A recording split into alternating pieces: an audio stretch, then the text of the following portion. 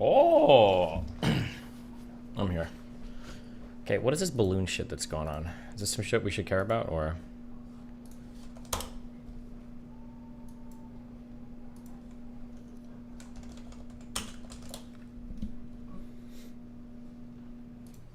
Now, the balloon was spotted Saturday morning over North Carolina. It was in Asheville, and then it was over in Charlotte. As it does near the Atlantic coast here, Biden had been inclined to down the balloon over land when he was first briefed on it Tuesday, but Pentagon officials have advised against it, warning the potential risk to people on the ground did outweigh the assessment of potential Chinese intelligence gains. So again, you are looking at a live look there in Myrtle Beach, South Carolina, as we do continue to follow this from every angle, working to gather the latest information, which is that the U.S. is now apparently considering a plan to shoot down the balloon over the Atlantic. You can actually see off in the distance there what appears to be some aircraft. We saw that earlier around Charlotte, North Carolina. There were unconfirmed reports that some military aircraft was flying around the balloon. We now know there is more of that aircraft that appears to be in that image there. We've also been checking in with our different affiliates across the country, and our Fox Phoenix team spoke with an intelligence official to gather more information about this. I want to play that for you, but also leave that live image there on your screen as we are playing it. Right thing in broadcasting it publicly, so that way China, would be put on notice that this is not something, that law-abiding countries do. Northern Arizona University professor Dr. Paul Lenz is keeping a close eye on the balloon and its potential impacts on politics. We spy on China, and China spies on us all the time. And so what many folks are saying is that this is a balloon and a method that was used previous times. But of course, the government doesn't say anything. The U.S. government doesn't say anything. But because it dropped lower into civilian airspace and people on the ground were able to see it, the U.S. government needed to say something. The balloon was first spotted in Montana, which is home to one of the only Air Force bases with nuclear missiles. Today, meteorologists with the National Weather Service spotted it over Pleasant Hill, Missouri, near Kansas City. Then it made its way near St. Louis. A Chinese Foreign Ministry spokesperson claims the civilian airship is being used for meteorological purposes, but had deviated from its planned course. The balloon does not present a military or physical threat to people on the ground at this time. The Pentagon says it acted immediately to protect sensitive information, organizing F-22 fighter jets and closing the airport at Billings, Montana for several hours. The Pentagon says the balloon was traveling well above commercial air traffic, but President Biden decided against shooting it down because of the risk to people below. Chase Doak saw the balloon with his own eyes in Montana. So when I locked my eyes on it, I just saw a big round disc in the sky. It honestly looked like a tiny moon. The balloon's presence comes at a time of increased tension between China and the U.S. over national security. U.S. Secretary of State Antony Blinken says China committed an irresponsible act by deploying the balloon over the northern United States, which is a violation of the U.S. sovereignty and international law. In response, Blinken has since postponed his scheduled trip to China. We concluded that conditions were not. What do you think will be the most challenging aspect of the JBT debate? All right, that right there we'll get into that in a bit. Fox Phoenix team, as we do have reports from several different affiliates. Now, if you are just joining us here at 106 on the East Coast, I do want to get to the latest here. As we have learned, the Biden administration is considering a plan to shoot down that large Chinese spy balloon suspected of conducting surveillance on U.S. military by bringing it down once it's above the Atlantic Ocean, where the remnants could potentially then be recovered. That is according to 4 U.S. officials there who spoke to the Associated Press. The officials spoke on the condition of remaining anonymous to discuss that sensitive operation and said it was unclear whether a final decision had yet been made at that point by the president. Now, in a brief remark Saturday, in response to a reporter's question about the balloon, Biden said, quote, "We're going to take care of it." We played those comments for you a bit earlier, only about 10 seconds of comments as he walked by. The balloon was spotted Saturday morning over North Carolina as it did near the Atlantic coast. We know, of course, that it was spotted over in Charlotte maybe about 2 hours ago. Before that, Asheville, North Carolina. Last night, it appeared to be in Missouri and Tennessee, and this all began there in Montana, as we did see Chase, the guy you just heard from, who took that video that did go viral. What you are looking at once again is that live view of Myrtle Beach, South Carolina. That is where we do expect to see the balloon arrive pretty much any minute now. You can see so many different trails that appear to be aircraft.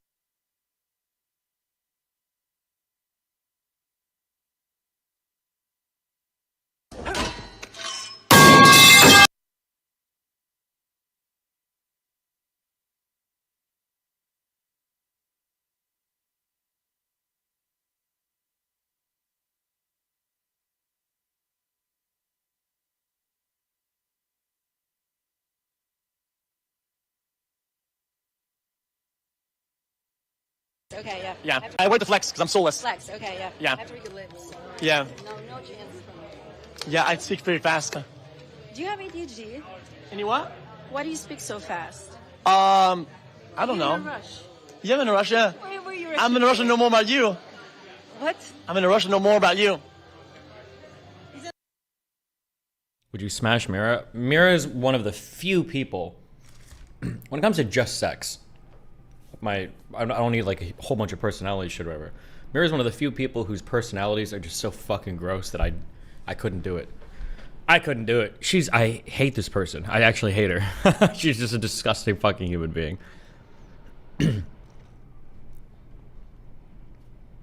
Oh, more Minx drama. Fair enough. What are your goals? Just stream more. And what about in life in general? What kind of impact do you want to leave on life? What do I want to do in life?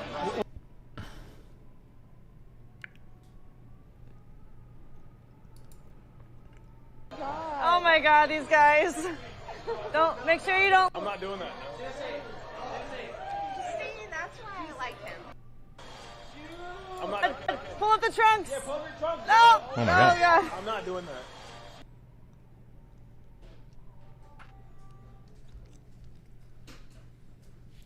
Baby milk.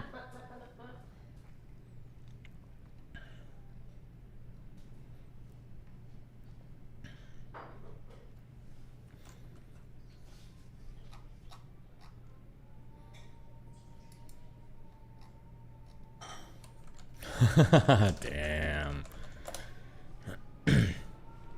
What did Mira do? Just she's a shitty person personally, and then she's like all in that huge like lick rocks and anti-vaxxer and all that shit. She's just like just not. Yeah, M1R4. Why are you talking about her right now? Apparently, XQC was flirting with her at Amaranth's party. Is what? Was flirting with her at Amaranth's party.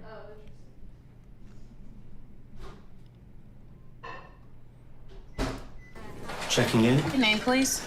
Michael Jordan. Oh. Michael Jordan, 8 o'clock? Oh yeah, and you remember when she faked having a broken nose, right?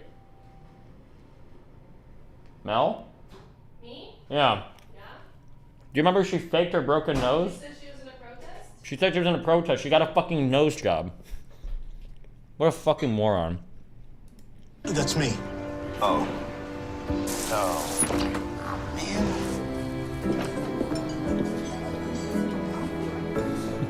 How you doing? Really?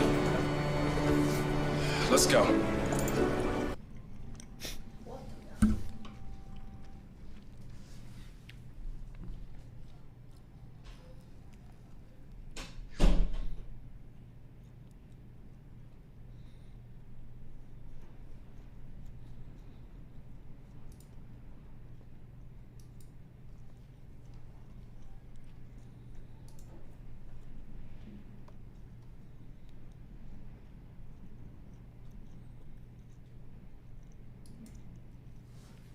I really want to travel more, but never again on Spirit Airlines. You guys flown on Spirit Airlines?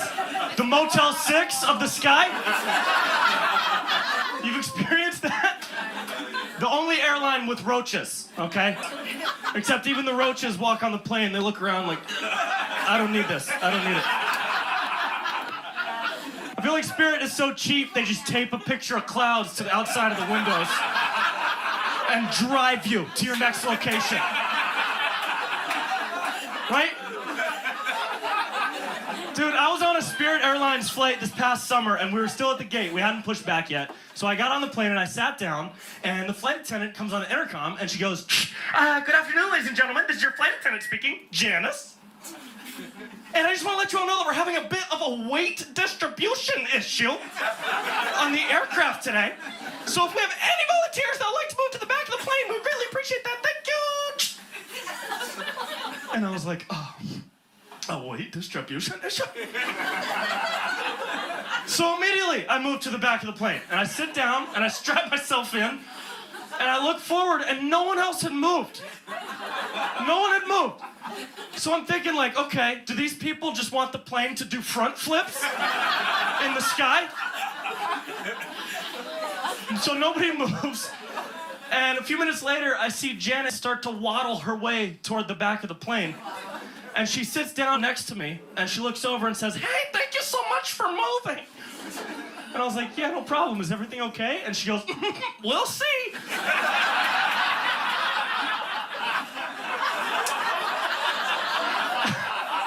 Yo, we'll see?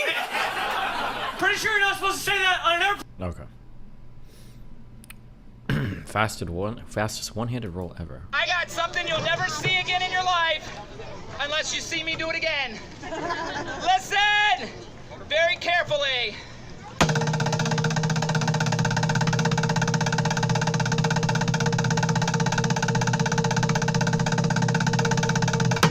I'm gonna play a drum roll that fast.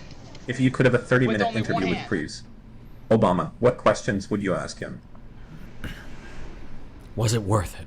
I don't know. I'd have to think about that. Damn. Probably something like, do you have any regrets? It's always interesting. And the audience says, no way! Whole lot of money.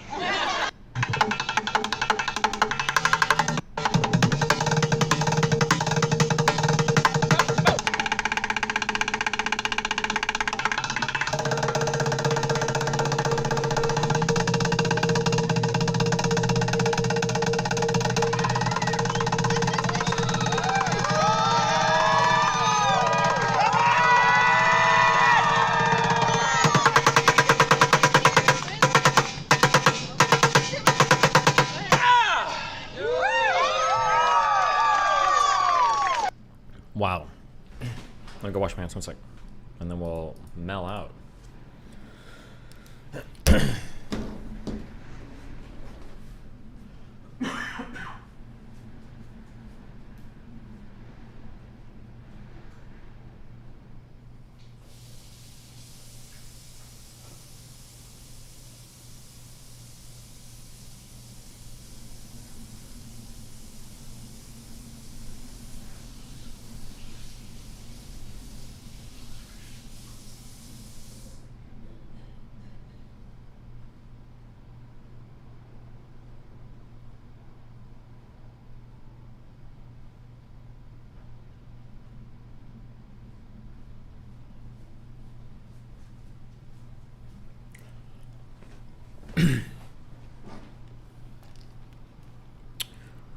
Oh.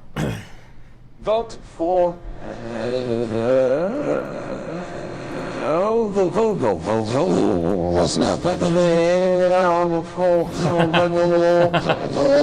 Bro, Jesus.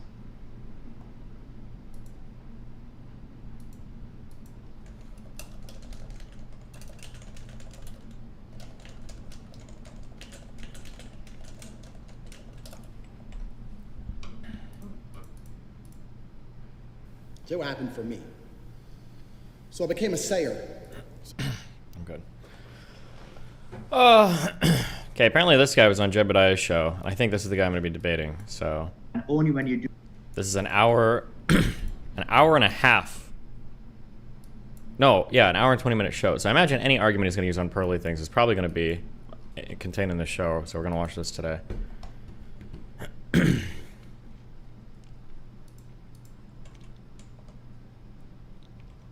Oh, Jedediah, not Jebediah, sorry. What is this? us all to focus on the money. Follow the money. Your campaign finances. It's a matter of public record that you stated that it was a personal loan that funded your campaign, but then that was later retracted. Can you explain where that $700,000 came from? Simply put, I own a business. My business generates revenue through legitimate practices of capital introduction, introduction for business in the sort of purchase agreements and so on and so forth. I am the sole proprietor. I disperse my dividends to myself. And I... Wait, I'm so sorry. Am I crazy? Does this guy have lip fillers?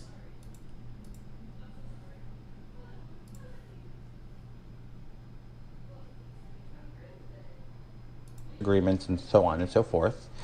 I am the sole proprietor. I disperse my dividends to myself. And I use my own funds that I've obtained by working to fund my campaign. Why was that box then later unchecked? That is an ongoing investigation. We are looking into it because we've had some activity on the campaign side that was unauthorized by the campaign, and that is now being investigated by my new campaign team, by our legal team, and in order to respect the integrity of the investigation, I won't be touching into details of what transpired there because I don't even know. As you can imagine, the American people has now been led to believe that George Santos goes in there and edits his own financial stuff and does his own FEC. You hire fiduciaries to take care of that. So, of course, we'll say this. You do not file, you don't handle your own FEC filings. No. But you must know where that money was coming from if it was legally obtained. Oh, the money was legally... How did this guy fucking win his election?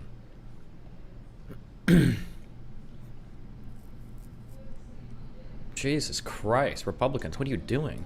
Give it to him. Dario inside has that pass knocked away by Grant Williams. Scramble to the loose ball. Suns get it. Save and lead with a rise and rip, young man. Give it to him. You're gonna do more finance or investment related content? Maybe. I don't know. That just stuff usually comes up in the peripheral. Viewing this thread on the H3 subreddit about you.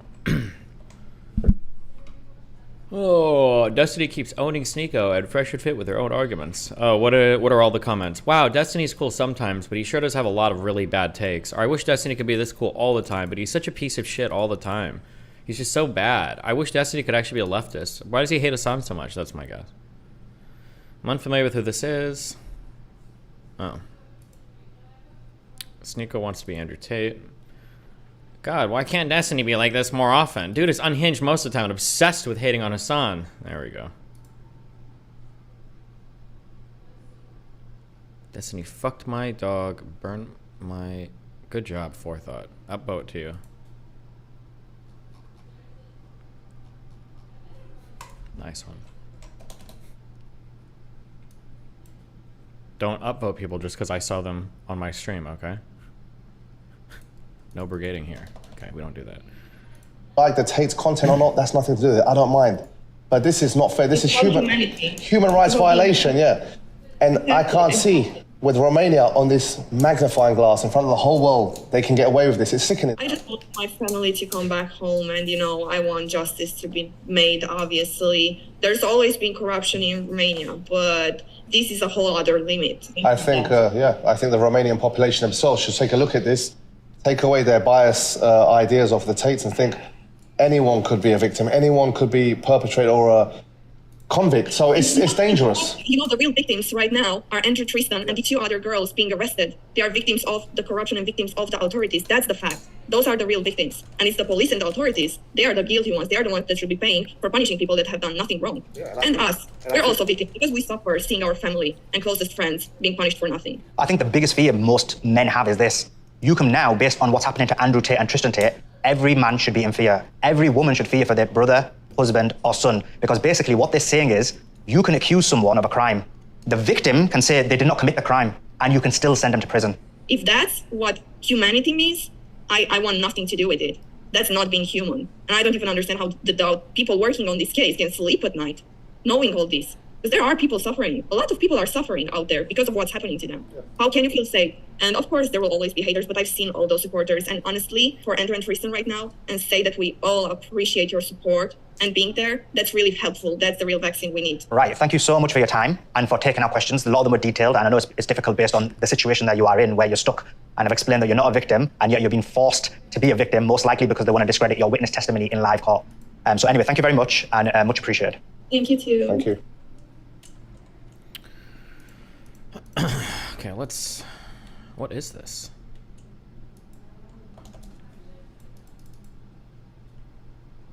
What the oh, it was the girls who were looking up to see who the fuck the, Tristan girlfriends were. I need to clean my desktop up. Hold on. Ah, too many icons.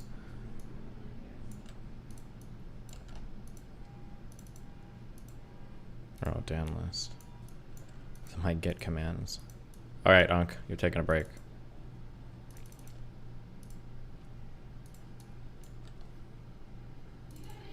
D&D stuff. Doesn't matter anymore. Goodbye. Stuff.txt. The fuck was this for? Oh. Vosh stuff, maybe? Oh, don't care.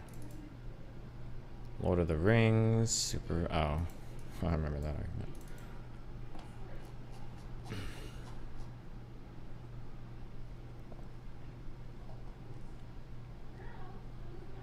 Gatekeep Gaslight Girl Boss. I don't know what this was for. Bye.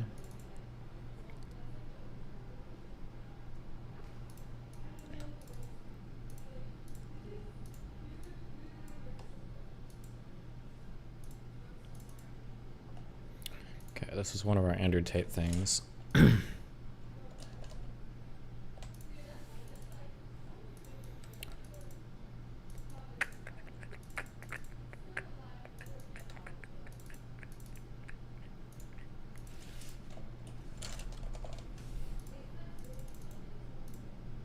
This was for our... I don't care about this. Deep fake shit. Okay.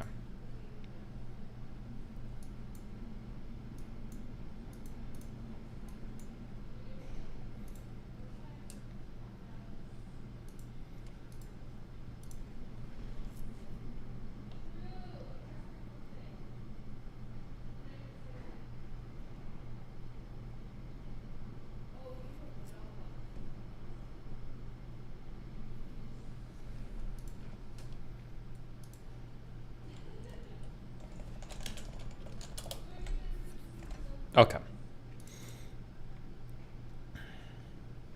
That podcast you were on was great. Oh, the Charisma Command guy? Yeah, that was really good actually. I thought it was a good show. But I mean, I think largely because of him. I don't want to sound condescending because I don't run a podcast or anything, but like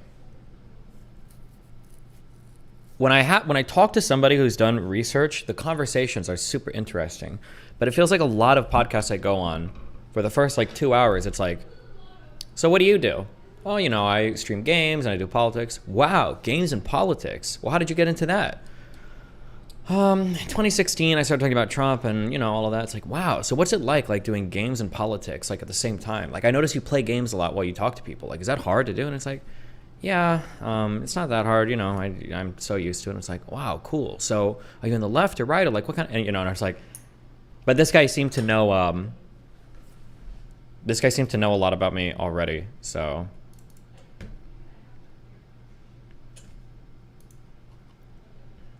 There's this bit though, sweaty towel guy. I talked to hella pedophiles on the internet when I was growing up. Yeah. But it was just like funny for me. But like I remember having like phone sex with a woman that was like 35 years old when I think I was like 14. Bro, the internet was a wild place. And it was real phone sex, not like Discord, because we didn't have that back then. It was on the house phone. Yikes. But that woman must have been a pedophile. Jesus Christ. What a life. What a world.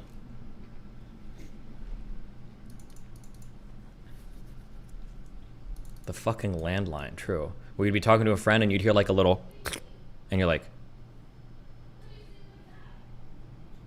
Dad? You hear that noise, you're not sure if somebody picked up or not.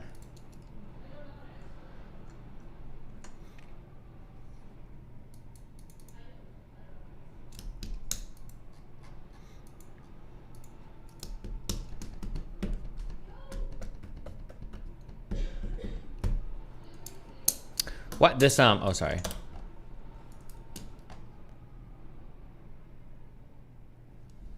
Forsen getting into Factorio right now? Wait, what? He's got to be his Minecraft thing.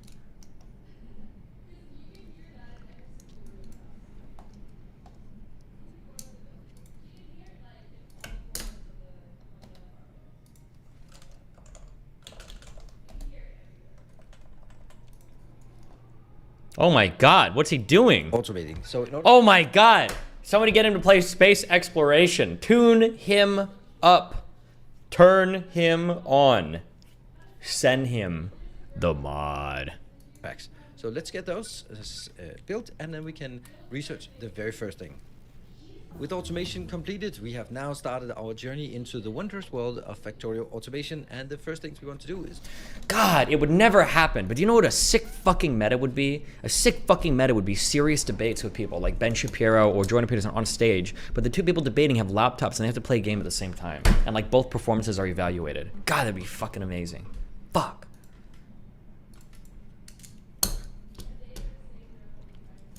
Imagine like Ben Shapiro and like AOC debating, but they're also playing like TF2 or like CSGO at the same time or something. But it's like a serious topic and the stakes are real. It's over like some fucking new bill, like on the House floor or something.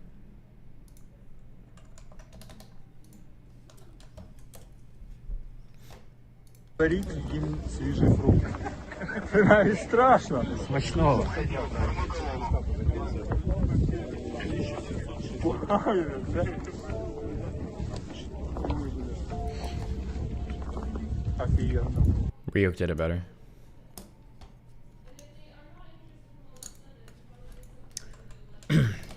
I got professional shots taken of me finally that aren't like super weird. Why did this guy commented on a picture that I posted? Why? I posted a picture of myself and he doesn't even follow me on Twitter. And he replies back, "You look super gay." Do you think this guy wants my white BBC? WBC? BWC? Is it black big cock or is it big black cock? If you wanted big white cock, would it be WBC or would it be BWC? Which is it? BWC. In the morning at 5 a.m. First thing he did in the morning. Yeah, this guy woke up in the morning and wanted to talk about how gay he wants me to be. Isn't that like the gayest thing ever? I know who it is. It's the conservative rapper guy. Yeah. This is the guy that I debated that said that clouds were living to have a pro-life stance.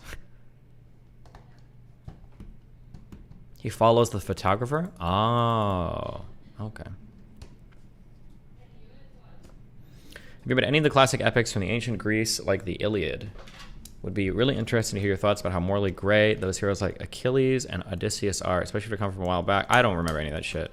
We did a lot of reading in my... Because I think it was AP English 3 and 4. And the AP English 4 was the dual enrollment class. So we read the Odyssey, we read the Iliad, we read Beowulf, we read shit about Gilgamesh. Everything that was written, it's just like movies. Anything written before 1997 is just dog shit. It's just bad. It was just all bad. It was just all bad and boring. No one cares. What was the one with the, what's the one that kills the guy? Oh, Beowulf.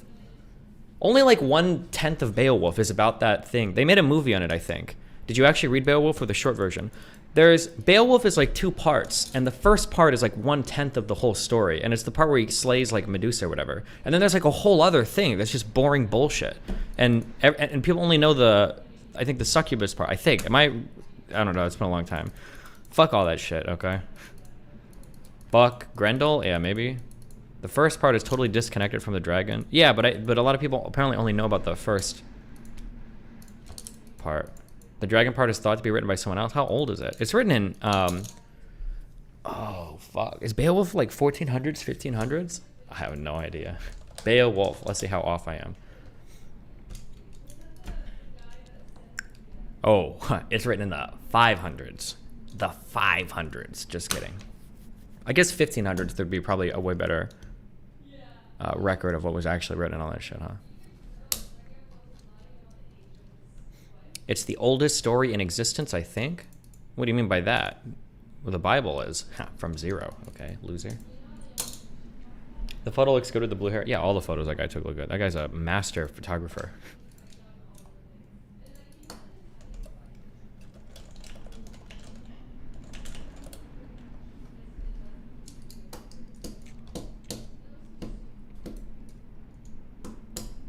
It's written in Old English. Yeah, you mean German?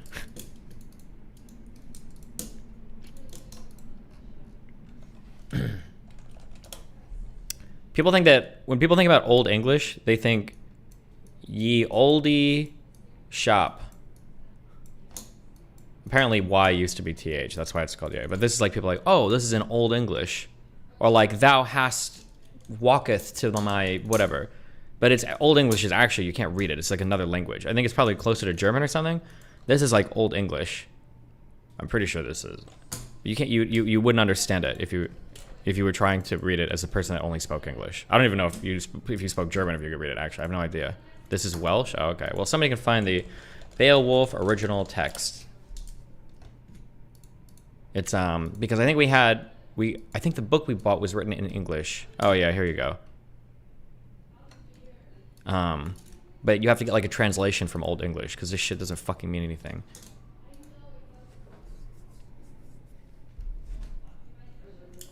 You can only understand English until like 1600. Everything before that was unintelligible. Yeah, maybe.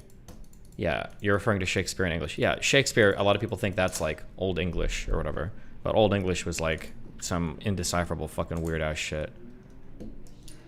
Well, I mean, not indecipherable. Obviously, they deciphered it, but...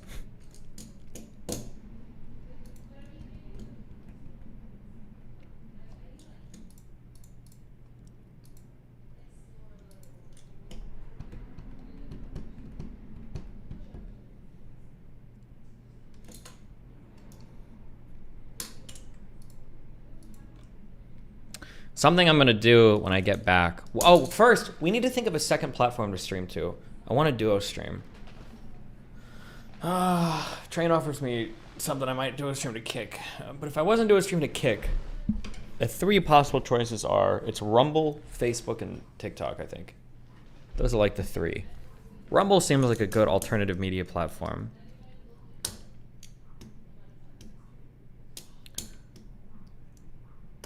Facebook could be a whole new world of untapped audience. Plus, I'm growing my meta stock. Is today Saturday? Are the markets closed? I have no idea what today is. It is Saturday. Fuck.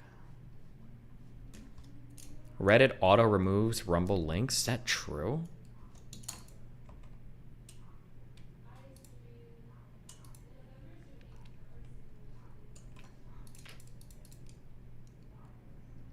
If you're going through the trouble of setting up, why not just do them all? Because I don't think I can barely interact with like 2 chats. 3 I can probably do, but 4 is too much. I'm not gonna be.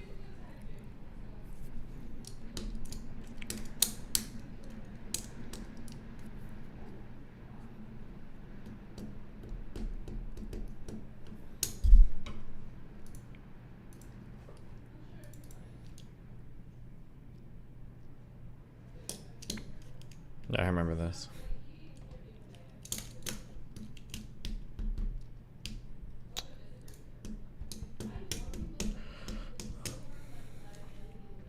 I need you to admit that the 1800s yielded some of the best literature of all time. Listen, nothing good in history started popping up until like the 1900s and onwards. That's true of music, literature, religions, everything, okay? Everything pre-1900 was just dog shit in history.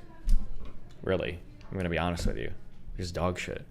Have you read Moby Dick? What a painfully horrible mid-fucking book. That Ahab dude never shuts the fuck up about anything. Oh my god, J.K. Rowling could have written it in 50 pages. This guy draws it out to what, like 600? How many pages is Moby Dick? What a, just a horrible fucking 427 pages. Unbelievable. Unbelievable. Just give me Harry Potter, okay?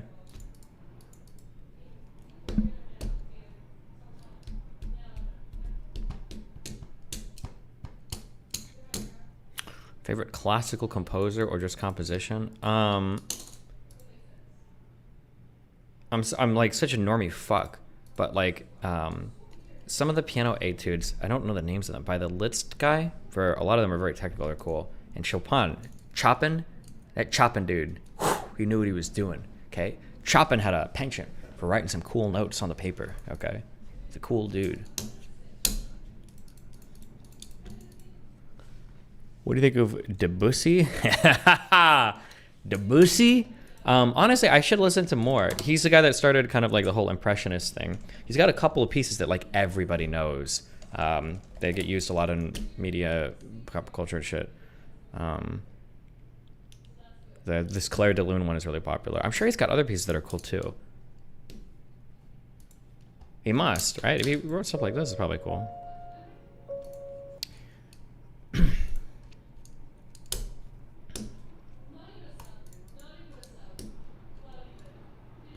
Look at me. Look at my mouse. Just scrolling down. All I'm doing is scrolling down. All I'm doing is scrolling down. It just scrolls up so much. I need a new mouse. A new mouse and a new keyboard.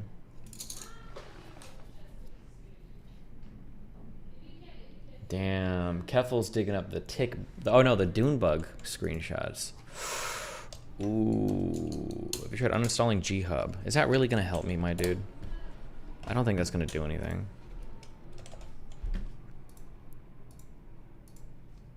Watch my mouse stop working.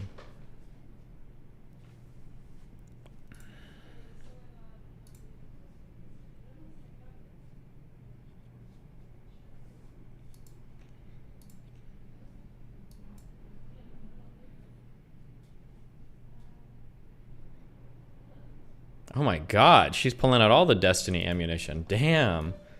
Good to see that old surplus lefty War II ammo still being put to good use. Oh, cool, look, my mouse is still doing it. Wait, hold on. Have you Googled for a solution? I think it's just bad manufacturing. Like I said before, like if somebody could just like make a thing for... I'm not gonna have time to watch this video. Wait, hello? If somebody could just like make a mouse that costs like $300 where all the parts are like fucking industrial grade or some shit, I'd buy it. I'd buy it. What's the mouse? It's the Logitech Pro. It's a really, really, really good mouse when it's working, but...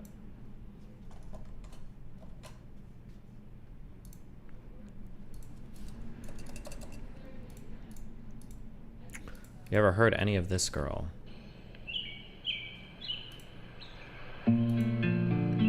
Yes, we used to have this, this used to be on my playlist a long time ago, I think. Why? Why did I remove it? I remember this.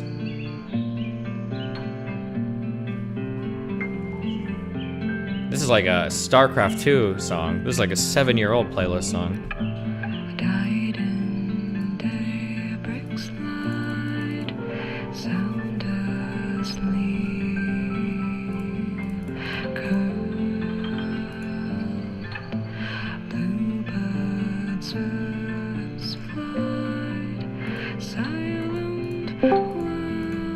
Hello, D-Man.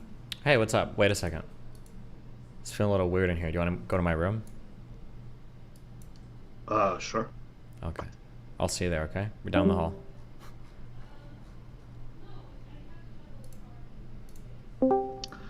It's always weird whenever you say it like that.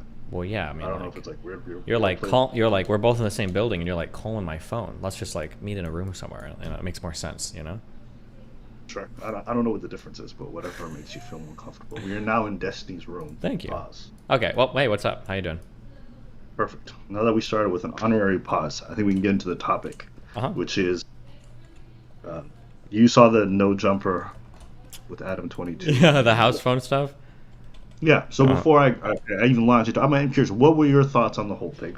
And then I will just go from there. Okay, this is my thought from start to finish on what's happened. Okay, so supposedly Adam 22 was interviewing a trans woman, and in the show she decides to drop that one of his friends' house phone that she'd given him head, and apparently he was like, that's not cool or something, or they talked a little. We watched this a long time ago, but and then he's like, okay, we're gonna edit that out. And then when the show goes live, they edit out some of it, but later on I think something slips through where the editors didn't catch something. And now everybody knows that house phone has been fucking around with what a lot of people in that community just consider to be a man, which makes him gay, which is no good, no bueno. And now the big, I don't know how serious people are feeling about this, but some people are saying that Adam told his editors to intentionally fuck it up to cause drama with this guy And other people are saying it was a mistake, but yeah, I don't know. And then that's where I don't know where they're at right now. I know that people are fighting a ton in the no jumper community over all this, but that's where I'm at on it. Yeah. Okay. All right. So what do you think about it? I mean, I'm a little biased, I guess, because I know Adam. It's possible that he is like a super snaky, horrible fuck person. That's possible, but like it seemed like an innocent mistake, which I guess just sucks. But yeah, I don't know. Okay, I like Adam. Adam's. Ooh, you're about to rake this motherfucker over the coals. Let's hear it. Yeah, no. Honestly, when I saw what happened, I was at first confused, and then when I watched the podcast, I was like, bro, I don't know how you air that out. Okay. As I understand it, those two are really close friends. They've been friends for close to 7-8 years. House phone and Adam, right? Yes, specifically. I watched the podcast, okay? I don't know what kind of editing job they were trying to do, but you could just read their lips anytime they said his name. I don't know if that was intentional. I don't know what it was. But if you're telling me you're trying to protect somebody and you include the whole podcast of them saying the person's name and you can just read it off their lips, that's not you editing anything. Like, the audience is not retarded. If they want to know who it is and they know it's an employee at No Jumper, then they're going to know who it is just by reading the lips. They can put 2 and 2 together. So, first off the top, I thought that was crazy. Secondly, on the fact that I think I saw a clip of you saying, like, you know, she's an attractive trans woman. Like, what's the issue and all that good stuff? And, listen, to me, it's almost as similar as being gay and then being outed. Like, if somebody, yeah, that's what I said. Yeah, if someone is into that stuff and they're not ready to come out with it for whatever reason, you, it's weird enough if the person just outs them. It's extra weird if it's your close friend of 7 or 8 years, where they're just sitting there as you're being outed on the podcast and they put that shit out. There's no way. I don't know. I just couldn't imagine a scenario. Okay, go ahead. Well, so here's the thing, okay? I'll take a slightly firmer stance on this. There's no way it was intentional. Now, we can argue that he was being, like, pretty reckless or pretty dumb, sure, or maybe he thought his editors would have done a better job editing, but, like, Adam is never getting enough of a hit on this video that makes it worth the unbelievable shitstorm that he would ensue, right? We can agree on that, right? There's no way that he's like, what were the views in that video even? Like, there's no way that's worth it for him. I'll push back in this sense. Even if it wasn't on purpose, it was so crazy irresponsible to somebody you consider a close friend that I couldn't imagine, like, you not catching a ton of heat for it. In the sense that, like, I work with Preach. I'm doing an interview with somebody who knows something about him, and they start outing him in the podcast. Okay, first off, I'm not finishing the podcast. We cutting that shit short because you keep making snide jokes about my friend, my co-host, my board partner. So that's already crazy off the top. But then to have the video be edited the way it was and then put that out into the public, not having the foresight, because in the podcast itself he says, like, oh, I know this is going to be terrible for my friend. I should maybe call him and let him know. So he's aware that this would be tremendously harmful to the person involved, okay? And then he doesn't do any oversight in regards to how it's prepared before it's put out. Do I believe he intentionally did that to her? I don't think so. But I think he just doesn't care enough to even take a second, which is, like, also very damning in a way, because he knows that it's going to be very hurtful to the person involved. He says it. He says it out of his own mouth. I don't know how you don't look at him crazy. Like, even me. Well, no, like I said, he's probably projecting a bit of his own kind of, like, values and cares, or maybe he thinks, like, oh, I wouldn't care, so it's not, maybe he's not treating it with the care that he should. Like, yeah, I'm not gonna, I definitely think he should catch some flag for it. Yeah, I don't disagree with that.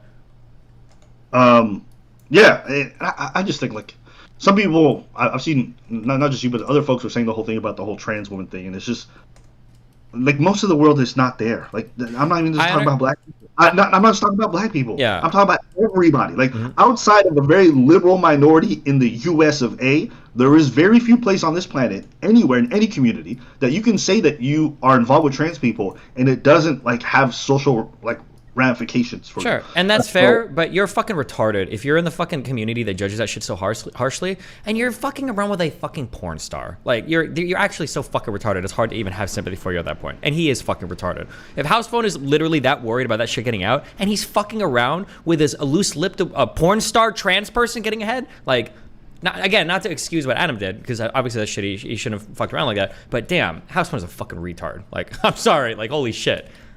Yes. Like, if I wanted to be super quiet about being bi or gay or whatever the fuck, like, I'm not gonna go fuck like the most popular fucking male porn star or some shit and expect that shit not to get out. But again, that doesn't excuse Adam being reckless with it, for sure.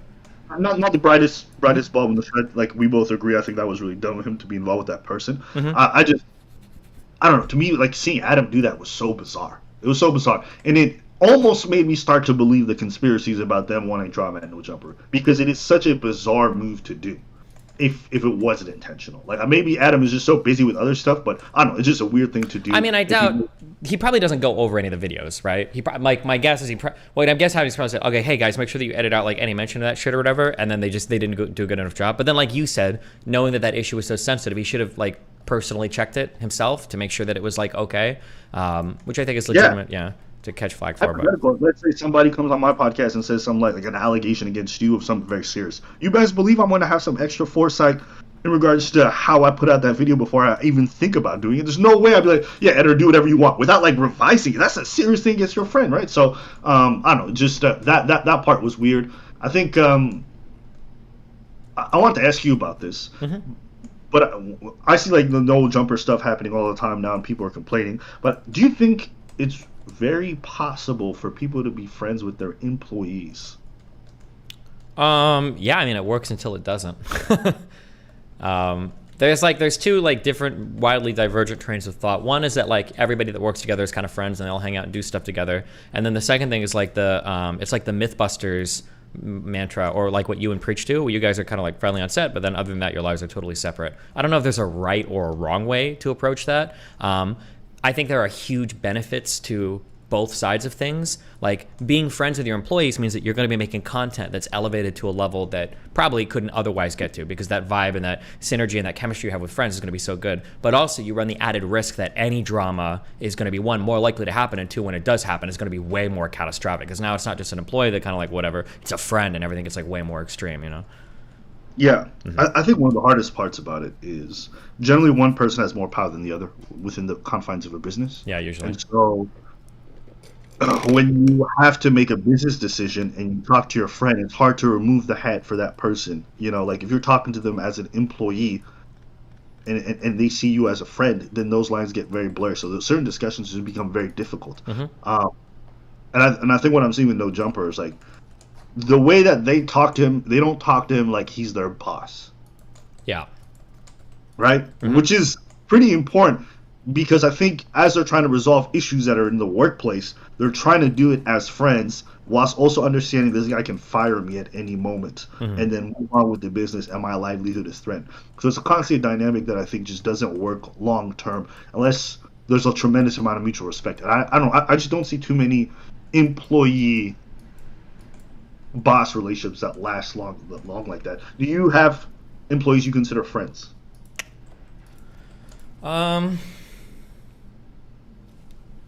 Friendly, but probably not friends. I'm trying to think. I mean, like I'd be like Cake does like on my website stuff. Like I think we're friendly, but like we don't like play games or like hang out a ton or do anything like that. But I mean, like we're in chat, we'll talk every now and then. But we don't like do things every day or whatever.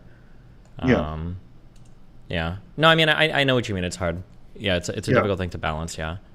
I want to ask, do you feel like people need to get over this whole trans thing and like and how they view people who sleep with them? Well, I mean, obviously, yeah. But I mean, you have to meet people where they are, right? Yeah. I don't think that's ever going to happen. So this is actually a story about transphobia. I'm like, partially. I mean, there's definitely a lot of people. I think people might say this whole thing about, oh, yeah, trans women or whatever. And they're like, yeah. But then if you ask them, like, yeah, what if you find out your significant other slept with a trans person? You also go all of a sudden. Yeah, maybe. I mean, depending on the community, for sure, yeah. People shift all of a sudden. And they're like, why are you shifted? And I was like, I don't know. I mean, I'm not into people who are into stuff like that. I'm like, what do you mean? This is a man and he's into women. What's wrong with that? And then you realize there's a delineation between those two things. And I think for most people culturally, even here in the U.S., I think, I've had this conversation with liberal women before, and they'll spout off the whole marriage. Oh yeah, trans women. And I'm like, fantastic. I'm like, if you found out the guy you're dating was fucking with a trans person, how do you feel? And you see all of a sudden their ass, like cheeks, they just clench or they start pausing all of a sudden. I think for most people, I think internally they're not there. Maybe, yeah. But it also depends too, I think, a little bit. Like I think it's fair to be pro-trans and trans people are blah blah blah, but then like I don't know if I would date a trans person because of like other preferences. I think that's probably okay, right? I mean, no, they take it a step further. They wouldn't date a person who dated a trans person. Oh. Maybe. I think it depends on the person, maybe. What? Is that surprising to you to hear from a liberal person? Date a person who's dated a trans. The reason why I bring it up is because I think a lot of people do the whole lip service about trans women or women or whatever. I agree with that, but as you dig deeper, you realize that in terms of their own personal choices, they would not. They feel. There's no way you can tell me that you wouldn't date somebody who dated a trans person, and also tell me that you feel like trans women are women. Yeah, I agree with that. I'm just trying to think of how many people would be bothered if they're... because in my mind, there's an archetype of a person who says trans women are women. And that person, I don't feel like they'd be like, oh, you dated a trans person in the past, I can't be with you anymore. I feel like that person wouldn't do that. That kind of person. But I already feel like the people that say like trans women are women, that's already like a pretty small subset of the population. So I would agree with you that they probably wouldn't say that like that. But if you ask them about it, they would feel discomfort about it. And I think where that discomfort comes from is that when you factor in those two concepts of trans women are women, but also understand that a man that you're interested in has been with the biology of another male, in your head, there's a part of you that still thinks, oh, this is kind of gay. And I don't know if I want to be involved with a dude who's doing gay stuff.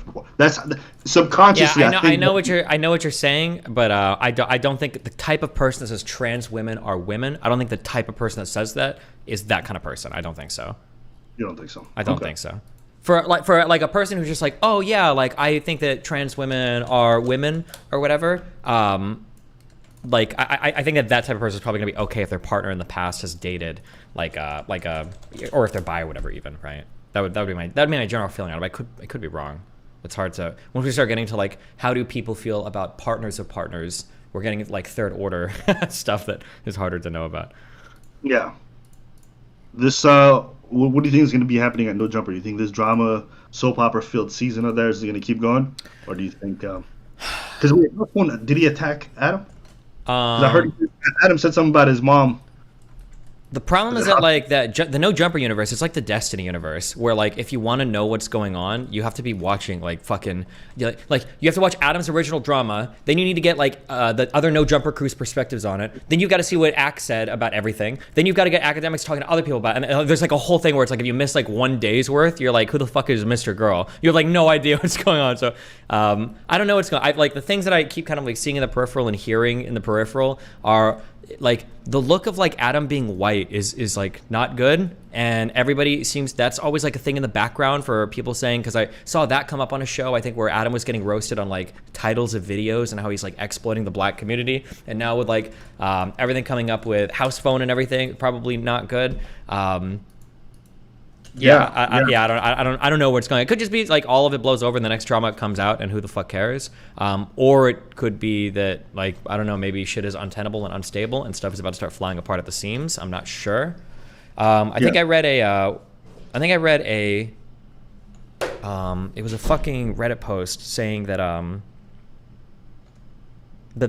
where somebody did this whole fucking schizo rant about how like the problem with No Jumper is that the individual people on No Jumper are getting so big that they might think that they can like all leave and do their own shit, and that Adam kind of fucked himself on that. I don't know if that's true or not. So yeah, I see a lot of different things in a lot of different subreddits, videos, or whatever. I don't have like a full grasp of the situation. Yeah.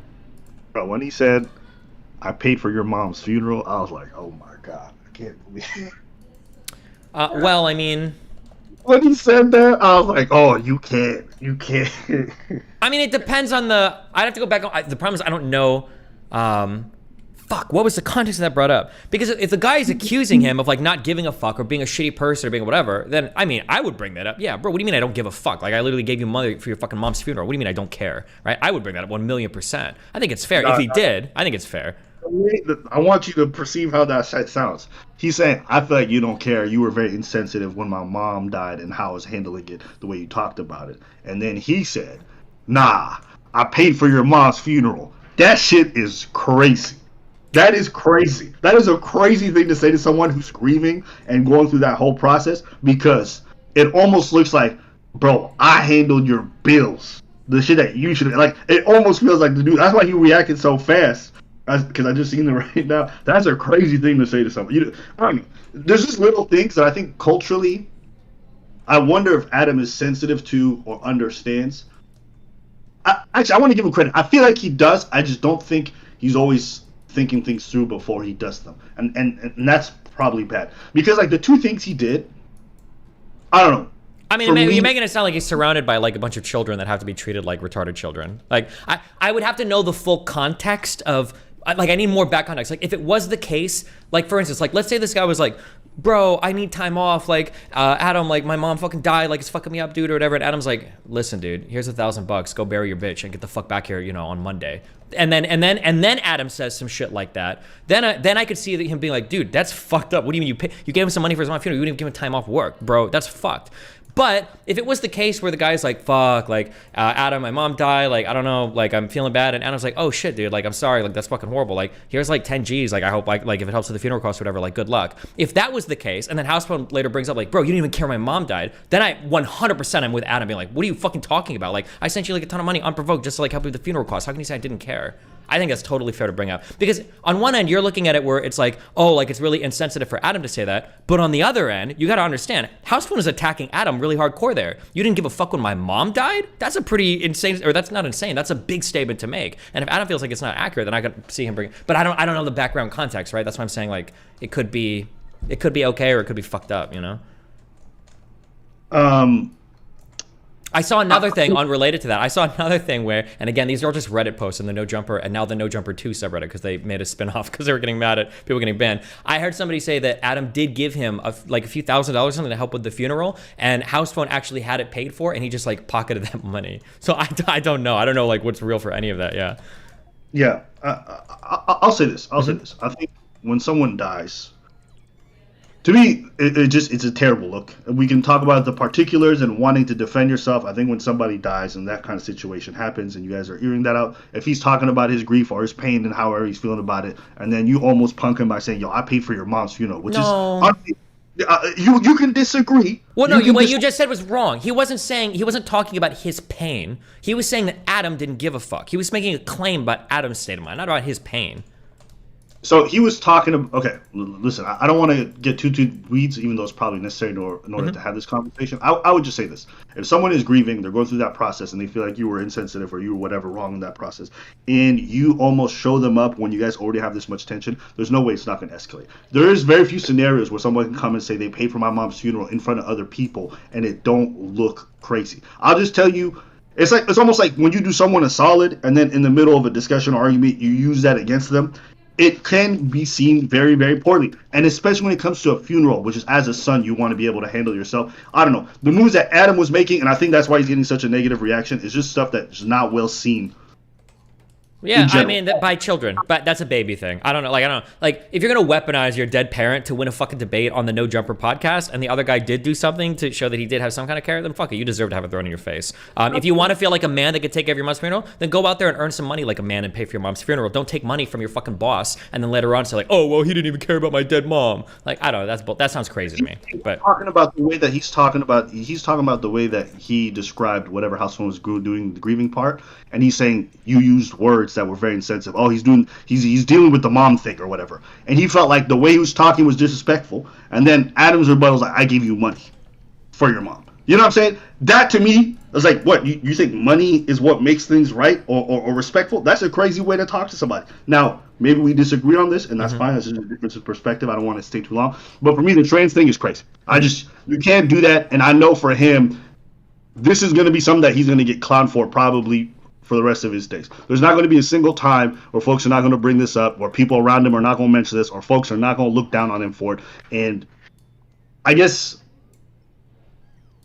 I'm curious, do you think it's just a cultural difference that you probably don't see it as big of a deal as I do?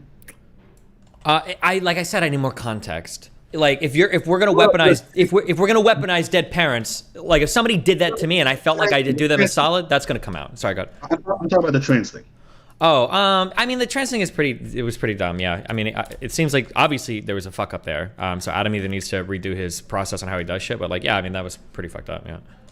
Okay. All right, at least if you could see that, that's fine. That's fine. That was the main thing for me, because, I don't know, when that happened, I was like, what the fuck is that? And, yeah. No trans stuff for me. All right, well, that's pretty much all. I just want to just, briefly go over that, All right, if you fucking with trans people, make sure Adam doesn't know. And make well, sure I don't give a fuck, so, but I'll keep it in mind, right? I think if it came out that you did that, nobody would. Yeah, true base. I'm already apparently full on fucking gay anyway, so it's all good. That is true. I think most black people see you as gay once they find out you sucked one penis. Base, that's true. Oh man, dude, I'm gonna be in 16 days. He's gonna back out. I already know he's gonna back out, but I'm probably gonna be on a show on Fresh and Fit with that Donovan guy. Oh. Hey, listen. Don't mention anything I said because I think he'll get mad. Oh, I know. I'm ready. Myron said he'd. Yeah, we'll see what happens. It'll be fun. If he actually shows up, oof. But okay. Yeah. All right, man. I'll let you go. Have fun. Peace out. Good luck. Oh my god, I just turned on grid mode. I don't know how to turn this shit off.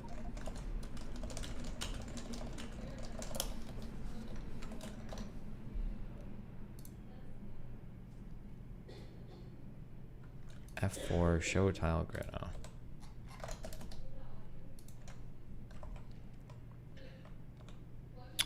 I feel like I'm not gonna have time to watch this today.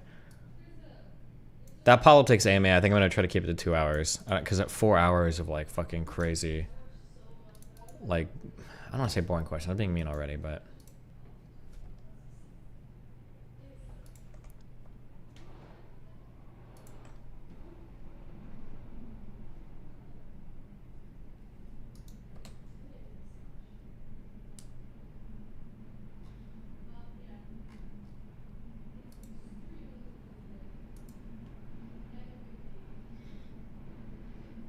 Wait, hold on.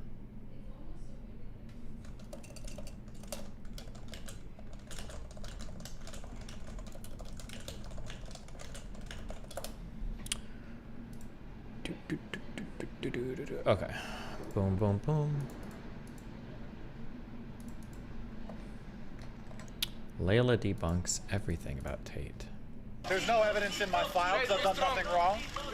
Leia's psychological analysis of Andrew Tate being a score. What? Knows I'm innocent. Andrew Tate and his brother Tristan have Hey guys, and welcome back to my channel. controversial social media personalities. So I've just seen Andrew go from police custody to the van. I see no lashing out. Immediately, the news headlines are biased. He's saying that there's no evidence and that the Matrix are trying to frame him. No lashing out. It immediately implies violence, like he's lashing out. I'm good on that one, Chief. Hold on, let me see the Adam 22 house phone funeral. I just want to watch this clip again, just so I have this in my head.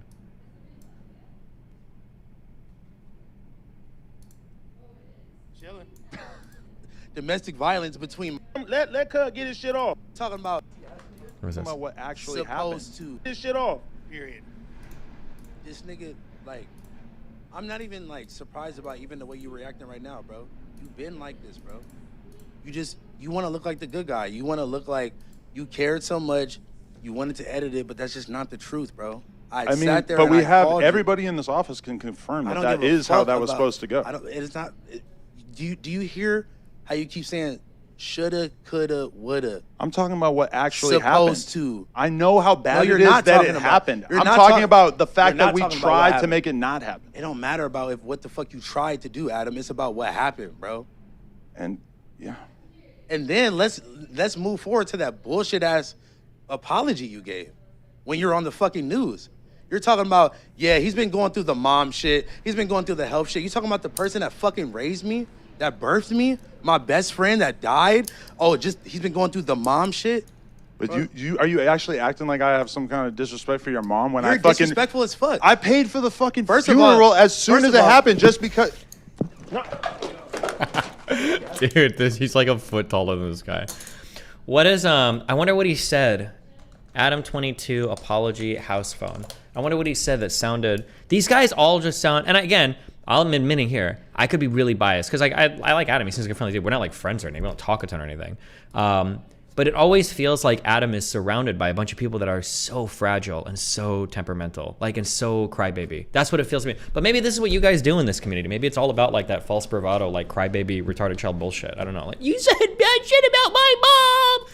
But maybe Adam did sound really disrespectful. I don't know. Adam 22 apology house phone. Where's the apology thing where he says like that mom shit or whatever? I'm curious. Does anybody have?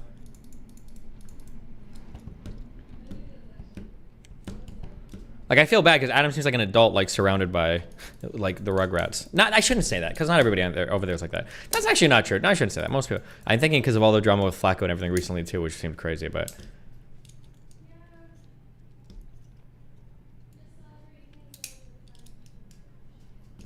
Destiny never grew up in the hood. Thanks, buddy. You're absolutely right. That's true.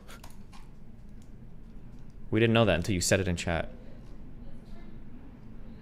It's the first video right there in the first couple of minutes. Is it this one? This is 3 days ago. Hey, you can see that. Oh wait, was it just in this? I thought he. It sounded like he was referencing another interview that he did in front of the news when he was on the news. Destiny, you really are speaking without knowing what you're talking about right now. It's pretty upsetting to hear your takes about this. No, I am speaking what I know about, and what I'm saying is true. You might be from a community, it might be this community, where acting like an entitled, spoiled child that goes to violence, that goes to blows every single fucking time you don't like something happens. That's great. That's what savages do, okay? That's fucking retarded, and it makes you look like an overgrown man-baby child, okay? Whether you're black, white, hip-hop, e-gamer, whatever the fuck, that shit is retarded, and it's cringe, okay? You settle when you're an adult, that has things that he cares about in his life, that might be a family, might be a job, might be a brand or a reputation or career, you settle things by talking like adults, okay? If you want to give some excuse about, well, in my culture, actually it's okay to fucking attack somebody if we don't like the way they talked about our fucking mom. She's dead. Your mom doesn't give a fuck, okay? She's gone, all right? Grow the fuck up. You can see that from a mile away. If anybody has the thing that he's referencing, I'm curious. It's a respect thing in these communities. Yeah, I know it's a respect thing, but it's cringe as fuck, right? You can't do this on one, fuck, I don't want to get too into that, never mind. But no, this is fucking, that's wild, okay? Or listen, you can have your communities, that's fine, but I have no respect for you, and I have no respect for that community, okay? Then that's fine, you know, that's cool. We have our different things, we do our things differently, like, that's cool, but...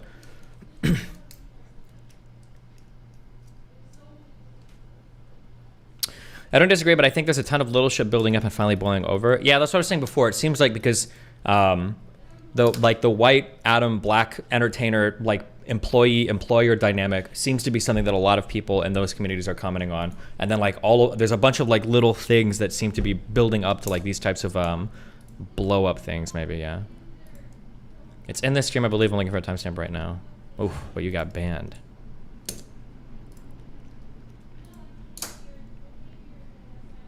That won't matter when someone breaks your jaw, Destiny. Keep talking to people like that. Yeah, and you can go talk that real shit while you're getting raped in jail, dude. Like, who's the winner at the end of the day there?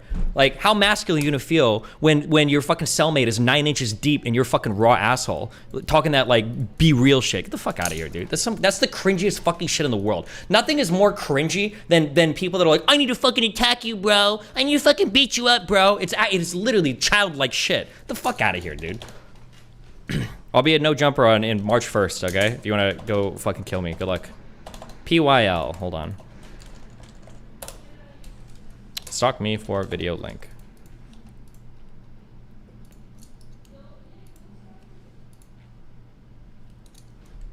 Or anything, but knowing, I guess, matters to me is just like making it clear that I had no intention of giving House Phone a headache. I'm fully cognizant of the fact that he's been, you know, I don't want to act like his whole life has just been hell or anything, but obviously dealing with the mom shit and like he's living on his own for the first time and he's... Oh, I feel, this does sound a little bit dismissive here. I can understand being a little irked about that. Got health. Still doesn't excuse him attacking him or like, I guess it sounds to me like Adam is just like fucking, that's just the way that he talks. I wouldn't interpret this as being like super disrespectful, but I understand.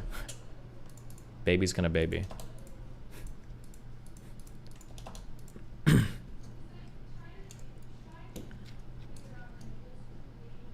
Fear the autism army with a diabetes needle. Is this guy? Who is this guy? I feel like he's saying so much weird shit in my chat.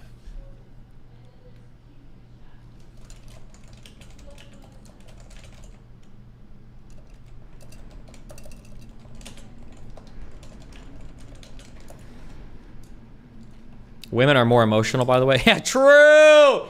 Actually true! And then all of the people from this community will go over and watch Fresh and Fit and be like, well, true, women are more emotional. Meanwhile, somebody spoke a little bit off about my mom, so I attacked my fucking boss on camera, live. Jesus. Adam creates drama over there. He was the one that had his host look into Flacco's background live. He's been a puppet master who glorified drill rap and playing Jerry Springer for black people. Wait, are you saying this legitimately, or are you copying what I've read? Because this is what some of the community says about him. And again, I'll reiterate for the 50 millionth time, because I know you fucking like You actual drooling retards are going to run and write posts on the Reddit about this. I don't know the dynamic of all the No Jumper crew people enough. It might be the case that Adam really is like a huge piece of shit who like orchestrates all this shit behind the scenes. Maybe that might be the case. It might be the case. I haven't seen it. I don't know it, but those are the two sides of the argument. One is that Adam is just like a chill dude. He's doing his thing. People are really dramatic around him. Another one is that like Adam milks it. He hams it up a bit and he makes a fuck ton of money off it. And people get like really mad about it. But I don't know enough about the ins and outs to know like who truly is like in the right or wrong there. To be fair, it's more than him being white. He's pretty shameless when it comes to drama farming, regularly inviting groupies to expose celebrities. Yeah, but I mean, like, would the drama farming matter if he was black? Because it feels like it's him being white adds a different twist or dynamic to it. Because when you say, to be honest, anytime somebody accuses people of drama farming in the entertainment world, it kind of rings hollow. Because of course we drama farm. We're all about like getting views and talking about things that people care about, and people care about drama, and drama gets views. So of course, like the idea that you wouldn't talk about stuff that is like a lot of people are interested in is very dramatic. You're always going to do that, but. You covered the China balloon shit? We looked it up earlier a little bit, but.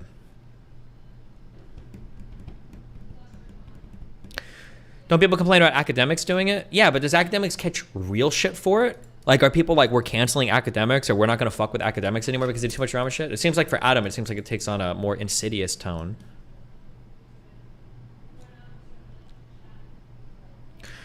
Don't use you guys / people, and don't mention basketball, crime, or jail when talk about black people challenge. What are you talking about?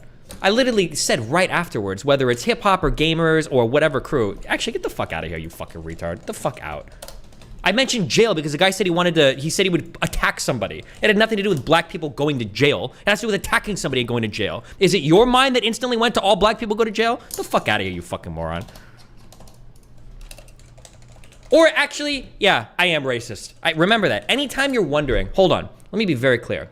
If you're listening to this and you're trying to figure out, like, is Destiny racist or not? The answer is always yes, okay? I have liberal racism from the new racism from the past, like, 6 or 7 years of politics, and I have the old school, just white person, well, no, I've got liberal racism, I've got gamer racism, because I was a hardcore gamer, so we were super racist back then, and I used to be super conservative growing up. I have conservative Republican racism, too.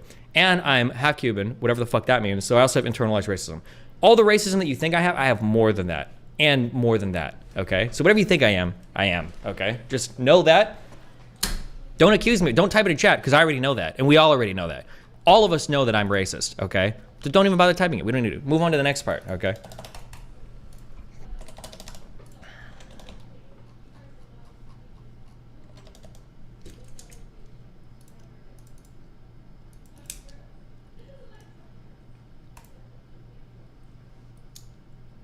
Everyone is a little bit racist. I'm a lot of it racist, okay?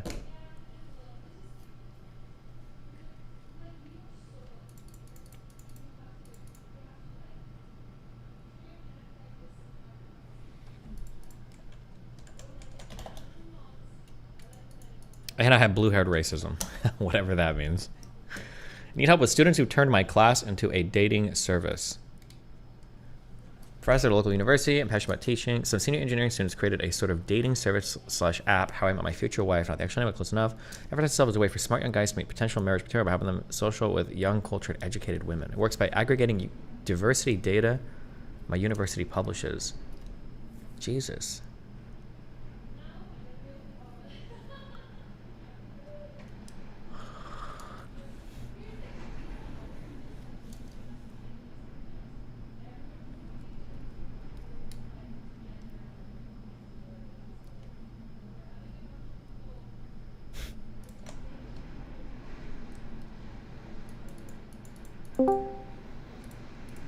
Hello?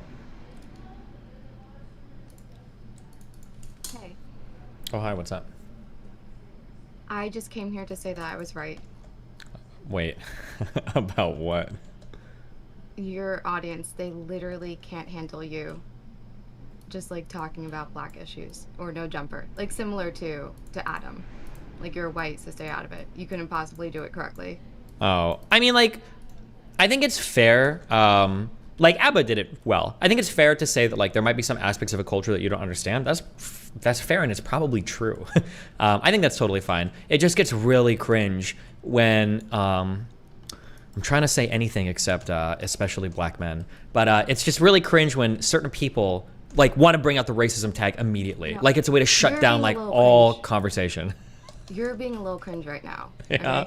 Okay? ABBA presented you a story and you gave your opinion, and then someone was like, "There's more you don't know. Oh, you have to look into it. You don't know," and it almost feels like you actually got guilted into feeling bad for having an opinion in a conversation. I don't think you would do that. Any other situation, but because it's a black issue, and like your audience is like hyper fragile, like you end up actually feeling bad. You're like, well, maybe it is a difference. No, I think it's fair. I think it's fair. No. I think it's fair for the house phone guy to feel like he got fucked over by Adam. I think that's fair.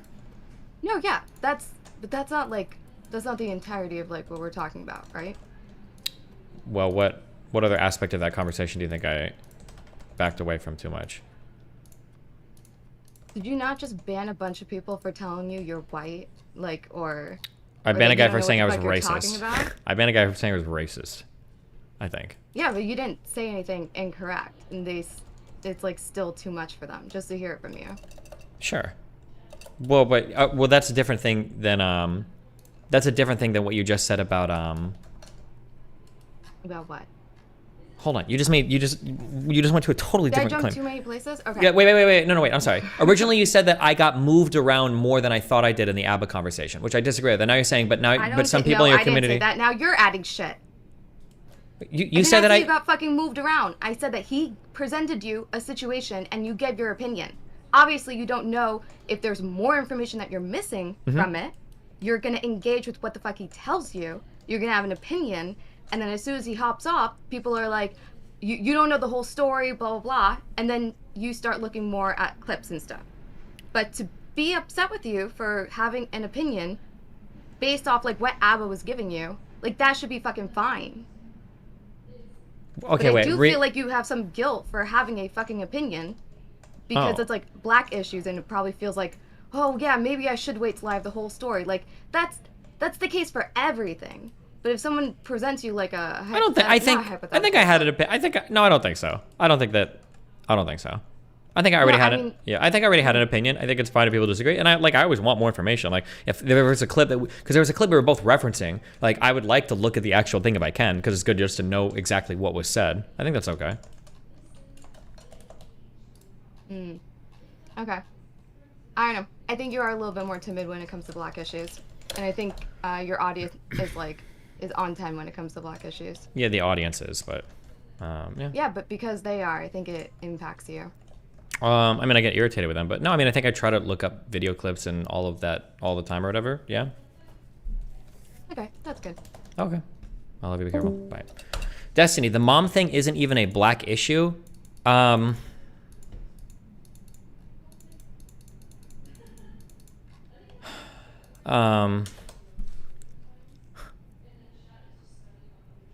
don't think I have the mental endurance right now to answer that question in the way that I would and then deal with the fallout from my audience afterwards. So I'll just say, okay, chief.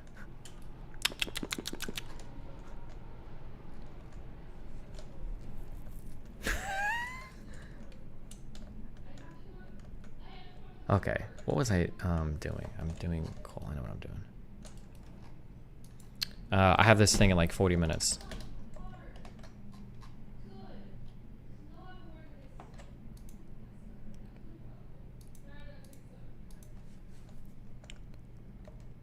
Oh fuck! I wonder if I can probably start watching this. Okay, we're moving on from this. Are you guys happy? Are we good now?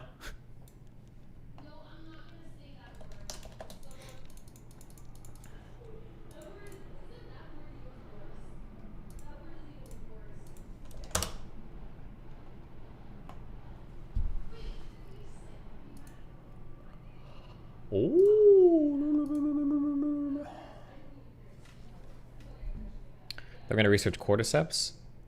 What is that? Oh, at some point, but that's not. I'm doing this Andrew Tate shit now. Good portion of black people come from single mother houses. In black culture, respecting mothers is very important. That's why Tupac made his son honoring his mother. Cool.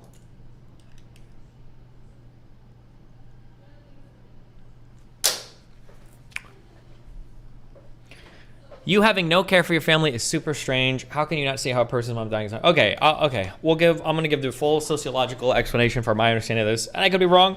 And if I am wrong, remember. Okay, this is just the most important thing that I ask of you. Okay, if I'm ever wrong about an issue relating to a black community or a black issue, it's not because I didn't grow up in the hood, and it's not because I'm just misunderstanding something. It's just because I'm racist. Okay, always remember that. Don't ever forget that. Okay, okay. So I think that broadly speaking, different communities have outlined different ways to be successful. When it comes to men, different ways to be men, broadly speaking, okay? If you're white, broadly speaking, you're trying to like get a job, provide for your family, do that shit. If you're Asian, you're trying to do really well in school, you're trying to do that shit. If you're Hispanic, you work really hard, do this shit, right? That's broadly outlined. That's like most of the broad colors of people, the beautiful palette of colors of people in the United States and their way to be successful. I think one issue with a lot of impoverished black communities is that if you don't have a lot of economic opportunity, you don't have a lot of good paths to success, and on top of that, if you're a man, it's very hard to prove your masculinity, right? Because like traditionally, the avenues that you would take to this, getting a job, working hard, running a family, are almost completely cut off from you, or at least to your parents. Like that's like an issue that you run into, right? So I think that there's one explanation I've read for why in some black communities there's so much false bravado, quick to violence, like angry to violence is like very quickly. Somebody scuffs your shoes, you kill them in the street, blah, blah, blah. Is because you don't have very many ways to express your masculinity because you don't have the traditional routes available to you. So then you opt for this like honor culture, super violent, aggressive type of thing. So when that earlier chatter said, what did he say? Something about like you're acting like this is like a black culture thing, or that mom thing is a black culture thing. Attacking somebody quickly because some shit is being said to you, that is not something I think that is as normal in other cultures as opposed to like African American culture in the United States. That quick to anger, quick to violence, like I need to prove how much of a man I am by beating the shit out of you. That's pretty endemic, I think, to some of the more toxic aspects of black culture. I won't say all black culture in the United States because that's not true. I want to say all hip hop culture. But like I do think that is a pernicious. As a pernicious issue that is prevalent in some parts of black culture, especially some parts of hip hop culture. Okay, it's very true in post-Soviet areas. Yeah, that might be true too. But or actually with a lot of very poor people areas, yes. But because it affected black people in the United States, more specifically African Americans, in a more specific racialized way than other groups of people, you see it more pop up as like a black issue. Even though there are poor white communities that are gonna be quick to anger as well, right? If two guys bump into each other on Wall Street, when somebody smells like coffee, who the fuck cares? Because these guys have something to lose. You've got a life, you've got everything. Like, why the fuck would you do anything? Whereas if you've got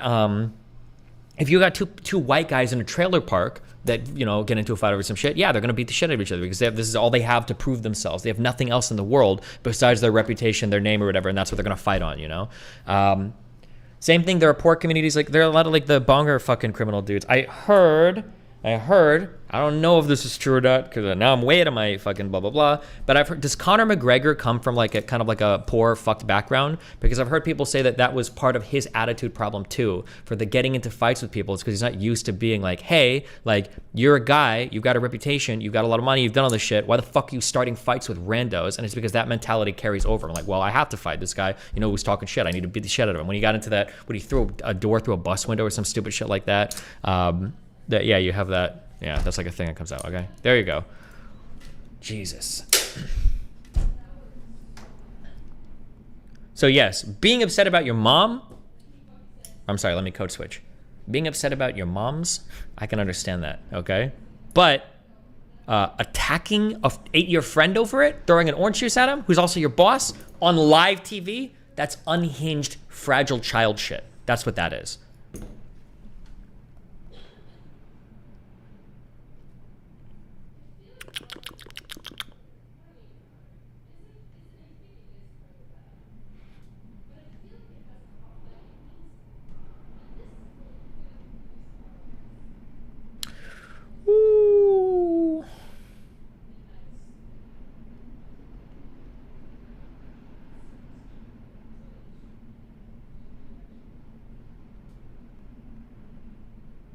I have a friend who just moved to Miami from some other place, and she's discovering how crazy the nightlife is. She's like, I was at a party and a guy did cocaine right in front of me, and I'm like, yeah, well, welcome to Miami.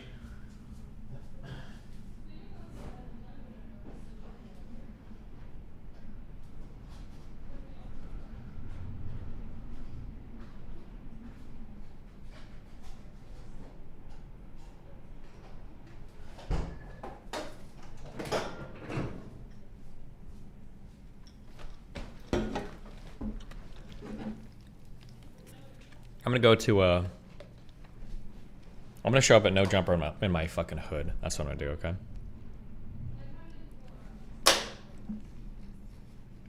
Because who the fuck cares, alright? Who cares?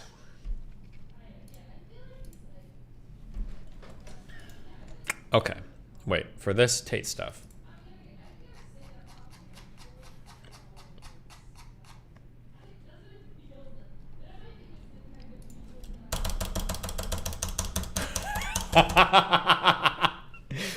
I want STV Philly to be watching a show where I'm on No Jumper and I get into a fight with a black dude and I just scream out like, "Get your Walmart ass chain out of my fucking face."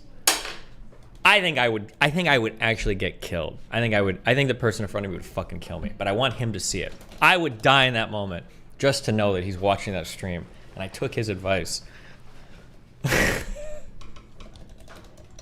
I'm blinded by your rhinestones. No. Okay. Stop. Okay. I need to keep track. Okay. Claims and shit.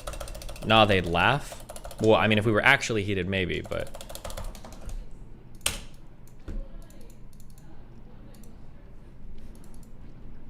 Or if we were actually heated, I don't think they would laugh. I think it would be. But who knows? Maybe they would. Maybe they'd give me a big pat on the back. And they'd be like, that's the kind of insults you want to hear. Make fun of our chains, because we can take that off. We can't take off our skin. And we'll have a bonding moment. We'll all hug each other. No homo.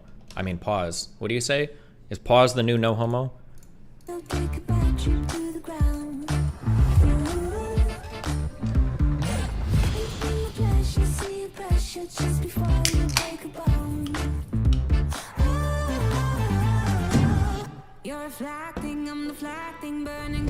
Oh, what?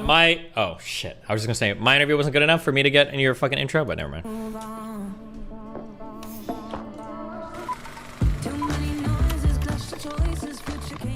Oh, hello, everyone. That is our new intro. I hope you like it. I hope you like it. We're getting feisty here. We're leveling up here.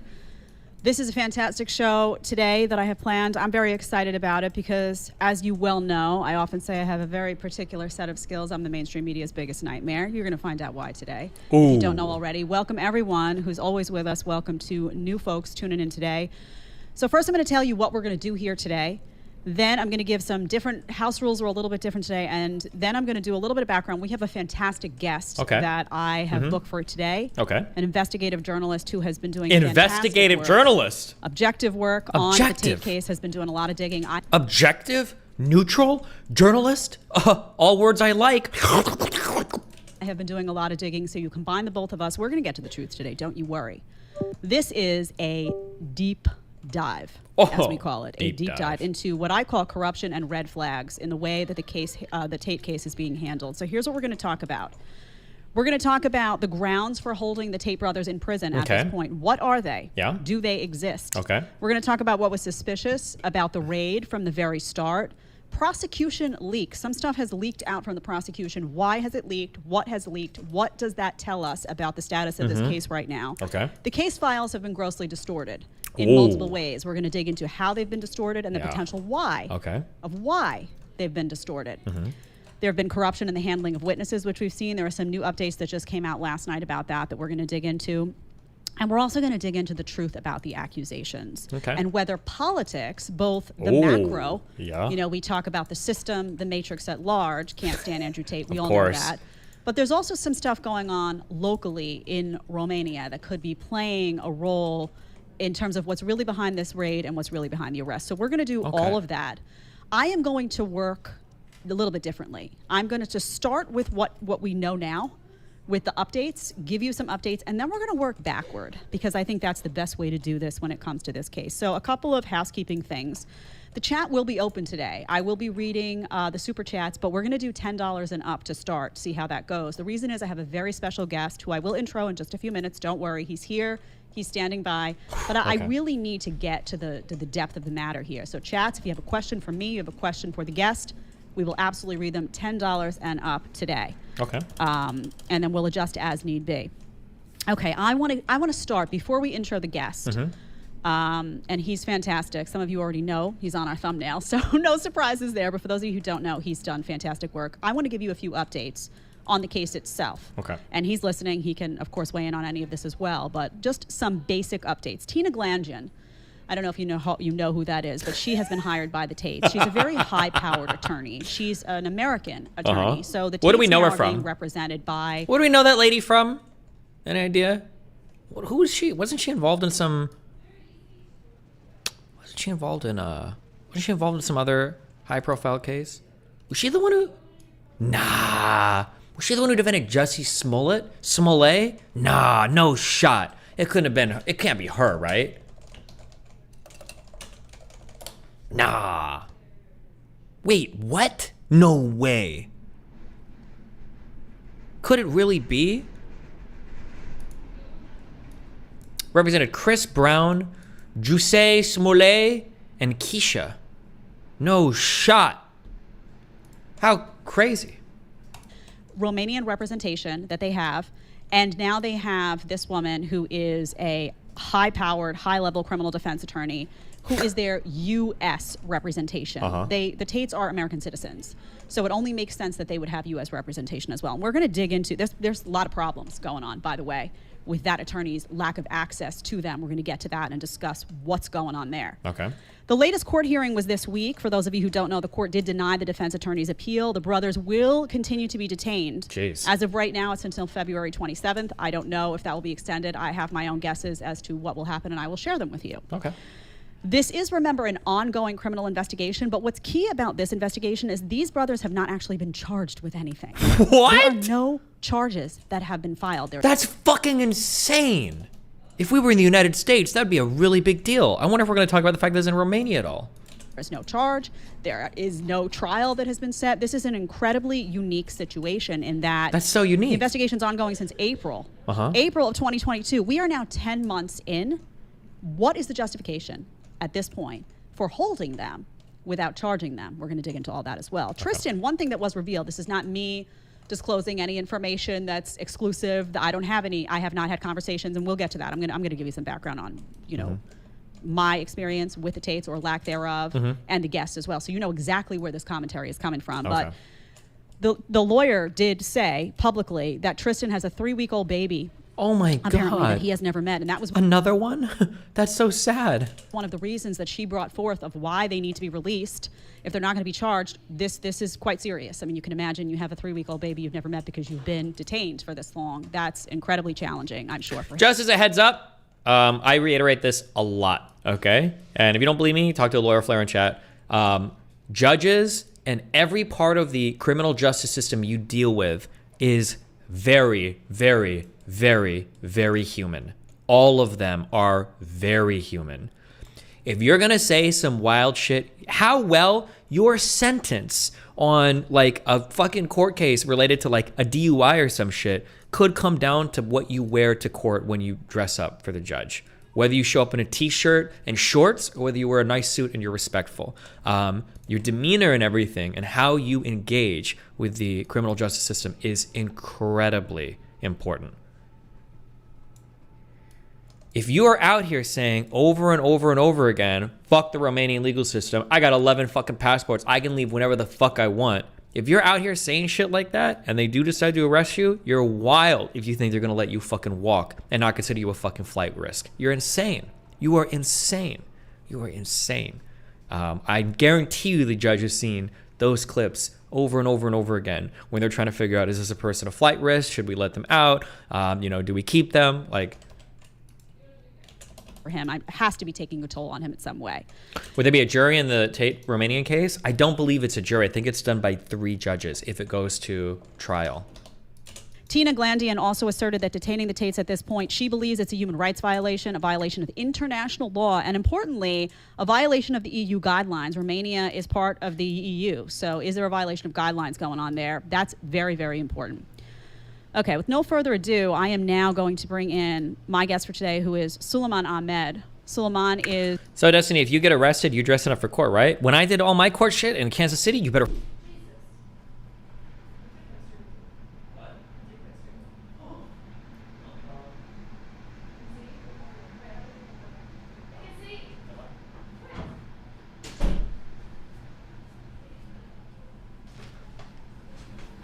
The fuck just happened? I don't know why my shit just reset. Good luck. Bro, it is windy as fuck outside. My shit is getting slammed. Is an investigative journalist. He's a researcher. He also has a law degree. Some of you were asking about that. He has been digging into this. A law degree where? Can you tell? Not that I discredit anything, but like, damn, if we're getting international, it would just be nice to know, no? Tate case, step by step. I've seen him on a number of interviews at this point. He also has a Substack that's worth visiting. I'm going to give him a chance at the end to promote whatever he'd like to promote, you know, his social media, his Substack. We can plug all of that. He's here to go over the findings with me today. Suleiman, first of all, welcome to the show and thank you for being here. Thank you for having me. Before we even dig into any of the components of the case, and like I had said, I'm not sure if you were able to hear, but I'm sure you were, I'm going to go backward here. I'm going to go with what we know now, and then we're going to dig into what's, in my view, gone wrong. If you could share with the audience just first, do you have any personal relationship with the Tates? Are you someone who's spent time with them? Or what is your status as it relates to the Tates? I think this is important. Yeah, I think that's a fair question. So with the Tates, I've never met Andrew or Tristan Tate, and neither have I ever communicated with them. Actually, I wasn't even a fan. So I wasn't someone who was against what he said, but I just didn't have much exposure to it. And so up until his arrest, the exposure to it was very minimal. And the only reason I got into the case was because I was looking online and people were basically really attacking him. But the basis of the attack was baseless in terms of there was no evidence. And so I was seeing people posting things and then making wild assertions based on whatever evidence they were providing. And so that's when I jumped into it, to just demonstrate that the flaws in their thinking and the flaw in the journalism. And then from then I started looking into the case deeper and deeper. So I would say when I came into this, I was completely unbiased. But like as with any topic, when you research it, when you understand it really well, you end up forming an opinion on it. So yeah, obviously now, once I've formed an opinion on it, I definitely do think that my Twitter feed is very... Why does it matter what I wear in court? How is that any objective points to the case and what I did as a suspect? It's not. It'll determine how the judge views you as a person. Are you taking it seriously? Do you seem like you have respect for the process, or are you just a jerk off? Because if you're a jerk off, he'll do whatever the statutory maximums are for, fuck you hard. But if you're being respectful and nice, he might cut you some slack. Very much pro Tate, but the reason for that is because that's the conclusion of unbiased research. Okay, that's perfectly reasonable. I think that from what I've seen, both just from asking you right now and prior, that your motivation for getting involved was to just get to the truth. And that's what our job is, right? To figure out what's going on here. Of course, I'm an opinion person, so I lend my opinion from the start. But I absolutely feel very comfortable. I titled this, Deep Dive into Corruption and Red Flags in the Case. I feel very comfortable saying that there's something fishy going on here. No question. I would also just like the audience to know I've had no communication with the Tate legal team. I've had no interaction with them. What you hear from me today is from my research, the investigative research that I have done on my own. I've watched countless videos. I've never met Tristan or Andrew myself. I had one exchange with Tristan prior to him being arrested because I wanted to have him on the show, and I extended... Destiny, check his Twitter. Wait, where? Link it.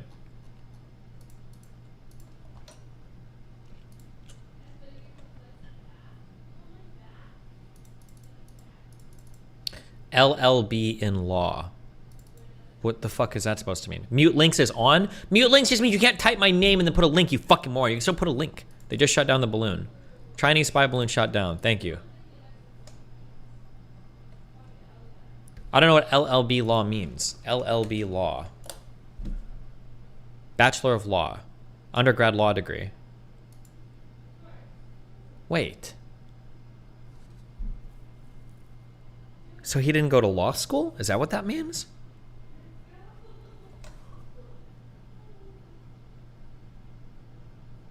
I didn't know you get a bachelor's in law. Oh, but he might be a bonger. That might be totally different. I'm sorry. I don't know. I don't have any idea about like I don't know anything about bonger shit. I'm sorry. Maybe for bongers, maybe that's their equivalent to law school. No, he hasn't passed the UK bar exam. Destiny, Europe has undergrad law degrees. I believe we have undergrad law degrees in the United States too. Isn't that what pre-law is considered? You get like an undergrad in some kind of legal shit, and then you go into law school. Like you can do pre-med as well. Like you can't get like an undergrad in being a physician, but you can get a theology and philosophy graduate student, academic researcher, teacher and writer in the fields of Islamic theology. Why are all the Muslims coming out for Tate so hard? Holy shit. Oh my God.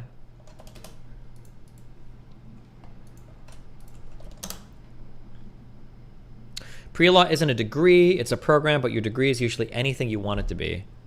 What is a pre-law program or like a pre-med program? I thought that when you do like pre-law or pre-med, so like for instance, let's say I do like pre-med, let's say I do pre-med. What I could do is I get like a 4-year degree in like in biology, and I take a lot of courses that are going to help me so that once I go to med school, I've got like a lot of the basics out of the way basically. And that pre-law would be like I get a 4-year undergrad in philosophy or whatever, but I'm taking a lot of courses related to like criminal justice or something. Is that like what pre-med or pre-law? Pre-med is just a set of required courses that med schools require. Yeah, okay. All right. My hair looks a little stressed. There you go. An invitation, and we were working on making that happen. No content was discussed. So what you're hearing today is just a desire for truth. And the reason I have Suleiman on is because I have observed him in many interviews, and I think that he has not only a deep understanding of the case, but also the right intentions and motivations as to why he's talking about it to begin with. So I want to ask you, we're going to start with, and please, Suleiman, if I ask you a question and it's too opinionated or you don't want to give your opinion, that's completely fine. Just feel free to say, I'd rather not comment on that. That's completely understandable. You will be most valuable to us when we get into the case itself in terms of the breakdown, because you have some fantastic timelines. We actually have a few timelines that pulled from your Substack. But I want to ask you just off the bat. To me, I am struggling to find justification at this point for why these individuals are being held. You have Tina Glandian coming on and saying at this point, this is a human rights violation. They have not been charged with anything. Do you see any legal grounds at this moment in time for detaining the brothers? Well, no, I think I agree with Tina. It's a significant violation of EU guidelines. It's a significant violation of human rights, and it is impeding on international law. Because in reality, what's happening is they had 9 months to investigate, and they wiretapped the brothers. They were looking at their private communications. They had the witness statements of the women. They had psychological reports, and even then, that wasn't strong enough. And now, since then, they detained them, and we know they've detained them for a month, and it will be for another month while they investigate. But you can never. Hold on. Can you imagine all the people stuck at the airport? Oh, I know. They already closed that down. Yeah, they like this whole southeast. Look at it. Just turned. They just shot something, I think. Oh, they launched. They launched. They launched. They did. Oh, they just did. They hit it. I should ban whoever linked this. Down. Wait, what was that comment? My theory: Biden is showing China our weak spots. Traitor Biden will hand America over to them. Down. They just down. Holy smoke. It is coming down. It is coming down. Another one just came in too.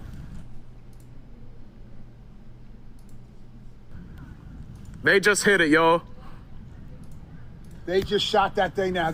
Let's go. What?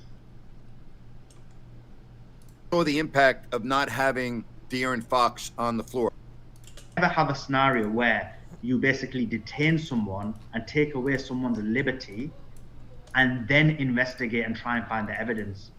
What it should be is, as it is in the United Kingdom and in the United States, but I can speak to the United Kingdom more, ordinarily what happens is the police look into the information, they analyze the information, they look at both the pros of the case and the cons of the case in terms of being able to prosecute. Okay. And only when they've established all the information, all the evidence, do they then pass that information on to the CPS, which in this case is, in the UK it's called the CPS, but in this case it's called the prosecutor.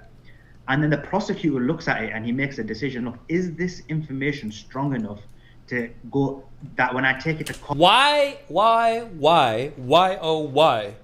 I feel like, I think I'm just gonna fucking hijack this entire line of argumentation and say, you don't have the right to appeal to other countries' legal systems when you've been on record specifically bragging about going to Romania because of their legal system. Like, I think you just don't have the right to complain. Like, you just can't. I don't think you can do it. Court is gonna be beyond a reasonable doubt. So that's the basis of it. But right now, what they're saying is, the judge is saying, guess what? The information you've given me. What bumped the Meta stock? Bro, who do you think's been talking to the Zuck all day, every day, okay? He got that D bump. Gives me suspicion, reasonable suspicion. So that's a well below the threshold of beyond reasonable doubt. So based on that, I am going to remand. But guess what? You need to find me more information, and only when you do will we be able to take it to the point where we can try and prosecute or convict. Yeah, and it's important to note in the United States, what's happening to them right now in Romania cannot happen in the United States. You have 48 hours here in the United States to charge or release. So you can either charge them within those 48 hours or you have to let them go on bail. In Romania, as was just discussed, they can apply for a 24-hour hold, a 30-day extension, and that can repeat up to 180 days. Now, these are U.S. citizens. You know, Tina Glandian was on television, I believe it was yesterday or the day before. The reason she was brought in is because they are U.S. citizens. Suleiman, in your view, is there nothing that can be done legally to protect a U.S. citizen who is clearly in a circumstance where, and we're going to dig through why, there seems to be corruption, there seems to be a lot of nonsense going on in terms of how the case is being handled? And I don't know if you know the answer to this question, but my question is there nothing that can be done for a U.S. citizen who finds themselves in a circumstance like that? Of course. I mean, the United States just set precedent very recently when Brittany Griner, a WNBA player, went to Russia and was convicted according to Russian law. And she was brought back in exchange for an arms dealer. So that was the level and the extent to which the United States made moves to bring one of their citizens back. In this case, they've not even been charged. So they should be, these similar level of moves should be made for them as well. When you argue with these people, what is your intention? Are you trying to convince them or their audience? Or this guy's never changed his mind. This guy's a partisan hack, obviously. Pearl, I don't know what the fuck goes on in that brain. I think the thing is that oftentimes, if you're somebody that is a hardcore Tate dick suck, you've never in your life seen a reasonable person give you reason to pause and re-examine if you're being super biased or not. Because generally, anything you're going to hear from left-leaning people about Tate is just going to be, oh, they're bad, they're poisoning the toxic masculinity and blah, blah, blah, blah, blah. So, like, you're going to think, like, okay, yeah, these guys are probably being held on some political bullshit, like, fuck you. I don't think a lot of Tate fans have heard the actual case against him or the things that he said about, like, trafficking women. So I'm going to sort of present that side of the story and give people something to think about, more or less. Well, yeah, well, it's not going to be. Audience, I hate to disappoint you, but this guy, Andrew Tate, has made a lot of people, we're going to get to the political stuff on the end of it, he's made a lot of people in positions of power, a lot of very bad people, very unhappy with his commentary on, you know, whether it's the pandemic, whether it's Greta Thunberg and climate change, whether it's masculinity. Oh my God. He's made a lot of people very unhappy, and I very, very highly, almost certainly doubt that the U.S. government is going to be making any moves to try to make his life easier. The message here, whether his legal team is listening or not, to Tina Glandian is get in that jail. And we're going to get to that in a second. Get in the jail, get in the jail and see what's going on. So I want to ask you a question about that now, because she was on television, Tate's U.S. representative, saying that there were unsanitary, inhumane conditions in the jail. We've seen Andrew Tate. I know he's... Okay, also, just a heads up, I don't know if these guys do anything. This is what lawyers are supposed to say. That's what's going to happen. If I go to a jail in Florida, my lawyer is going to be on TV saying, like, he wants to see his son. It's his birthday in 1 month. The jails are disgusting. He's being mistreated by the police officers. He's got a pre-existing medical condition. He's vegan and they're not feeding him. Like, this is the job of your lawyer. I don't know why these fucking idiots uncritically repeat things that the lawyer is saying. Of course the lawyer's gonna. She should be saying that. That's her job. Her job is to be the #1 advocate for the Tates. But you're not gonna repeat things she says uncritically. Her job is to say literally whatever the fuck she can to try to make you more sympathetic towards them. That's the lawyer's job. It's not personally tweeting. I don't know who's handling that account. But whoever is handling that account has also made claims that at one point it was said that he was in solitary confinement. Do you have any insight into what's going on inside that jail? Are they isolated? Are the brothers together? What are the conditions like? If you have anything at all on that, let me know.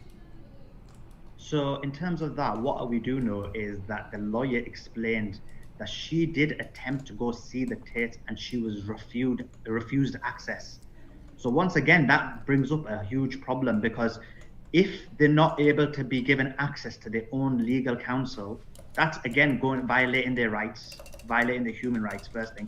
And the second question is this, and this is just an inference that we can make from that. What is the reason why they're not allowing it?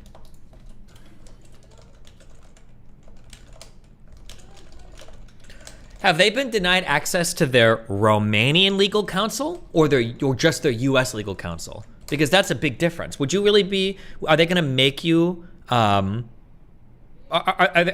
do you have a right to see every single fucking lawyer from every single fucking country where you have a passport? Like, I don't know, that's, because I'm pretty sure they're communicating with the Romanian counsel, right? Because they're going in, they're doing the questionnaires or anything. I don't know, I have to look this up. To see them. Is this something that they want to hide? Is this something that they think is a concern that they don't want the Western world to know about? So these are valid questions that one can surmise from them blocking access for Tina to the prison. Yeah, and because she's been blocked, nobody can really get insight into what is going on in there, with the exception of the tweets that we see about solitary confinement. I think there was a tweet about cockroaches. I mean, it sounds like a less than ideal circumstance, to say the least. There are bugs. This is a very important point. He has gone and hired a U.S. attorney for many reasons, right? Maybe there's an ease of communication there. Maybe there are things that, as a U.S. citizen, he needs to discuss with a U.S. attorney who understands the rights of American citizens. And she went with his Romanian representation together to gain access to this jail. And as Suleiman just said, was denied. What is there you the go. legal justification for that? There is. So it sounds like the Romanian legal counsel was allowed in, but the U.S. counsel wasn't. If I'm hearing that statement correctly, that's what it sounds like. None. So hell should be raised. She needs to get in that jail. I think they are afraid. Personally, my opinion, I think they're afraid that an American lawyer is going to see the level of conditions that are going on there and is going to raise hell. That's my personal opinion. Something's going on there that is unjust and not right in terms of the way this entire case is handled, but I guarantee you the conditions match up with that.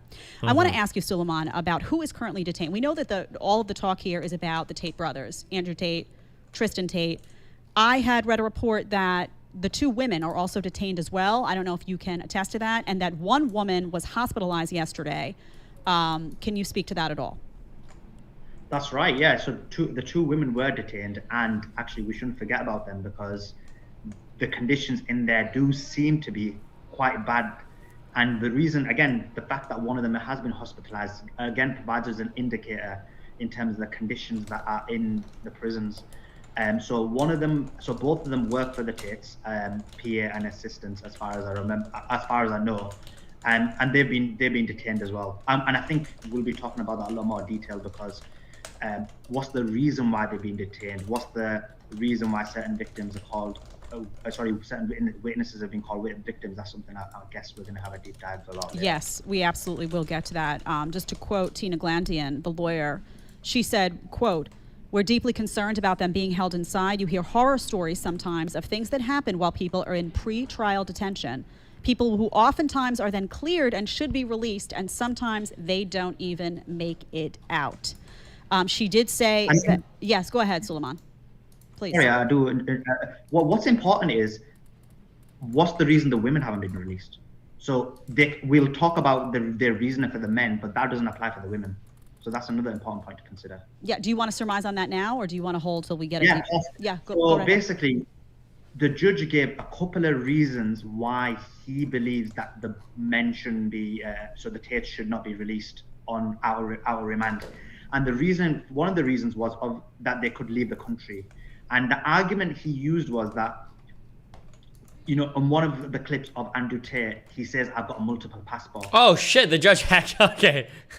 Oh, I was just guessing. So the judge has actually seen those exact videos and has an exact opinion based on, oh, well, there, hell yeah. And the worst thing about that is that video clip from social media has been used. And for me, that's just unacceptable. Like, if you're being viewed from the international perspective, you need to do things in a high level manner. So just to think that they've used something from social media to make a decision is horrendous, because what you should be doing is to determine if someone's got passports is to ring embassies and ring the requisite countries and find out if they have the said passport. So that's the first thing that they have concerns with. And someone like Andrew Tate, he won't be able to leave the country. He's a well-known, popular person, one of the most Googled mans on the planet. If he was to move countries or go to any other country, people would know about it, and then he'd be on the run for the rest of his life. So it's just a ridiculous notion that they think. Doesn't Romania have other countries around it and roads and cars? What do you mean he can't leave the fucking country? What is he talking about? How far back is Romania? How far back into the Dark Ages are we? Like, what?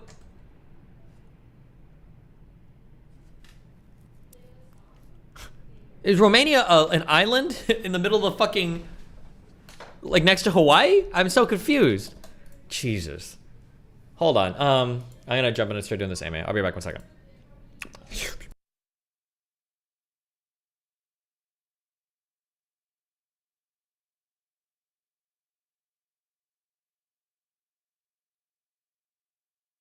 Are you ever going to do more finance or investment related content? Green pill me, big boy.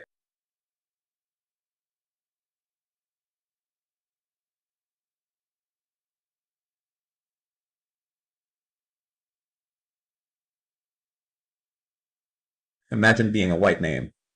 Zero introspection, bunch of white name ones.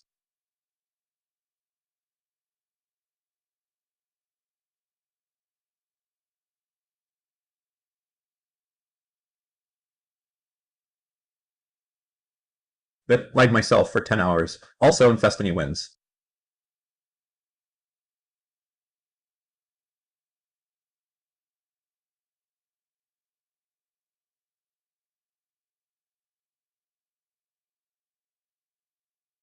You gotta get trained on the stream more.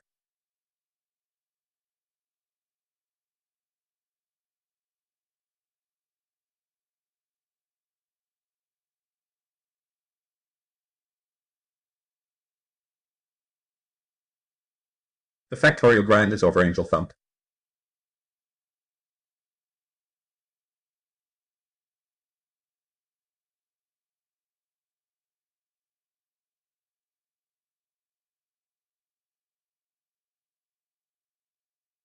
Sorry, buddy, didn't see the note about Factorio before my message.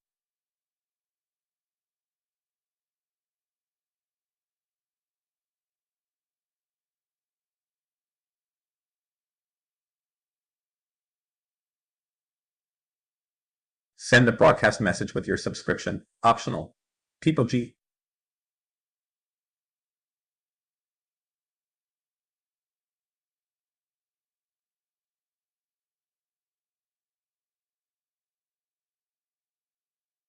When keeping it real goes wrong.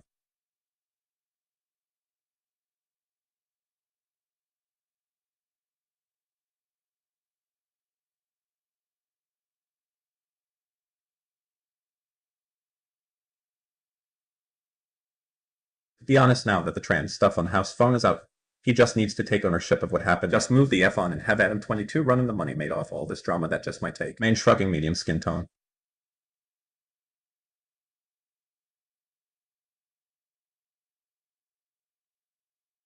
Don't get fooled. It's all smoke and mirrors. Here he just wants to play League with Destiny. Stay strong.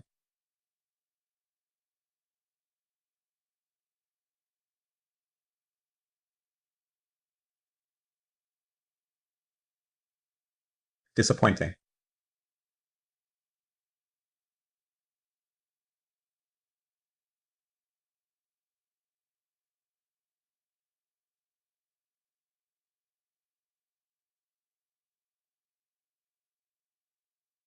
When is the Pearly Things debate?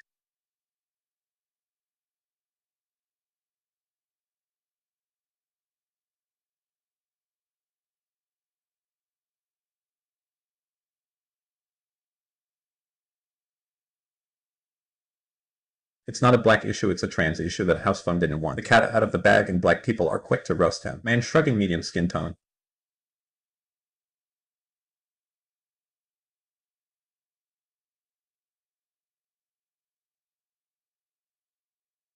Have some money for going through with the explanation.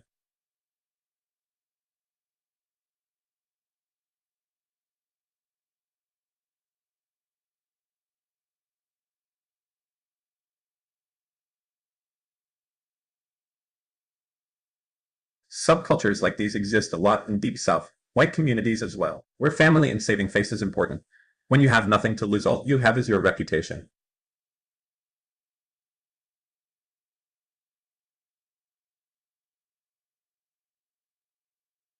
Andrew Tate is going to get out, and everyone's March YouTube algorithms will be through the roof. Everybody will be make more Tate videos. Roll eyes over this man.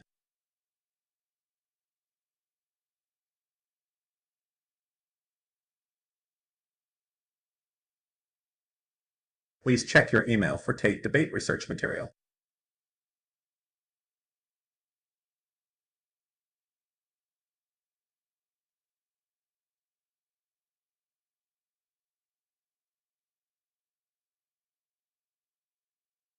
Bruce Rivers is the criminal lawyer. Bruce Rivers is the criminal lawyer. Bruce Rivers is the criminal lawyer. Bruce Rivers is the criminal lawyer. Bruce Rivers is the criminal lawyer. Bruce Rivers is the criminal lawyer. Stop self-snitching. Rudy.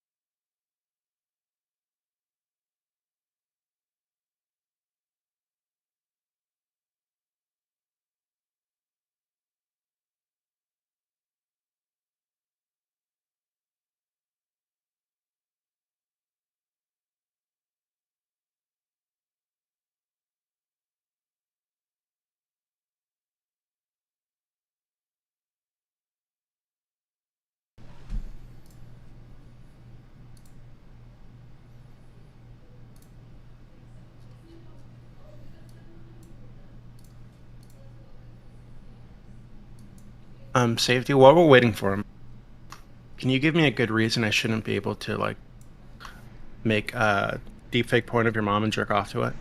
Jesus Christ. Oh, hold on, I have Destiny stream on. Yeah, I don't think you can. I literally just bitch. heard you say that in the fucking background. Oh, is he in here now? Okay, that's no, useful. I don't. Is he in here? 1 second. Oh, okay. It's because she's cripplingly disabled, but I guess you're fearing that. That makes it more hot. She can't get away. One sec, let me put my perms in the channel.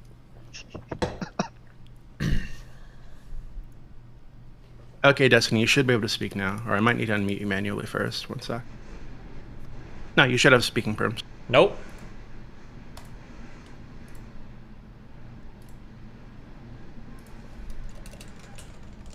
Hello? Are you there? Oh, hello? Can you hear me? Hello? Yeah, we can hear you. Oh, hi. Oh, just as a heads up, I see that charmhole guy in here. I'm never associating or asking or talking to that guy ever. So if he has a question, I'm not answering it. Just letting you know.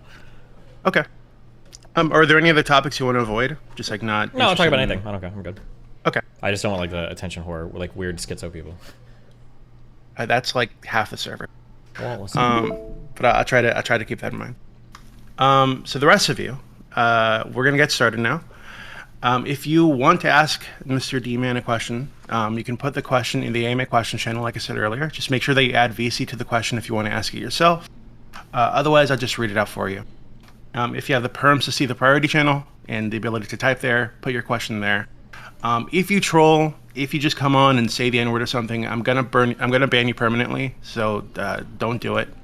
I will find your alt accounts and I'll ban those too, and I will ban you from every other community I have influence on Discord, and that's a lot. So it's not worth it. Just trust me. The rest of you, try to be civil. He is taking time out of Saturday to do this, so yeah, don't be an asshole. Wow.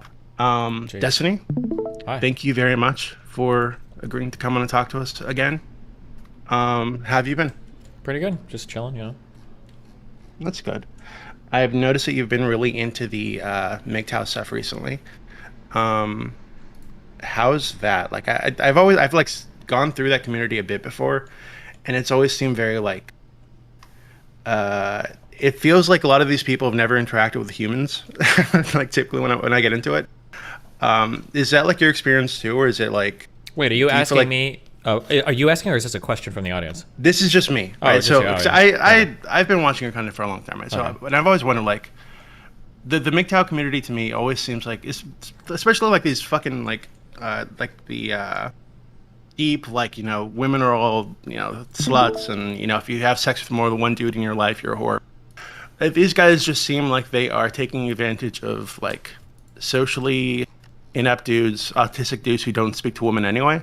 Mm-hmm. You know, and just kind of giving them a reason to you know, justify their inability to communicate with other humans.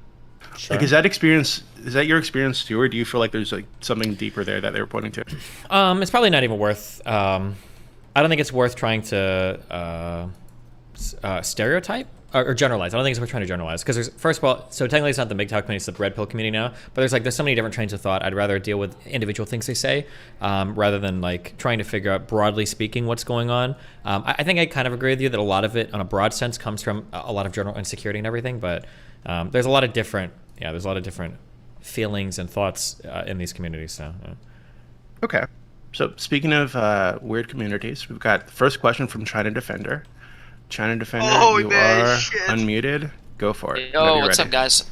Yo, let's get some Z's in the chat, man. Let's get some Z's in the chat for Putin. So, my question was, I recently saw, you know, your battle against Mr. Girl, and I just noticed that you sort of promoted this guy for months and gave him a platform when he said, you know, crazy things about women, crazy things about children. So I just want to know, do you want to apologize to the politics community and your own community for promoting that sick son of a bitch? Go ahead. Nope. I like interesting people. I'm always going to talk to interesting people. Some of them are going to be sick. Some of them are going to be cool. Some of them are going to be sick and cool. And yeah, I'm always going to continue to do that. Yeah, well, what did they say about cuties? What did Mr. Girl say about cuties?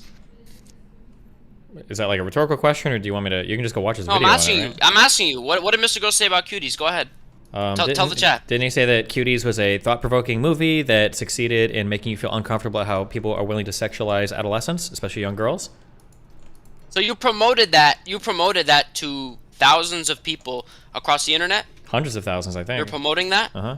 Why are you promoting that? It's an interesting perspective. Isn't your platform supposed to provoke people to, you know, be thinkers, be political thinkers? Yep. And, you know, recognize that? Yep. Yeah, so that's what you're doing, right? Mm-hmm. But you're promoting Mr. Girl, who is somebody who said that, oh, if a woman said no and I did it anyway. He's on record. He's literally on record saying that. And you're against that. And you went against him But you promoted him for months. So why did you promote him for months, and then when he sort of turned on you, then you sort of like flip, and then it's like, oh, I actually hated that guy anyway. He's a narcissist. But we all know he's a narcissist. Everyone can see he's a bad guy. But Do you why think I did should you only? flip? Do you think I should only have flipped. people on my stream that I agree with every single position they have? Yeah, probably. Okay. Well, I Because don't run my shit that way. So because if you have look a at stream, Vosh, you're allowed to do. You created your stream. Vosh and Hassan, bro. You can do your streams. You created Mr. Girl, Vosh and and you Hassan. should go do your streams however you want to do it. But I'll continue to platform people that I think are interesting. Some of them are probably going to backstab me in the future. That's just how it goes. But no, I choose for what I think is the most like Should you thought-provoking, platform interesting people that stuff. say they're gonna rape children? Are you gonna platform those people? If somebody said they were going to rape children, probably not, unless they were really interesting in other ways. But no, I'd probably. It's just draw a line. disagreement, Destiny. Mhm. It's just a disagreement. It's Well, it's no, that's like honest a statement of disagreement. like criminal intent to go like commit like pedophilia acts or whatever. I didn't say that. So it's just I criminal. didn't say that there were no disagreements. I just asked if there were any disagreements. Right? There are going to be people that I platform that I have disagreements with. That doesn't mean I'm going to agree. I have to platform all disagreements. Right? There are going to be some people that I wouldn't platform, like Charmhole over here. So yeah, it just depends what's going on. All right, why are you talking so fast? Oh yeah, Charmhole's a retard, so just ignore Charmhole. But Okay. why are you talking so fast, man? Just calm down. It's just I'm just super calm. That's how I ask me normally about talk. Mr. Girl. If I'm too fast, you can probably watch Well, the when we VOD, talk turn about the speed Mr. down. Girl, you know, it gets a little interesting. You know what's crazy? I watched the debate between Hinkle, you know Hinkle, Unfortunately. Jackson Hinkle, Yeah, Haas, I do. and you guys and Dylan Burns, and it was a really great conversation. Actually, I actually thought it was It wasn't a great conversation. It was probably one of the worst But I've ever had. But yeah. I thought Dylan Burns. I Mhm. think like Dylan Burns is your little orbiter, Mhm. and he doesn't really have anything to say. Like he's just kind of a nerd. So let me ask you about Dylan Burns. Do you think that war tourism, like going over to a foreign country and filming dead people, like what Dylan Burns does, do you agree with that? I just want to know. How many dead do you people have been agree in a with Dylan that Burns sort video? of thing? Can you tell me? Plenty. How many? He's in a foreign country. Wait. He's so where you're people telling me are if I getting go to killed. his YouTube channel, there are dead people in his videos? Yeah, man. Go on his channel. Wow. Can you link me one? It's on his channel. I'm in the AMA discussion chat yeah. right here. Can you link a Yeah, video one of where these there are dead nerds in bodies? chat to link it. No. Because you Yeah, said just it. get some nerd in chat to Yeah, link it. so I'm in chat right now. I'm looking in the Well, AMA listen, discussion here's the chat. thing. Uh-huh. See, this is what nerds do. You guys Okay. think I Give need me- a I'm good. source? Go to the I don't comment. actually need a source. Okay. Just ask the Okay. chat for a source. Bro. Wait, hold on. So yeah, so last chance, Mister. So do you Well, he have asked us like, a que- he's just- video he's just or here to, like- something? no, he's here to Oh, what do you ramble, want my that's son, Doobie? Make it quick. Make it quick, Doobie. What do you want? Father, do you have a video or Listen, some my son. evidence that Dylan Burns like had a dead person on video at some point? Or My like, evidence is someone the died chat. The during chat can filming? prove it.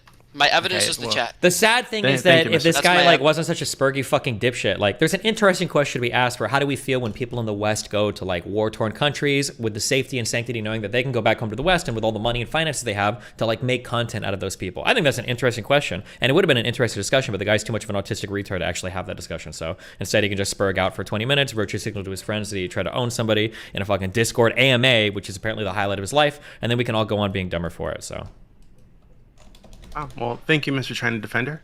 Next one, we've got Eagle. Eagle, whenever you're ready. So my question is, do you support Joe Biden? yeah, I think so, brother. Yeah. Why? I think he's doing a good job at pushing policy. I supported him in the presidential election because I preferred him to Trump. I think broadly speaking, in terms of political parties, he seems to represent a lot of things that I would probably align with, like policy-wise. So how about the withdrawal from Afghanistan, though? How about the what?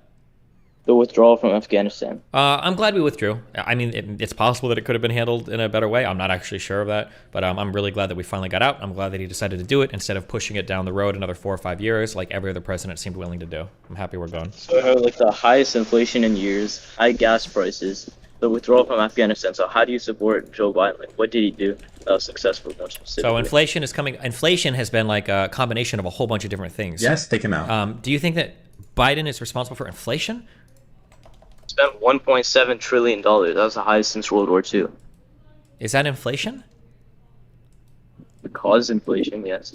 Okay, so I think that inflation has probably been caused by incredibly lax monetary policy for a long period of time in combination with a really big like shift in demand and supply around the world because of stuff related to COVID. I think that those two things are probably pushing inflation more than 1 or 2 Biden budgets. So, I mean, I don't blame him for that. I guess I'll applaud him for the Inflation Reduction Act, or at least he's trying to pair like bills with appropriate cuts in spending so that we're not having it's like having a deficit neutral effect, which is probably good. But I don't know how much the president himself, unless he's pushing really expansive policy that is causing like massive budget deficits. I don't really know how the president himself can necessarily be held responsible for inflation. And I'm pretty sure gas prices are Are they down to where they used to be, or are they below that, or are like gas prices are falling pretty hardcore? I don't know if gas prices are high anymore. I'm not sure. Saying about the inflation thing, first of all, our debt ceiling is like near 30 trillion, and then he spent $2 trillion on that Inflation Reduction Act, which never even reduced inflation in the first place. So how is that successful? The Inflation Reduction Act was deficit neutral. It was paired with spending and with spending cuts with the spending that it had. So it should have no impact on the budget. That was the point. That was why it was called the Inflation Reduction Act. I don't think it actually reduced inflation, but it was just supposed to be deficit neutral. And then the what was the other thing you brought up? What about the debt ceiling? The debt ceiling is something that's always being increased. Like that's U.S. monetary policy. I don't know. That is So you nothing. don't think that the U.S. should do something about that? Yeah, personally, I think we should just remove the cap on the debt ceiling completely, because I think it's a really stupid political football to kick back and forth, and it makes world monetary policy a little bit sketchy. When How the do you United kill the U.S. dollar? Why should the U.S. dollar be trusted? Because it's backed by the largest and strongest economy that's defended both in terms of economic productivity and military in the history of the planet right now. I think that's a pretty good reason to trust the U.S. dollar. China's gaining hegemony. So like, I don't think that the U.S. is going to be the strongest like global power for long if like our monetary policy continues like it is. Yeah, people have been saying that for like 100 years. I don't know what you want me to say for that. It's getting closer to the truth with China, though. It's getting closer to the what with China? China is like expanding all of his economic influence through BRI, and the U.S. is just losing power. So, I guess we'll see. I don't know. I've heard these things for like decades, that like China is threatening like U.S. world, like influence or whatever. I don't know. I guess we'll see. I don't know how I'm supposed to respond to that. I can't read the future. That's a very macro question. what with BRI and yeah.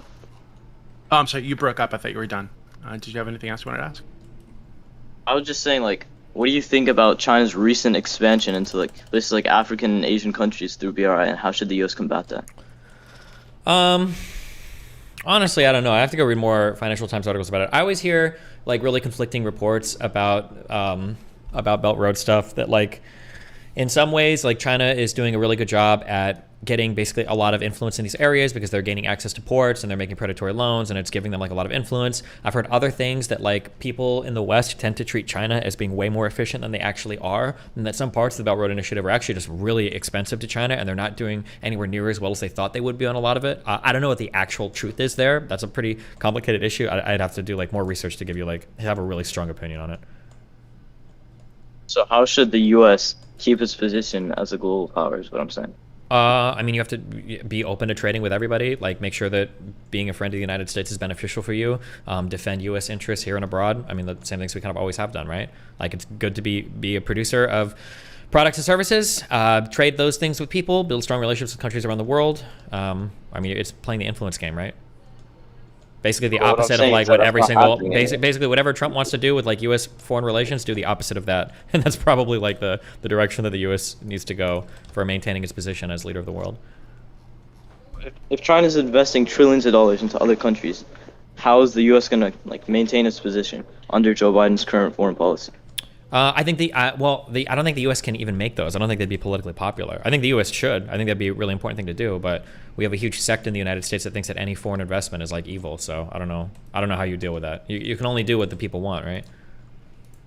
If you're admitting that the U.S. is like losing its foreign power, so how's Joe Biden successful in that aspect? I don't know what Joe Biden could be doing to like build out relationships with like countries in Africa and stuff. I don't know if Joe Biden even could do anything with that. I'm not sure what you want me to. All right, that's it. Okay. Thank you, Eagle. Next up, we've got a question from Orasil. Orasil, whenever you're ready, mister. Aura, you there? How's it going? Yeah. First off, stream, can I get a uppercase T in chat for Christ? And as well, Destiny, what did you said this a while back, but you were reading Mere Christianity by C.S. Lewis, and I wanted to know what your thoughts were on that and what you've gained from reading it, what you've applied to your life. It was just interesting to, I guess, reanalyze a lot of my secular values through like a more cohesive framework, and religion can provide like an interesting cohesive framework to implement some secular ideas. But I mean, like broadly speaking, from my personal life, I think I view individuals as having a bit more responsibility to their communities maybe than I think I did before. But that's kind of been like a slow process. It's been changing for me over the past like year or two. I don't know if I would say that like just C.S. Lewis like pushed me in that direction. That's just something I've kind of slowly have been evolving my thoughts on. Cool. I also had one more question. What do you think could possibly make you reconsider your values for whether Christ is God or if God exists? I don't know. I mean, anything. I guess like a special revelation or divine revelation could make me reconsider. Some sort of like proof of some kind of supernatural or some kind of event. I don't know. There's a lot of stuff that could. I can't think of anything because nothing has happened. But I don't know. Some kind of miraculous event, I guess. I'll pray for your brother. Thanks, bud. All right. Goodbye. Thank you, Orasale. Next up, we've got Blarney. Blarney's question is... Oh, it's a voice chat question. Go for it, Blarney, whenever you're ready. Blarney? I will circle back. Okay, I'm sorry about that. That's okay. Hey, Destiny. I've switched a lot of my political leanings since listening to you and just like broadening my scope and research. And what I want to do moving forward currently, and wanted to know if it's possible due to what you've seen in Canvas work, if I was to find like someone running for governor or congressman in Texas that would be able to get enough backing to push for like state social health care, basically. So like every state, for example, I live in Kansas, we have like CanCare. If it would be able to globalize into like just locally for states instead of across America, but for that said thing, would that be something achievable or not really? What are you asking me? If you could support other states doing things like CanCare, or what do you mean? So like for example, I plan on like moving to Texas, right? And I would like to I don't know what Texas has for their state medical, but is it possible to industrialize it and give it to everyone basically, instead of it just being for select people on disability and stuff like that? Like social health care, but a little different. Hold on a minute. I'm trying to figure out what you're saying. Are you saying like take one plan from one state and move it all across the country, or take a plan in a state and like broaden it to more people in the state? Broaden to more people in the state. Oh. I don't know anything about those state healthcare programs. So I wouldn't really be able to say. I have no idea. I'm sorry. I just don't know much about their programs. Yeah. Yeah, that's fair. I was just wondering because like that's kind of, I want to foster a community like that and get enough backing where we might be able to do something like that. It's just I don't even know if that would be possible to make it more of a broader scope for more people than just what it is currently. Yeah, I don't know. Damn, I don't even know where you would start with that. I talk to local party people and see what they would say maybe. Whoever's in charge, but I wouldn't even know where to start for something like that. Yeah. Fair enough. And as for like public transportation, do you think like we're kind of moving away from that, or this is something we could probably start again? Or like just a broad I think that spectrum? the United States has a really dog shit view on public transportation. I don't know if there is a way to change that. I hope there is. I wish there was, but yeah, I feel like broadly in the U.S. we associate public transportation with poor people, and so like we can never get off that line of thought, which is sad. But I agree. Okay, well, thank you for your time, Destiny. Yep. Also, if you could ban me from your Discord, that would be great. Send an appeal. I did. It sounds like you're I don't even think it got processed. Okay, I'll think about it. All right. All right, thank you. Thank you. Next up, we've got a question from Femboy Among Us. The question is, why do you have people like Fuentes who want to improve their image and broader appeal? Do you regret having him on with the Kanye Alex Jones interview backlash? No, like I said, like I'll always maximize talking to people that I think are interesting or like can provoke like good conversations. I'm not like as obsessed about the like, am I going to grow that person or blah, blah, blah. Because I mean, if I took that thought process, I would like never have anybody interesting on ever, because I'd be so scared all the time about like growing figures that I wouldn't want to get popular. Okay. Next up, we've got Goldie Goldstein. This question is, what is your opinion on capital punishment for narcotic dealers like Singapore has, excluding ones that sell weed, shrooms, or LSD because those aren't harmful? Drug dealers contribute to around a third of all crime and a lot of homelessness, so getting rid of them would definitely help. If you have a different or less aggressive view on how to deal with the drug epidemic, I would also be good to hear. I like the idea of treating drug addiction like kind of like mental health issues. Like if you're addicted to drugs, there's clearly some shit going on that you need addressed. And like criminalizing it, just throwing those people in jail doesn't seem like it's very effective. Like we have really high recidivism rates on a lot of shit. So it seems like that's not the way to go. I mean, like as long as drugs are illegal, I think people should probably go to jail for them. I just don't agree with them being illegal. It just seems like a really ineffective way of dealing with it. Like I feel like we kind of lost the war on drugs, and we need to like revamp our policy going forward in a way that is more realistic and actually produces the outcomes we want, rather than whatever the fuck we have now, which is a disaster, I think. But if you're asking just about dealers, yeah, if it was a focus on dealers, I mean, like I said, as long as drugs are illegal, like, yeah, I guess you should prosecute them as much as the law would allow you to. But yeah, I don't like our current approach to drug policy right now. Yeah. Okay, next up is Jacob. Jacob, whenever you're ready.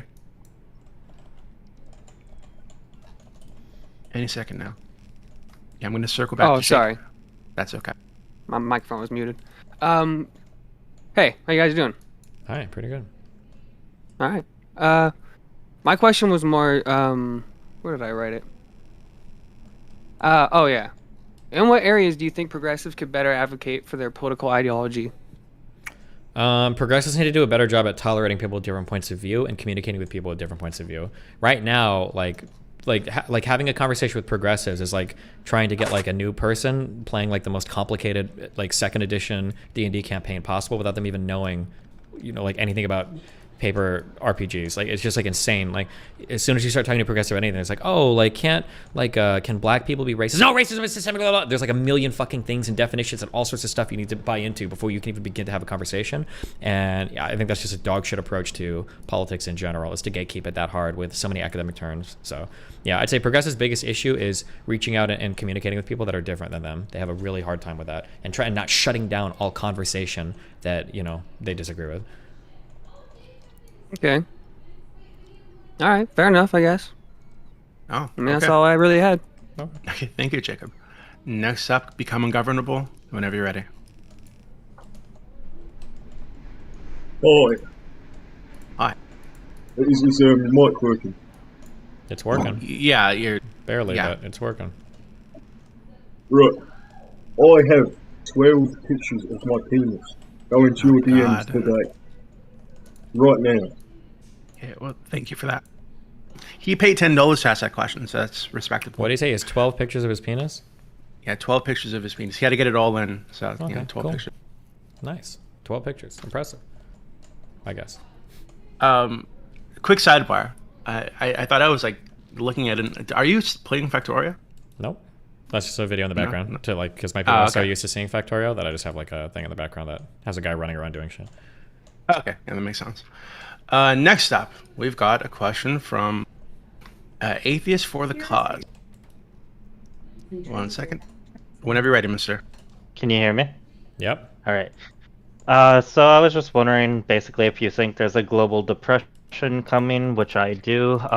Basically, a couple facts that I would throw at you to establish this would be the Chinese housing market, real estate market bubble that seems like it's the 2008 Great Recession on steroids, and there are multiple G20, countries that are in collapse, like economic collapse, like Argentina, Turkey, Russia, and some others. The IMF just bailed out Bangladesh. Oh, it's just outside the top 20. And Cuba is in the process of economic collapse. Like all this coming off the backs of, COVID, and it seems like we're in for some real trouble. What do you think? I have no idea. Big macroecon questions like that, I don't even try. I haven't read anything. I know that everybody's been saying we're heading for a recession/depression for a couple years. I don't know if it'll happen. If it does. But yeah, I don't know. I don't have a strong take on that yet. Can I ask a different question then? Go for it. So, there in terms of like men's rights issues and stuff like that. So I found that suicide organizations, because money. Wait. You cut out for a second. What organizations? Did you say suicide organizations? Yeah. Okay. Organizations that help people that are trying to stop people from committing suicide. Okay. Anti-suicide organizations. Yeah. Okay. Helplines. So these organizations basically, I think they're trying to get funding by making suicide more of a female issue when it's clearly more of a male issue. And so they'll say things like more females commit attempt suicides, when in reality the way they're calculating this is they're including self-harm, which like is not a suicide attempt, and every time they do it they count it again. So it's like someone goes psych ward for cutting themselves, they get out, they go back in, and like a male shoots themselves or something and they just die, and then they can't do it again. So it's how do you think that we can go about like raising this issue and trying to get people to care more about, men's rights, especially in terms of suicide? I mean, I don't know, talk about it and tweet about it. Isn't that kind of all we can do? If that is the way that they're like pumping up numbers, that seems like a pretty shitty thing to do. I mean, yeah, I guess all you can do is really speak out about it, right? Well, just generally, like, it seems like to get funding, from politicians, you have to make issues, like you're more likely to get funding if you make it more female based. I don't even know if that's true. Is there like a track record for like, oh, like this organization couldn't get any help, but then once they made it a female issue, now they get all sorts of funding? I have no idea if that's true or not. Well, I'm looking at things like domestic violence shelters for women, none for women. Well, sure, but that's because I think more often than not, it's because women probably are the ones that need the shelters, right? You don't think any men need those shelters? It's literally like 1,000 to 0. I don't think. I'm sure there are some men that do, but that's probably gonna be a very, very, very rare thing, right, compared to the women. Well, how about homeless shelters that men need by far more, but women have actually more access, or at least equal access to homeless shelters? Yeah, that sucks, and that's fucked. We have a lot of issues with homeless people. I agree with that. Yeah. I don't know if there are exclusive. I don't know if there are homeless shelters that don't. Isn't it generally there are women-only homeless shelters, and then there are just like broad homeless shelters?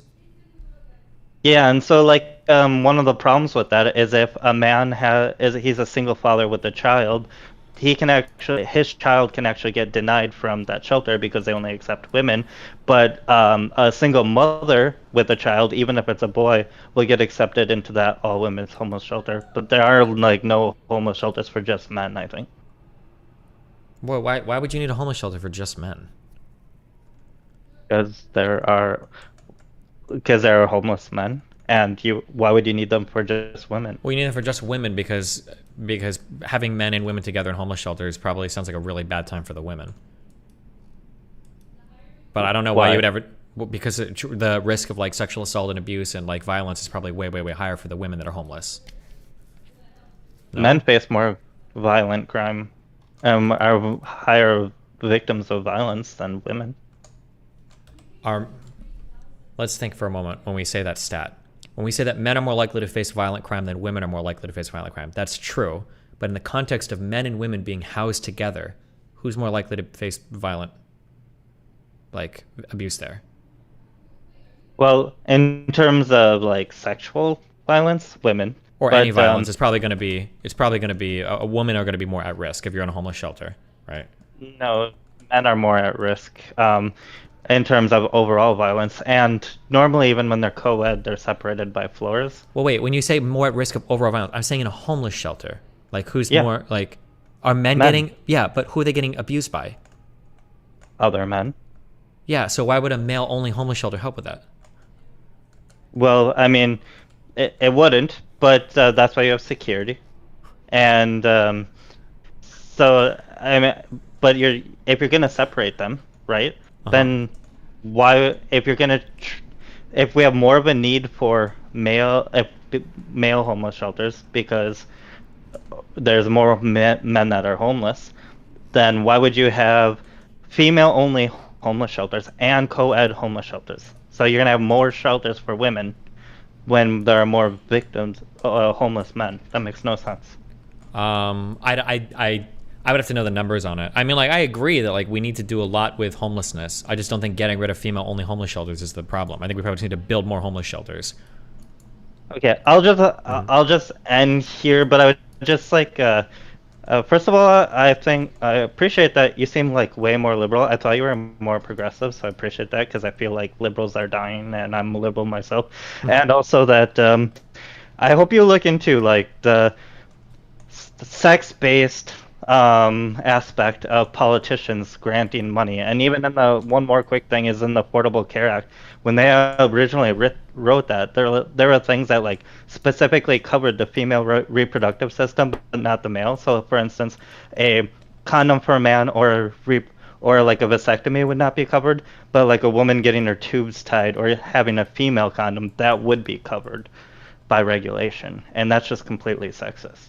But anyways, well, I think it's hard to talk about things that are sexist in relating to reproductive stuff because reproductive stuff is quite literally sexist. Like men don't have uteruses and women don't have penises. Well, generally, I don't know if I'm allowed to say that. But so I mean, like, of course, it's going to be a little bit sexist there, but yeah.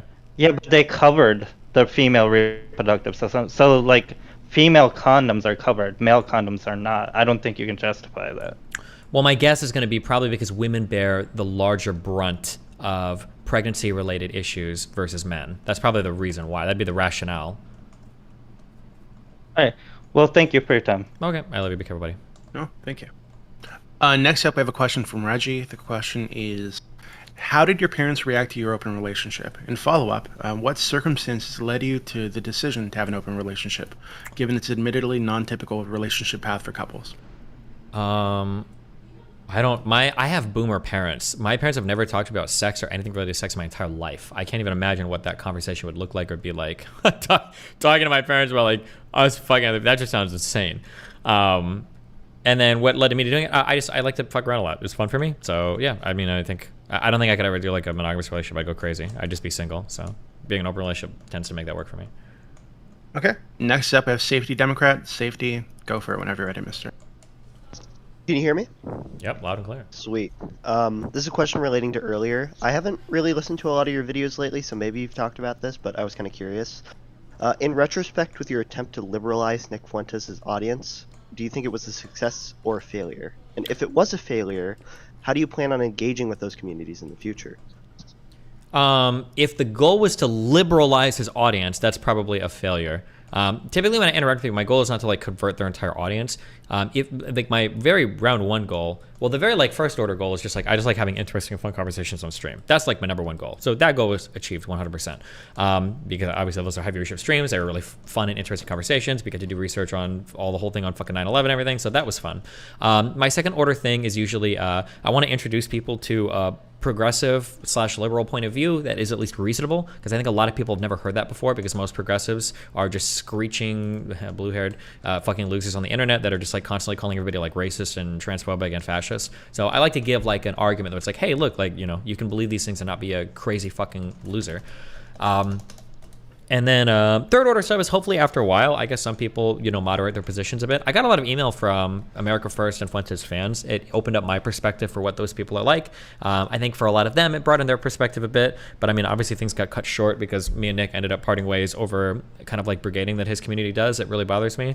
But I mean, like, that's just how it goes. Like, it's very rare. I don't know if there's ever been in the history of mankind, like one audience that's like, oh, we took over this audience, we re-radicalized or we de-radicalized the entire thing. Like, that's not usually my goal. And I think it's kind of corny if you come off that way, like, oh, I just want to convert all you guys. Like, I'm not there to proselytize. I'm just there to like give you something else to consider, basically. Okay, thank you so much. Yep, be careful. Thank you, Safety. Next up, we've got Zionist Jules. The question is, what is your opinion on the so-called Chinese spy balloon that is traveling across these great 50 states? More specifically, what do you believe will be the political fallout from the incident? And third question, do you believe that the war with China is inevitable? And how well do you believe the United States is positioned militarily and economically to fight China if necessary? I don't know where all the war with China stuff is coming from, if I missed a story or if it's literally just this Chinese balloon shit. But I'm not really thinking much about war with China right now. I don't know why everyone else is, but who knows? Maybe there's some fallout that I just haven't observed. But yeah, I don't know. I'll probably read more about this in the coming days because I still see everything in terms of like what the fuck even is this? Was it like just a lost like weather balloon? Is it some military application or like what the fuck is going on? I don't know. I don't have strong opinions about it right now. Oh, cool. I've heard the thing about the Taiwan stuff too, but yeah, who knows? Okay. Next question from Jordan Phillips Cockram. What is your thoughts on using black free market? I don't really know what that's referencing. I don't know what black free market is. Okay. You're talking about shadow economy? I have no idea. Yeah, I have no clue. Oh, there was a memo by an American first duder saying that war between the U.S. and China was inevitable. Okay. I don't know anything about that. Okay. Next up, from Orion. Orion, whenever you're ready. Any second now. Oh, hi, Destiny. Huge fan. I was wondering, so in one of your early streams, and this was a long time ago, so I'm not sure about your opinion now, but you said that you can't really assign morality to an economic system. Like, and to use your analogy, you said that would you rather still live in, like, let's say, a fascist system where everyone eats steak dinners, or a communist system where everyone eats like beans and rice? Well, I'd be really careful here. I think that political systems are probably necessarily ethical. I think political systems are going to have a lot of ethics baked into them. Economic systems, depending on what we're talking about, can be looked at as not necessarily like ethical. Like there can be ethical or unethical ways to function within these systems. But it's going to be hard to say that like fascism, for instance, is like an ethically neutral thing. Like people are going to have really strong feelings about like nationalism or racism or stuff like that. That's going to be pretty closely tied to some ethical position. You can ask again or like rephrase if you want, so I'm not just like dodging your question if you want. Well, yeah, it's just because when you were talking about like socialists, and I remember you were debating a socialist, and he said, "Oh, like this is like it's like moral, right?" And then you said, "Well, hold on, it's not really moral." It's just when I was doing classes in about economics, the three things they say is efficiency, durability, and like fairness for an economic system. When it comes to like do you think fairness is a good system in really identifying it, or do you think we should focus more on like how efficient and like durable it is? I would cautiously say that I would never value fairness in an economic system. I think that the efficiency and the durability are by far the most important thing, and fairness can be dealt with at the government policy level. That's what I would say. I don't want to gimp an entire economy and fuck it up trying to make it fair, when it's probably better to just make it as ruthlessly efficient as possible and then skim from the winnings of that system and then turn that into some sort of government policy that helps, right? Does that make sense? Yes, sir. Thank you so much for that. Another thing, just if I can ask, there's been ever since the Trump presidency, and specifically since Kanye West has come out, there's been what I noticed, like a rise of fascism. Do you think there is like an alarming rise of fascist and far right ideologies in America specifically, or do you think it's just like hot air that's been sensationalized by media? Yeah, I mean, I would say there is, but I don't like to call it fascist. Like, the reality is that, like, a lot of people on the left don't know what fascism is, and a lot of people on the right would like fascism if they knew what it was. So, like, I think that people on the left make this mistake that if we just call something fascist, like, people will get away from it because fascism equals bad. But if you start talking about some tenets of fascism, I think that if you describe them without calling them fascist, a lot of conservatives will be like, this actually sounds like really badass. I think this is cool as fuck. And then you're like, well, that's fascism. Like, no, that's just patriotism or something like that. Yeah. So I think there are some worrying trends, especially around stuff relating to elections, that are very, very, very scary. And I would agree with that. But I don't think it's enough to just call it fascist, I guess. Yeah. All right. Okay, that's fair. Thanks so much for your time. Final thought, Destiny definitely won this debate. Thanks, bud. Great, thank you. Next up we have Jinja. Jinja, whenever you're ready. Hi Destiny, how you doing? Pretty good. So, in the past, you've talked about how these trendy social movements on the internet tend to come and go, right? So like in 2013, you said the big social movement online was New Atheism and Ron Paul libertarianism Yeah, to a lesser extent. based. Yeah, and then in 2016 and 2018 ish, the big thing was anti-SJWs and also to a lesser extent Trump supporters. Mhm. And now since like 2020, the big thing's been BreadTube and that lefty shit. I felt like the BreadTube shit kind of died like a year and a half or 2 years ago, but broadly speaking, I kind of agree with what you're saying, yeah. Yeah. So I have two questions about that. One, what do you think causes? Actually, three, but they're quick. What do you think caused those movements to pop up in the first place? Like, why was it that those movements in particular got big on the internet when they did? What do you think the next big social movement online will be now that LeftyTube is kind of dying out? And as a bonus, do you think it'll ever be the case that like liberalism becomes a big online trendy movement? These are like questions that like if I knew the answers to them, I'd be a billionaire because I'd make the right investments. Why movements come about, it just depends on the movement. Like I think for the atheist movement, if I have to guess, a lot of your movements online are probably going to largely be explained by demographics. So your early like 2010s internet is almost all like young white guys, right? That was like exclusively. That was who the internet was made by and made for, was for like young white dudes. And a lot of these guys, you know, you've got parents that are religious and you're kind of like an edgy tech bro and you know, fuck that shit, I'm an atheist, blah, blah, blah. It just kind of like naturally played into that demographic of people basically. So I think that's why the early start of the internet was like, you know, atheism and fuck religion and blah, blah, blah, blah, blah. It's because there was like a lot of young white dudes probably came from like decently affluent families, and those families tend to be religious, and that's where that came from. The anti-SJW shit, man, where did that come from? Probably a lot of, I wonder how much Gamergate was solely responsible for that. I don't know the answer to that. But I'm sure it played quite a bit into it. And I mean, Gamergate is going to largely be explained again by demographics. You've got a lot of men, you've got women and minorities that are starting to join internet spaces, and they're starting to fight with the previous power holders, which were white men, over like what the appropriate way to conduct, you know, yourself in those spaces were. Yeah, in terms of what's going to be like the next thing, I have truly no idea. I think it would be based. It seemed for a little while there, like that neoliberal subreddit was growing and stuff. It seemed like maybe liberalism was going to be like the next big thing, which would be cool. But I don't think so. It feels like that lefty shit, that hardcore lefty shit, online at least, is very, very, very popular, or it was. But maybe we'll start to see that fall out of favor. I don't know. I think that here's a prediction. Here's a macro social prediction I'll make. I think that Trump fans are going to be the ones that determine the next internet culture / counterculture, because as the Trump movement finally dies off and it's starting to lose steam, those people are going to be looking to create some new type of movement. So we'll see what they do, and I think that'll determine where the rest of the internet heads in response to what they do. That'd be my guess. That may have been one of the worst things been told all week. Good God.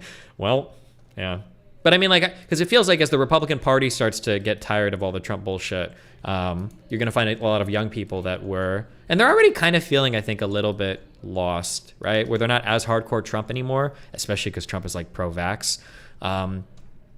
So yeah, I don't know. I feel like wherever these people end up settling is going to largely determine where kind of the next like internet culture shit is going to go. That'd be my guess, but yeah.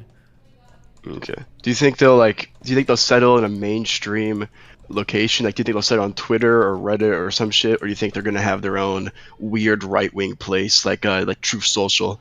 I don't know, but that's really scary. We'll see what happens with that. I think the scariest thing that could ever happen is places like Rumble or Truth Social or Gab grow really, really, really big.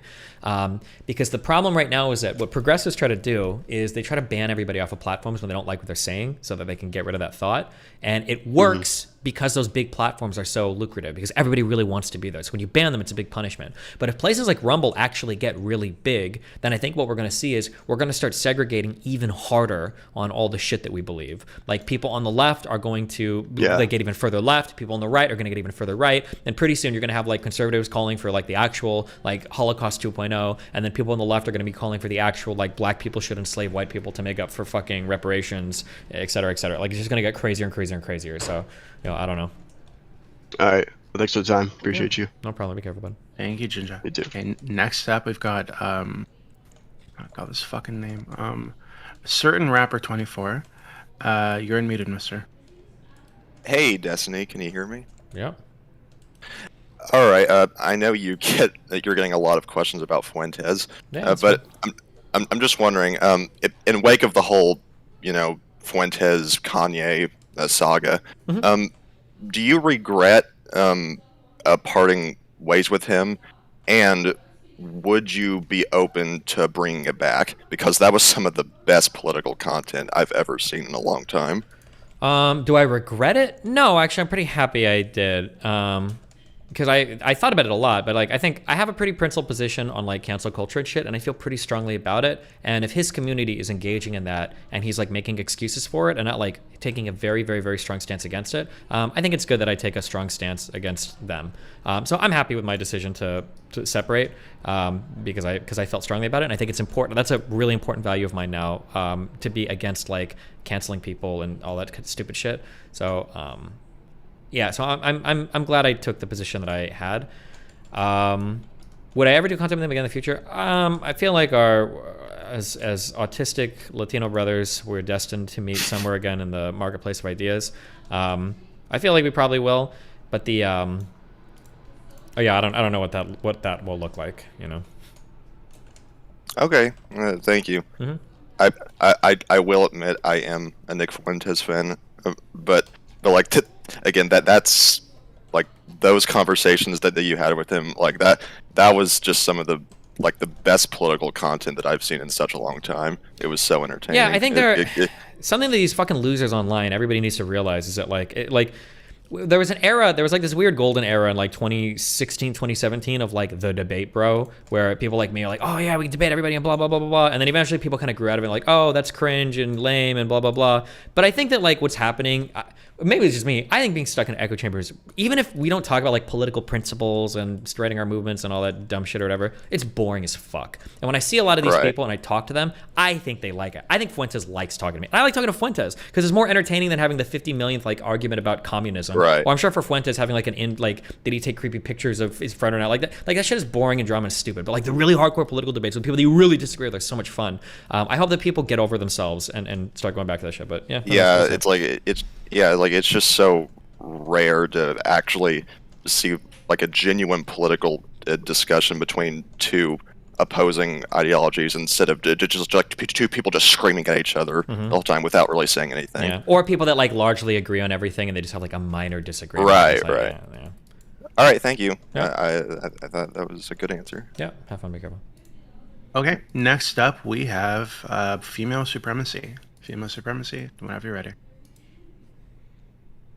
Yeah, so I was in a VC with Fnatic, and I know you two aren't on good terms, and I think he's a really smart guy, and he seems pretty educated, and he's pretty good faith too, as well, in regards to the Black community, but you guys have some sort of beef going on, and I know it's because of the last panel that you guys were on. Wait a second, hold on, let me just be clear. It's not that we have some sort of beef going on, it's that he thinks I'm a fucking racist that farms black people for fucking trauma, okay? I know, but I think that you guys got off on the wrong foot, and you let lots of uncharitable people like Mr. Girl on, and you guys... I let him on too, Fnatic. We talked a lot. I know, but I want to see like a one-on-one conversation because I feel like there's some sort of miscommunication, and I do think that he'll add a lot to the Black community since you've been having people like Evan preach on, you've been having like Sneeko on, some crazy ass people on there.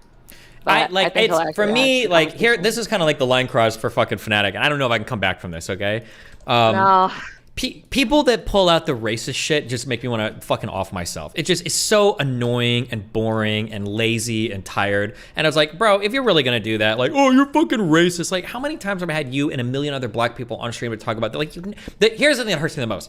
He knows I'm not fucking racist, okay? He knows I'm not fucking racist. You can say a lot of things about me. Maybe I'm insensitive. Maybe I'm stupid sometimes. Maybe I fuck things up. Those are all probably true. But to be like, oh, I think Destiny's racist. The guy said he's going to do a racist manifesto on me. Give me a fucking break. He said, oh, come on. He said that it was because you had like a lot of MGTOW guys on there, like lots of black red pill guys on there that were arguing with Analytica, and you were like strong manning her arguments a lot. And not but I still man everybody's arguments when they're here or not here. And some things Annalisa said were true. And some things Fnatic said were true. But like, of course, I'm going to go back and forth on, But I mean, like, but listen, what you just said is true too. If Fnatic was like, listen, Steven was stealing the fuck out of a lot of Annalisa's arguments. I think it was bullshit. It was dumb. He shouldn't have been doing that. That's all fine. But as soon as he's like, I think he did it because he's racist. Like, give me the fuck out of there. He thinks you're like exploiting like the black community more so because you're having lots of these conversations, like, and especially about the red pill. Even though you talk to Andrew Tate, obviously he's not black, but like Fresh and Fit, Talk about Andrew Tate, Sneeko, like. Yeah, you definitely talk about Andrew Tate, but like those types of people in like the red pill sphere who are more so predominantly black and have black audiences, he thought that it wasn't a good look for you to be steel manning her argument so much because it fed into like it's like this false identity of what like black men do and the dynamics between black men and black women. Sure, but I mean, what am I gonna do? If I'm in front of a bunch of people that are just shitting on fucking black women, I mean, of course I'm gonna start like counting. And I did. Yeah, I agree. Yeah, and I did say multiple times. I think I even clarified, even in that Anchorman debate, I said multiple times, I'm not trying to shit on black men. I'm not saying black men are at fault. But if you're gonna say black women are the ones to blame for everything, well, of course I'm gonna give like what I think is the other side of the story here, which I think is Definitely. I think it's fair. I think generally speaking, he was just upset that it was one side was extreme, which was like the anger man type of guy, and then the other side was extreme, like the analytica, and he felt like it was just feeding into the gender divide between black men and black women. So that's what he meant by you're quote unquote exploiting the black community. I don't agree with him necessarily, but I understand where he's coming from. And I think I understand too. I think Abba brought up a really good point when he came on, which was the idea that like it's very strange that there are some black communities on the internet that when they have the chance to in front of a white person, they will throw the other part of the black community under the bus. And having a bunch of black men being really eager to get me on board with shitting on black women is like what are you doing, bro? Really weird. Yeah. Really fucking weird. Yeah. Yeah, that's all I had to say. I think that a one-on-one VC with you guys, if you guys stream it, I would definitely tune in, but I really want to see that happen. Okay. Well, thanks. Have fun, be careful. Thank you. Next up, we've got Lulu. Go for it. Hi, so my question is kind of about the Fresh and Fit podcast and like all the discussions I've been seeing with you. So a lot of the times you guys argue about privilege, like female privilege in the dating market and the sexual market and all of that. And your arguments kind of come from the angle of, you know, the average woman doesn't have this privilege or that this privilege doesn't really exist or whatever. And my thing is that even if that privilege kind of exists, like, don't you think that it's okay for that privilege to exist? As in, like, do you think that men are entitled to women being fair in the dating market or anything like that, you know? Can you be more specific when you say, like, is it fair that which privilege exists? Like the ability to, like, be able to hook up easily? Or what do you mean? Yeah, what exactly are you talking about? Just a second. Yeah, like any of those privileges in the dating or the sexual market. Like, do you think that women owe men, like, fairness when it comes to interpersonal relationships? Do women owe men fairness? Mm-hmm. When I talk about, so here's the thing to consider, okay? I think personally, that in order for society to work, I think we have to be able to like have relationships and stuff. Does that make sense? Society is probably gonna be fucked if you have like a whole group of people, like men, that feel like fuck, I'm cut off from being in relationships. So like, are men owed relationships? I would say yes, but like, is a particular man owed a relationship by like a particular woman? I would say no. I think that we have to work on fixing whatever is going on in society that's breaking down like our ability to communicate across these gender divides. But I wouldn't hold women responsible or a woman responsible. I would say that like these are societal issues that we need to talk about and fix. Yeah. But like, also, do you think that individual women are gonna be concerned about like the societal impacts of, you know, them only wanting like a 6'5" guy or whatever? Like, do you think they care about that, or like? I don't think women only. Or wait, what do you mean? What societal impact? Or what do you mean by that? Like, for example, you're saying like for society to function properly, men should be owed relationships on like a wider scale. But do you think that let me clarify. Just let me clarify before you answer that, just so that we're on the same page. What I'm saying is that like in society, we all need like love and friendship and companionship. Like everybody needs the ability to have a friend and to have a relationship. That's what I mean when I say that. That not that like it's owed to somebody, but like we all need to figure out how to like get it so people can form these things. That's what I mean when I say yeah. Very good. Okay, I just have one more follow up. So it's like, how are we going to reach that goal when individuals, right, who are more atomized, they don't really care about like the societal impacts of what they're doing in the dating market? How do we get them to care about this, essentially, is what I'm asking. I don't think that you can ever motivate people by saying, you know, we got to do this for society, right? Exactly. So, yeah, so I agree with you. So like, if there's like a single woman and you're like, bro, men are lonely, you've got to go date. Like that's not a very compelling argument, right? Like that won't be like, okay, well, that's not my problem. Fuck you, you know? Which is fine. I think that's fine. Like we can't hold individuals responsible for society, right? That's fair. I guess what I'd say is that like we have to like help educate people to become people that can be successful in the dating markets that exist today, not necessarily hold people responsible for them. So like if it is the case, this is why I keep saying to like red pill communities that like the expectations for what men can bring to relationships have significantly evolved over the past like 3, 4, 5 decades, like 100%. So that means we need to like equip men today to be better ready to deal with that. And then like women also, there might be some expectations that should change on the women's side as well. So like one example of this on the men's side is like you need to be able to contribute more to a relationship than a fucking paycheck. That's not enough anymore. So whether that means some level of emotional intimacy or understanding or whatever, figure it the fuck out. Like that's what we can talk about. And then on the woman's side, maybe a thing like women probably need to be a little bit more lax on expecting hyper masculine, I can pay for everything men, when women are starting to be a dominating force in the workplace, right? If you want to take on more masculine roles in the workplace, that's fine, but be prepared for men to take on more traditionally feminine roles in the dating marketplace, which might be earning less money than you, right? So that might be like some broad advice that I would give. But if you have the ability to like have your cake and eat it too, why wouldn't you pursue that? I mean, if you have the ability to do it, then do it. But I think that the mismatch right now is probably causing a lot of people to be unhappy about things. I don't know if we all have the ability to exist in the world as it is existing today, because it seems like there's a lot of unhappiness with regards to a lot of things. So. Okay, that's all. Mm-hmm. Thanks. Yep, have fun. Thank you, Lulu. Next up, that guy was really popular. Yeah, Lulu, you're fucking sociopath. Turn off your Discord notification. Like, how do you live like that? How do you hear that? It's muted. It's not. Do you not hear that like pinging in the background? Jesus. Yeah, I don't know. It's something with my AirPods. Okay. Oh, thank you, Lulu. I love you. Next up, we've got autonomy. Autonomy, go for it whenever you're ready, mister. Any second now.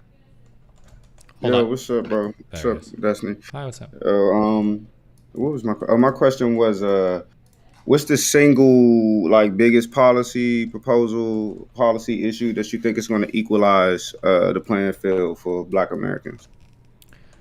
I don't like to be a single issue kind of guy, but I would say. Well, you can give a couple. Yeah, well, right? No, I have a big single issue, and it would be banning rap music.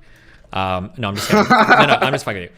Honest to God, I really do think that big zoning reforms would be so fucking helpful to everybody, especially poor communities.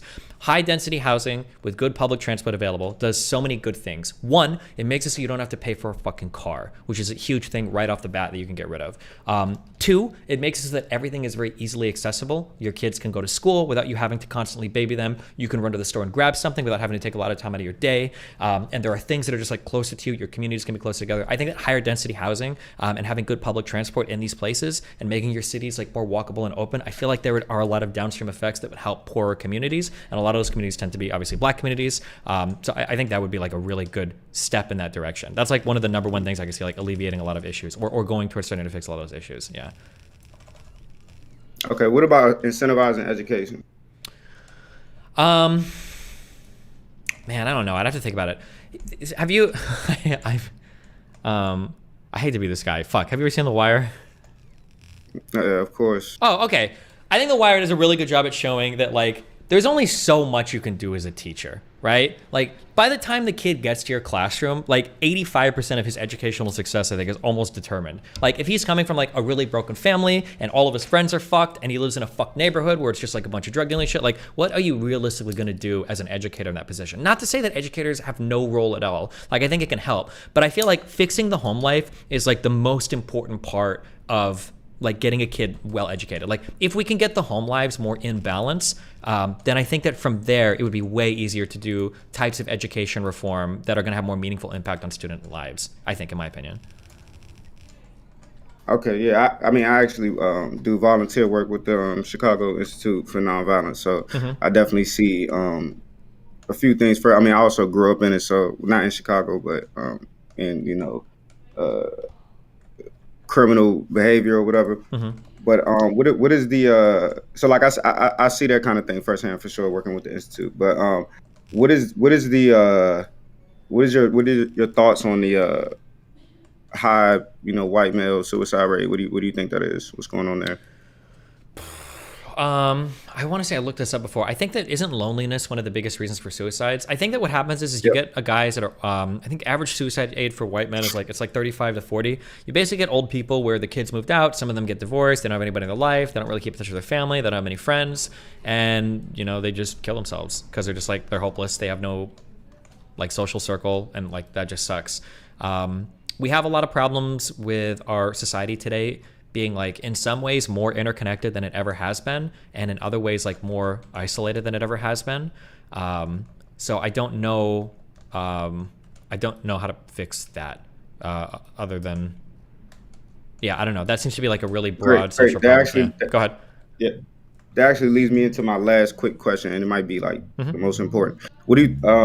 How important do you think spirituality is? Because there's, depending on your answer, I got a response. But how important do you think spirituality is to people in general? I don't think spirituality matters at all, but I think that churches and the communities that were built around them, I think that probably mattered more than anything. Because when you go to a church, you've got a group of friends, you've got a thing to build your life around in terms of teachings that can give you some grounding. And it's just it opens up a whole bunch of really positive things to you that connect you with people in ways that we don't really have a replacement for today. I would say that was one of the big benefits of quote unquote spirituality in the past. And I'm sure that having some spirituality can help too, for moral guiding and shit. But I think that the community building aspect was a big part of it. Sorry, go ahead. Let me put you on to something. Have you heard of neurotheology? I have not. No.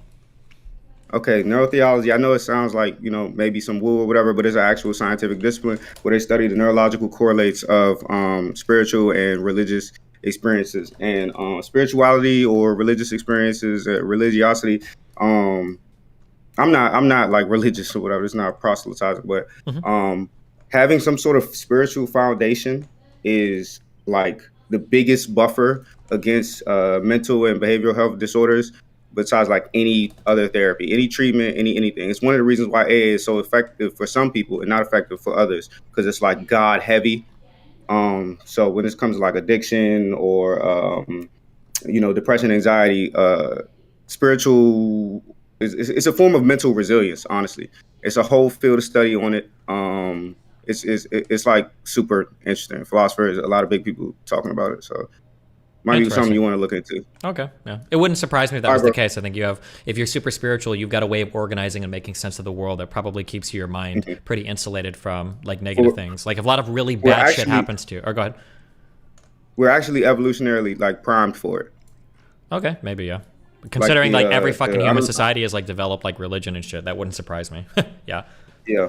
It has to do with the parietal lobe and bodily sensations when you're fed these cultural stories of God, whether it be Jesus, Allah, whoever. You're evolutionarily primed for certain bodily sensations, and when you experience those, it's a floating. I mean, you done mushrooms and shit.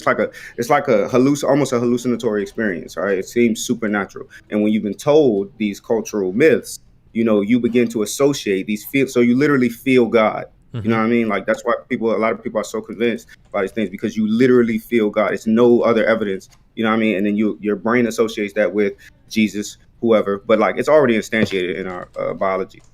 Okay. Yeah, you should look into it. But it's a great talk, Doug. I'm not gonna hold you up too long. All right, cool. I appreciate it. Thank you, Autonomy. So next up, we've got a question from Joster. The question is, do you believe that non-binary people are real, and why or why not? I mean, there's probably, they're probably real. I don't have strong opinions on them. It seems like it. Some people experience some type of gender dysphoria based on, people feel some type of gender dysphoria based on being gendered in either direction. Seems to be broadly speaking the explanation for it. So yeah, I guess. Now I'm gonna expand this a little bit. Expand.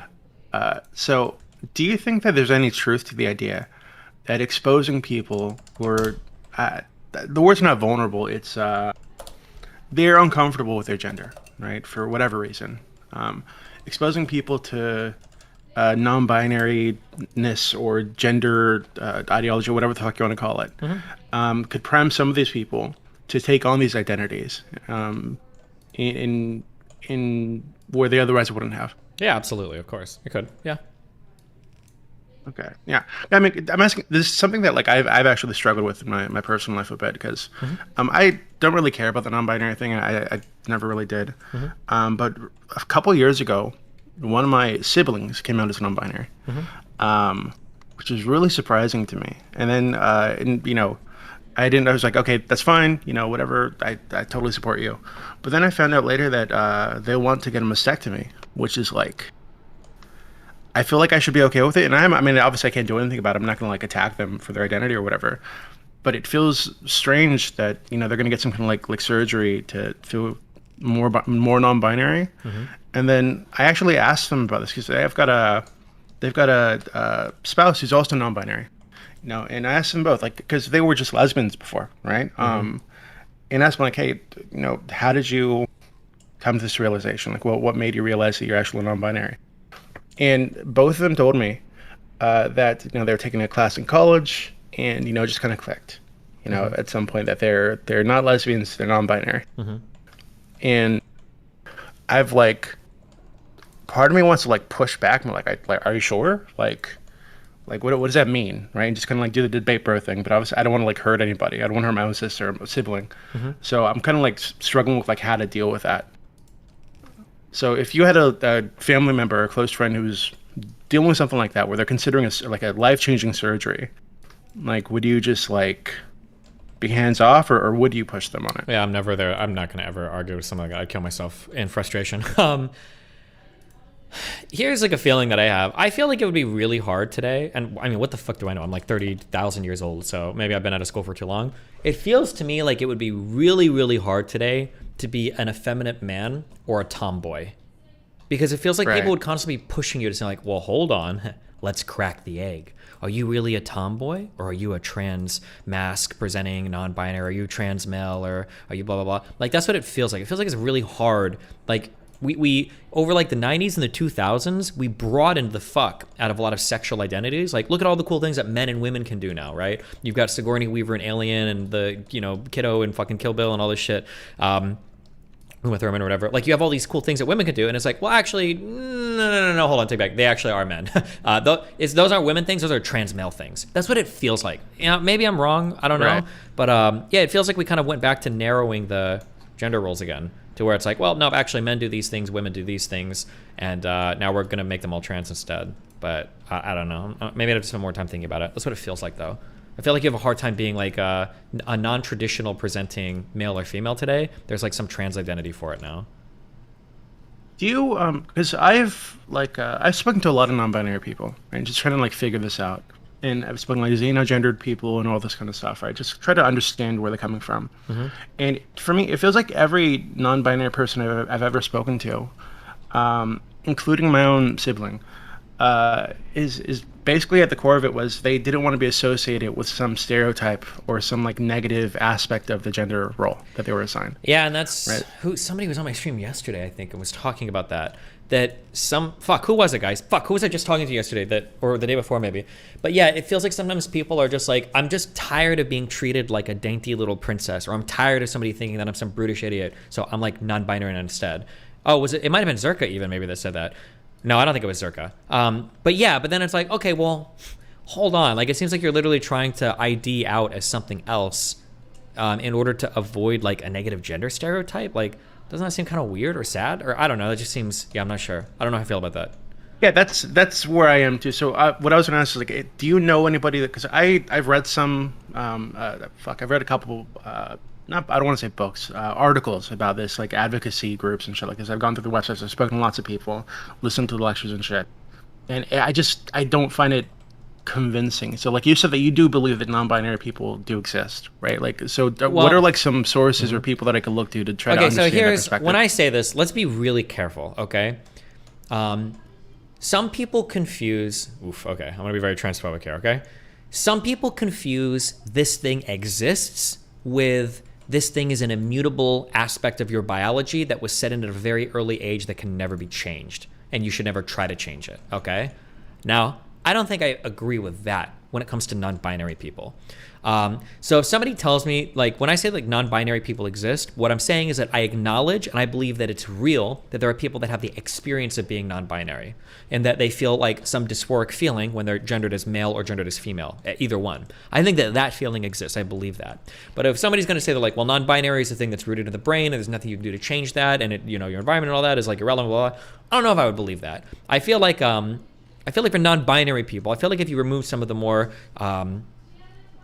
some of the harmful stereotypes around being male or female that they wouldn't like, I don't know if they would care as much to be non-binary, which stands, in my opinion, in contrast to trans people, like trans men or trans women, who they don't give a fuck. Well, for a lot of them, they don't care what society says about them, just the way they view themselves in the mirror, irrespective of any stereotype, like makes them feel an intense kind of discomfort. So yeah, I don't know. I feel like non-binary experiences can be real, but like I feel like you could therapy people out of them. That'd be my feeling on it, but it's hard to study or talk about non-binary shit at all, especially with how much stupid non-binary shit there is out there. So yeah.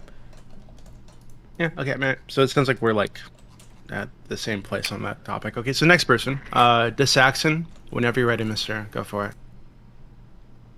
Hello. Oh gosh, it's too early. It's too late. Hello. Hi, Destiny. Hi. I guess I'll just read what I've got here. You might know me from such hits like Dan's Weed Worries, Collins, and Who is Bellini, the character change agency. And when I saw that you're coming for an AMA, I was like so excited because I've been wanting to be able to speak with lots of different people, but lots of people don't want to be heard sometimes. And it has to do with that Mr. Grill guy. You're the I wanted to ask the Bellini. The Bellini, yes. And I was working so hard to like pace it and do it, but when my Discord got cut off and I didn't realize that before there was like some weirdo who was on, and when Dan was all freaking out about coming to Miami, and I was like, I don't want to be associated with any of that. Anyway, the thing I want to ask about is how when people are hated systemically, ambiently, it sucks. It really sucks. So seeing the from the base thing of the political aspect of people being hated on the left or the right to yourself getting the kind of hatred that you've got from all sides, and of course the children of Voosh and Himbo, and then of course Mr. Grill with his like really interesting initial presentation, and then him getting piled on for better or for worse, for right or for wrong, but a lot of hatred. And then there was a couple of AMAs here with Roger Stone, and Max asked him about how do you deal with hate and how do you feel about dealing with that load. And then I got to ask Buck Angel and Martin Shkreli about the same kind of things. And so I was just wondering about what your reflection and being in the heat lamp, as it were, for so long. And the little extra thing is, what do you do when you're actually a good person and everyone thinks you're rude and horrible and wants to exclude you? You've been dogpiled out with the Lord of the fucking Lies. Anyway, thank you. Yeah, my answer to this is really non-satisfying or unsatisfying. I'm so sorry. I think that I've had a background of being very independent my whole life from a very early age that I think kind of like specially equipped me for online shit. I'm a very internally driven person. I have a view of myself, and that view of myself is largely like self-contained. So if I think I'm a good person or a bad person, I try to like analyze the actions and all that bullshit to figure out if I'm a good person or a bad person. I tend not to be very like socially reflective when it comes to figuring that out, whereas I think the default person kind of is like very socially reflective. So if a lot of people are saying you're a bad person, that fucks a lot of people up. But for me, I just don't tend to care as much, which is obviously like suited me really well to online environments. Well, if I may, you rose up with the power, and having the power around you of the protection. I mean, from Dan as an earlier Oiler to give you that basis, and not in a bad way or anything. But generally, if you don't have anyone on the teeter-totter on your side, then it's really easy for a few people to jump on the other side, and instead of a playground, you get a trebuchet. I understand why you would think that, because of what the internet looks like and my position on the internet now. Oh no, Destiny, I've felt it like in your place, in this place, in Mr. Grill's place. Sure. I'm sorry. I started, so Oh, Sorry. Jesus. Okay, yeah. I'm going to get into an uncomfortable amount of circle jerking, okay? I came from nothing in online communities. Yes. Initially, And I've from always the been team, impressed. Yeah, so I didn't have that protection initially. I wasn't part of the Team Liquid featured streamer list, despite being the largest streamer in the world. I wasn't part of any big StarCraft 2 teams, despite being okay at the game. I didn't have like a good group of friends to like protect me or advocate for me. I wasn't part of the initial Twitch equity payout. There's a lot of things that I've been on the outside of for pretty much my entire life. So I don't know if I can say that like, oh, like I've had protection the whole time and that's why I feel okay. Like even my own community gives me a lot of shit. That's why they get banned so much. For sure, for sure. Maybe if I could reframe the question. Go for it. Yeah, go for it. If Sorry. I was your son, or to Nathan, what would you say about dealing with like getting so dogpiled out because you're different, right? And the whole idea is to be able to be inclusive of different. I mean, the blue hair was fucking awesome, but to be different, but then to be excluded because you're too different in a way that people can't understand. It's not my fault I was born gifted. You know, I mean, like, yeah, what I would always say that, like, to a regular, a normie, someone from Normandy, about dealing with this in this space, because the space is kind of developed around the idea that children have guns in the games and in the power of the VCs. I would say that it's important to develop a strong sense of who you are, independent of how other people view you. That's like that's the number one piece of advice I would give. It might not be very satisfying, and it's a very simple answer. It's just not a very easy thing to implement in your life. Oh, that I've got in spades. It's how to tactically deal with the idiocy and the mittery of people just saying, shut them up, mute them. I mean, find out what the rules are and see if you can function within the rules. That's all you can do, right? I mean, you can't change the rules of the Discord servers and shit, right? That's why ultimately I'm talking to you, because I've been through the appeals process at your wonderful thing. I always used to look at it as like, wow, a shining star of appeals, but when it actually comes down to brass tacks, the Thursday pork sandwich at the Birmingham jail is really tasty. But it's a good place to write letters, if you know what I'm saying. Wait, was this whole thing an elaborate ruse to get unbanned from my Discord? Is that what's going on here? Well, I'm not asking, because I've got an e-lawyer working on the e-legal thing for that, because I'm very much into First Amendment auditing, Second Amendment auditing, Zero Amendment auditing, of like looking at what is justice, what is a nod to justice when it's not really justice, people being threatened with things that don't exist, or people being chilled with the effects of everyone having to look the other way when someone gets their boot on their neck. I'm not 100% understanding. Are you saying you're going to try to like sue people that banned you from a Discord server? No.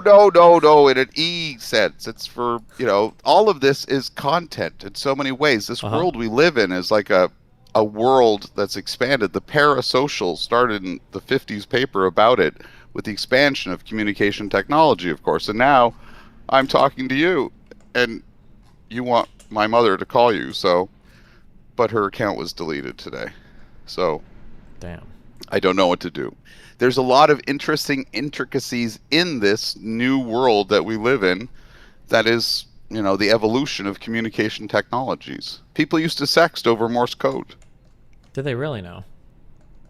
How could they not? People like sex. Okay. Wow. Well, thank you, In any Saxon. case, thank you very much. Appreciate it. Have fun. Be careful. Okay, next up is Jin. Jin, go for it. Hey, you can hear me? Loud and clear. Okay, cool. So I guess I'll probably try and make these short. So if you view human sentience as kind of like the cornerstone or like cutoff limit for abortion, why don't you have this kind of same type of like protection for the sentience of animals? Because human sentience and animal sentience are two different things. Yeah, so because for your abortion, your cutoff limit was like around like 20-ish to 24 weeks. And you say, hey, we shouldn't abort a baby after this because that's when they start having some form of sentience. But you don't hold the same value for sentience when it comes to animals. Yeah, because it's a different thing. Animal and human sentience are two different things. How do you determine that? Obviously, they're going to have different biology, but I don't think that's a question. They still reach some form of sentience. Or certain animals or organisms at a certain stage reach some form of sentience. Well, I don't even know if that's... I don't know if that's true for animal sentience. I can't speak to like the experience that an animal has in their head. I have no idea. Then how can you speak for that for a fetus if you don't have the mind of a fetus? Because we all have similar biology that develops out of each other. I mean, I don't ever remember not being sentient as a human, but I guess I don't have many memories before the age of 2. but then we still have some type of similar biology to other certain organisms. And then we can use determining by like say like certain like either evolutionary like development that they probably reached some level of sentience as well.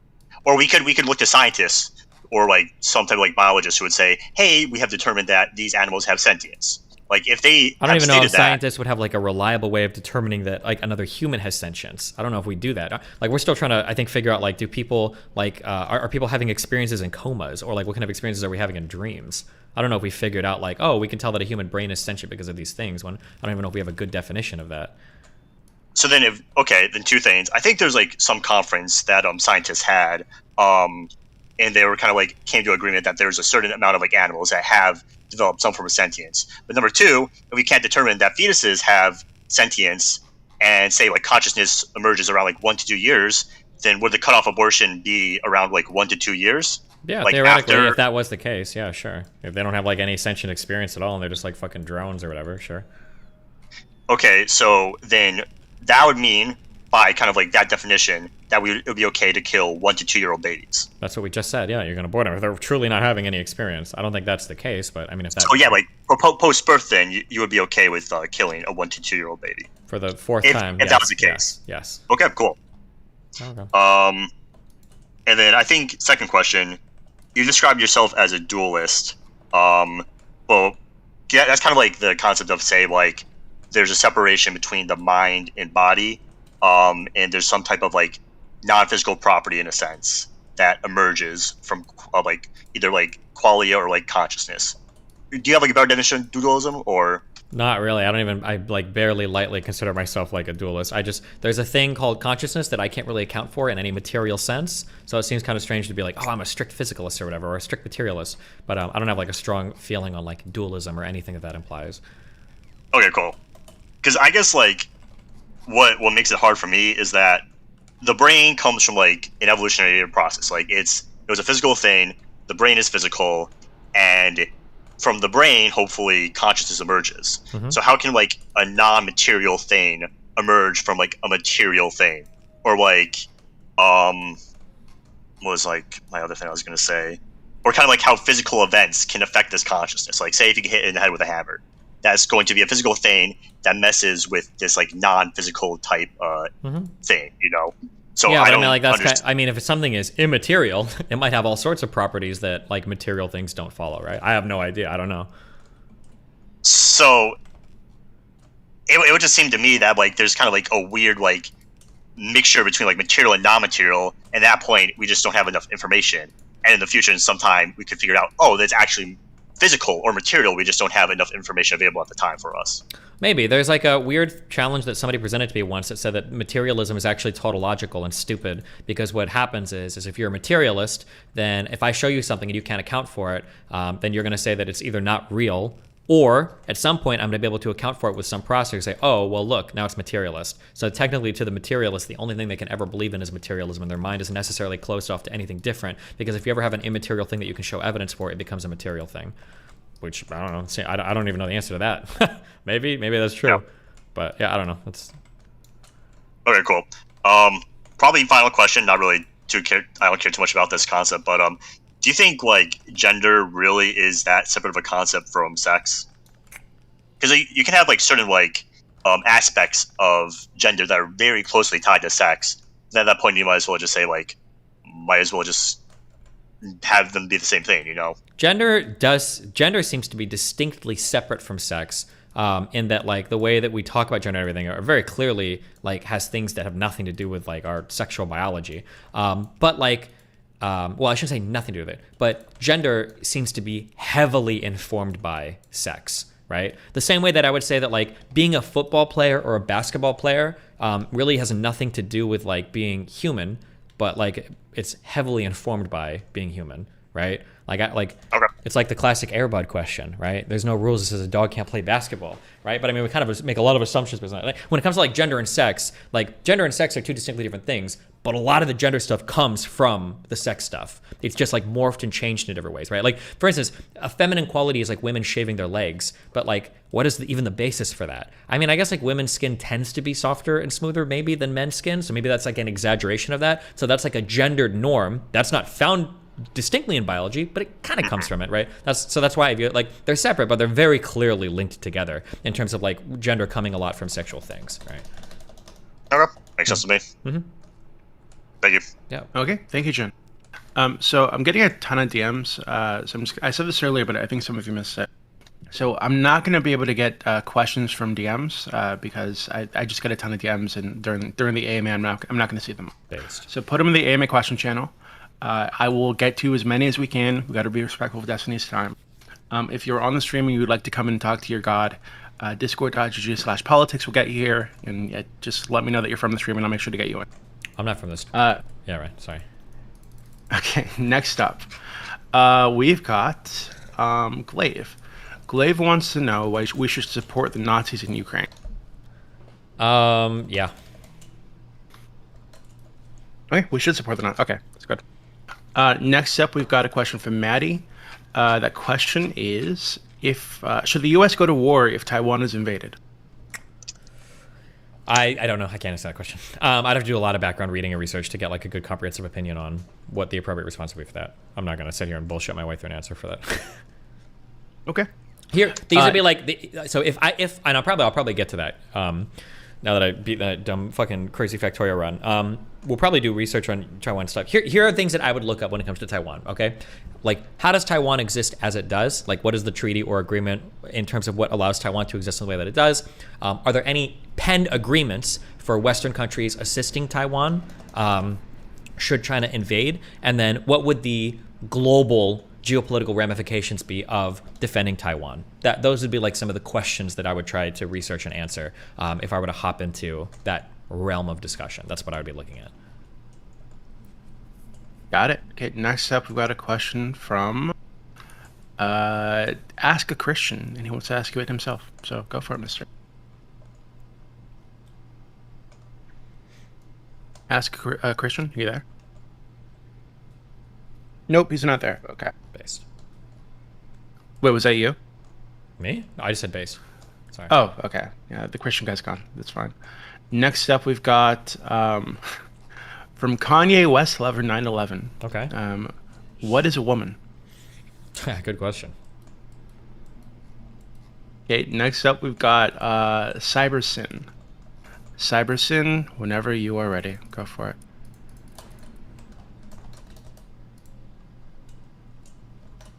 No, not there either. Okay. Okay. They're dropping like flies. Next up is Conical then. Actually, Conical's question sucks. I'm going to go with Booby. Booby, whenever you're ready. And Booby's not there either. Are you guys trolling? What the fuck? You were just in the voice channel. Okay, next up, we're going to try Royal Katana. Royal Katana, whenever you're ready, if you're there, hopefully, Hello, please can you hear speak. me? Thank Hello? God. Yeah, we can hear you. Hi, Destiny. I have a question for you regarding gun control. I tend to always get in these arguments with people that are always absolute. Anyone should own a gun. Your baby, your mother, your father, everyone in the listing should have a firearm in their back pocket.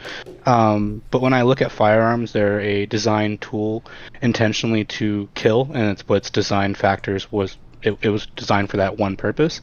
In your mind, what would be the best way we can approach limiting people getting firearms that don't need firearms? I'm a big fan of, I think waiting periods are good. I think a waiting period is okay, and I think some sort of psych eval is okay. Those are like, the first one I'm definitely a big fan of. Second one I'm kind of in favor of. That's what I would say. So training, for instance, like extreme, like rigorous training of if you want to open carry or concealed carry, to go to situational training where like you're someone with paintball guns, someone's behind a countertop at a gas station, and you walk in and you have no idea what to do or what's going to happen, but someone has a gun, someone's going to do something where you have to use your firearm. Do you think that should be implemented in training for recreational use? I don't know. The reality for me is that like I just don't think that guns are that. I don't think they're as big an issue as we make them out to be as Americans. I think that they're a very like politically hot issue. I know Europeans love them a lot, love talking about them, but I don't care that much about about gun stuff. I feel like the biggest problems relating to guns are things like, one is like suicide, and two are things like gang violence, which I don't think either of those things are inhibited much at all by like being very anal about how we deal with firearms. So I'm just not. I'm not as. And they're like politically major losing issues. So I'm just not that wrapped up in hardcore regulating those things as much. Fair enough. Thank you for your time. Okay, be careful. Great. So the Christian guy claims he's back. Christian guy, go for it. Fingers crossed. Can you hear me? Testing 1, 2, 3. Am I audible? Bass microphone. Yeah, Yeah, you, we hear- you can hear me? Oh yeah. Okay, good. That works. All right, yeah. So I guess earlier I heard that you were interested and you read Mere Christianity. I was curious, like, what kind of caused you to read that and to look into it? A friend recommended the book. I used to be super religious. I felt like reading it one night. Okay. And then what kind of like pushed you away from Christianity? Skepticism. When you start trying to figure out, like, is there really a God? Like, does this shit really make sense on like a physical level? Seems like the answer is no. And I was like, okay, well. Okay, that's fair. So do you believe like you have a soul or I have a soul? Not really. We might, but I mean, Okay. I don't know how I could know that. All right. And so would you reject things like angels and that God is above you and God is above me? Yeah, of course. Yeah. And so would you like accept physicalism, that like you're just molecules in motion and I'm just molecules in motion? Yep. Okay. Do you think that morality exists? Like there's actual oughts, like we ought not to kick puppies into rivers. We ought to be kind to orphans and widows. No? Okay. So I guess do you hold to subjective morality, that morality is dependent upon your mind or my mind? Probably, yeah. All right. All right. So are there oughts? Like, is it so? There is no things that are actually good or actually evil. No, I don't believe in actual good or actual evil. Yeah. All right. So you would say like there are no like moral facts. Correct. And such. Yeah. Okay. So, but then how can you justify like any claim that you make, like when you tell people like, oh, like you should be liberal or you should go in this direction, you should go in that direction? Like, how can you justify telling people to do things if there is like no right way to do things? There's no good, no highest good, no morality. The same way you can argue about whether or not Gogeta is stronger than Vegito. Just because something might not be reducible to some actual like reality fact doesn't mean that we can't have subjective systems that we argue about. I think there's a better way to live your life than other people would tell you, and I'm going to argue and fight for that. And it's better based on what? Or usually what I'll try to appeal to are whatever the values are of the person that I'm talking to. So if it's if we're talking about economics, I'll say, well, hey, don't you want like this group of people to be successful or happy or healthy? So I'm going to appeal to that and try to argue from that perspective. Okay, so based on like their internal system, you try to like go within their worldview. Yeah, basically, yeah, and find the things that they care about and then appeal to those things. Okay, that's but you can only go so far with that. Like, people can just decide whatever they want is the good, and you're not going to be able to change that. Like, let's say if someone is like, I just want one race to be superior to others, you're going to be working within that framework. You're not going to be able to say, oh, well, it's wrong for you to say like, this race or that race is superior, because you're within their world. Yeah, I agree. Those are really hard people to change. Just like one religious person arguing with another religious person also has a really hard time convincing them of what's right or wrong, right? Okay, yeah. So I guess would you accept that without God, you would not be able to know anything to be true? No, obviously. All right. So if you're a physicalist, right, that's to say that your mind or your brain is just electrons and chemicals reacting, and that's the same thing with my brain. So how can you verify that your brain is functioning correctly if it's just electrons and chemicals reacting. Like if your brain isn't I working don't right, think or my you brain could. This would be like a Gödel's incompleteness theorem question, kind of, right? No truly complete system is able to validate every true statement within that system, right? There's probably going to be some things that are true about our experience that we're unable to validate internally because we have our own subjective experiences, right? So I could be that, or like not Kant's demon, the one guy, the demon that like is convincing you of a whole fake reality. That might be the case, but there's no way for me to know that, right? So yeah, I'm just so you would accept like all worldviews except for the Christian worldview are incoherent, right? Well, no. I would say the Christian worldview is incoherent, obviously, right? No, the Christian worldview is coherent, it's rational, right? And you just admitted that your worldview, you don't even know if your brain is functioning correctly, because in order to know that, you'd have to use your brain. That's like saying, how do you know your CPU is functioning correctly? And you need to use your CPU to verify its own proper functioning, right? Well, have you ever heard of like the halting problem? Like this is literally like, like there are things that systems can't validate about themselves when it comes to computation. That's probably the worst example that you could use, right? So yeah, so within Christianity, like you're not just by yourself, and I'm not just by myself, right? The Christian God exists, right? He is omniscient, omnipotent, omnipresent. He is the highest good. He loves you, he loves me, and he paid for your sins on the cross, and he reveals certain things to you that you can't be wrong about, right? God reveals to you that the external world is actual, right? The apple on the table is real. Do we just like go to the next point? I'm making my argument, right? I'm laying out my argument. Well, now you're like using a bunch of loaded statements. So like earlier you said like Christianity is totally coherent, but my viewpoint is incoherent. Your worldview is incoherent, right? I'm trying to help you like accept a more coherent and true worldview. I'm good. Right? Atheism. No, okay. Right. As soon as you start saying things like "I'm trying to help you," like you're not. You're preaching. You're a presuppositionalist doing the presuppositionalist dance. Like I'm good. Okay. Thank you, Mr. Herschen. Okay. Bye. Next up, we've got head for Hydra. Go for it. Hey, Louis. I wanted to hopefully like add to your. Can you get closer to your mic? Pretty please. I'm on AirPods, so I like legitimately can't. Oh, okay. Dumbass. Way to I go. can scream. Doobie. Yeah, I'm aware. I'm a fucking aware. Oh no, I was calling Doobie. Doobie can't read, Sorry. so. What the fuck? Hey, it's cool, man. I love you anyway. I was hoping to add like qualifiers to your twin hypothetical. There's like 2 or 3 or 4. Twin hypothetical? Yeah, for the deepfake porn like concept. Okay. So like if your twin did porn, blah blah blah. If you were already a content creator, like non-sex worker, you weren't sexualizing yourself. Your twin was a porn star. Does it change anything if you were doing your job first, or if they? Okay, hold on. We're testing the limits of my comprehension here. Yeah, maybe I just read it, Mr. Hydra. Yeah, the AirPods are just very hard to hear what's going on. Yeah. No worries. Okay. Thank you, guys. Love you. Yeah, I will read the question. It's a long one. Okay. So, if you were a content creator, non-sex worker, non-sexualized, and your twin was a porn star, does it change anything if you were doing your job first or if they were? Yeah, of course. I think because people are going to tie you to the identity of your twin, probably, right? Okay.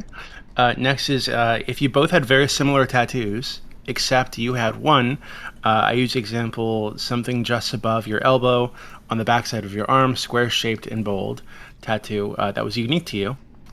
Then the twin then got a very similar tattoo in the exact same location. Does that change anything?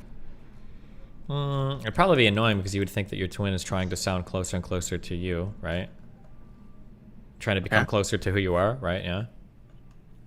Okay, so if you so his next line is if you just went by your first and last name, and the twin initially went by their first and last name, then dropped their first name, seemingly as a means to blur or confuse the line between the two of you, does that change anything? Yeah, that'd probably be a bad thing, I would imagine. And the last thing is, does it matter if you or your twin have a solid or a really shit relationship? I don't know. Well, I'm not sure. Probably make things more annoying, I imagine, because you'd probably feel like they're being a little bit more malicious in their action. Okay. Oh, I think what he's trying to get to is like, so if we have like twins making porn masquerading as a celebrity twin or something, right? Mm-hmm. Is that something that should be like illegal, regulated? Is that unethical? Well, I don't know if he was trying to say it should be illegal, unethical. I think it was just challenging like the feelings about identity there. I think is what he was getting at. Oh, I see. Mm-hmm. Hydra, you still there? Yeah.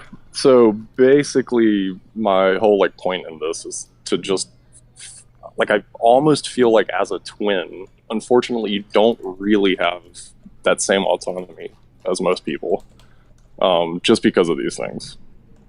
Wait, so, like, really? I think that the relationship, I mean, it feels that way, right? Wait, are you a twin? No, I'm not. Okay, I've So I guess only I known can't two really sets of speak to twins, this. so I might be super biased and wrong here. Maybe other twins will tell me I'm wrong. But like growing up, like on the outside, people that don't know twins would kind of like make jokes, be like, "Oh, like you guys probably get mixed up all the time," and blah blah blah blah blah. But I feel like in my experience in school, knowing twins, everybody knew which twin was which. They tended to have like sometimes pretty distinct, surprisingly, personalities. Like they were very rarely copy pasted of each other, or never. Of the two sets I knew, they were very different people. Like you knew who each one was. But Oh no, I super agree with this. Uh-huh. My issue is like, I guess what the last question there was like, if you had a shit relationship with a twin, you know, could they just take advantage of that? And I think the answer is like pretty obviously yes. yeah, of course, yeah. But yeah. Anyway, I met you in Georgia briefly. Not that that's like a great indicator of anything, but well, cool. I anyway, appreciate it. yeah. But thanks for prioritizing me, Doobie. Yeah, have fun. Thanks, guys. Bye. Thank you. Bye-bye. Next up is Ennis or Ennis, something like that. Whatever it is, you're up. Go for it. Hello, can you hear me? Yeah. So I watch Destiny sometimes. I'm kind of conflicted on his content as of recently. So I think he's pretty misinformed on black issues, and I noticed that he platformed a couple months ago this black women supremacist lady. I just want to ask what that's about.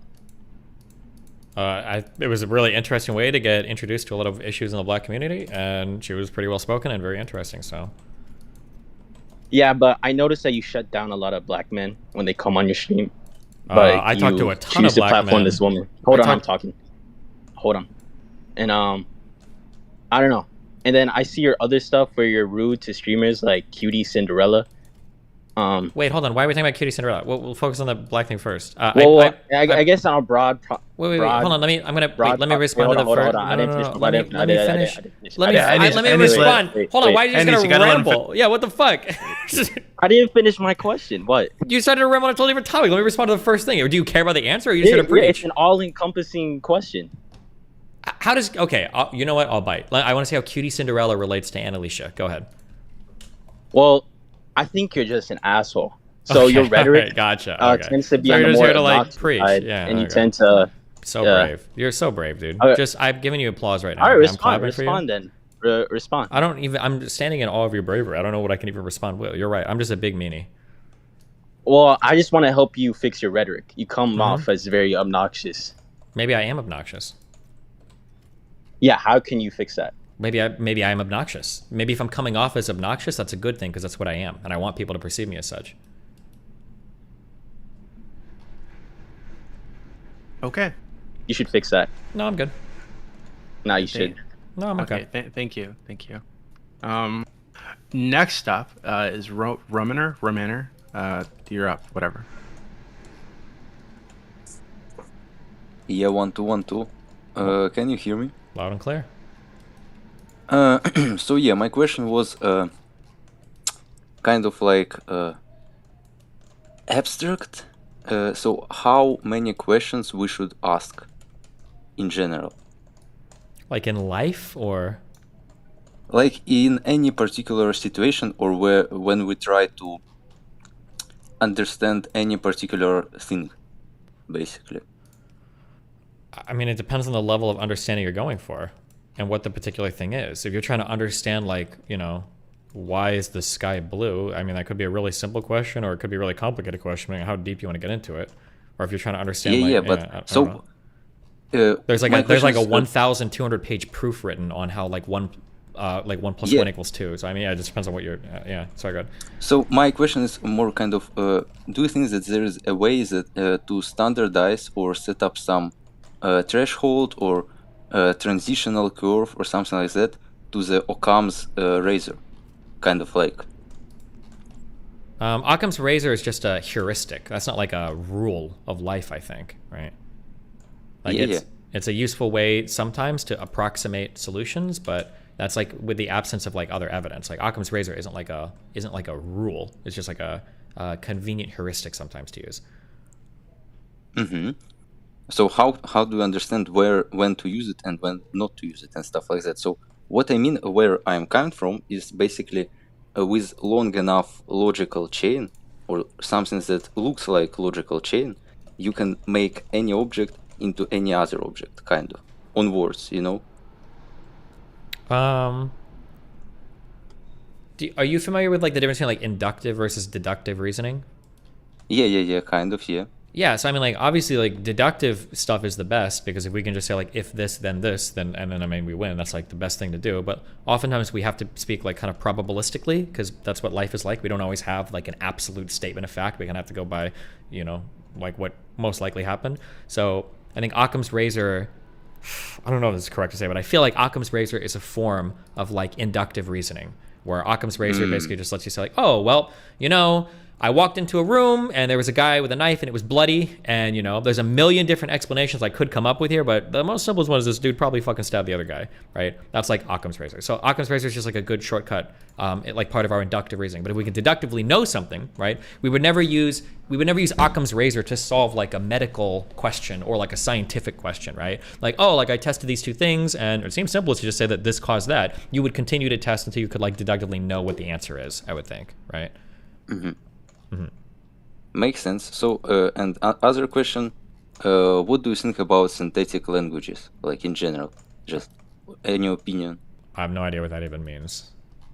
Like made up languages, basically, like linguists. I mean, aren't like all languages like made up? I don't know. That's why I don't know what it means. What do you mean by that? No. So, what I mean is kind of linguists nowadays create new kind of languages based on some set characteristics that are not kind of natural to language evolution as we know it. So, for example, some of them are trying to create like super logical language that is very that has very hard grammar and stuff like that. But it is very, very exact and very like concrete, for example. Okay. I mean, it sounds interesting, but I mean, I don't know what the point is. Okay, makes sense. Mm-hmm. So yes, thank you. Okay. Okay, thank you, Mr. Rominer. Next up is Lorem Epsom. This is someone from the stream, apparently. Go for it. Hello. Hello. What's up, Destiny? How are you doing? Pretty good. How are you? Pretty good, man. I've been watching you for a long time. But I've always had this question since I've like watched some of your stuff, and I've noticed I've seen on like, I think you were talking to Fnatic on one of his shows. You said that you were basically just saying like your use of the N word is like okay since you know black people use it regularly towards each other. I feel like that doesn't sound anything like what I've said, but go ahead. It's something along the lines of that. Okay, sure, go ahead. But yeah. So, but the thing is like you, to my understanding, you do disapprove the use of the F slur, right? I guess I don't know. I don't really have like hugely strong stances on slurs. Like I think there's things you probably shouldn't say, but I don't like feel really strongly about any of it. Yeah, like you don't really like the F slur. You know, it makes you kind of like you do feel a way about it, right? As a gay person, you do feel a way about it. First of all, I'm not gay. Secondly, I mean, like as a bisexual. Yeah, I don't care. Personally, I'm always bad to ask because personally, I don't give a fuck at all about any of that shit. You don't give a fuck at all. Yeah, I wouldn't want somebody calling me the F slur, but I also wouldn't want somebody calling me like zesty or whatever. But that's not like the F slur. So I mean, I don't know. But I mean, like words are words. I don't care. Like if somebody's homophobic towards me, they're homophobic. I don't care if they call me like a homophobic slur or not. They're homophobic. Like fuck. Yeah. Sorry, go ahead. Right, but you do acknowledge that it's like homophobic to use it in a derogatory way, or you know, even in general, like even like calling your friend like a F slur in like a joking way. Do you think that's homophobic at all? Hold on. I think yeah. What? Wait, say that again. Oh. I'm sorry. I was talking to my roommate. Go Oh, ahead. gotcha. Yeah, I mean, like, I would say that, like, I think the I try to be really clear. I would say, like, it's not necessarily homophobic, but it can contribute to homophobia. That's what I think I generally say. Okay, so you don't feel the same way about the N-word at all? No, I think it could be the same way, where you could use it in a way that's not necessarily racist, but it could contribute towards racism. Just kind of depends. Okay. So like, let's say like your meme of like, you know, that blackface meme or like whatever you post on Twitter. I don't know if it was blackface, but like it was like problem nigga. It had like that. Oh, black my guy. twin. So- Yeah, my twin. Yeah. I would, I think I would consider that kind of like racist. You don't think that contributes at all to like racism at all? No, I don't. Not at all. So you don't. Okay. I just feel like when you do things like that, you kind of like encourage your fan base to do the same shit, and it ends up going places that it doesn't need to go. You know. But maybe, but we're like 7 orders of like responsibility away from like I don't know. I don't like. Yeah, I don't know. I don't know. I would have to be I given like a personally don't description of like like Yeah, we're sorry. Say it. What were you saying? I was just saying like I just personally don't like it. I feel like, and like even when I was in like your server, Mhm. I mean like it's not really related. It's not really your fault. I'm just saying like your fans seem to be super comfortable with making black jokes, and it's like almost always black jokes. Like almost never. It's never like any other race gets to smoke except for black people. And I feel like that's like a growing problem in your community, but I still like it's okay, like whatever. I mean, it's not okay, but I'm just saying like. I mean, if that I was feel a like- thing, that wouldn't be okay. I don't know if that happens. That feels like that. Whatever you just said is completely not true. But No, it's definitely true. It's definitely true. I can show you screenshots if you want, but anyway, moving on. So I guess my second question would be, you said like you're okay with the R slur, right? Like ableism. I mean, like, I probably shouldn't say it, but I haven't found like a good replacement for it yet. you probably shouldn't say it, but you haven't. Like a So good idiot, you don't like to say idiot or anything. It doesn't have the like same bite to it, does it? Do you really think so? that? Shit, I guess not. You do have a point. All right, well, I guess that's it for me. Okay. Yeah. Yeah. All right. Thank- See thank you, you. man. I love you, man. Love your fucking content. I love All you, right. everybody. Really wholesome. Wonderful. Yeah, that's what I tried Next to up do. is Denver. Denver, whenever you're ready. If you're as hopeful, I'm never meeting you again. Or not hopeful, wholesome. Hi, Destiny. Hope you're good. Do you feel that the culture of the USA and Britain mirror each other? Is there like a leading agent out of these two, or is it a more natural phenomenon within the Western world? Does the culture of the UK and the US mirror each other? Yeah. Or do you feel there's like a leading agent? Do you feel like the USA has the lead and the UK sort of follows along? Such as like, you know, clothing trends, politics, identity politics. I feel like things just because of these. how loud US culture is, I feel like everybody kind of follows along like US shit.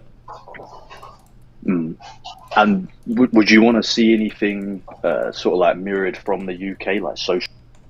Like social what? Your shit cut out. Medical care? Oh, yeah, I think so. Or the way you guys fund education, I think, yeah. Yeah, what would you want to see that mirrored in the US? Yeah, Is I that think so. something- That'd be nice, yeah. What, like the National Health Service?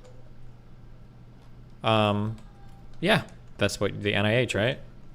Or Yeah, no, NHS, yeah. NHS, sorry, NIH National Yeah. Health Service. Yeah. Yeah, But yeah, I think probably. I mean, if that was in the US, do you feel that it could be like an opportunity for people to avoid accountability over their health, as they have like a free safety net? For example, like alcoholics. No, I don't think people make decisions like that. I don't think somebody would jeopardize their health just because they can go to the hospital for it. I don't think so. I don't think people do that in socialist countries. Yeah. I feel like in Yeah, those no. countries you tend to have more accountability for your health because you're more likely to go to like pre-screening and stuff, preventative care. I mean, not like purposely, but they sort of wouldn't be as conscious of it. They wouldn't be as conscious about their health because they know they're like a safety net. I mean, I feel for like that example, here, happens. like the I feel like that NHS. happens in the United States. Like in the United States, people don't care about their health because they can't afford shit anyway. So like, fuck it, and then they wait till they go to the emergency room and get fucked. That's what it feels like. Yeah, but I mean, they still have to treat them, don't they? Even if they don't have any insurance. If you have a heart attack or cancer or something like that, you still have to be put on the treatment. You'll just billed for it at a later date. They won't ever refuse treatment, although Yeah. you call 911 in the US. But I'm just saying, it's not like it's not like we have because we have to pay for it. It's not like in the United States we take great responsibility with our health because we know that we're going to be billed for it at the end of the day. Like, it seems like there's still a fuck ton of neglect around health in the US. Yeah, yeah. And why do you think that is, though? Because of people aren't aware, or just people don't care? Or people are, just not aware of it. Not a combination of not being aware, a combination of hospital stuff being scary and expensive. Like, Yeah, I mean, the reason why, obviously, like tax, I think like cigarettes and alcohol is so much more expensive. I'm not sure, but I think it's in Europe as well, but especially in the UK, because that's how the NHS is funded. Like, for example, like tobacco, cigarettes, it's a lot cheaper. I remember going to America buying like Marlboro Reds or something like that, because obviously there's no national health service. But in the UK, it'd be a lot more expensive. I mean, do you like smoke? Do you smoke or do you drink alcohol regularly, or not really? Not really, no. No, what? Never. I mean, I do. I drink. I like drugs. They're a lot of fun. But I just don't do it very often. Yeah. Yeah. And would you be willing to pay more for that product if it meant it sort of funded a national health service in your country? I mean, like, yeah, I would be able, but I mean, I'm rich, so yeah, of course. It's not. I don't care. I mean, like, if I was poor, it probably would suck. But I'm in general in favor of like taxing things to like pay for other things. Like, that one of the reasons why I like the legalization of like marijuana and shit is that like taxing marijuana to pay for like healthcare related stuff seems like a really good thing to do. That'd be my feeling about it. Like sin taxes, basically. Yeah. Yeah. Okay. On relevant products. Yeah, that's all good. Thank you. Thanks. Yeah. Thank you, Denver.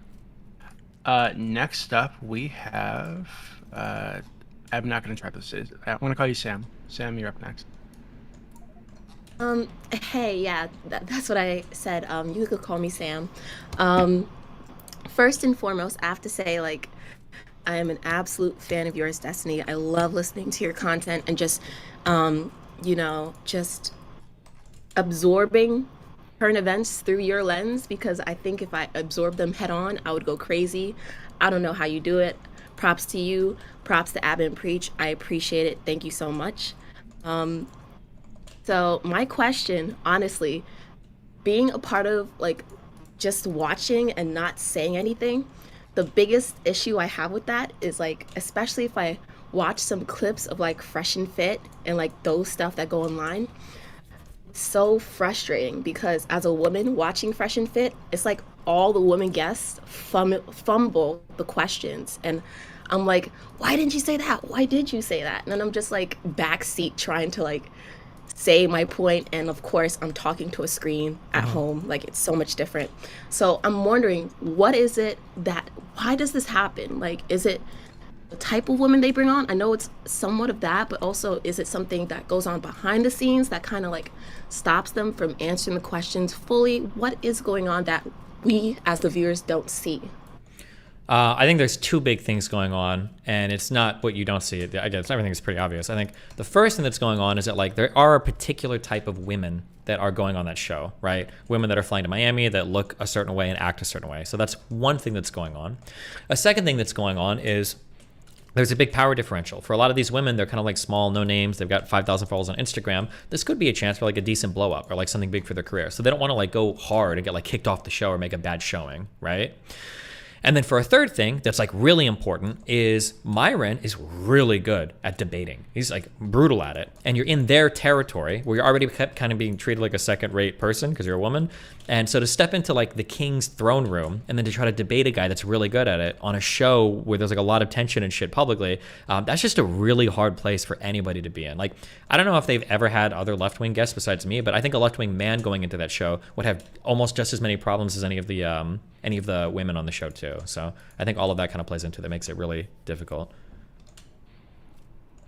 Yeah, like that's another thing I've really noticed. Like, you're really trying to get your point through, and like it'll always usually falls on your speed of being able to get your point across, which we all recognize that, and it actually ends up on so many other social media platforms with like a lot of people seeing exactly what you're saying. But I can imagine being in that situation where nobody is with you. But I suppose you're used to that at this point. Yeah, I like it. That's fun for me. But for a lot of people, that's like literally like a nightmare. That's like a nightmare situation. But like, I mean, like I've cut my teeth like doing political debates and panels where people are screaming at me. So for me, it's fun. But most people, and I think people that watch like me a lot, will come away a little bit with unrealistic expectations for other people, where they're like, oh, like why can't you just jump into a panel where 8 people disagree with you and start shouting again your point across in like the best way? It's like that's a really hard thing to do. And I've like practiced it the past like 5 or 6 or 7 years of my life. So of course I can do it like pretty well. I hope I can, but like expecting a random person to be able to just jump into that environment that's that hostile and to be able to do it, that's a really rough thing to do. Yeah, so like at this point, do you look for an end result, or is it just like you just do it to do it at certain points? I mean, it's fun for me. I enjoy it, obviously. Otherwise I wouldn't do it anymore. But do I look for an end result? I mean, I just try to like be on those platforms and provide an alternate point of view that sometimes people haven't heard before from somebody that hopefully comes off as being somewhat reasonable. That's like my goal. I think that I said this before to another caller, that a lot of the people that represent like the left-leaning stuff just come off as like kind of screeching liberals, and they don't seem like they're interested in really communicating with people that disagree with them. And I try to provide like a counterbalance to that, basically. Yeah, that makes sense. Honestly, when I listen and see your discussions in particular, a metric I use for whether or not someone has won a discussion is whether like the audience or someone that's in that same like discussion starts to look at the lead the lead person who's leading this the discussion, starts to look at them kind of side-eyed. Like I think that's like a good metric of like whether or not like the opposing person is winning, because it's like, okay, now your audience is starting to see like a little bit of the holes in like what you're saying. And I think when it comes to people who discuss especially such hot button issues like this, you're like one of the few people that can evoke that kind of cognitive dissonance. But yeah, that's all I wanted to say. Like, it's so interesting to see your technique and just how you discuss and come into these disagreements. So, level-headed despite all of it. Yeah, thanks. I appreciate it. All right, thanks. Yep, bye. Thank you. Next up is Oberon. Oberon, go for it. Hey, what's up? Hi. Hi. Okay, so I want your opinion. If I can find a way, I want to know if Star Wars has enough staying power for this. If I can find a way to administer ketamine through like gelatin in some way, could I make a like boba drink that like throws you into a K-hole, possibly, or like just above it, and call it Boba Ket? Would people buy into that? I don't know, man. You should try it. See what happens. Would you buy into that? Fuck. I've done whippets, but I've never done ketamine before, so I don't know. They have these nose clinics now where you can like nose spray. Ketamine? Which like, yeah, for like clinical like depression and stuff. Okay, I'll try it. Boba Ket. I'll keep my eyes on like it. I'm gonna need that after this fucking. Thank you, Oberon. Next up is Zionist Jules. Whenever you're ready, Mister, go for it. Zionist. Hello? Hello. Hi. Sorry, I'm using the phone, Discord phone, so that's kind of laggy sometimes.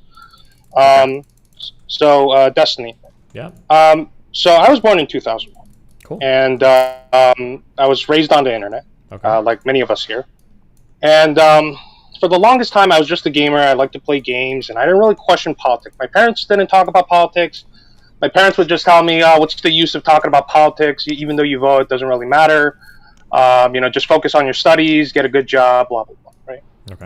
One thing that my parents did instill in me is this kind of like this very conservative Christian, kind of right-wing kind of idea of the world, right? Like, for example, you should marry and then, have sex. You should have as many kids as possible. You should be proud of your country. You should love your country. You should know that America is the greatest country in the world. Our Constitution, the freedom of speech, the Second Amendment, it's all beautiful things. And that's kind of things I just believed as a child. Okay. And 2012, 2014, 16, 18, 2020, all this hits, and I feel like I've been just accelerated in this because I like to talk a lot online and hear what people have to say. I feel like I've been just accelerated into this completely different universe where what I thought was just normal ideas, right, where everybody believed, was actually, from my experience, the niche position. And there's all these people that would come and say, America's not the greatest country. Because they bombed Iraq and Afghanistan, all these reasons, and that's just one point. But like I go through the lines about marriage, Christian values, national values in America.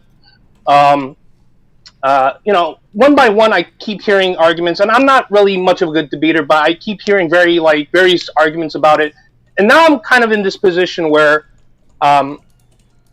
I don't know. I honestly don't know what to believe. I'm kind of astonished that now we live in a world where people talk about like transgender identity in school. That's shocking to me. I know we're not supposed to say that's shocking, and we're supposed to accept it, and we're supposed to say, well, that's transphobic if you speak about it. I'm kind of honestly stunned that maybe I just had a completely different experience when I was a child. But when I was a child, the most we talked about when it came to sex and sex ed, and you probably remember this as well, Destiny, is just how to put on a condom, vagina, penis, stuff like that, very basic stuff. But now I'm just like kind of like, I don't even know what to call it, like stunned as to how the world has just accelerated and changed, where I don't even know what to think in. Because one, I do have still this kind of like right-minded sentiment, but at the same time, I'm afraid of expressing these kind of opinions because, the moment I express those opinions, there are some people that will start criticizing me and saying that, oh, well, you're a Nazi or you're a racist or, all this crap. I just feel like something went wrong here, like where it stopped being where there are a bunch of people with very different political opinions that came together to talk about like their differences, to just screaming over screaming over each other and just saying their kind of extreme thoughts without really like having a conversation. And I feel like I'm in the middle. Like in the middle. I mean, I feel like it's a classic coming of age story, right? Like, what are you, like 23? You said you were born in 2000? Yeah, I'm 2001. Yes. Yeah. So I mean, like, this has been the story of the world. It's always happened. It's going to continue to happen. People grow up in their small towns. They go to schools. They realize, holy shit, these people believe in crazy things. And then while you're in the process of even getting acclimated to that, culture is still changing around you. I mean, like, that's just like the story of everything. Like, I know it feels weird, but I mean, I'm sure that, like, are you American? I'm American, yes. Civil rights in the United States was a crazy thing. Integration of black people into schools, the federal government descending upon our loved unions to actually force them to let black people hold some of like these were like shaking up like the cores of communities. It wasn't even like what we're being taught in schools. This is like our local union is now being affected with the feds coming in and forcing us to do certain things. So I'm not saying that to demean or dismiss your feelings. I'm saying that to validate them even more. Like, I think it's a totally normal feeling. I'm a super progressive guy, and even I feel like the culture is like running really far to the left of me sometimes because of how crazy people are. I mean, the best you can do is like, hopefully you came from a strong foundation. Stay up to date as much as you can. Ask questions when you feel like it's safe to, and figure out like what your beliefs are. Maybe you don't believe the transgender thing. Maybe you find that you actually do believe it more than you even thought, or that you could be compassionate about it or whatever. Like, but I mean, like the best thing you can do is just keep asking questions, be the person you are, move through the world, and I mean that's really all you can do, right? The world is going to continue to change at a really rapid pace around us. There's not much you can do about that. That's how it always has been, I think. Yeah. Okay, thank you, Mr. Jules. I think he died. Right. Next up is going to be FFA God. There you are. Go for it. Hello, can you hear me? Loud and clear. Yeah. So my question is, Destiny, you said you were in favor of drug legalization, yeah? Mm-hmm. What's your thoughts on New Zealand's anti-cigarette law, which they basically banned being able to buy cigarettes if you're born after a certain date? Oh, I probably wouldn't be in favor of it, but I don't know enough about it, so. Okay, and my second question is, you're as an atheist, do you think it's valuable to read the Bible or not? I mean, I guess if you want to know, no, it's probably not actually. I mean, if you want to, I guess. I mean, it's like, isn't it like the most printed book in the world? I mean, it probably wouldn't hurt, but. I think so, yeah. And this is a question, but I bought your plushie for Christmas and I really liked it, so thank you. Thank and you. God bless. Yeah, have a good one, dude. God, what the fuck? Yeah, if you guys are like wholesome and nice to Mr. Destiny, I'm never meeting you ever again, okay? Damn. Next up is gonna be fuck, where's this guy? Let's go with this actual baboon percentage guy. Go for it, mister. Hello, Destiny. Hello. Hello. Hello, Destiny. Hello. I want to ask you. Ask away. Do you think humans? Do you think we're real? Do you think we live in a simulation? What do you think our situation is? If we lived in a simulation, there'd be no way I could ever know that, right? So you don't think we live in a simulation? I mean, I wouldn't act like we do. Or maybe we do. I don't think I can know, right? Okay, so you're not sure. Yeah, I can't. I don't think that's anything I could ever have certainty of. Right? I have a lot of questions. I want to get through them fast. Okay. Okay. Do you believe that Kosovo is a real state? I think so. Yeah. What about Taiwan?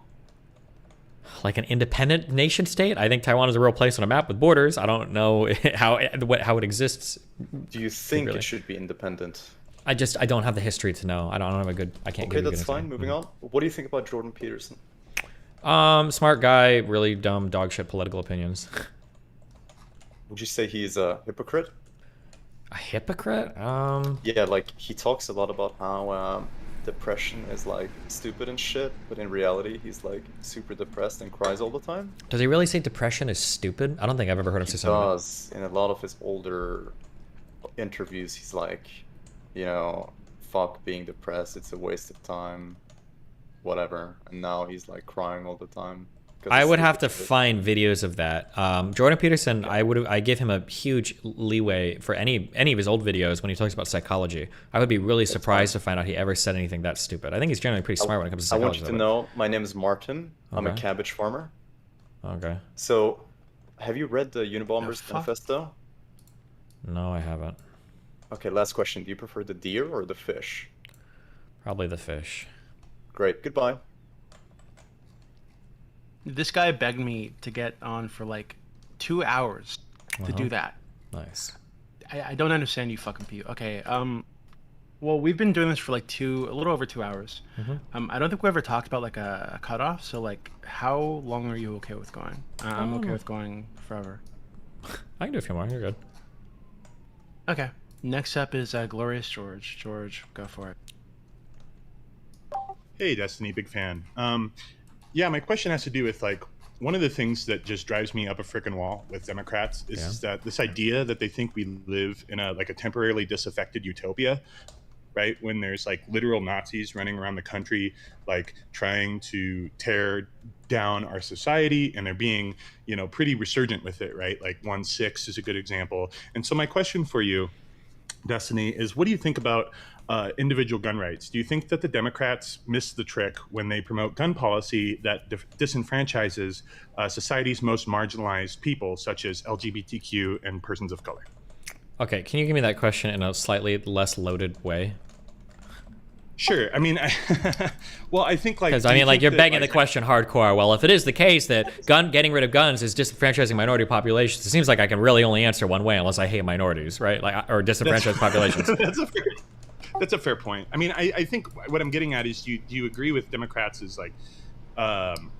do you agree with the neoliberal democratic position that individual right to bear arms is not necessary in today's society? No, I don't care about guns that much. I like guns. They're fun to shoot. I don't think they're anywhere near as big a problem compared to other things in the United States. I think it's a stupid issue that we waste a lot of political capital on. That's my feeling about it. Fair enough. Thank you. Okay, fine. Okay. Next up is going to be Beerus92. Theorist. Hello? There. Hello. Hi.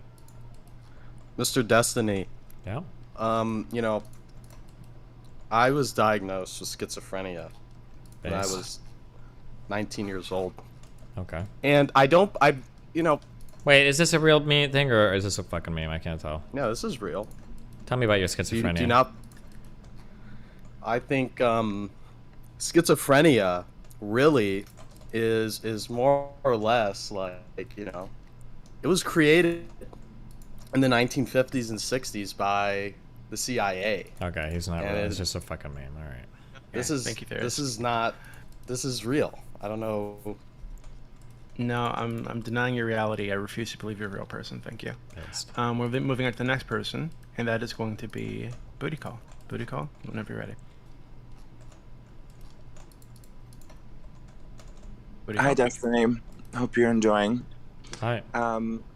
Given that online creators and streamers are only increasing in their influence as political pundits, is there an ethical framework that you feel should be held up to ensure integrity in political discourse, especially given that influencers are, you know, appealing to demographics like the young who aren't usually engaged in politics and at the same time rely on entertainment and sensationalism? Is there a way to parse that, or is there a way to ensure that there's an ethical code? Yeah, I mean, I think we should enforce some kind of ethics, but I mean, like, how are we going to do that? Not legally. My position was, I always said that for big political people, I think you should be forced to bet when you're making really outlandish claims. When you're making things that are really far out of what most people believe, you should have to bet money on it. That's what I would enforce. Interesting. And do you think that, you know, different online personalities should be, like, is there a way that, for instance, you engage with, is there a way that you measure, like, who you're going to be having discussions with, or... As long as I feel like they're genuinely like processing what I'm saying and making an effort to like have a back and forth, I'll usually engage with anybody.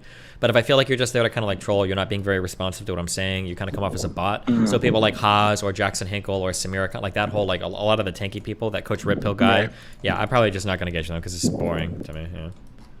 Interesting. Thank you. Yeah, have fun. Thank you. Next up is going to be Mussolini. Mushu, Hi. as soon as I find... Oh, yeah, go for it. I'm here. I can speak. Thank you. Hi. Just one quick question. So you started live streaming in 2011, right? 2010, but yeah, what about it? 2010. Oh, on Justin TV? No, it was on a website called livestream.com. And then later on a website called Okay. Ustream, yeah. Okay, what made you do it? Like, what made you decide to stream? I had a friend, and there were a couple of people that were kind of doing it, and it was kind of funny to watch. And he said that Okay. it was because I'm a pretty funny guy. I was funny in real life. It was like playing games like outside of our like rooms and shit was like some of the funniest shit we did in high school. And he was like, "Oh, I bet it'd probably be funny to do this online." I was like, "Yeah, fuck it, let's try it." And I did it, and it seemed to work. Yeah, I've been watching you on and off for years. So, but when you decided you could make money from it, like, what changed for you then? A lot, I guess. I mean, my job improved a lot because I was Obviously. doing carpet cleaning before that. But what are you asking me more I didn't know specifically? that. Yeah. Just how much your life's changed overnight, kinda. Um, I mean, the beginning of Twitch was more like low count of viewers, but then it like improved a lot throughout the years. Mm-hmm. That's not. Someone in the chat said, "How much money do you have?" That's not the question. That's not my question. I mean, what are you asking? Like the job that I did obviously changed. That was a lot different. The pay changed. I mean, everything kind of changed. Yeah, I guess I'm trying to figure out what you're asking me. It's okay, don't bother. Your chat is being mean. You can barely speak English as it is. It's fine. Oh, shut Thank you, up! Michelle. Okay, bye-bye. Okay. Next person is going to be Sample Text. Sample, go for it. Sample? Hello? Hi. Yeah, he's not there. Okay, wonderful. Thanks. Next up is going to be Supreme Lifeform. Supreme Lifeform. Hello, hello. Hi. Hey, what's going on? Hello, Doobie. Thanks for giving me some time to speak with Destiny. Hey, Destiny, I've been a biggest fan of yours for a long time, man. Going back to the Eric Stryker days and these really stupid right-wing morons that you have a lot of patience to deal with. I really, bro, I love the content. You're very educated. You're a very smart guy, bro. I'm a huge fan. But I'll be honest with you. I think that you're adding on to a toxic environment. Yeah. So I've been an incel for, I guess, my whole life. And, I do all the things that guys tell me to do. And I'm on these dating apps. I talk to girls in real life. And the advice that you give isn't practical, man. I'm not like autistic or struggle with socializing. I just keep running into the same people. I don't know what to do about it. So me being a fan of you, me liking your character, I would see what you would say. And bro, I'll be honest, it doesn't help me at all. I feel like you're only looking at a small little smidge of men who struggle with the things that we're talking about, right? Can I tell you what it is specifically? Go for it. So I looked back in a couple of videos you had, and one of them was, the whole just don't rape her, just don't rape her, just don't rape her. You kept saying that over and over and over again. I understand why. I'm not trying to gaslight you. If someone invites you up to their apartment, blah, blah, blah. The problem is, man, is that I've dealt with so many people who would flip-flop, and I wouldn't know what to do. I would meet girls who would say yes at first, and when it happens, they start to, it's either yes or no or yes, and just go, I just don't know what to do about it. And no matter where I go, people just keep telling me though you're being one of those people. You keep telling me it's my fault. I'm the autistic weirdo. I'm the weirdo. It's my fault. It's me. Can it just be other people that are the ones who are making it more difficult? Okay, there's a lot of weird stuff going on. So first of all, when I say just don't rape, that's very rare. I usually make fun of people that give that advice all the time. I say that all of our conversations have devolved to that. Are you sure you weren't listening to me being sarcastic when I said that, or? I'm sorry, I didn't know if you were. I apologize. Oh yeah, no, because that's dog shit advice, obviously. It sounds like what's happening is I don't know you well enough, and obviously we haven't talked in detail about this, but it sounds like what's happening is if you're getting a girl up to your apartment, then she's decided she wants to fuck you, or close to sealing the deal, then you must be doing something else that's like turning them off, like before you get to close. That's what it feels like is happening. Well, it's not even. I live in my parents' house, and I can't bring girls in. I wasn't allowed to date when I was in high school, so it made it difficult for me to like figure things out. But when I would have my female social circle, okay, to give you an example, I asked this girl out on a date, and she was really happy that I did ask her. I was like, wow, she's happy that I asked her. Sounds like a green flag, I guess, so she's into it. And then when it comes, she was like, I don't know if I want to do this with you, or blah, blah, blah. I'm like, wait, what did I do wrong, right? And I'm looking back through my text messages, through how I would speak, and I would review this with other people, my family, friends, all that. They say, you wouldn't do anything, you're not really doing anything too wrong. They would just tell me, like, bro, it sounds like she is indecisive, right? Well, can I get like an example? I need like an example of this, and I can probably help you if you really want to get into it. Yeah, sure. Oh, dude, I feel so nervous. I've never been on a live stream before. Wait, first of all, how old are you? I'm 23, bro. Okay. Oh my god, I feel really nervous. You're fine. Don't worry about it. Dude, I'm on a freaking live stream, bro. I'm banned from your server. Oh, well. Unban me, bro. Alright, anyway. So, I had a girl that I met in church. I don't go to that church anymore. I actually kind of abandoned my faith. Based, okay. And, I really... So, her name's Patricia, and she was really supportive of me and really nice. And I was like, wow. Obviously, I'm like, okay, she's a really nice person. I might as well make friends with you. And listen, I'm not the type of guy, and I see a lot of guys do this, and it gets me mad, where they jump on a person immediately because they gave them attention. Like, bro, that's stupid, I just became friends with her, and that's it, right? And then as time went on, we would talk and text, and I'm like, oh, wow. I asked her out on a date. This was the first date we had. She loved the first date that we had. And I was like, wow, I think I met the right person. Because I'm not like a huge fuckboy that wants to have sex with millions. I just want one person. That's it. So the first date went by very well. And I tried to, get the second date going on, right?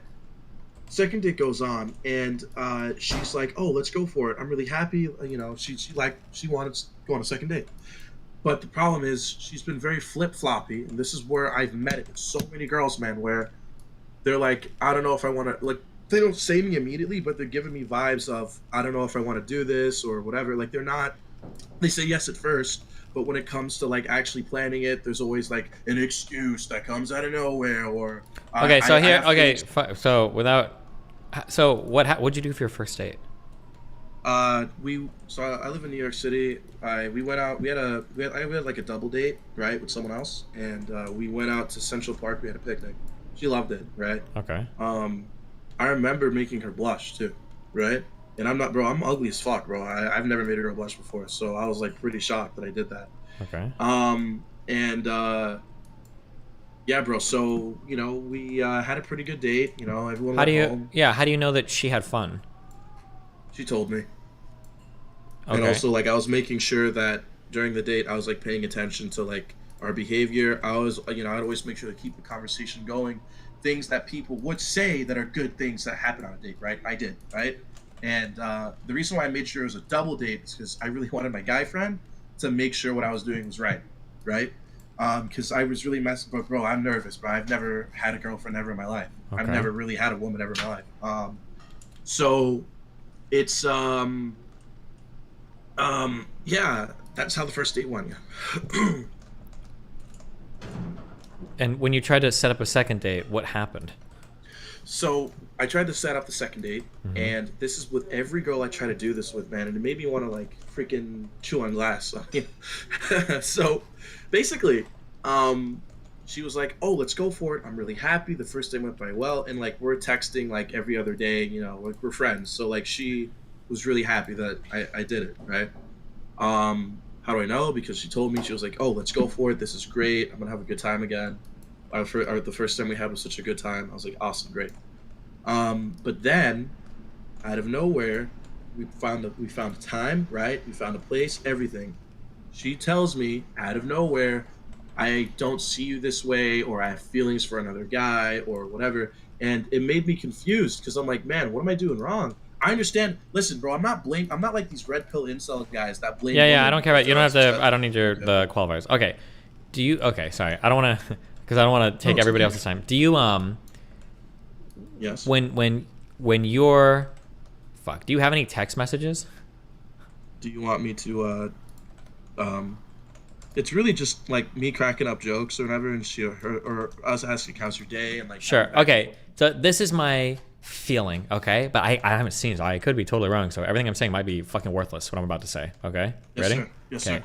The feeling that might happen is, and this is a really hard one, but... Oof. All right, here it comes, bro. Yeah, desperation is really a huge turnoff for everybody. Now, I don't know if this happened or not, but if you're in a thing where you're like cracking jokes and all of that, and the socialization seems good, but in reality, it's just you desperately trying to keep the conversation alive constantly. And you're like sending good mornings and good nights. And if she doesn't respond quick enough, you kind of send another message like 2 hours later to see if she's... Oh, no, none of that. No. Okay. She usually texts me, right? Like, how are you doing? It's been a while. Because sometimes I don't really like checking my phone too often. Because I don't like looking at my phone too often, right? It's distracting, right? So she usually reaches out to me, right? And then, conversation starts. One time, I'm like, bro, like we used to FaceTime each other for like hours, right? And it doesn't, like, I know what you're talking about. It didn't. Oh wait, you used to FaceTime each other for hours? Yeah. How long were you guys friends for? For like what, 3-4 months now? Oh, okay. Hold on. Have you done anything like remotely sexual with her at all? No, nothing really. I mean. Okay. No, I never This made is a okay. This is another thing to keep in mind. In my opinion, okay, I don't know if this is 100% a law or anything, but in my opinion, I think women decide pretty quickly whether or not you're like in the dating pool or whether or not you're in the friend pool. And if you find yourself like being friends with a woman that you have a romantic interest in, and you start dragging that out for long periods of time, she might have already decided that you're kind of like a friend type person while you're trying to aim for a dating thing, and you can't. That leap from friend to dating is almost impossible to make. It's a very, very difficult thing. Wait, you're saying like because I took such a long time, it's much more difficult? Or that maybe even right off the bat, she kind of decided that you were just like a friend that was like really fun to do things with, but she didn't really have a romantic interest in you. Okay, that's fine. I get it, and and I don't know, and this is the problem, man. I mean, bro, you could big bro me here. You're a lot older than me. You know more than me. I mean, I have no idea. When I look for advice, I always get two opposing sides. Guys saying, "Oh, she's a bitch. She's stupid. It's her fault," which I don't think it's her fault. She doesn't owe me anything, right? Or guys saying, "Oh, bro, you're ugly as fuck." I mean, I'm not really the most attractive guy, but Maybe that's what it is. I mean, bro, I work out, I dress up well. Let's be my profile picture if you want to look. All these things, bro. And the thing is, one girl says I'm attractive, one girl says I'm not. So I don't really know where I'm at, right? It's confusing, and it makes me like scared of dating, bro. I'll be honest with you. Wait, that's you in your profile picture? Yes, sir. Why did you say it like that? Pretty Why? attractive guy.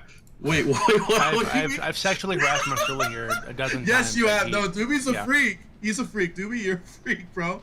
Okay. But, I'm not yeah. gay. I just think it'd be hot to fuck. It's not, Bro, you're a it's not weird. freak. Bro, you're a freak. Yes, Destiny. So why'd you say it like that? I don't. You sounded super white to me, and you're super black. I'm sorry. My bad. Yeah, my bad. Well, I mean, and I'm not saying you're like ugly or anything. I just had a super different. Yeah, you sound like a white dude from New York. Yeah. Okay. Fuck. We would have to like jump into we'd have to jump into so much to do this, and it's hard to know. But like here's like just like off the top of my head. Here's like a couple of like quick tips, but these like none of these might not even apply to you. Okay. So okay, sure. on the first thing, in my opinion, I would never do a first date as a double date. It's way too friendly. Because like on a first date, you want to be able to like zone in on them, figure out if you guys have any chemistry, stuff like that. A double date almost sounds like a situation where the person will be like, oh, I thought that was just all kind of like us hanging out as friends on like a cute double date, kind of, right? But not like a date date. Like if it's a one-on-one, because like in my mind, and I'm doing a lot of like generalization here, like in my mind, like a double or a picnic at the park can either be the most romantic thing in the world if it's a one-on-one situation, or it can be like the most platonic thing in the world if it's like a few friends going out to the park, you know? Right. Yeah. You're right. Okay. So that's one thing. A second thing, and this is a really, really hard thing to keep in mind. It goes along with the first thing I said, is women have a really easy time sorting men into baskets of friends versus relationship material or fuckable material. They're very, very, very good at that, and there's a very distinct things for them. So if you feel like you're building on something for a woman, she has like two totally separate filing cabinets, and you might be building really hardcore on the friendship cabinet, but you're not making any progress at all in that relationship or dating cabinet. So while you think you're getting closer to building something more meaningful or relationship-wise, she just thinks you're being like a really good friend. So yeah, this is why some like that Playing with Fire, the Alex guy, one of the lines that he says is like building sexual tension. I think the reason why it's good to kind of like joke or flirt or do that really early on is because you can get a really early feeling of like, is this girl sexually interested in me, or is this just kind of like she's just like having fun and like we're like friends? Right. Yeah. Establishing that early on, it's very, very easy to get away from a girl after a first date. It's really hard to get away from a girl after 3 or 4 or 5 months of a lot of conversations and shit on FaceTime. Listen, I wanted to take it slow because I don't want to be with someone that I regret being with. Because man, I don't know you too well, but I'm scared of having my heart broken, right? Yeah. I've seen guys that were attractive, that had all the Chad things that you needed to have that these people say, and they start crying because that girl broke their heart. And I'm like, bro, you should have waited a little longer because you don't know who she is. I don't want to play that game. No. That's why. Yeah, I understand. Being slow is okay, but it's like you should be quick to establish what type of relationship it is, and then you can be slow past that, right? That's right. Okay. I'm a pretty like I can be very patient with people, but I'll know on my first meeting with a girl, I can tell like what kind of chemistry we have. I'll know if it's something that could be sexual or not. I'll know that immediately because she'll know that immediately. The women are deciding whether you like it or not. They're figuring that out very quickly. So it's good for you to kind of like test the waters and figure that out as well. You're right, man. Shit, I just realized, dude. I'm just realizing I didn't really put enough sexual attention. I just really came off as like a really good friend. And I'm okay with being friends with them, but I'm not gonna chase after them romantically anymore. It's just I know it's not gonna work. And by the way, dude, I really love you, man, and I really love your community. Can I please be unbanned from your Discord server, please, bro? Do the appeal. We'll see. Okay. Good luck. All right, kick him out, Doobie. Move him on, Doobie. Thank you, Marcelo. I love you. Okay, bye bye. Jesus. Next up, Julie Ty. Whenever you're ready, ma'am, go for it. Hey, can you hear me? Loud and clear. Oh, awesome. Okay. I've just started watching you recently. My boyfriend has been washing the floor with me in debates, so I thought maybe I'd watch you and get some tips. Granted, I'm Christian, so that's probably why he's been washing the floor with me. But my question is, as a Black woman, I watch your stream a lot because I like some less than savory streamers, a la Cynthia G. I feel like I know. Dude, all of you I was- divestors, all of you racist fucking black women are like all over my fucking DMs now, okay? You guys need to chill with your hatred, okay? You're I breeding the swear next I'm not generation of racist. fucking red pill people. What color is your boyfriend? Okay. Oh well, my boyfriend's white, and he's been watching before. Okay, yep. All right, keep going. That's just a coincidence. I swear. Uh-huh. But so my question is like, when you have black people on, like women and men, I feel like you're like, you don't go like hardcore like you do sometimes when you have like other people on. Like when you had LAV on a bunch, you would like absolutely go like ape shit. But when you have Annalise, a lot of times I feel like you're like trying not to like blow up a bomb. It's a different type of conversation. Like if Annalicia wanted to come on and have a hardcore debate about like whether like Biden and socialism or something, then we'll fight on that hardcore. But if it's going to be conversations about like cultural issues, I'm just not gonna. I don't have a big investment in the black community because I'm not black. I don't have any like direct ties to it. And then two, it's a pretty outside zone for me to associate with. Like I didn't grow up in the hood. I don't have like a ton of like big black hobbies with a lot of black friends and black communities I'm involved in. So it's kind of an alien community. So it would be a little silly of me to like hardcore argue and debate on some of these issues. I kind of play more of a passenger like exploratory position, and that's just kind of how it goes. Like if Lav wanted to come on and argue with me about like how her Jewish identity formed her thoughts and opinions in the United States, then I'd probably just sit and listen. But Lav was arguing about like way more concrete stuff that I do have strong opinions on. I think that's like the difference. Okay, and then I had one really quick question. So when you go on Fresh and Fit, like I've been avoiding them, but I watch when you go on. They say that people or women are hypergamous, like to the detriment of society. Like men can't get dates, men can't fuck, all that stuff. But like when we look at poor communities, let's look at the black community just because like that's what I'm experienced with. Black people, like quote unquote, like poor black guys are fucking. Like isn't that the whole thing that like poor people populate the earth more than middle class or upper middle class people? But like if that's happening, like who's fucking then? Yeah, I would have to. They never bring this up, I think, when I'm there. I think everything about hypergamy falls apart almost immediately when you look at it from like 20 different angles. I don't know how that works. Yeah, I just don't know.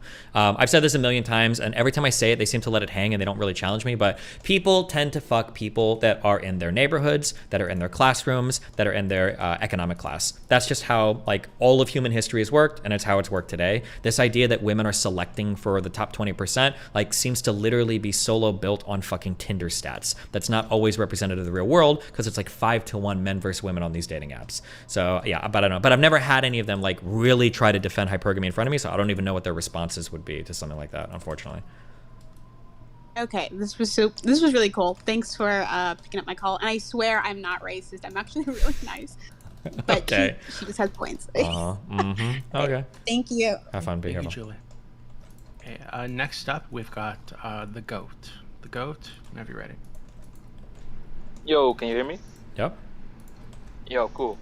So I've got a few questions about AI deepfake porn or maybe black men and how they can't handle criticism when they talk with black women.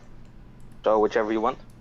You know what? Whatever you want. It's your calling, man. Make it worth it for you. All right, man. Thank you. Let's talk about black men and why they can't take criticism from black women. So every time I hear people like Cynthia, G, or Wait, real quick. Annalisa Can I get your background? What are you? I'm Dutch.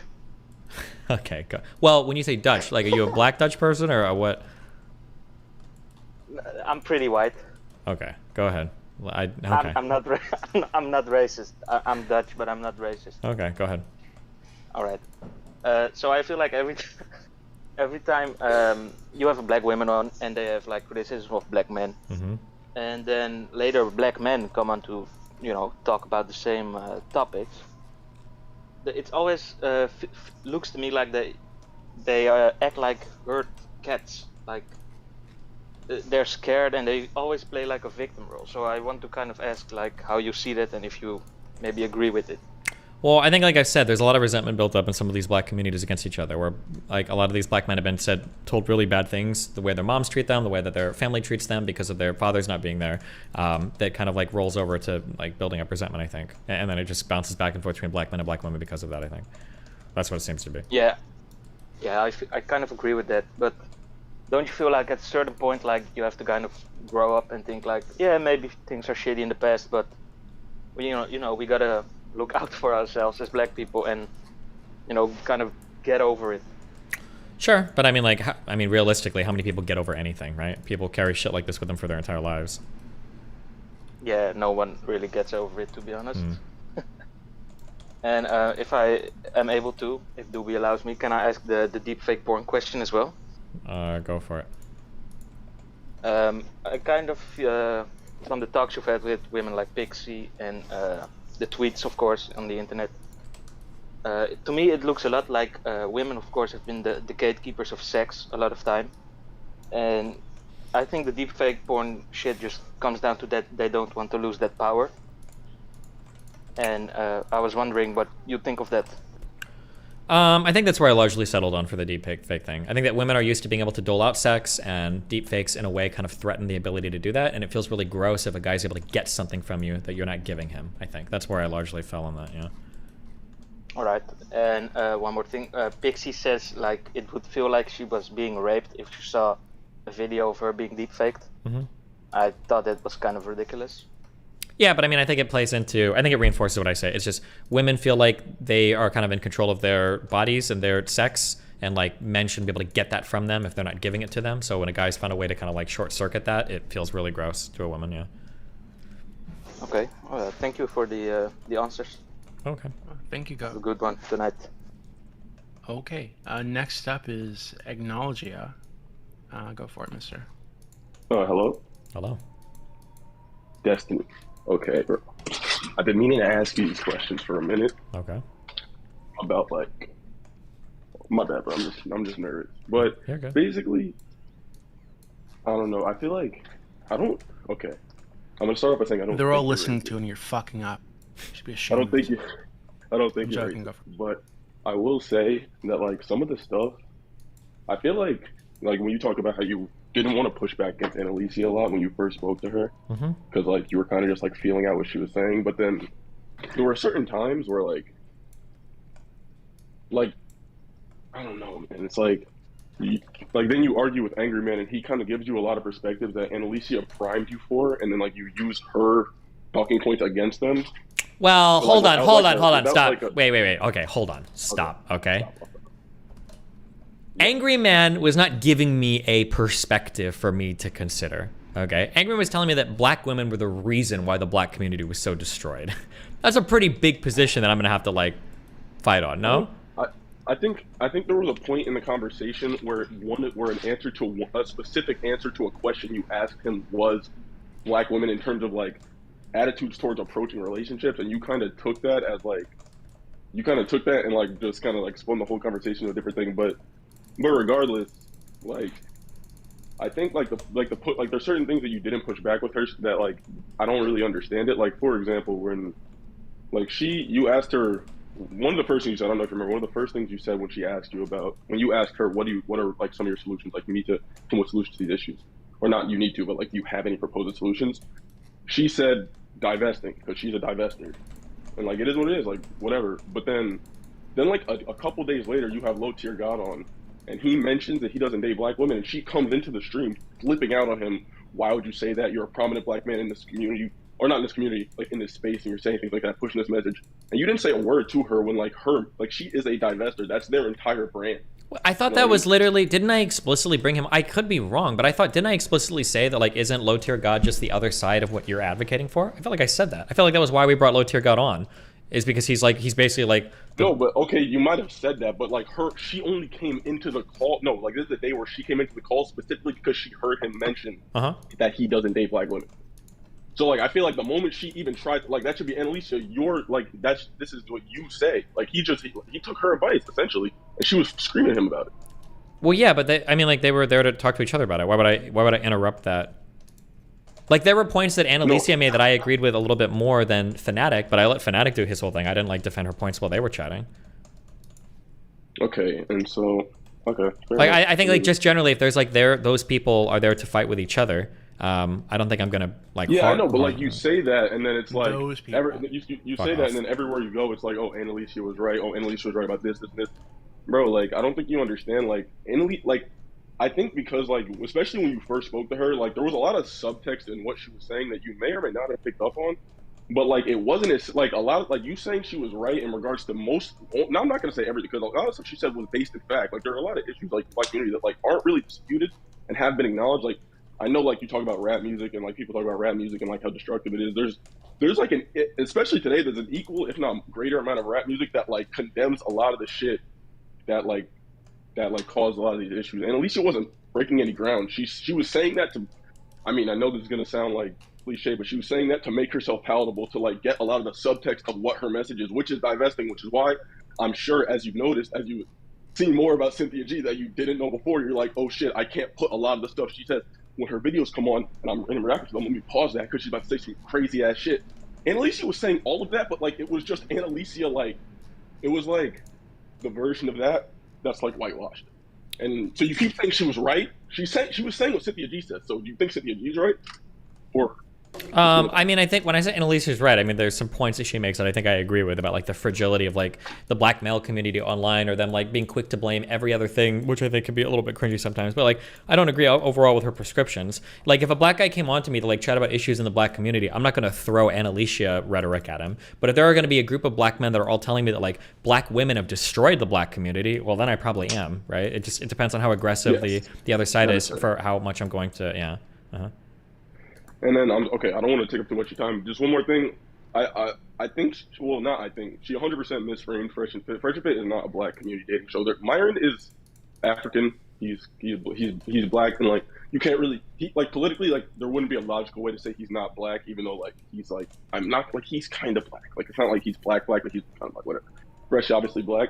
They don't talk about black issues. Myron, honestly, if you listen to his political like positions like that he doesn't really espouse too often.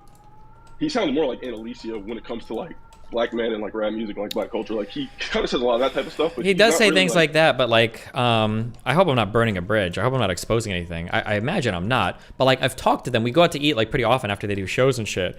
And like Myron is like pretty avowed on like saying that like you should never date black women ever. Like even with other black women at the table, like he's saying shit like that. Like yeah, you never date a black woman ever. Like that's just a mistake always. So I mean like it seems like he does have sorry. I don't know if he said. Hopefully he said on the show. I don't like fucking burning a bridge or something. No. I was gonna I actually would like to ask you a little for a bit more clarification on that because he has said there was one time on where he was on Rumble and Tico stream like just like he was just like I don't.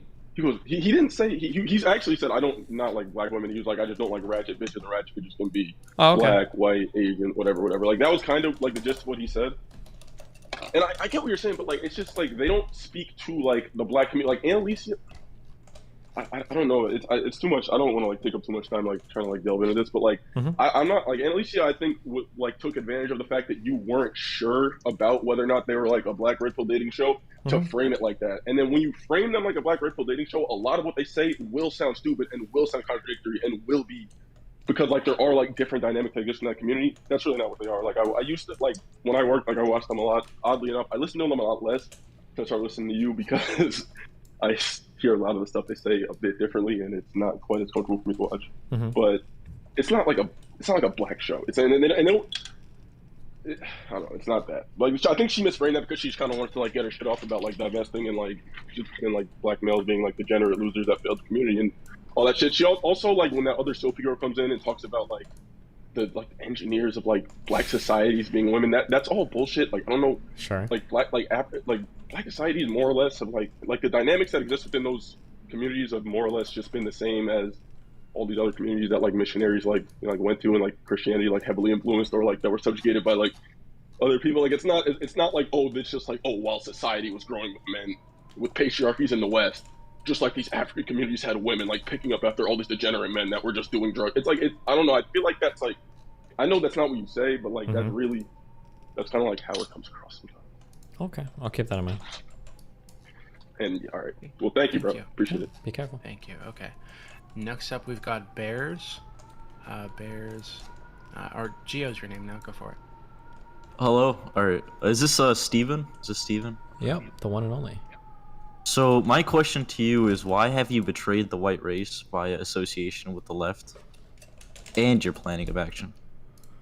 I don't know. What did you say that again? Listen this time, okay? I said, why did I betray the left? Or why did I betray the white race by joining the left? Why would you ask me to repeat the question if you're just going to interrupt me? I'm sorry, go ahead. Yeah, apology accepted. But no, so my question to you is, why have you betrayed the white race via association of the left, with the left, rather? I don't know. I don't see myself like as like having allegiance to the white race. So you have your allegiance. So you're against the white race now. Okay, is that right? Is that the dichotomy? I can only be for or against. I can't just like feel indifferent about it. No, you have. It's either you're with us or you're against us. Oh well, I guess I'm against whoever us is there. I don't think you speak for all white people unless you're the representative. Yeah, I do. I am the speaker of the white man, and I can prove to you that you actually do hate white people. Wow. Liberals do hate white people. Okay, let's hear it. So liberals, this is Otam et al. 2009. Liberals are more willing to murder someone for the greater good if that person has a white-sounding name rather than a black-sounding name. Wow. Do you agree with that statement? No. Or wait, do I agree that that's what the study found, or do I agree that I would be more willing to murder a white-sounding name or a black-sounding name for the greater good? Yeah. No, I wouldn't do it. That sounds stupid as fuck. Oh, why not? Because what? Because would you be for the inverse? No. I don't know if I would use somebody's name. So you hate white people? Wait, if I'm not more willing to murder a black-sounding name than a white-sounding name for the greater good, that means I hate white people? Correct. Okay, I'm gonna go ahead and hard disagree with that one, Chief. Why not? It's not a why not. You're arguing the affirmative, so I would need a reason why it would be good. Well, am I allowed to answer your question, or? Yeah, I gave you permission, my son. Okay. Yeah, so I'm gonna need a reason why if you have an affirmative argument. Like my default would be that a person's name isn't gonna determine whether or not I want to kill that person for the greater good. There'd be other factors at play, maybe. But, let's go more specifically then. How will it say this? If a black person or a white person, you have to kill one for the greater good, who would you kill? Probably just flip a coin. You'd flip a coin on someone's life? I have to kill someone anyway, right? It's not like there's a good situation there. Yes, but you'd want to go for the more morally evil person, though, right? I don't have any information about the morality of the person, though. Just their skin color. Yes, you do. Yes, you do, actually. Their skin color. That doesn't give me information about the morality of that person. Yes, it does. Genetically, they are more likely to exhibit antisocial behavior. Genetically, I don't think that's true. Antisociality is going to be a huge... They have a warrior gene. Let me show it to you. It's the MMOA gene. It's significant in, I believe, 23% of African Americans. It makes them more likely to commit crimes and be more antisocial behavior, which means violence. Having just a particular gene doesn't mean anything. Like, humans have genes for a full body of hair, but they don't express themselves. Well, are you just trying to get to epigenetics? This is cringe. I'm not even getting to epigenetics. I'm saying that genes... Yes, you are. You're just saying they inhibit a gene, but they're not. It's like you're just saying it has to depend on whether that gene is activated or not. That is literally epigenetics. What are you talking about? That's all of genetics, my friend. Every gene requires some environmental activation. And 23% of them inhibit this gene. White people used to inhibit this gene, and this is when they were evil. But the issue is that when they had this gene, it is no longer prevalent. This was only during the Vikings. This was only in Vikings. If there was a way with CRISPR, to edit this gene out of everybody, would you view black people and white people as equal when it comes to antisocial behavior? No, there's other things. Oh, like what? Their skin color is ugly. Okay. Thanks. I'm serious. Thank you for proving my whole fucking point. So it's all just like you just like hop from one point to another. You don't actually give a fuck about these things. And if you could find a way to change it, you wouldn't even want to. That's you that hopped from a different point. What are you? I didn't hop from a different point. I don't think I could judge a person's moral character based on the content of their genes. Yes, you did. You literally said, okay, what about this whole entire completely different thing that has nothing to do with me? We weren't talking about a whole completely different thing. We were talking specifically about this one gene that you just said justifies murdering somebody based on their name. And then I specified more, and you said, yes, I don't have any information. I said, yes, you do have information. So since I showed that you do have information, would you like to remake the claim? No. So you are just going to be like, I don't really care. Just say I don't care. No, I do care, and I care about hating white people. That's what so you do hate the white race. So why are you anti-white? Because I am self-hating, I think.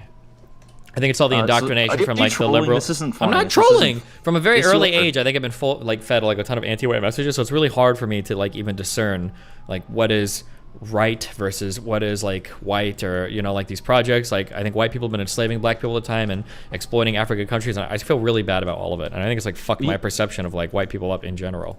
What we did to African countries, we fixed them. What are you talking? We went to South Africa, we built skyscrapers. The tallest building in Africa, all of Africa, is a white building that was made there during the British. Yeah, I know, but like I don't even learn about that. All they teach me now is to be like ashamed of my white race and stuff. So it's hard for me to even like take credit of that. Just take you under my wing and I teach you how to be a true white man. I can't even, because even like the language you're using is your language is like makes me uncomfortable because I've been so mind controlled. Like it. See, you're weak. I could teach you to read BAP. Have you read BAP before? I don't know. I only read like MLK and Malcolm X and anything else by somebody that was like a Black Panther. Malcolm X is a genius, actually. He hates Jews. Did you not know this? Oh shit. Well, we don't read that part about Malcolm X. Oh, so you just skip over things, huh? The things that make me uncomfortable. Are you a revisionist? You seem like a really bad person. I would only revise the things that make white people look good. Gio, I think you got him, Gio. Are you trolling Destiny? Trolling Destiny? No, I'm trolling whatever your name is, but thank you. Okay.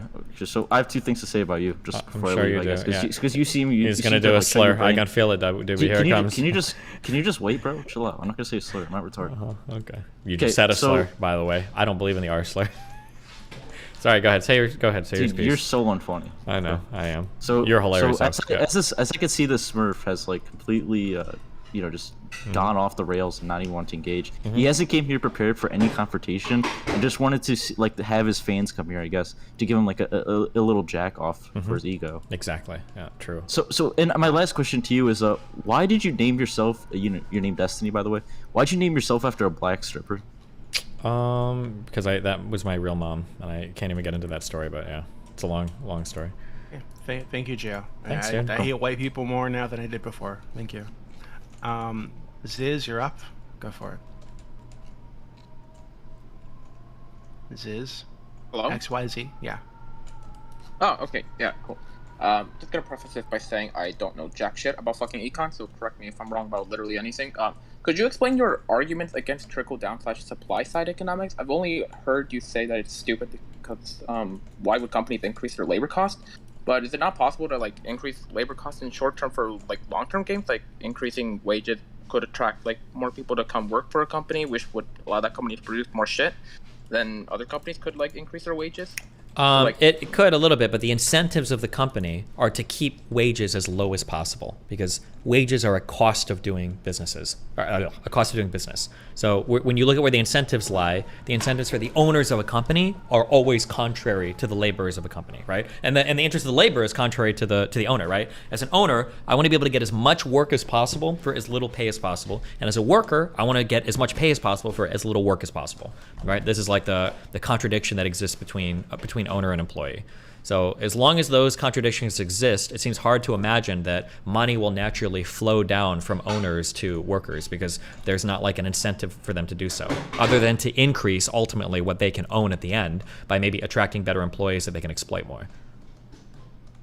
Well, I mean, like for instance, like what you just said there, the only reason why I would ever pay an employee more is to attract a more productive employee that's going to allow me to steal from his labor more, essentially. I don't want to say steal, that's a Marxist term. But like it's going to be whatever makes me more money, right? Like if I'm offering more money for a YouTube editor, I'm not doing that because of trickle down. I'm doing that because I want somebody that's going to do the job even better, that's going to make me even more money. Oh, okay. So would you say that like it's more often than not that like increasing wages is going to like, attract more better workers then? Like not necessarily. There's a lot of ways to get around that. It just depends on the environment, right? Oh, okay. What about like the deregulation side of like the supply side argument of like well, I think this was an excuse me argument that getting rid of like a lot of like the regulation or whatever we have like would help like people open small businesses or whatever, like it make it more easier. There's probably some regulations that I'd be okay getting rid of.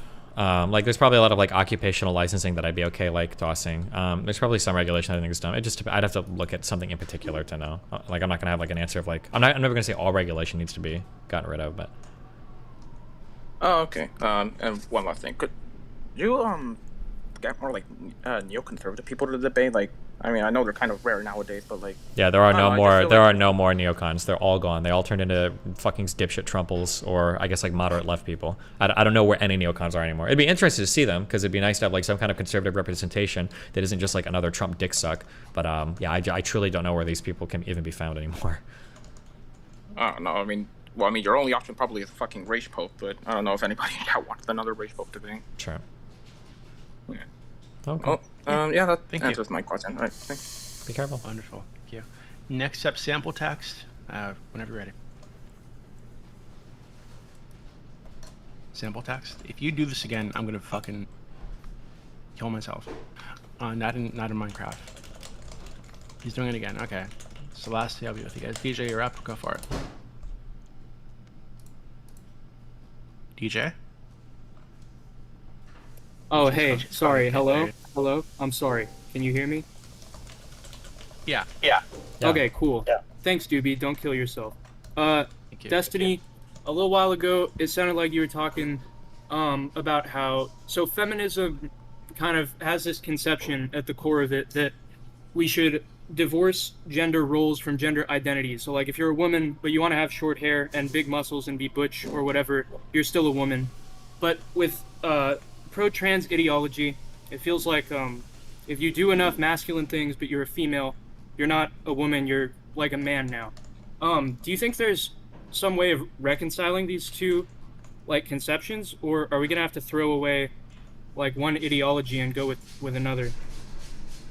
Didn't I kind of complain about this earlier? Didn't I already say this? That it feels like it's really hard for tomboys or effeminate men to exist anymore. They have to be, like, trans, kind of.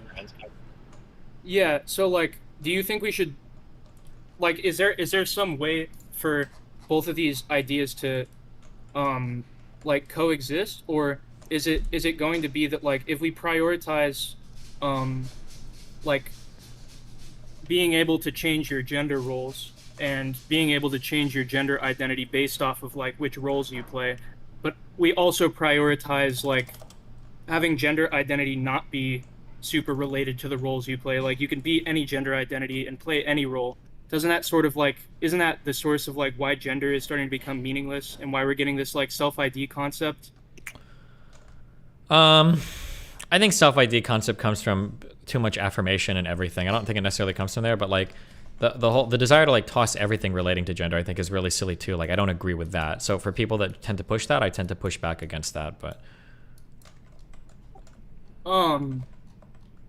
yeah. So, like, in your ideal world, if we had a really if, like, Buck Angel was just walking around, like, would we say, like, the gender roles that he's playing make him a man inherently, or would we also want to say, like, you can be a woman but look like Buck Angel? Because I feel like that's the sort of, like, it feels like an endpoint of the sort of feminist idea that, you know, you can be a woman and play any role, right? But it also feels like Buck Angel isn't a woman.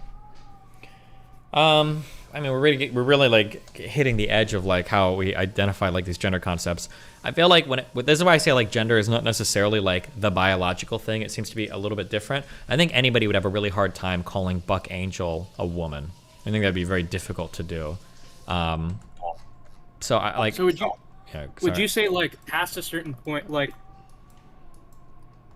is there going to be a certain point where we say, you can't be any identity and still perform any set of social roles? Or do you think we're slowly gonna, like, shed those, like, you know, presumptions about people, and one day Buck Angel, like, everybody could be any gender, and it's not, I'm not sure if, I don't know. I think that I think eventually we're going to start to move back a little bit on some of the more wacky gender stuff, because it's getting a little bit wacky. I don't know what that's going to look like ultimately, though. But I mean, like, things have gotten kind of wacky, yeah. But I don't know where we're going to go next on that, so who knows. Okay. Thanks. Okay, love you. Be careful, bud. Thank you, DJ. Okay, next up, we've got sample text. We'll try you one more time. Go Hello, if you're can you there. hear me now? Oh God, yes. I'm saying Okay. go for it. Is it clear? Sometimes it's muffled from my laptop. Okay. So, okay, Destiny. For one, as an atheist, I want to push back on the moral anti-realism. So, just to be clear, if you know the terms, then are you a moral subjectivist or a non-cognitivist? I don't know. Probably non-cognitivist, I gotta say, yeah. Okay, fine. So there are more arguments than now. That's basically it. So, for one, I don't know if you know it. Do you know the companions in guilt argument? Yeah, fucking Rem went over this a million fucking times on stream, but it's been a while. Refresh my memory. Maybe. Okay. So basically, the argument goes like, if there are no moral norms, then it follows that There can't be any no epistemic norms, right? Yeah. Yes. So the issue that we always had with the companions and guilt argument is, I feel like, oh god, this is about to get really lame. I feel like all moral statements are normative statements, but I don't know if all normative statements are moral statements. And it feels like what the companions in guilt argument tries to do is it tries to say that basically any type of epistemic belief necessarily needs to be preceded by normativity, and any type of normativity is necessarily moral or ethical in nature. Therefore, for us to have any meaningful conversation about anything, we necessarily need to say there is some objective foundation by which our moral beliefs rest. Otherwise, how can we speak epistemically about anything as well, right? Is that kind of the argument? Yeah, similar, although the way I interpret it, I kind of tweak it. I don't know if any normativity to epistemology is necessarily ethical. For what, but there is normativity to epistemology, kind of in how logic works, or even critical thinking, you could argue. But I don't know if I found it have a foundation in morality. Sure. I mean, like, I can agree that there's probably, I guess just because we're fucking humans and even have the conversation, there's probably some level of normativity that necessarily needs to be invoked prior to any epistemic work, I guess. But I don't know if that gets me any closer to saying there's some, like, objectively true moral facts. Okay. I accept that. We can move on to the other argument, which is basically, you said, suppose there was someone you disagree with morally with. How would you argue with them? Could you argue with them? If you can, then that means there are moral norms to moral deliberation, or at least some grounds to refer to. Unless you take the approach that you have to agree on these norms beforehand, which is kind of subjectivist-esque. I think you have to agree on something. That's why when I argue with somebody from a different moral foundation, I try to find some kind of common ground. Otherwise, I think they'd be truly unreachable. Right. Okay, that's pretty interesting. For two, now putting aside the moral anti-realism, now that the Factorio arc is for one gone, what It's do you not. think He fucking light is on... playing right now. Shut up. Well, it's no, just in the it's background now. for- I'm not obsessed with it anymore, okay? It's That's it. Go ahead. Okay, read DGG, Doobie. Come on. Yeah, Doobie. Come Either on, way, loser. So, sorry.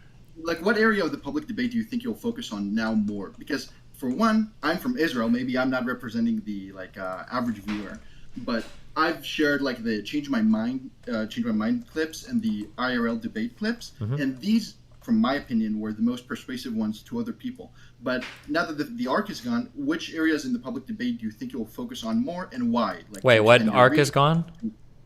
The Factorio arc. Maybe I missed it. Oh, well, because you said the change my mind stuff. I'm still going to do that. I think we have our next set of events is going to be in, I think, March. I think we're figuring out the dates. Wow. Yeah, that's going to be in the Nice. DMV area, so. Do one in Israel, okay? Okay. Yeah, okay, yeah. And the last question is, did you have enough tea today? You know what? I did, yeah.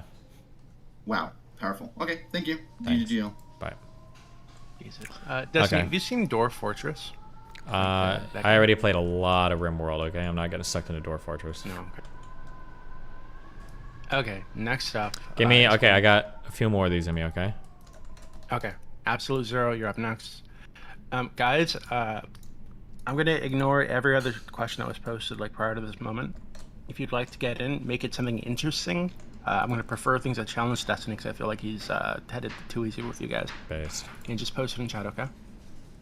Yeah, too fucking easy. All right, Destiny. What do you think about my bad. What do you think about attachment to like nostalgia and like other forms of cultural phenomenon? Is that like a bad thing? Today, I would argue like we're too busy recreating media and like lost moments rather than creating new ones and attacking current day issues. What do you think on this? I think it's kind of interesting to say that, but I don't think that's what's happening. I think that there are safe investments. And the safe investments are things that have already worked. And I think that's why. I don't think it's necessarily tied to nostalgia. I guess you could kind of sort of view it that way. But I think people just make investments into that older media because it's tried and true and safe financially.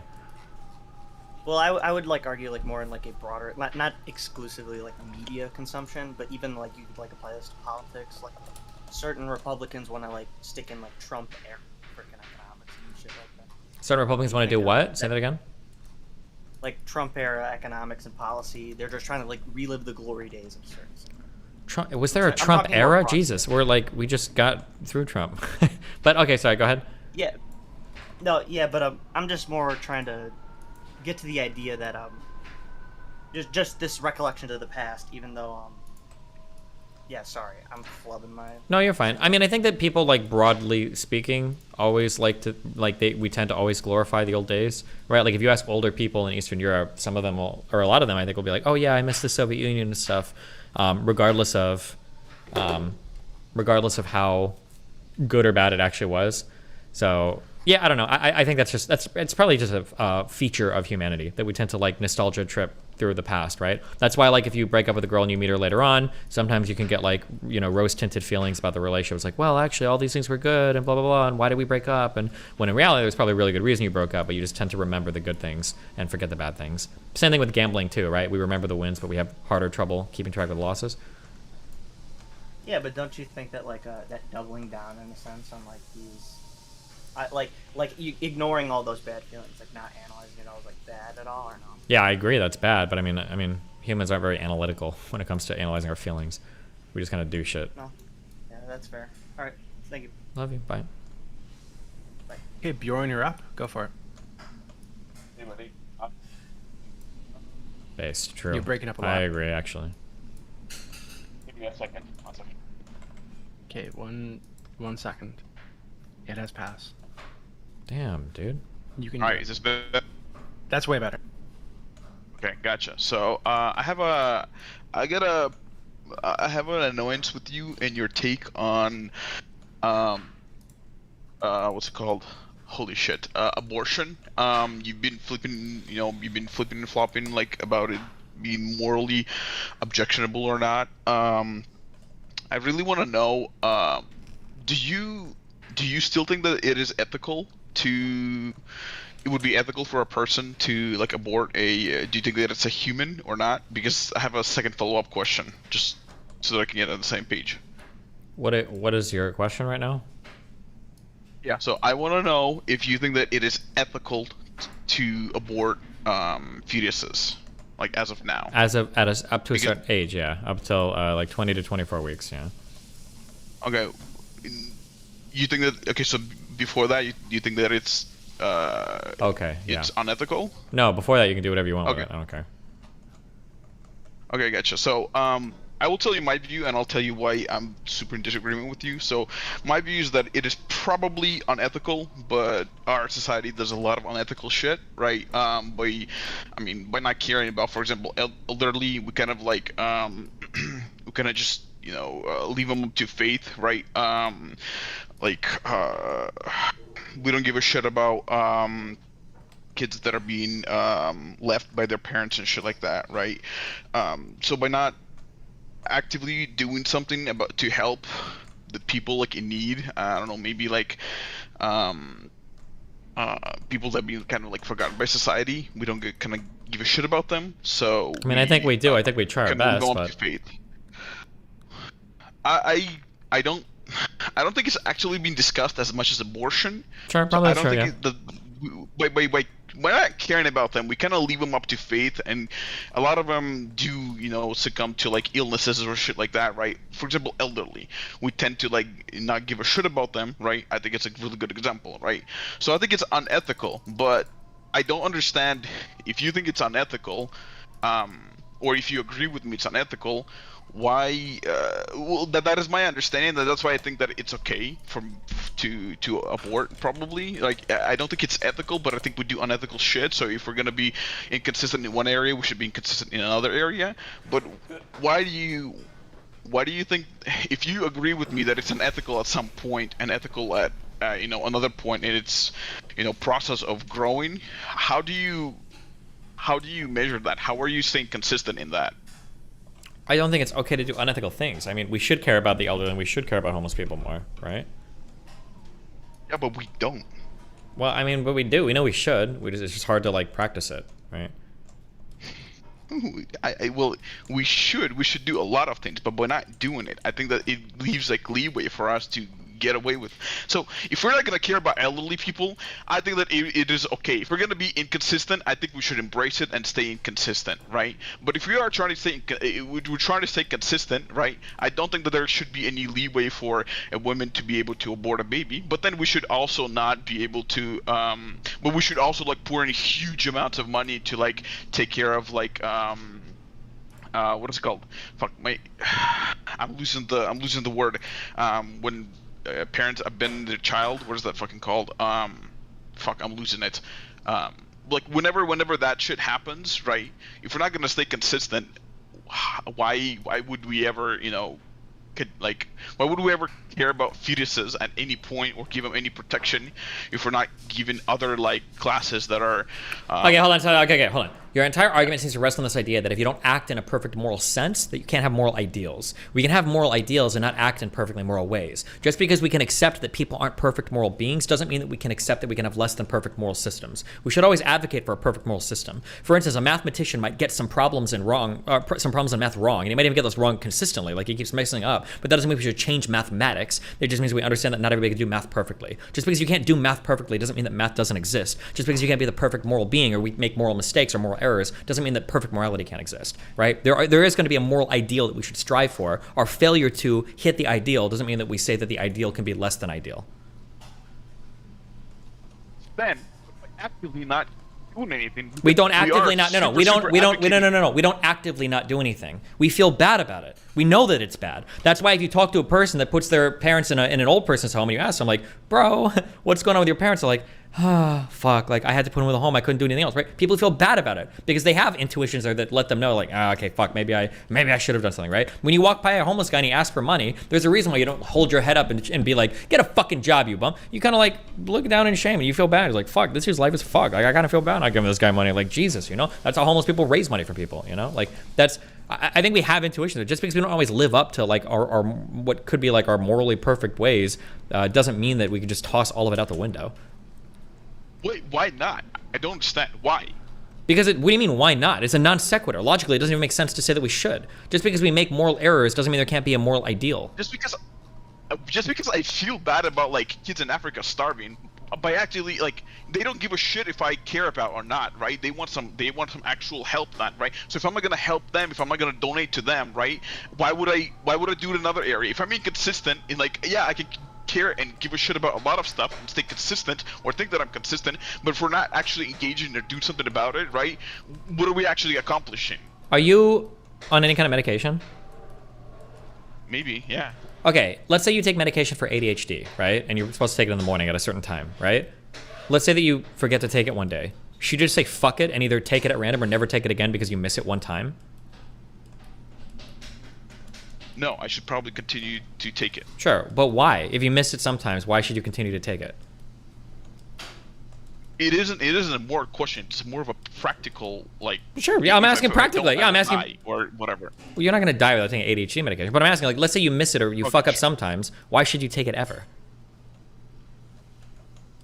I think that we can be inconsistent with our actions. I think that morals should be very, very consistent. Hold on, whoa. I'm not talking about morals at all. I'm talking about ADHD medication. Let's say a person forgets to take it one day. Should they stop forever or start taking it at random? Or should they continue to try to take it on schedule? What should they do and why? I don't know if they should. It depends on the person. For society, it's probably better for them to take it. But if I am the ADHD person, I don't fucking care. Like if I don't hurt myself or do something. Okay, let's say it's your I'm sorry. Let's say it's your insulin medication and you're a type 1 diabetic. Let's say that you're late one day. Should you stop taking your insulin injections? No, because I will die. Okay, but you're inconsistent sometimes, so why try to be consistent at all? Well, I want to stay consistent because I don't want to die. Like, you can get away with being inconsistent in an action, right? Mm-hmm. Where but morals you have to stay consistent on. No, right? you don't. Hold because on. It's fundamentals. Bro. It's not fundamental. Why? No, you're wrong. It's not fundamental. Okay. The reason why you would take the insulin is because being less perfect, not being on the perfect schedule, is still better than not taking it at all or taking it at random. Like you said, you'd die, right? Or at the very least, your life would suck shit, right? If you're on the journey to moral perfection, it's still better to aspire to moral perfection and to be imperfect sometimes rather than just be imperfect and say, oh, fuck it, I'm not going to try it all, right? Like morality is not a binary where you either are moral or you aren't moral. Morality is a huge spectrum of how moral can you aspire to be. And there are going to be some parts where it's really, really hard to make the right moral choice, like donating a lot of money to homeless people or taking care of sick and elderly parents. But just because it's really hard at the edges, like it might be hard to take like a birth control pill at the exact right second every day, or hard to take your insulin every single time you have a meal that spikes your blood sugar, that doesn't mean you just throw it out completely, because trying to strive towards that ideal, making a phone call to your parents is better than just throwing them in a whole person's home and saying, well, since I did that fuck up, I'm just going to say fuck it completely. Like you can still make steps towards that moral perfection without ever actually hitting it, and it's still going to be better than not doing anything at all. wonder, how do you decide? How do you do one and not the other? I don't know. Do you You're think it's harder? asking. I don't know. This is one of the hardest questions in life. I don't know. How do you decide? It's hard. We try to be moral at all points. You always try to be moral, but sometimes you make compromises because you're either lazy, you don't have the time or money, you're not perfect. Like, it happens. But I don't know. I mean, we make these decisions all the time. How do you decide on some days when you feel like especially shitty? What I don't understand is that why would it be? Okay, sorry. What I don't understand is how can anybody be mad at me for murdering a person if, for example, our government murders people, right? The same way that you can be mad at. Let me answer the question. Let me answer. If you're gonna ask a question, let me answer the question, okay? The same way that somebody could be more mad if you stopped taking your insulin injections completely versus you were just late one day. There's a different gravity. There's a different degree to the error there between murdering somebody and telling a white lie. Yeah, but who decides on what the gravity is in terms of moral, like, actions or inactions? I don't know. That's a really. that? I can't give you an exact answer. So should everybody go rape and murder people? I mean, we decide these things socially. We decide them in our communities. We decide these things. Yes, we should. Wait, if we're Okay. if you're to this degree, then probably yes. Either we need to rework our moral system, or we need to rework how society works, or not give a shit about them. If we're gonna like pickety pockety, like choose what we want, what we think is moral, what we think is immoral, yeah, we should abandon that system. Because if you can get away with shit shit in one area, who decides on where I can get away with like another something else that is also like immoral in that system? That should be completely abandoned. Okay. I mean, I disagree for all the reasons I stated, but all right. Okay. Thanks a lot. So, Destiny, can we do 2 more? Pretty please. You know what, bro? Go for it. Yeah, let's do 2 more. I Okay. appreciate you. Okay, so first up, we've got Anon the 27th. Anon, go for it. Hello, Destiny. Can you hear me? Yeah, loud and clear. What's up? Hello. I am an incel who runs a server called Debate Incels. For anyone who wants to join, that's debateincels.com. You'll see the invite there. So I have a few questions from the incel community to you. Okay. So firstly, before you were saying that Tinder isn't real life. Well, that is bullshit because most couples meet online. Yeah, those two statements don't connect to each other at all. But. Well.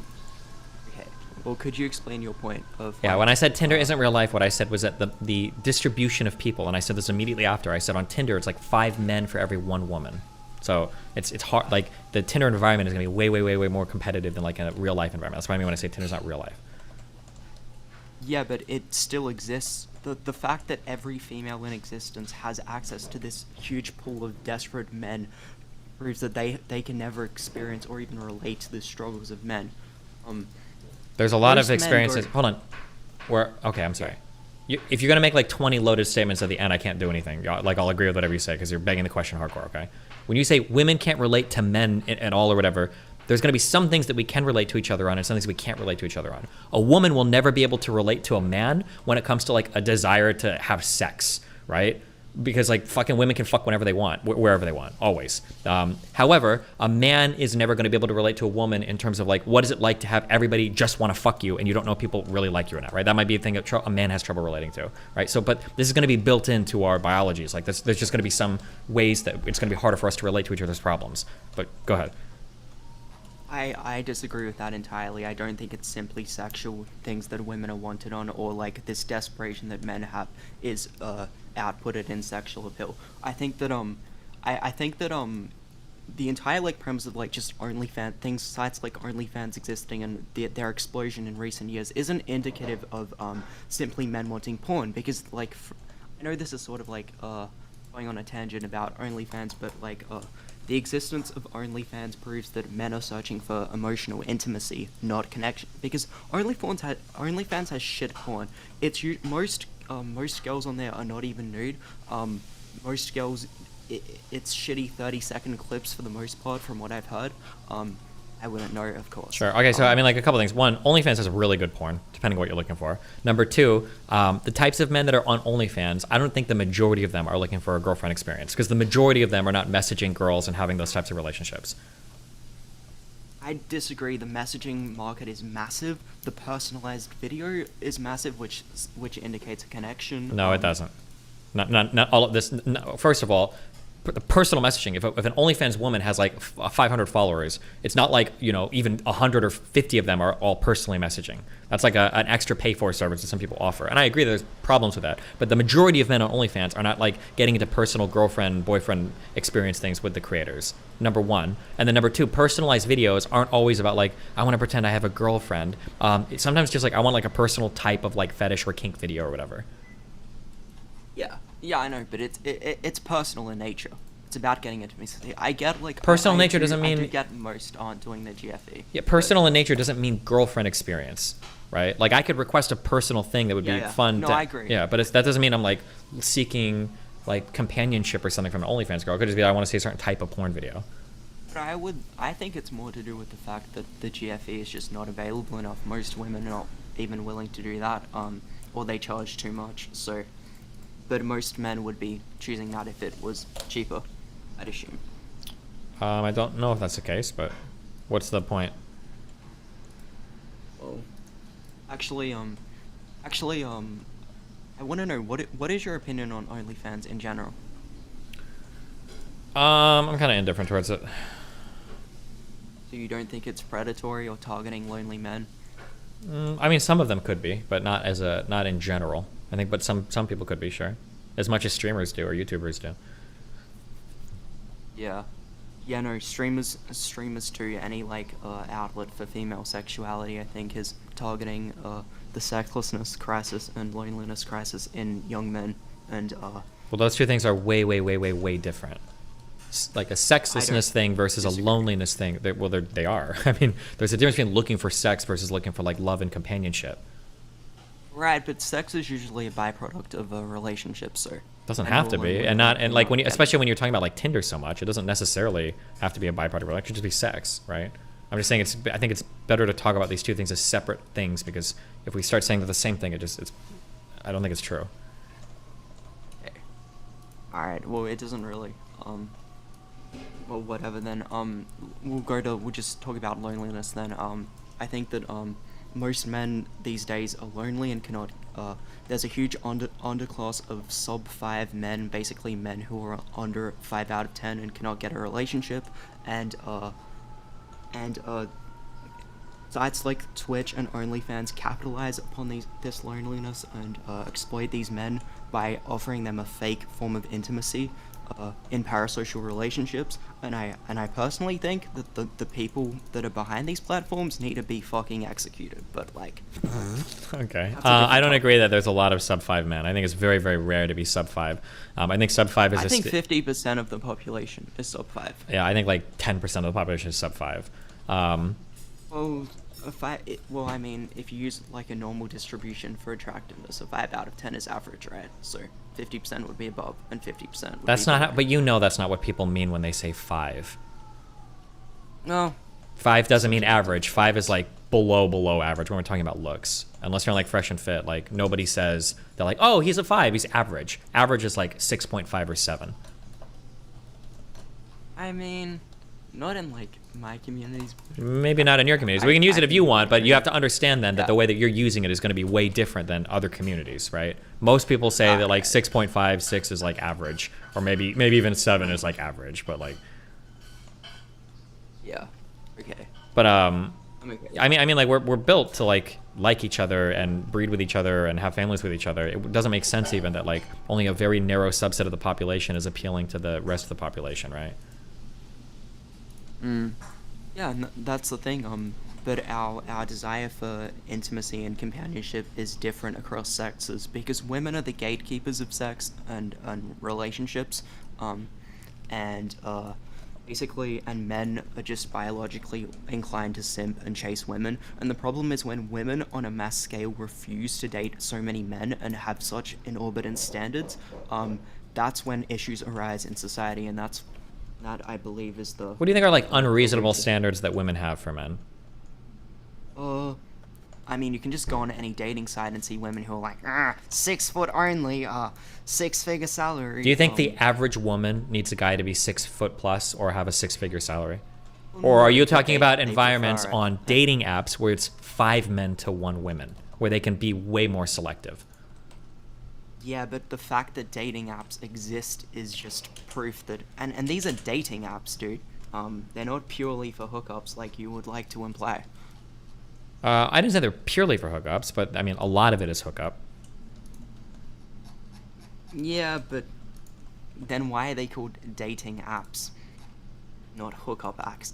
Why is it called hookup if we don't actually hook a machine up to anybody? I mean, I don't know. What do you want me to say? I don't know how I'm supposed to counter that point. Is it supposed to go, well, it's called a hookup app, so, or it's called a dating app, so therefore it must, like, I mean, different apps have a proclivity for different things, right? Like people are saying, like, if you want to get into dating or whatever, like Bumble or Hinge are more like suited to that, or OkCupid or some dating profile thing like that, versus if you want to do, if you're trying to just like hook up, like Tinder, might be better for just hooking up. But I mean, like people date on Tinder too. But I mean, I don't. If the counter claim is just going to be like, well, it's called this, I don't know how I'm supposed to engage with it. Yeah. Okay, what is your? Okay, sorry. So where are we at on this? Just about women having excessive standards and that. Oh yeah, what is the like? Majority of men. I feel like women will have. They might have excessive standards on dating apps, but I mean, in general, like 5-8 men are getting married and having kids, and like poor people marry other poor people and they have kids. Like it seems like that is a process that's happened through all of human history, you know? Yeah, but it has happened throughout all of history, but only now with the rise of like dating apps and I guess you're gonna counter that with saying that dating apps are just for sex and it's not a real connection. But It's not just like people can date on dating apps. People can date on them. Yeah, I do believe that a woman can literally just open up Tinder right now and select between hundreds of options of desperate men, and I would say a large majority of those would be seeking something slightly more than just a one-night stand or whatever. Yeah, but there's not enough six-figure men for all those women, so eventually they're gonna have to select for less than 6 foot. Yeah, but the real black pill is that a lot are choosing to just be volcel, which for people unfamiliar with the incel community, it basically means a voluntarily celibate. Women would rather date nobody than have to date a man shorter than them. Women can deal with loneliness. Well, hold on, chill. When you say a man shorter than them, you're talking a very, very, very narrow subset of men. I'm giving an example of one of them. Well, but I could it is narrow. That is incredibly narrow. That's like fucking 3 or 4 of shorter than women? Yeah. Yes. Yeah. Okay, on average, how many men are shorter than 5'5"? No, I'm with you on that. But that was just an example of. Well, sure. Well, because they're gonna be like, because if I'm like, if I tell you like women aren't gonna date men or aren't only looking for men that make 6 figures, and then you're gonna say, well, a woman wouldn't date a man that only makes $2,000 a year. Well, I mean, I'd probably agree with you, but I mean, like that, like it's not like the only options are either 6 feet tall or shorter than a woman, or he makes 6 figures or he's broke, right? But notice how you're admitting that women are the prize in dating, not sex. What I mean, women tend to gatekeep sex more. I don't know if people who tends to gatekeep relationships more. I think women do too. I'm not sure. Well, why are you saying women require all these like this entire like cocktail of like different requirements simply just to date them when men have none? Average man will date almost any female that goes up to them. The average man has been the average single man, I should say, has been stopped for months, is struggling to attract women, is in several women's DMs trying to get noticed, is simping perhaps. Why is it that women can just why is it that women get to control the floodgates of men? I don't think average men are hardcore simping for average women. I think that they're looking at like hot girls on Instagram and shit. Nah, any female can just open up Discord and just get hundreds of orbiters. On Discord, but that's because Discord is like 50 men for every one woman. No, actually, it's a lot more equalized in recent years. But yeah, there is definitely a imbalance. It's not 50 to 1, dude.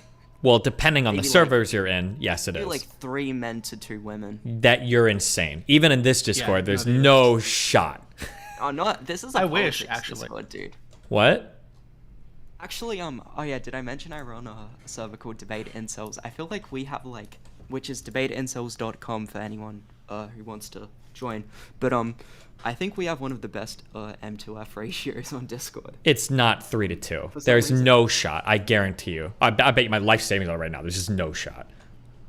Oh, in my Discord, my incel Discord server, women flock to it for some reason. I don't know why.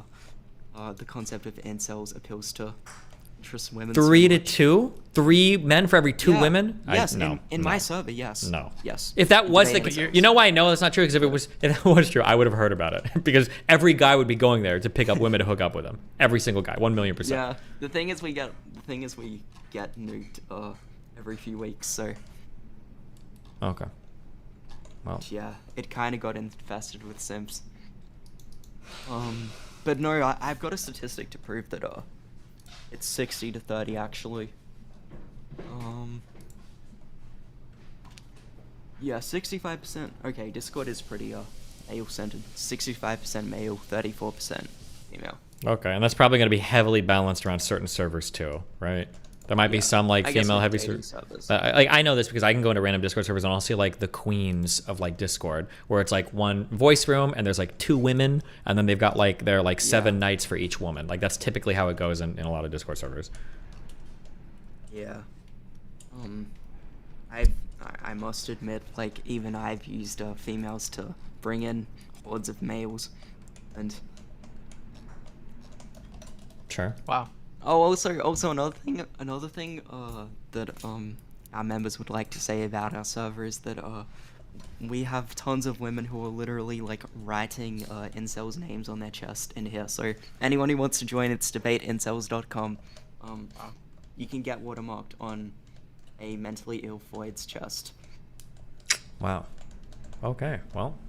Thank you. Thank you. Okay. Last person up. Yeah, hit me so, up. And just so, Mr. Anon, I think the reason your server keeps getting deleted is you've got multiple people in your server right now advocating for like rape. So maybe that's why, you know, he doesn't stick around very long. deb8incels.com, by the way. Okay, thank you, Mister. Goodbye. Okay, next person up. This is the last person up. And Destiny, thank you very much for giving us more of your time. It's going to be Dominican Superman. Dominican Superman, whenever you're ready. Yo. Yo. Hi. Hello. Hello. Can you explain a bit about that whole black men being fragile thing? It feels like there are. First of all, I don't say all black men. It just feels like there are certain black communities online that are heavily dominated by black men that are very quick to play the race card around every fucking disagreement they have, and that's very frustrating. And by that, you mean people like Angry Man, yeah? Or it could be the WL community as well, I think does it too. Yeah, you platform divestors like Annalisa. And I platform people that are arguably bad black men like Low Tier God, yeah. Yeah, but I think earlier you said that Annalisa has some valid arguments and that her perspectives are interesting. Yeah, I think Low Tier God's perspectives are interesting too. If you're trying to say I just take one side here, like I platform all sorts of insane people. Like it's not like I'm only platforming one type of speech. There's a lot of crazy people. Like Lab was fucking insane. Mr. Girl was fucking insane. Like I platform a ton of different types of people. I've talked to a lot of different types of black people as well. Joe Lewis, Fanatic, like yeah, I don't know what you want me to say. Or if you're trying to think that like I only platform. Oh, sorry, God. I'm sorry. It seems like you've only platformed other side instead of black men, and now you have like this Dutch nerd like an hour ago saying how black men are fragile, and you've probably never even met one. I just think you should look out to the other side and try talking to more black men. Okay, I mean, I do. I have like, there have been a ton that I've had on my stream. Like, yeah, I do. Yeah, I mean, I can bring on more, but like, yeah, I mean, like, I have a ton of different, like, yeah. Dude, I think we had a chat, like, like a month or two ago where there were literally like 7 black people, like, in my Discord, like, all chatting about these issues. It was like fucking Abba, Forethought, that Felicia fucking, or I don't think it was Felicia, whatever the fuck her name was. Annalisa is there, Low Tier God has popped in. Like, there's all sorts of like black people that I've had like to discuss like these black issues. It's not just like the haters, but. Well, you know that Annalisa's arguments are wrong because the data she uses is from a 1960 study. Yet you use that to call black men fragile. So I just find that kind of interesting. I don't use it to call black. The thing I use to call black men fragile are the way that they treat me on the internet. It's nothing to do with the whatever study. Well, I just hope you talk to more black men about these perspectives instead of just uh, one-sided perspective with Annalisa. That's kind of what I'm trying to get at here. Because there's a lot to this sphere, if you're not aware of. I recommend checking out Joe Budden, if you're aware of him. But yeah.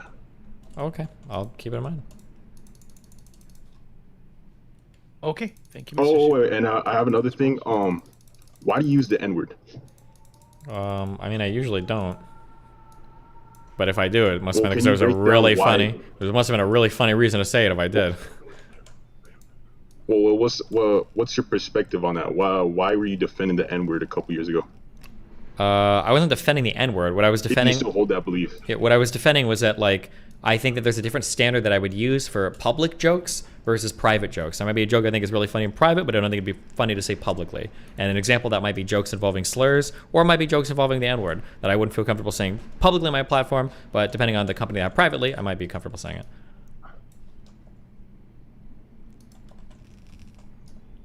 Cool. I'm out. Okay, have fun. Okay. Thank you.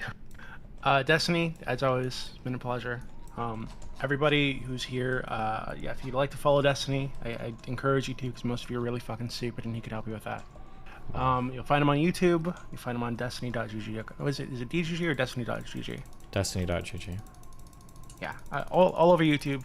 Great guy. Not an asshole, except when he's playing Factorio. Nice. And yeah, I recommend you look up his shit.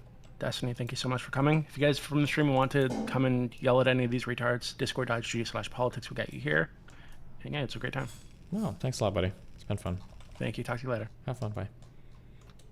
The rest of you, I'm going to open up the voice channel, which is a mistake. I've also made 2 voice channels under this one called AMA After Show 1 and 2. Hop down to those if you want to talk to each other for some reason. Okay, bye-bye. I'm leaving. Bye. Whew.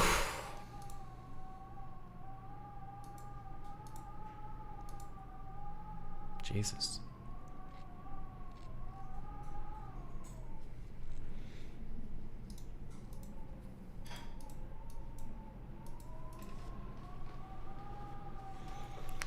Oh.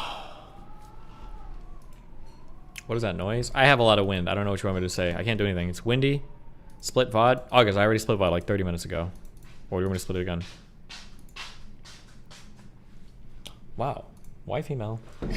Wait, are there bananas in that? Yeah. What the mel? Well, you said yes to banana. Are you melon right now? Okay. Thank you. Hopefully it's okay.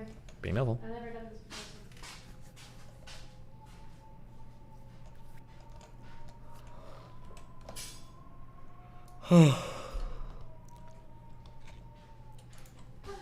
Well, slaves of the government.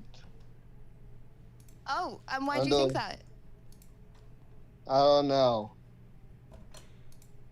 You just believe it because Andrew said it? No, not really. So why do you believe it? Because we have to pay taxes and that, like that. But if we didn't pay taxes, then we would have no police or roads, or, you know, you would probably be robbed and killed. Good point. Well, slaves. What am I watching? You were on a dating show with this girl once. She really liked you, and you did not reciprocate. Which show? Usually, if it goes bad for anybody in those shows, usually because they don't. What? She's on CuteBot sometimes. Sorry, I don't think she is anymore. No, she does like debates for their viewers. Debates, hell yeah. Usually, if I don't reciprocate, it's because the person's usually really shy. That's usually what happens. But.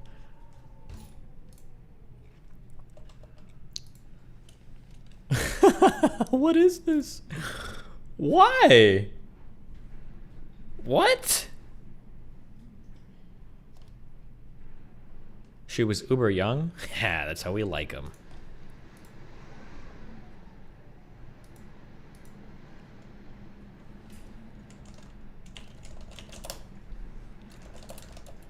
Like, I might have had too much salt. Too much salt. Maybe. Well, now you poisoned my mind. No. Now I'm gonna think it's too salty, even if it's not. No. Of course not. Might just be spicy. Tate gets robbed again. I think It's good now. Bro, really? Bro, really? Did she get her shit back? Nope. It's just gone? Yep. What a fucking loser. But they got so much information out of it, I feel like. Kind of. I don't know if, like, police in Chile actually, like, gives a shit. Felt bad for her. Rip.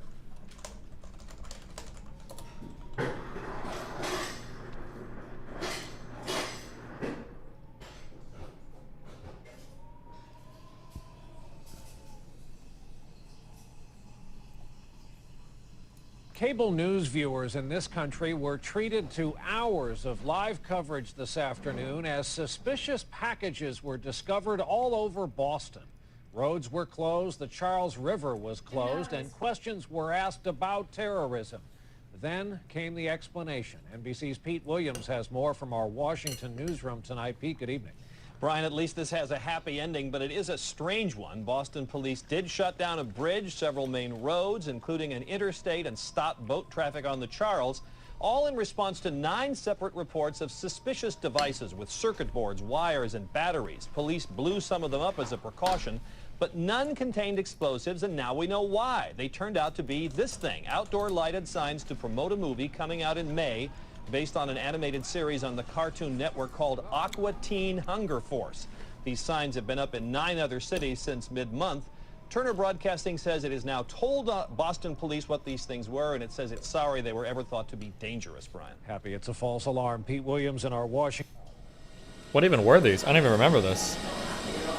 Sky 7 now showing you some of the episodes this afternoon where police went location by location with the bomb squad to check out these so-called magnetic signs, lights, promoting this show on one of the Base advertising, true.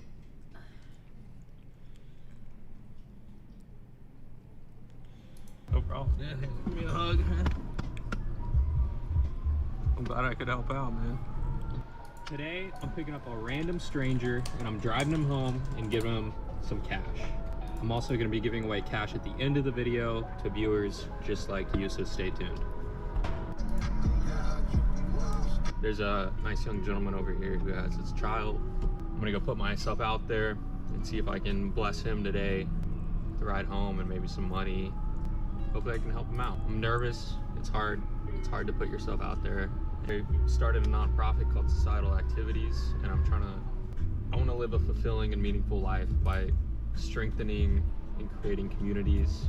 And I've had this idea for a while. I see people taking the bus, and like, man, I'll take fucking 10 minutes out of my day to drive you home. Like, even if it takes longer, like I would take fucking the rest of my day for this guy. So I'm gonna park, walk over to him, explain what I'm doing. Hopefully I can bless him today. What?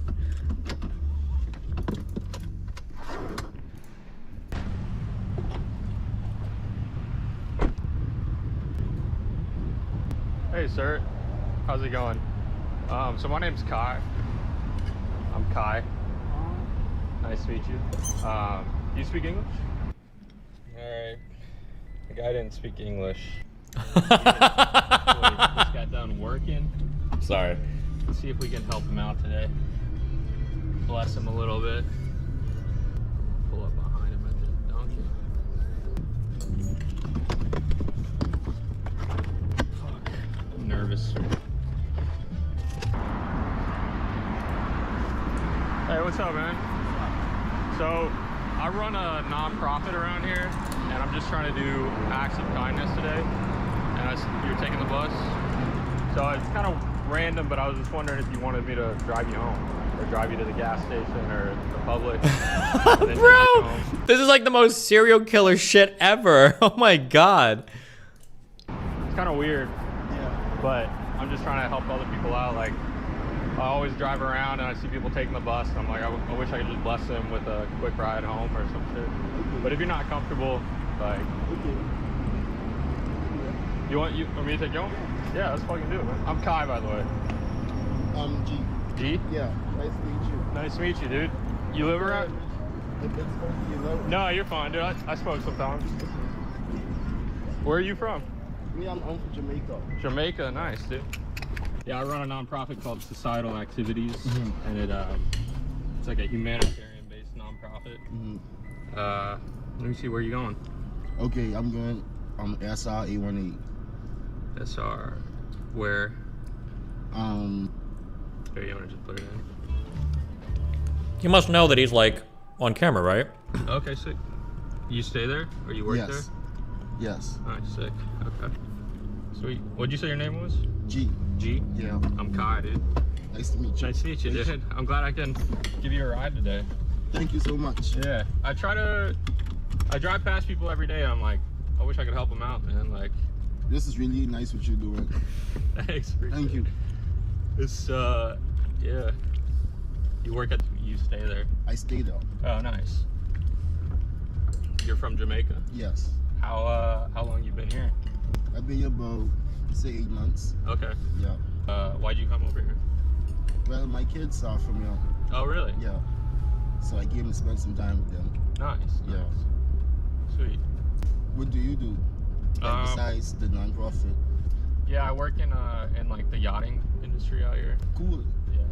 Cool. I always have a passion to do like clearing yachts and stuff like that too. Yeah. And aviation. Oh, nice. Yeah. Cool. Do you ever need a hand sometime, just let me know. Yeah. I love to learn. Yeah, maybe, honestly.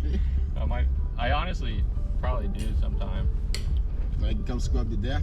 Yeah. Most of the shit we do is underwater. Okay. This feels like an Onion skit. And you just streams the whole convo with a dude? We made it through. Yeah. Thank you so much. Why not just be a fucking Uber driver? Give people $100 or something. Like.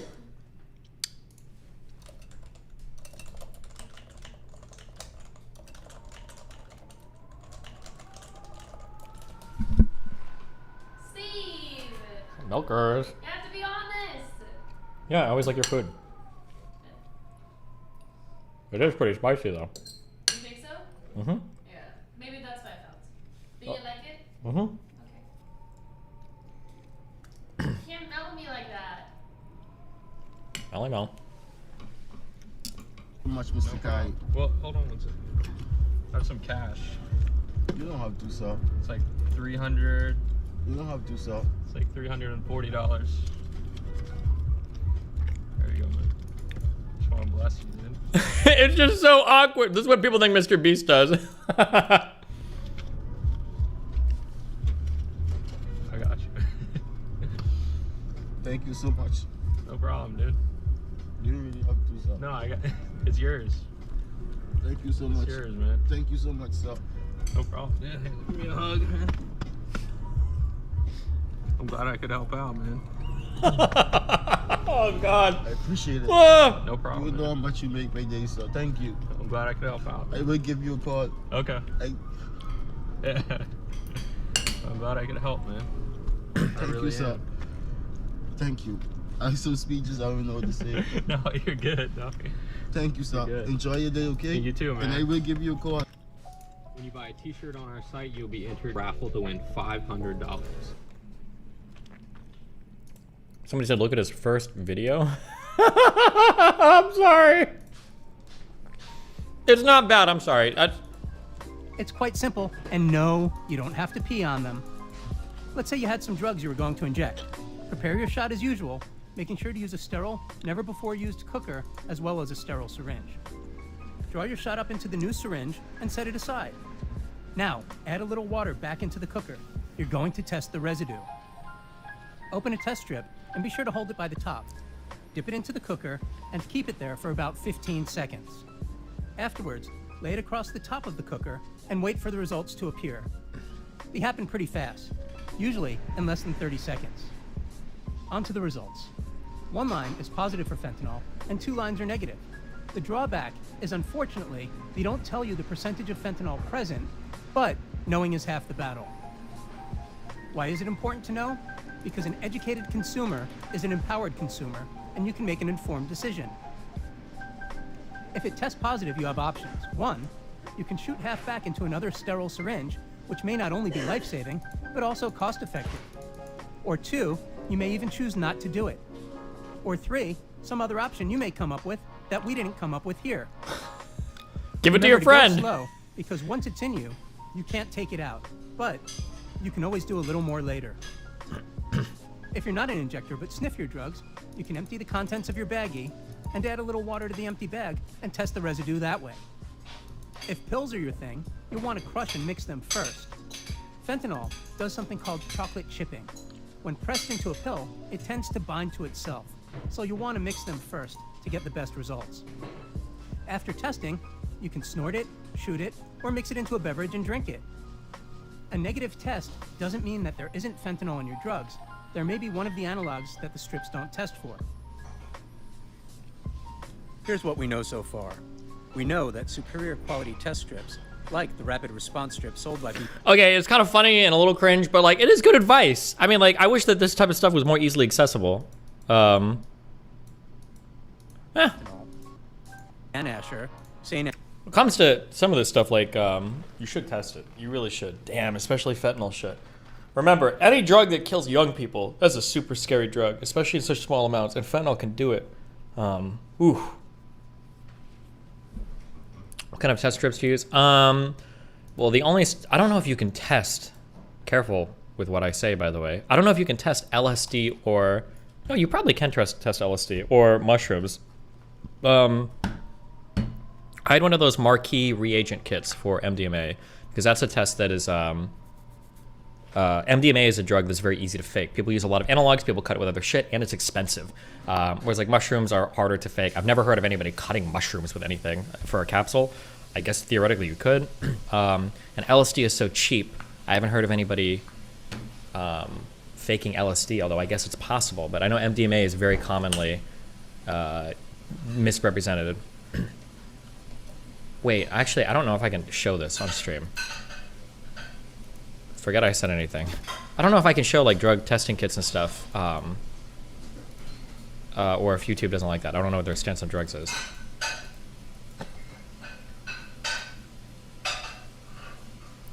LSD is fake all the time? Okay, might be. I've never heard of that before, but it could be.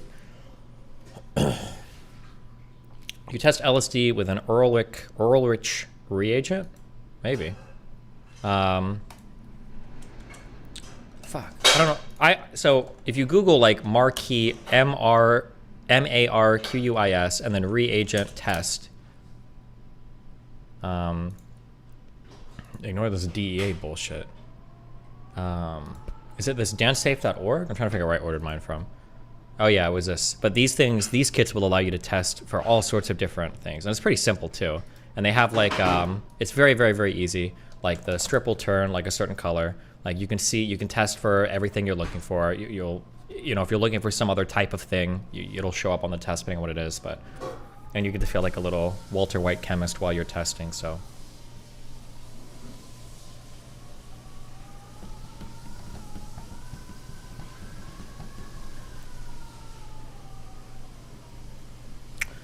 MDMA 175 gram pills are like $7.50 around here. Is it more expensive in the US?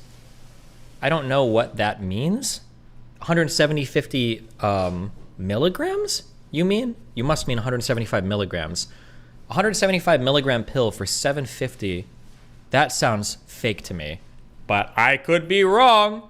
So for 750 euros, that sounds way too cheap. I would assume that if you're buying 200 milligrams of MDMA for 10 euros, I'm guessing you're getting fake shit. That'd be my guess.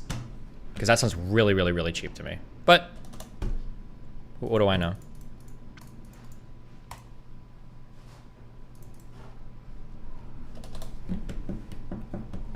Most of the people that I've seen selling MDMA pills are usually selling around $100 to $150 for anywhere from $15 to $20 a pill. That's usually what I see for pressed pills. I've seen as cheap as $5 or $10, and I've seen as much as like $40 or $50. That's like generally where I see it. This guy's saying there's a lot of MDMA in Europe, so I don't know. But also my drug buying experience might be very limited, and it might just be in California, so maybe what I'm saying is really wrong. I don't know.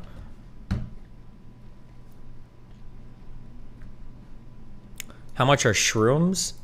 What do we pay for shrooms? Anywhere from $5 to $15 for, I think, an eighth. I think. Damn, when was the last time I bought shrooms? It's been a long time. $40 for an eighth. The guy that I got it before had a super cheap hookup. I think it was $5 to $15, I think is what I was paying for an eighth. I think it was around $15, I think. Ooh, but it's been a long time. Mushrooms are pretty cheap from what I remember. And then LSD is like, I think like $5 a tab for like 100 micrograms in general. But the average street price is 3.5 grams for $50. The ones we got for Recful, I think, were $20 for an eighth. $50 for an eighth sounds crazy. Well, but I don't know. What do I know? I don't know. I could be wrong. People are saying $10 a gram. Damn, okay. Maybe I might have had like a really good connect or gotten a, because I think one of the guys that I bought from was like doing like some dark market or black market. No, dark web, like mass buy shit. And they were in capsules too, so I don't know. Don't listen to these fucklords, your prices match. I don't know. $50 for a gram. No, hold on, let's be real. No, you're right, wait. I'm getting gaslit. $50 for a gram of, a full mushroom trip is 3.5 grams, right? About an eighth of an, 3.5 grams is 1/8 of an ounce, right? Am I making this up? Yes. You're paying $150 for a mushroom trip?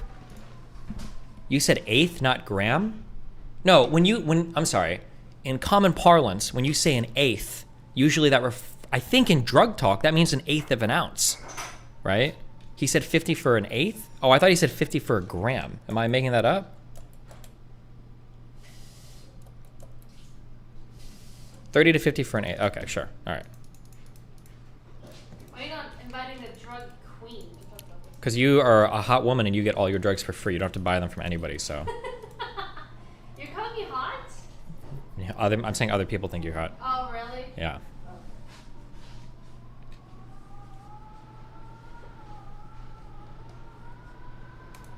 This wind is a little bit insane, Mel. What? The wind is a little bit insane. I know. I had almost trouble like streaming to it.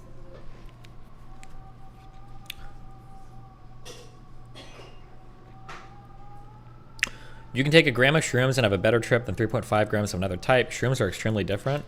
Oh, that might be true. I have no idea. I don't know anything about different types of mushrooms. Hi. I'm just saying hi. What did we do? Like cubensis? Isn't that the normal ones? Like, I have no idea. Did you ever take fentanyl? Never. I don't know anything about safe doses, and I don't fuck with that type of stuff. I think like opiate shit in general. It's crazy how people even are doing it.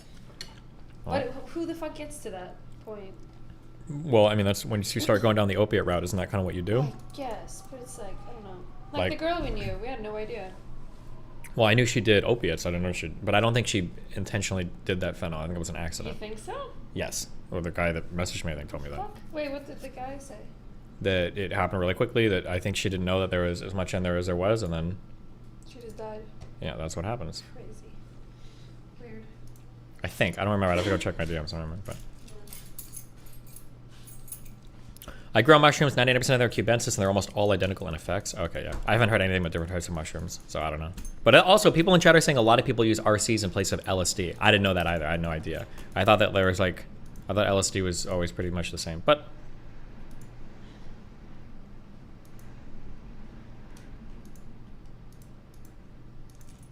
Are you gonna gym today? fuck, I should. Oh, I have to talk to this red pill lady. I'm fucking up. I should. Gym today. I feel like I'm underdressed. Okay, good luck. Be mealful. No, I will do with you. Oh. Yeah, you should just go now. Go now. Wait, why? Because if you're waiting for me and then asking me over and over again, it's going to trigger the fuck out of me. And then we're going to fucking fight, Mel. You wanna fight with Mel? Are you ready to fight? Yeah. I'm in the junkiest country of Europe, and I'm paying above $50 a gram for pure MDMA. That sounds like a good price to me. Am I crazy? $50 for... Wait, how many micro...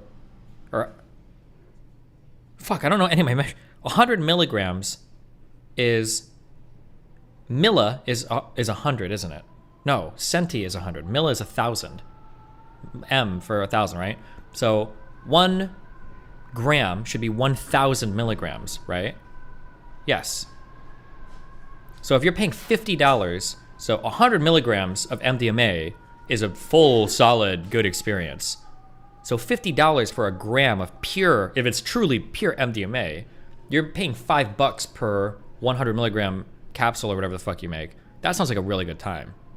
Right? I could be wrong, but that sounds like a good price. You're paying like LSD prices at that point. 1 gram is 10 doses. If you do 100 milligrams per capsule or pressed pill or whatever, depending how you do it, I guess.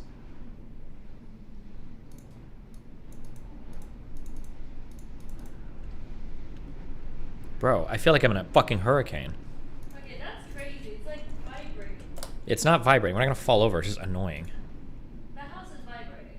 It's a building. It's supposed to. It moves a little.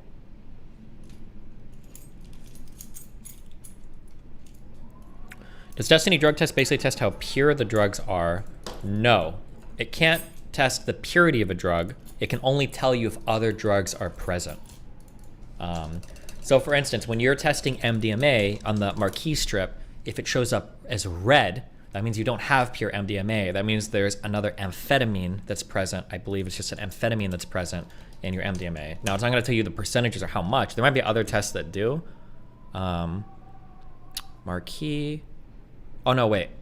Oh yeah, it's not red, it's orange, I'm sorry. But like an orangish thing here would be for meth. If it's covered with meth or another amphetamine, it'll be orange. But it'll be pretty dark, so it might look red, but like orange, this orangish color.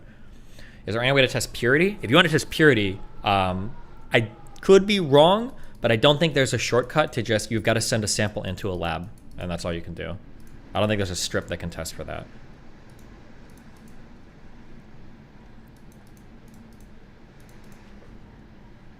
Do you think if you open the door a little, it'll sound better? Try it. The idea is that if it doesn't show another substance, then you are looking at the unit amount. It depends on what you have, because if you, for instance, have a pressed pill of MDMA, like, couldn't you theoretically have like 150 milligram pill and like 50 milligrams of MDMA and then like 100 milligram of just like a binder thing? It's not like another drug, but it's just like binder shit, like junk, whatever. So then like, even if it tests as pure MDMA, that doesn't mean that you have a 150 milligram pill of pure MDMA. It could be 50 milligrams of MDMA and then 100 milligrams of just like random shit. Whatever they use to like stick them together, right? Yeah, like a non-active ingredient is what I should say.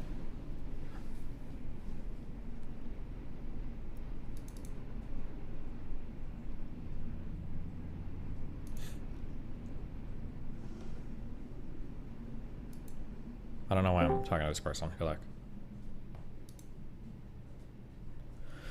Destiny, you are defo 5'2" if 100 milligrams is a full-on MDMA trip. For real though, 1 gram of MD in the UK is €30 or 30 pounds, and 1 gram of shrooms is 5%. Hi, wait, hold on, I'm sorry, give me 1 second. Whoever just donated that is a fucking retard. This is why don't take drug advice from druggies. Don't even take drug advice from me. Go to Eurowid or go to Psychonaut or look it up online for what the appropriate is. Anybody telling you that 100 milligrams of fucking MDMA is like a week or not enough, you either have no idea how much you take, or you get it cut with a whole bunch of random fucking shit, or you just have, or you're fucking insane. If you're sitting here recommending like fucking 500 milligram MDMA pills to people, you're fucking wild. You have no idea what the fuck you're talking about. Fuck you. Fuck off. Okay, stop. Okay, hi, what's up? Or Arrowhead, maybe is what it's called, I don't know. Can you hear me? Yeah, I can hear you. Oh, cool. Oh, you got like a full-on video and everything. Hold on 1 sec. Oh, yeah, I stream, but I do like silly housewife things, I guess. Silly housewife things. Yeah, just like whatever I think is fun to talk about. And sometimes it's like really important cultural stuff, and then sometimes it's just whatever tickles my fancy. So, yeah. Okay, well, do you want to introduce yourself for everybody? Oh yeah, my name's Allie Drummond. I have a YouTube channel at RealFemSapien. I'm also on Instagram and Twitter by the same handles. I guess at this point, I'm a cultural commentator, and I just talk about various topics that I'm interested in. I think some topics that I find interesting and sometimes helpful would be like red pill content. I also, well, I started a Substack, so that's fun. I'm gonna put girls onto some girl game because apparently we suck. And yeah, you know, I would consider myself socially conservative. Politically conservative, I'm not really sure because I don't think that word means anything these days. So if it ever gets around to meaning something, I'm sure I can redefine myself. Okay. Okay, before we go farther, shoot, hold on. I gotta fix, my mic is fucking up a little bit. 1 second, hold on. Okay, hold on. You're making me doubt myself, so I don't know if I'm getting triggered in chat. 100 milligrams of pure MDMA is a very nice time, but for a larger person, 125 to 50 is preferable. 250 is for the high rollers. Okay, when me and Mel started to push a lot of MDMA, when I say a lot, it was like once a month, I think, or something, over some time period, okay? I think we got up to doing like 200. That's a crazy amount of MDMA. Did we do 250? Yeah. That's like a crazy, like you're on an ultra MDMA. If you're saying that like you need 250 if you're just for like a decent time, you're getting some dog shit MDMA. That's the only thing I can think of. You're getting a pill with a ton of non-active ingredients, or you're getting all sorts of garbage fucking shit cutting with your MDMA, and you think you're taking 250 milligrams. There's no way that you would just take like 250 is like, oh yeah, for like a decently big person, 250 is like what I need to have like a good time or whatever, okay? Fuck you, okay? You're wild. You're wild. Stop. Okay, I'm sorry. We were talking about drugs earlier. My chat is triggering the fuck out of me. Okay, I'm here. Okay. Red pill, dating stuff, girl, game. Why did you reach out to me? What was the, why? What did you see or what? Yeah.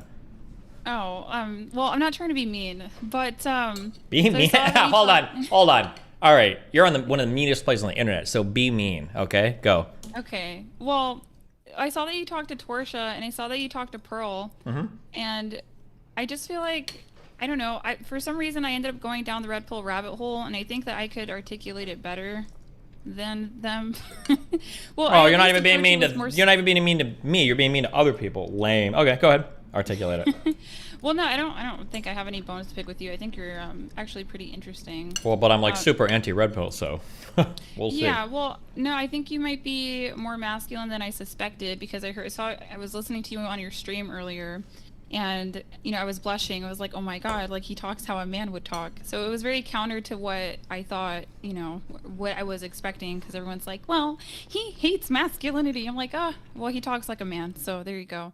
But okay. Yeah, no, I'm just trying to, I don't think I want to necessarily advocate for it. It's just there's good stuff in there if you decide to use it for something that's going to benefit you in your life. If you choose to use it for like hedonism, or if you choose to use it for, I'm talking about like red pill theory and content like that. If you choose to use it to blame women for your problems, then obviously that's not going to be helpful for you.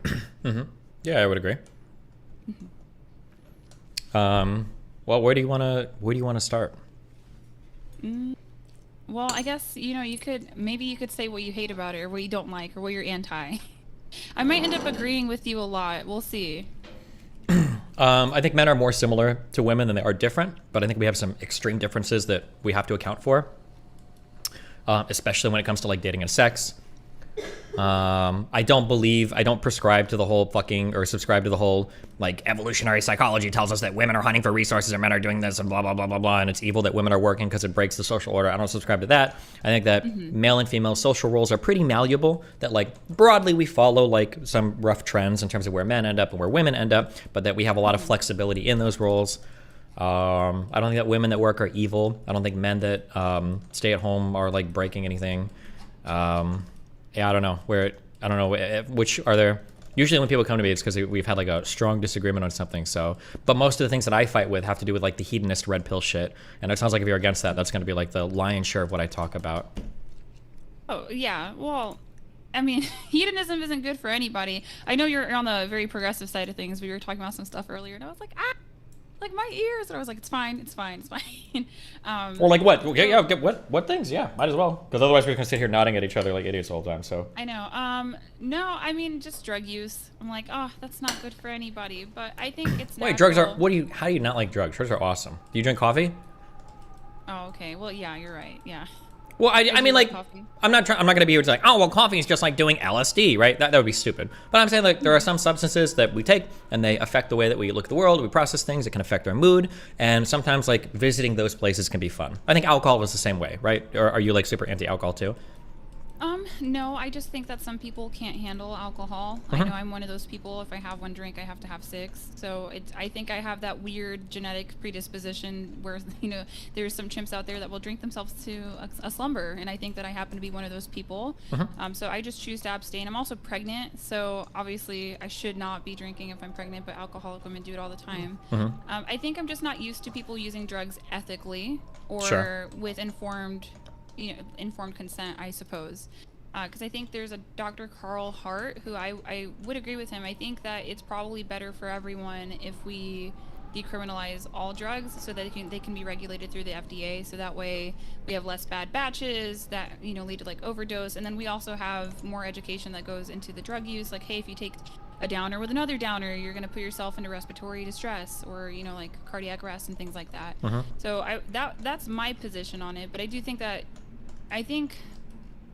I've seen where my life has improved significantly by trying to live more, I guess, more moralistic or traditional or what have you. It's hard to even describe it as that because what is traditionalism these days? It's just really benefited my life to not do everything that my brain tells me to do on a whim. Not that you're doing that at all. Yeah, no, I agree with you. I think that drugs should be looked at as like a life enhancer, not like a depressant avoider. Like, if you're using drugs, you're like, oh, I want to have like a little bit of fun right now, and I think a drug would make that really cool. I think that's probably an okay way to utilize it. But if you're like, my life is fucking horrible and I have to use this drug to just like get by or like to escape, then I think that puts you in a really bad spot. And I think a lot of people use drugs as kind of coping mechanisms for day-to-day life rather than just like, oh, I'm going to do this because it seems like a fun thing to do right now. And then I'm going to be done with it and move on because like my life is okay, you know? Yeah, I think I just disagree with, you know, traditional values on people should try them to see if it makes their relationships more functional. And I know you're very much on the progressive side of things too. I'm not sure, do you consider yourself egalitarian? I mean, like, doesn't everybody? I feel like it's kind of a worthless word. I mean, I would say yes, of course I do, but I mean, I feel like that's like saying, like, do you see yourself as being like rational or logical? It's like, well, yeah, of course, I'm quite egalitarian, I'm quite rational, but I mean, it depends on what you mean by that, I guess. Yeah. Yeah, so my position on men and women is that they're complements. So I hold a complementarian view. I don't go for the egalitarian bit at all because I think a lot of people push the egalitarianism, but I don't think it's rooted in reality. And I think that every couple is egalitarian until they have a baby, and they start to notice gender differences pretty quickly in that moment in time. So it's cute, but I don't think it's factual to reality. I think men and women are complements. But more so, I just think people should try out some traditional things and see if it functions better for them. Because I know that there's different flavors and different styles of marriage. I think the real testimony to marriage is, are you both happy? Do you both want to have sex with each other? Are your children well-rounded? However you choose to get there, you know, like, that's fine. But I think people really underestimate choosing a complementarian lens for their relationship and having that outlook. Just because I see a lot of dissatisfaction on the woman's side of things when it comes to marriage, and it's because they didn't marry a man that they looked up to, which would require that they marry a masculine man, and there's a lot of issues that come with that. Okay, I broadly agree with what you're saying, but I imagine that the things you mean when you say some of these things are things I would disagree with, but we'd have to start heading off in one of those directions. Where do you want to go? We can. It's just hard for me to tell because I know I disagree with you, but I'm a disagreeable woman, but I'm not disagreeable. Good. Not very feminine, but a very good trait, I think. But go ahead. Well, I'm 10%. I think I scored 10 percentile in compassion, so that was really interesting. But I'm 92% in politeness, so that's cool. Okay. So I would just have to see, you know, what point of views that you have that I feel strongly about. I know that I think feminism, it was all bad. That's what I mean. I know for sure. You think feminism was all bad? Mm-hmm. Yeah, I didn't think that before, but I've been kind of working to see if that was a lens that I could hold, and I think I got there. We say prior to today. Couldn't you say arguably that like your existence online as a content creator doing stuff is kind of a little bit feminist in nature? That would require using the lens that you think that women got what they wanted through women and not through men. Well, I mean, it was through men and women, right? I mean, we all live together, right? No, I don't think that. I think that men love us and care about us and gave us a lot of liberties. Like I don't. Well, I but don't they think didn't that we just give got it, right? Women had to fight for it, right? Like women's suffrage wasn't just like all men were like, okay, let's do this for women. Like I think a lot of women were fighting for it too. Yeah. I mean, I think that's what it looks like, but I don't think that that's true. I think that good men often address the oppression of bad men. And I think that the good men of society would have always liberated women or chosen to in the West. I think other nations are not there, but we're, I think, the first culture that's post-industrialization. So I just hold the lens that men genuinely, the other half of the population, they genuinely care for us and they do things to liberate us all the time. So that's why I would say feminism, I could say, is all bad, because I view it to be more of a female supremacy movement. And I'm Puerto Rican, just FYI. I know I'm on the light-skinned side of things. It's winter out here. But I don't think Susan B. Anthony did anything for colored women. I know people say that, but I don't agree with that at all. Like, I think she was just concerned about the white woman's right to vote. So it's like really foolish when I go to undergrad and these social science professors want me to champion this white woman, and it's like, why? I don't think I was ever in consideration in her mind. Okay. Well, okay. If women hadn't had fought for the right to vote, for the women's suffrage movement, do you think men... Well, let's start with here. Do you think men would have given it on the same timetable, or would it have been later, or would it have not happened at all? I think it would have taken longer. But men had to wait thousands of years to get the right to vote in the first place. Like, we had monarchies prior to, the democracy that we have today. Well, men didn't have to wait to get the right to vote. It was poor men that had to wait, right? Yeah, which would have been most men. Yeah, but it wasn't barred based on sex. It was barred based on class, right? Like in those cases, like the aristocratic women didn't get to vote, right? Even though they were higher class women. So I think that the distinction there was drawn on class, not on them being men, right? Okay.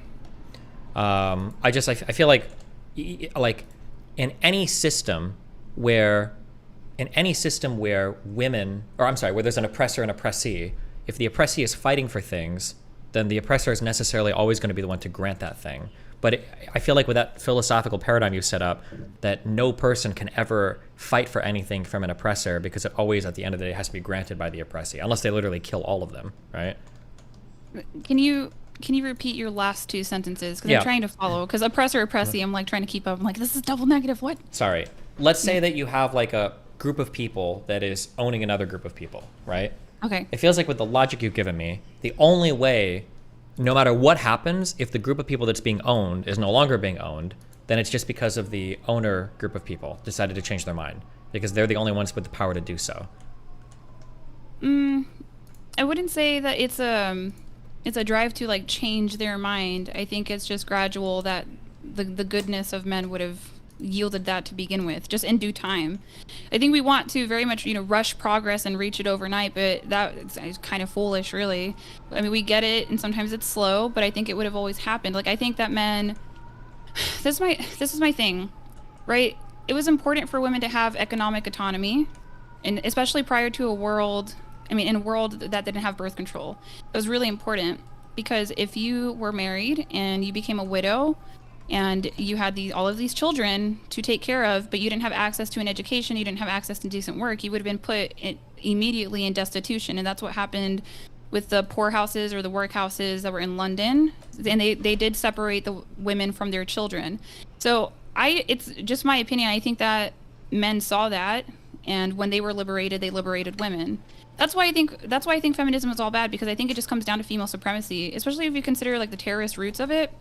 And it doesn't seem to me that it was about all women. It just seems to me like it was about white women. And I think it continues to be about white women. I think they're very out of touch with these low SES minority women who they try to use to advocate for their points. I think it's disingenuous. I think they don't, I mean, I'm out of the low SES now, but I was born into that. I think they're out of touch with women like us.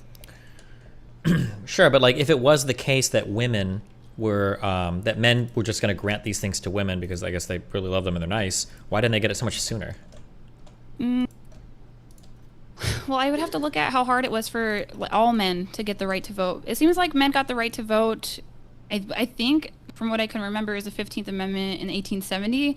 And then it seems like women got the right to vote through the 19th Amendment in 1920. But there's lots of caveats to that, like property ownership, race, what have you. I'm sure there's much more detail than that. So from my perspective and my lens, once all men got the right to vote, it wasn't long thereafter that they got or attempted to get women all the right to vote, if that makes sense. I know like the suffragists and the suffragettes were, talking about it, but I mean, I think at the end of the day, men had to say yes. Well, of course, but then that goes back to what I said before, that like, I feel like with that line of logic, anytime you've got a group of people that is over another group of people, necessarily any progress that underclass makes is always going to be relying on the upper class saying yes, right? It just has to be by definition, right? Unless they literally kill them all. No, I think I agree with you, actually, because I'm trying to think about it, because I'm on the love beat lately, where I'm just like, everyone's just so sweet. But yeah, I think that if you see the error of your ways, you are called to change your mind. That would be a changing of the mind. Sure. So, which yeah, I agree with, but I mean, think, like, you kind of need yeah. somebody to show you the error of your ways, right? That's what I feel like. I'm just not convinced that there weren't other men having these conversations. I don't think that it was just women out here ranting and raving. I think it was also. No, it was definitely a combination of both, right? Like men Yeah. helped, like women suffragists wouldn't have worked without men being willing to vote and shit for it, right? But, do you think that it's possible that somebody could identify as a feminist and not be like a female supremacist, or like identify as a feminist and not like hate men, I guess, or? Well, yeah, I think most women are born feminists. I mean, I don't even think that, I remember being a lukewarm liberal, not thinking much about my convictions, being 18 and Latina, and just registering as a Democrat because that's just what my culture does. I mean, my parents are still, like, they're very Gen X Democrats, Obama to the day they die. And I remembered being pro-choice because I just thought it was a woman's right.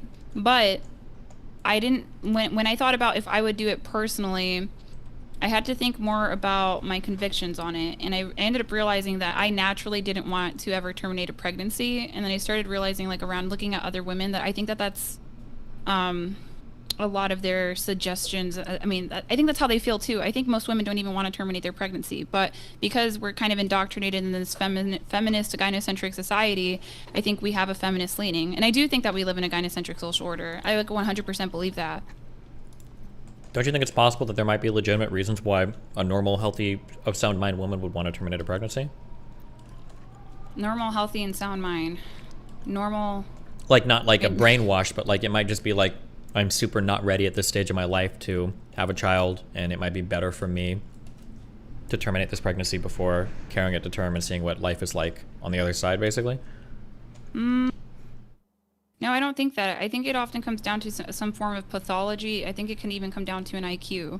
Just from women that I've talked to that have terminated, it's like, I think that women terminate pregnancies not because of all the reasons that the liberal professors want to put on poor brown women. I think women terminate pregnancy because they don't want that man's baby, because I've seen women have babies that they couldn't afford, like on purpose. I think that researchers are just out of touch, and they're trying to use the bottom, lower class to justify the whole. I don't think that makes sense. But I do think that it comes down to like a pathological problem for the most part, or like, yeah, I would say it's probably some brainwashing too, and then an IQ thing. They just don't have the intelligence to comprehend the actions that they're committing, basically. Because I don't view abortion. Can I say abortion on here? Yeah. Okay, sorry. YouTube is like picky. Okay. I don't view abortion as any different than shooting somebody in the face, but that's me. And I didn't even start off like that. Like, I was pro-choice, and then I had more and more time to think about it and sit down logically, and I was like, oh my gosh, I think this is killing another person. I guess, don't we think, I don't understand how we can say that it seems like a low IQ thing, where like if a person is going to be in a markedly worse spot in life, if they have a child, that getting an abortion is like, you have to be an idiot to do that. It feels like for some people that might be like the logical choice. Well, it seems like, I mean, that's presupposing that children are a hindrance. Well, financially, well, they are in some ways, of course. I mean, that's hard for me to say too, because I'm saying like I'm from these neighborhoods, like these women. I'm telling you, that's my opinion, okay, and it could be a totally biased worldview just from what I've experienced. And at the end of the day, if they want that man's baby, they're gonna have that baby. Sure, there might be, but I'm not saying there might be some that scam this up. I'm just saying that like we can envision that there are rational reasons why having an abortion would make sense, right? Well, okay. I think if a woman was sincere and honest and said, hey, I chose to terminate my pregnancy. I do believe I ended a human life, and I did it so that I could have professional success. I think if they said it out loud, just like that, then I could get on board with it. But it seems like a lot of the times they kind of, I did it because it was my choice, you know?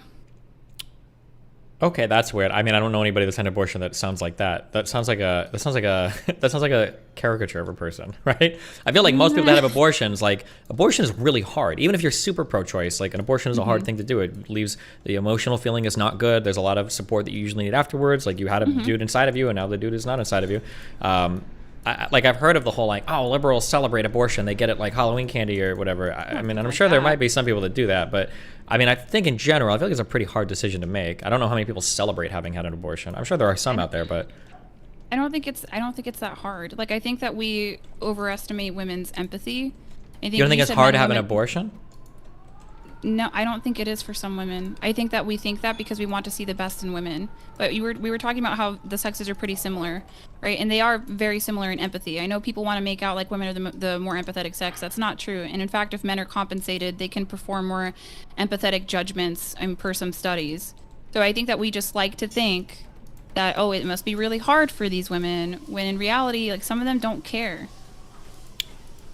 I don't think I would ever assume that. That sounds like a wild assumption. You're on like some evil level of stuff there. If you think of so now we're calling it evil. Like, you know, it's like I think that some of them really do think that it's a choice, right? And I don't think that they necessarily feel bad. I used to think that. I used to think if women understood what abortion was, that they wouldn't do it, and they're just misinformed. But then I came across this one Instagram, and it's called Not a Victim Abolition. And it's like these women know that they're ending another human life. And sometimes they paint narratives that are really sad. But I mean, honestly, I'm just really biased from my own personal family experience when it comes to abortion. I mean, maybe I'm biased and maybe I'm seeing something other people don't, but there's women that are high in narcissism and they just don't care. Like, it's just their choice. And when they find a man that they like who got them pregnant, they will have that baby. And that, to me, you know, that's messing with the sanctity of life. And we can see that leak out in other areas like MAID, medical assistance in dying. And then we can see it where now we have some weird Norwegian philosopher trying to see if we can have brain dead women donate their wombs. Like, we're getting further and further from the sanctity of life. And I think that starts with, you know, a conversation about, do we have a fundamental right to be born? And I mean, I think that we do. I mean, I don't know. So that's just my position, but I've talked to some women, and it's not as serious as you guys make it out to be. It's just a choice. Like, it's an option. It's an opportunity for them. What's nuts to me is that we have birth control and we still have this stuff on the table. Like, that doesn't, like, why, then what was the point? Well, you have, okay. You said you're pregnant now? Yeah. This is your first one? Second pregnancy, first child. Okay. Am I allowed to ask how pregnant you are? Yeah, I'm 6 months. Okay. The way that it's been explained to me, because I don't know, because I have no babies in me, to my knowledge. Well, I mean, you got half of many, so. Sure. I think you feel, I've heard this, and I don't know if I believe women when I say this, but I believe all women, whatever. I've heard that you can feel pretty early on when you're pregnant, before you've taken a positive test, that you can like start to have feelings that like something is a little bit different. And then, especially once you've gotten a positive test, and especially once you're like a few months in, like you can start to have like a feeling develop about like a thing inside of you. I feel like it would take a special type of person to abort that with no emotional feeling whatsoever. And I'm sure there are some that could, but I think in general, I think it's a pretty rough call, even for women that are pro-choice. I think it's a pretty tough thing to do. I wouldn't say that it's all women, because like what I'm talking about is more of a concept of maternal narcissism, which is what I see that's a problem in the low SES community.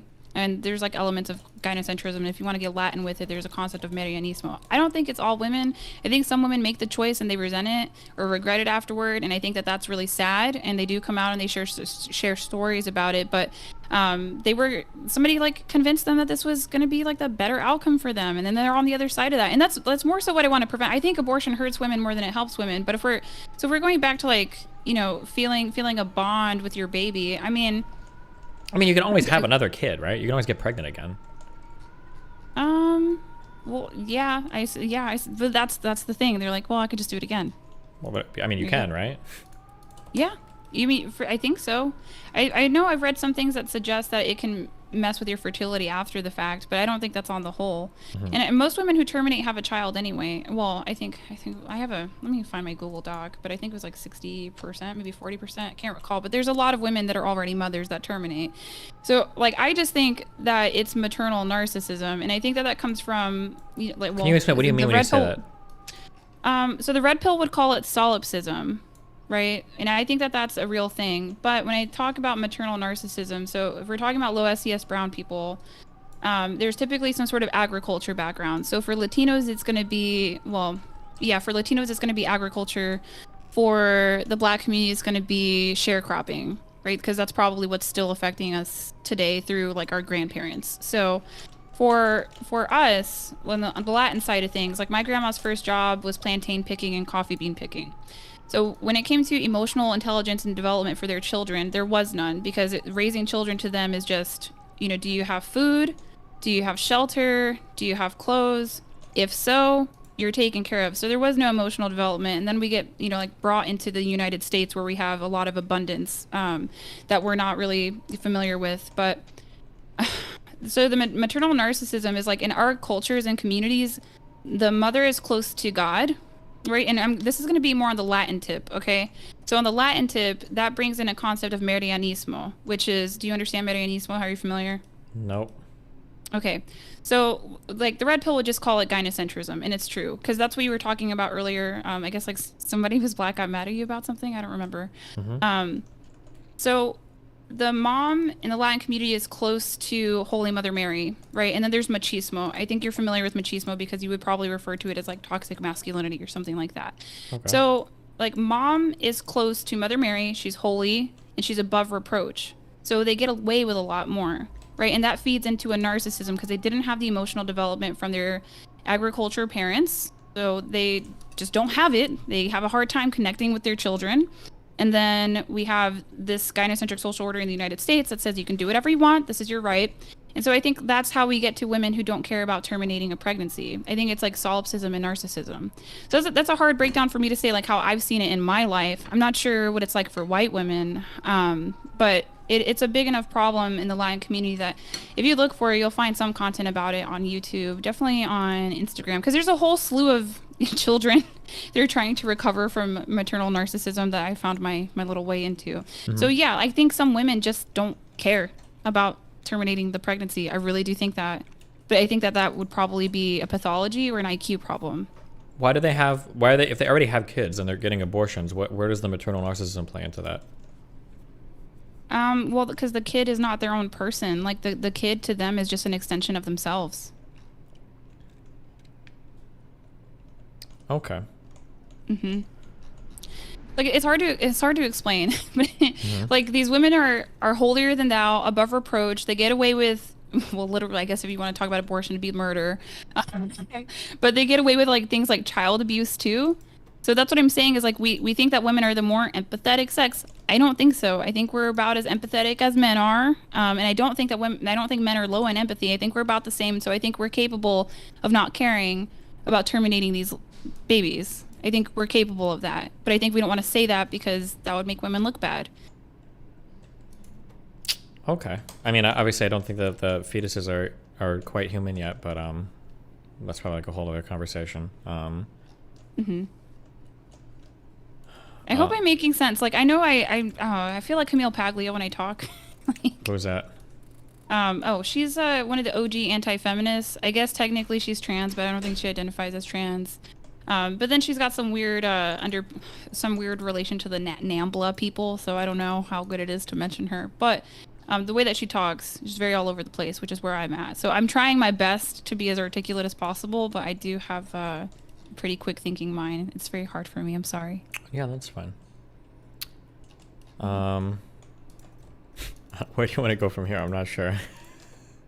I don't know. Where do you want to take me? I think like the abortion debate is so like dead to me. I have an entire like point counterpoint situation for abortion, but it's just like I think it just comes down more and more to this is a human life that you're ending, a human life with potential, and some people just choose to end it for reasons, and I don't agree with it. I think that conservatives are delusional about how to handle the situation. They want an all-out ban when abortion is as old as... So whenever women figured out they could unpregnant themselves, I think it's about as old as that. And yeah, so I get some heat because I think it should be regulated on a state level. And they're like, oh, well, don't you think it should just be completely federally illegal? I'm like, that's really cute that you think that would even happen. Like, that's really... Yeah, probably not. Yeah, probably not going back to that. I feel like we have like I think we're very, very, very far apart from each other in a lot of these things. So I don't know. Like I can't really. If I tackle with any of the higher level concepts you're saying, we're gonna have to like go down into like really deep stuff to figure out where our disagreements lie. I mean, we can if you want to. I know that you're more progressive than me. I'm socially conservative. I know that I'm Christian. Obviously, I'm Latina. I'm in an age gap marriage. I think that the red pill is helpful if you look for things that are going to help you with your life. Like the fact that it helped me to get married and pregnant is sad because I think women should have educated me on that and not a bunch of dudes on YouTube. But I digress. This is where we are at. So. What do you mean when you say you're like in an age gap marriage? What does that mean? My husband is 23 years older than me, and then I get a lot of, opinions on that because I'm young, I'm Latin, and then obviously it's creepy, and I've been groomed, even though I approached him when I was 25. So that's always a good time. That's always fun, and I think that infantilizes women. So, like the chat is like, oh my god. So sorry, just to understand. So you were 25 and he was 48. Okay. He looked good to me though. Are you worried about like raising children? Am I worried about raising children? You mean like because I might outlive him? Well, you might walk him. Like he'll be, into his 60s, I guess, when your kids are teens. Do you have are you worried that maybe I'm gonna have to take care of him if something goes wrong medically and my children at the same time or something, or? I've thought about a lot of these things because it bothered me at first. So when I was attracted to him, I had a lot of cognitive dissonance. I didn't know what to do, and I felt like it was just something that I should run from because I guess it's atypical these days. It is. I know the red pill's like older men and younger women. It's like the match made in heaven. Like, it's an outlier. Okay, stop it, right? But I think I would have really missed an opportunity at a good quality love if I had not taken it. But it does come with compromises. And I think women need to accept that they're going to have to make some compromises in dating. I compromised on age. It comes with some, responsibility, but you have to choose your hard. So have I thought about me having to take care of him in old age? Unless he has a genetic disease, I don't think that that's going to be a problem. He's very physically fit. I didn't marry, an average middle-aged man. I married a physically fit one, much stronger than me, more disciplined. And I think that it would be better to have a quality marriage with polarity. So somebody that I love and I'm attracted to. That I would rather have that and it be shorter than to have a longer marriage with somebody that's kind of mediocre and I'm not really that into. He's just that guy to me. So I don't disagree. If you told me you were 16 when you met, I'd have way different feelings on it. But if you're 25, if you're 25, the age gap is a red flag, obviously, but a red flag doesn't necessarily mean it's wrong. But if you chose because you were looking for an age gap that big, I would say there's probably something bad going on there. But if it just happened to be the guy that you met and you love him and there just happens to be a big age gap, it's a big one, but it's not the worst thing in the world, I don't think. No, I've thought about it because he used to keep me up at night. I was like, this doesn't seem, logistically, it doesn't seem like a smart decision, but I think romantically, it is the right decision for me. Sure. How long have you guys been together for? We've been together, I think, 2.5 years, and then we'll be married for a year at the end of the month. Gotcha. How old was your first child? So that was a miscarriage that I had. So I've been pregnant twice. This is my second time. This is going to be our first child. I thought when you said you'd been pregnant twice and I thought you had one child and one miscarriage. But you mean the pregnancy you have right now is your... Okay, gotcha. Yeah, so yeah. Okay. Yeah, I'm very public about that just because I think it's important for women to understand, as much as we want to shield women from the biological burden of reproduction, some, bad things still happen anyway. And I think it's just better if we kind of accept it at times. But that's been an interesting journey where I'm like, is the medical sector helping me or hurting me this pregnancy? I can't decide. Sure. But yeah, that was just something so that's what the red pill helped me with, right? Because I felt some type of way. I was like, he's older than me. I shouldn't do that. But then they explained, here's logically why an older man who has resources, who is physically fit, might be attractive to you. So that was one thing. The other thing was I'm a big believer in pheromones and histocompatibility. I'll know if I'm right on this. I'm running kind of an experiment, but I found out that I'm a carrier for a very damaging recessive gene for a bad disease. I'm not going to say what it is, but I think I'm married today too because I like how he smells. So he's getting tested for this same disease, and if if he's not a carrier, I'm gonna be like, yes, like I won the histocompatibility lottery. Like, so I'm excited about that to see how that goes.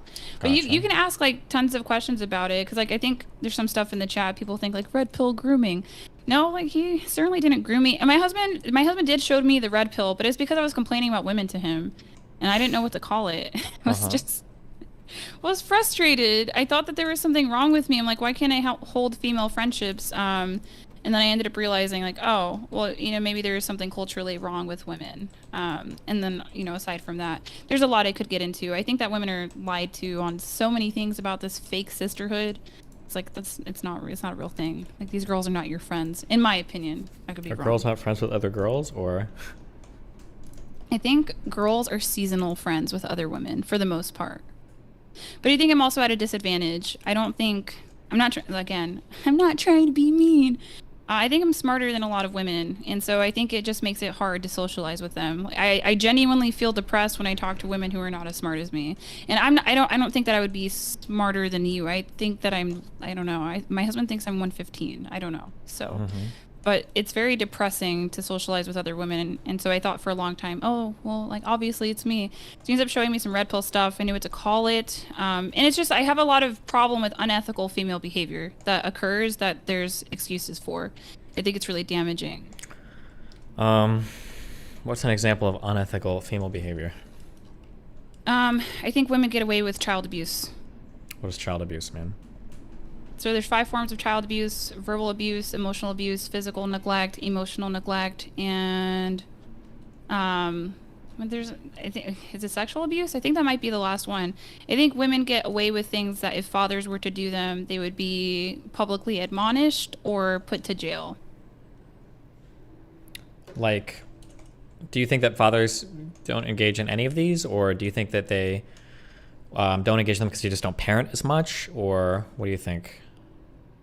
I mean, I know men and women are capable of aggression to the same degree, except when it comes to like physical aggression, men actually hurt people. So women will physically aggress, but it's not that physically damaging, harmful, I would say. So we're both equally capable of aggression, but whenever we hear about child abuse, we only hear about it from like the male perpetrator side of things. That's usually the caricature that we see in academia. I think there's a big chunk of academia that isn't looking into female propagated child abuse, and I think that children don't even know what to call it. I think that they're just like, oh, my mom was strict. They don't think upon reflection, oh, you know, my mom physically assaulted me, my mom emotionally neglected me, abused me, blah, blah, blah. But if it was their father, they'd be very quick and able to label that and address it. So I think like women get away with these things in this gynocentric social order, but I don't think it just happens with families. I think that women can also be abusive, and what we would call abuse if a man did it, I think women do it to other women too in friendships. If that makes sense, like verbal abuse or like verbal manipulation, emotional manipulation, stuff like that. Okay. The problem is every time I ask you a question, we open up like there's like 52 different fucking doors to go down. You can pick them. I'll follow your lead. It's all good. Oh, okay.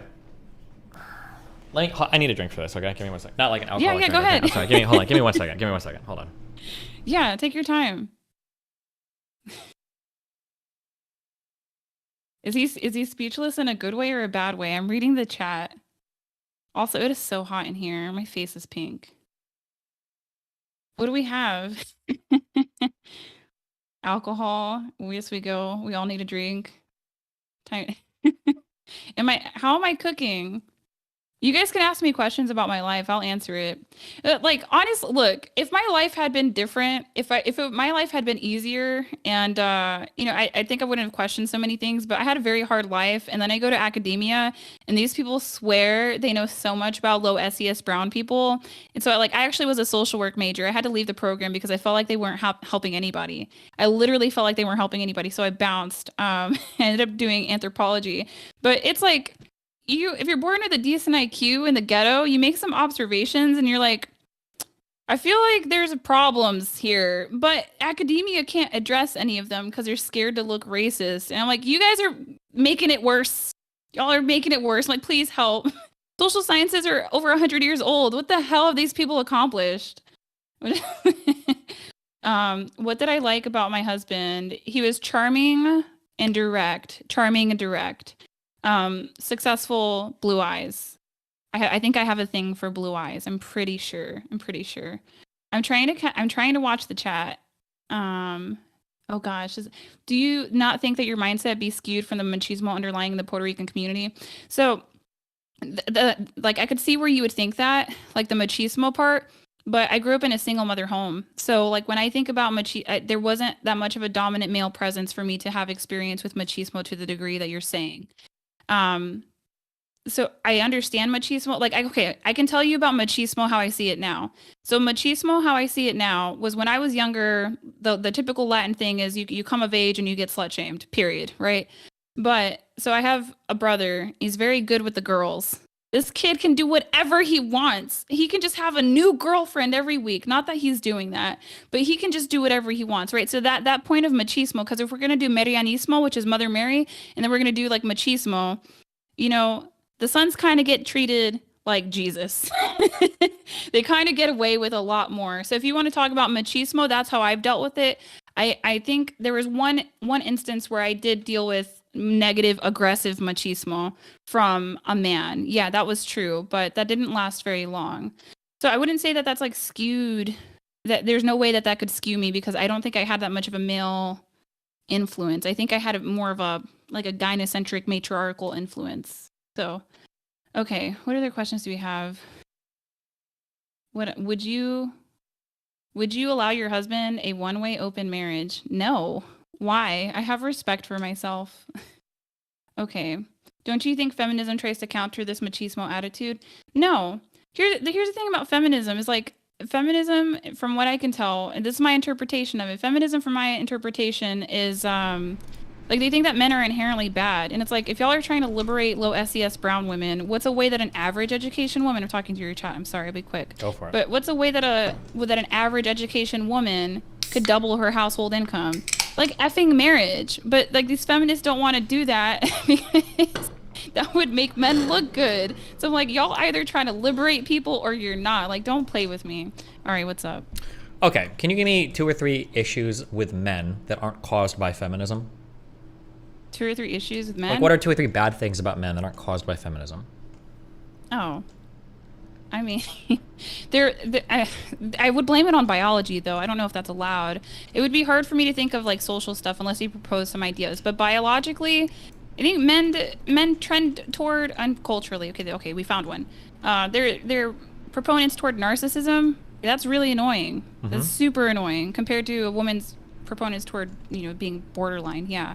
But the narcissism in men, if they have it, like it's okay. I don't know if that counted. Hold on, because it felt like you found a way to throw women under the bus at the same time. Like men can be narcissists, but like, oof, at least they're not borderline. That's what women do on the other end of it. No, I think they're equally bad. Okay. Mm-hmm. I wouldn't say one is worse than the other because I think there are people like that are capable of killing people on both sides. Sure. Do you think when it comes to like destructive social order stuff? Do you think that it's like mainly women that are involved, or do you think men and women share the blame, or do you think men and women share the blame, but it's all driven by feminism? I think men and women share the blame. Okay. Yeah, because the manosphere, the red pill, they're like men lead, women follow. Sure.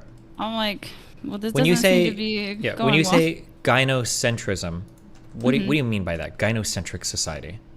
I think that women are put in a higher social status than men based on their sex, just in general. When it comes to politics and marketing, but I would tie marketing to economy. So politics and marketing. So for politics, it's vastly overrepresented with men, isn't it? When we look at presidents, when we look at people in Congress, when we look at elected officials all over the country, right? And then I think for marketing, kind of, but like, is it fair when there's an artifact for why women are marketed to more, and isn't it because men tend to be working and then women are the ones that go out and do the shopping? So in a way, like women are marketed more, but it's not because they have more opportunities or more money or they're preferred. It's just because they tend to be the ones that control the household budgets because the men are the ones that are able to work and earn the money, and the woman has to just go and shop. I don't disagree with you on that. Well, I mean, there's probably something to dig into that, but I want to go back to the politics. Sure. I mean, I understand that.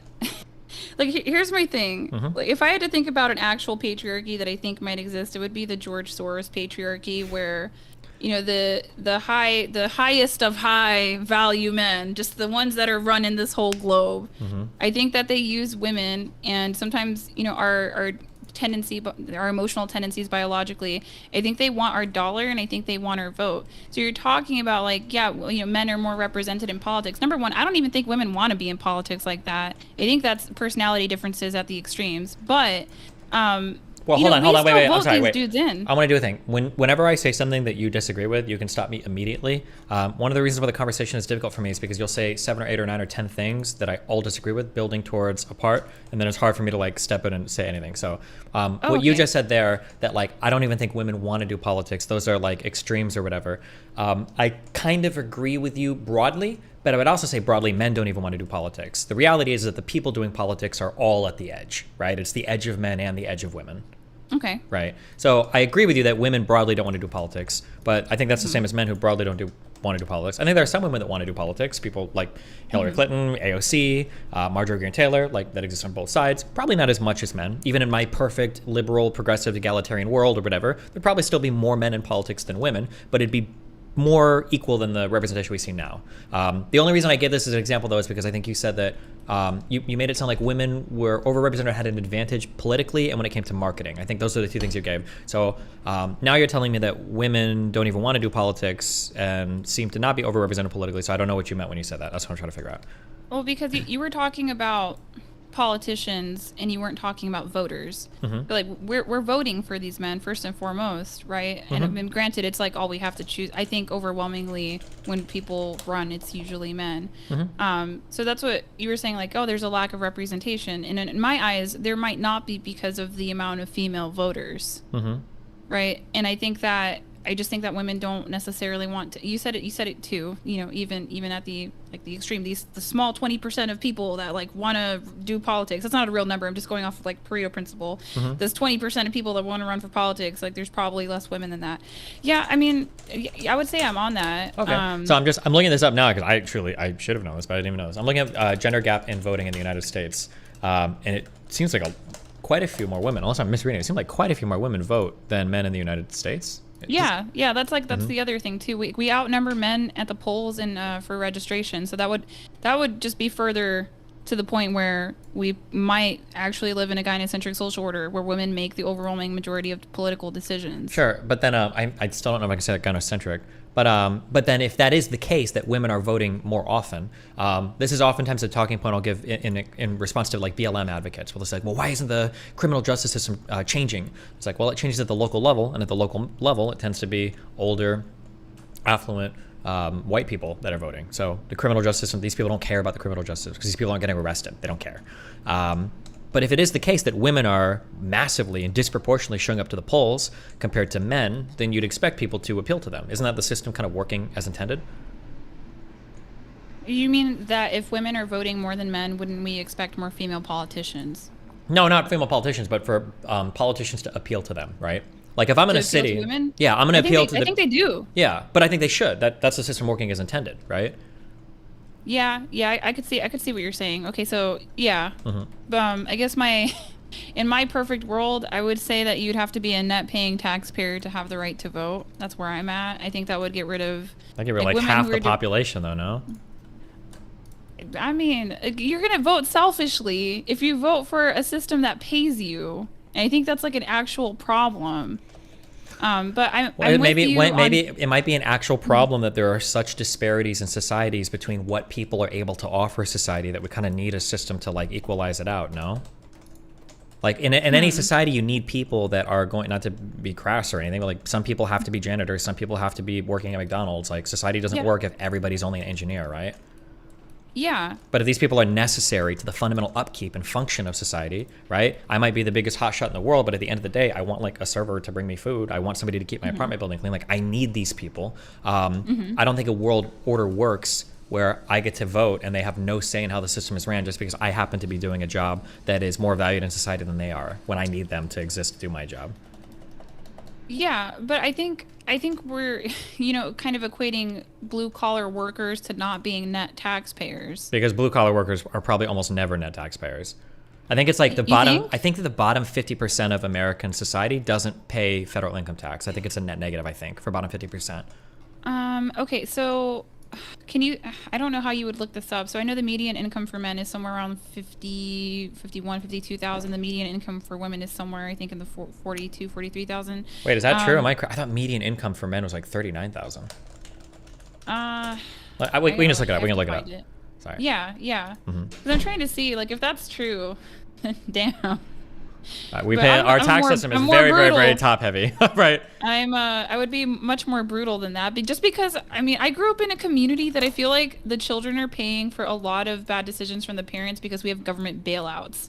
Well, I mean, the children pay for bad decisions, but they also inherit like consequences of the good decisions as well, right? Like, yeah, we've got to deal with bailouts and shit, but we have like the internet, right? Okay, I mean, if you're talking about, if you're talking on the whole, are things getting better? Yes, but we still have these like predisposed, these children that are predisposed to kind of suck and never realize their full potential because, you know, mommy chose Uncle Sam over trying to figure out like love.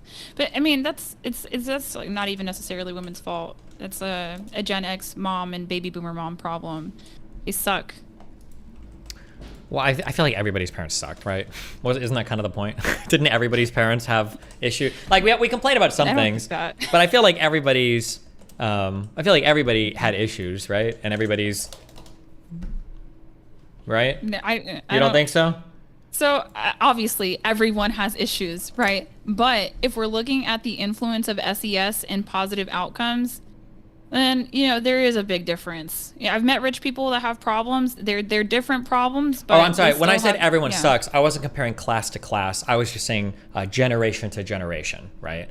Obviously, class to class, like upper class and middle class people are going to be doing phenomenally compared to working class people in almost every single thing, right?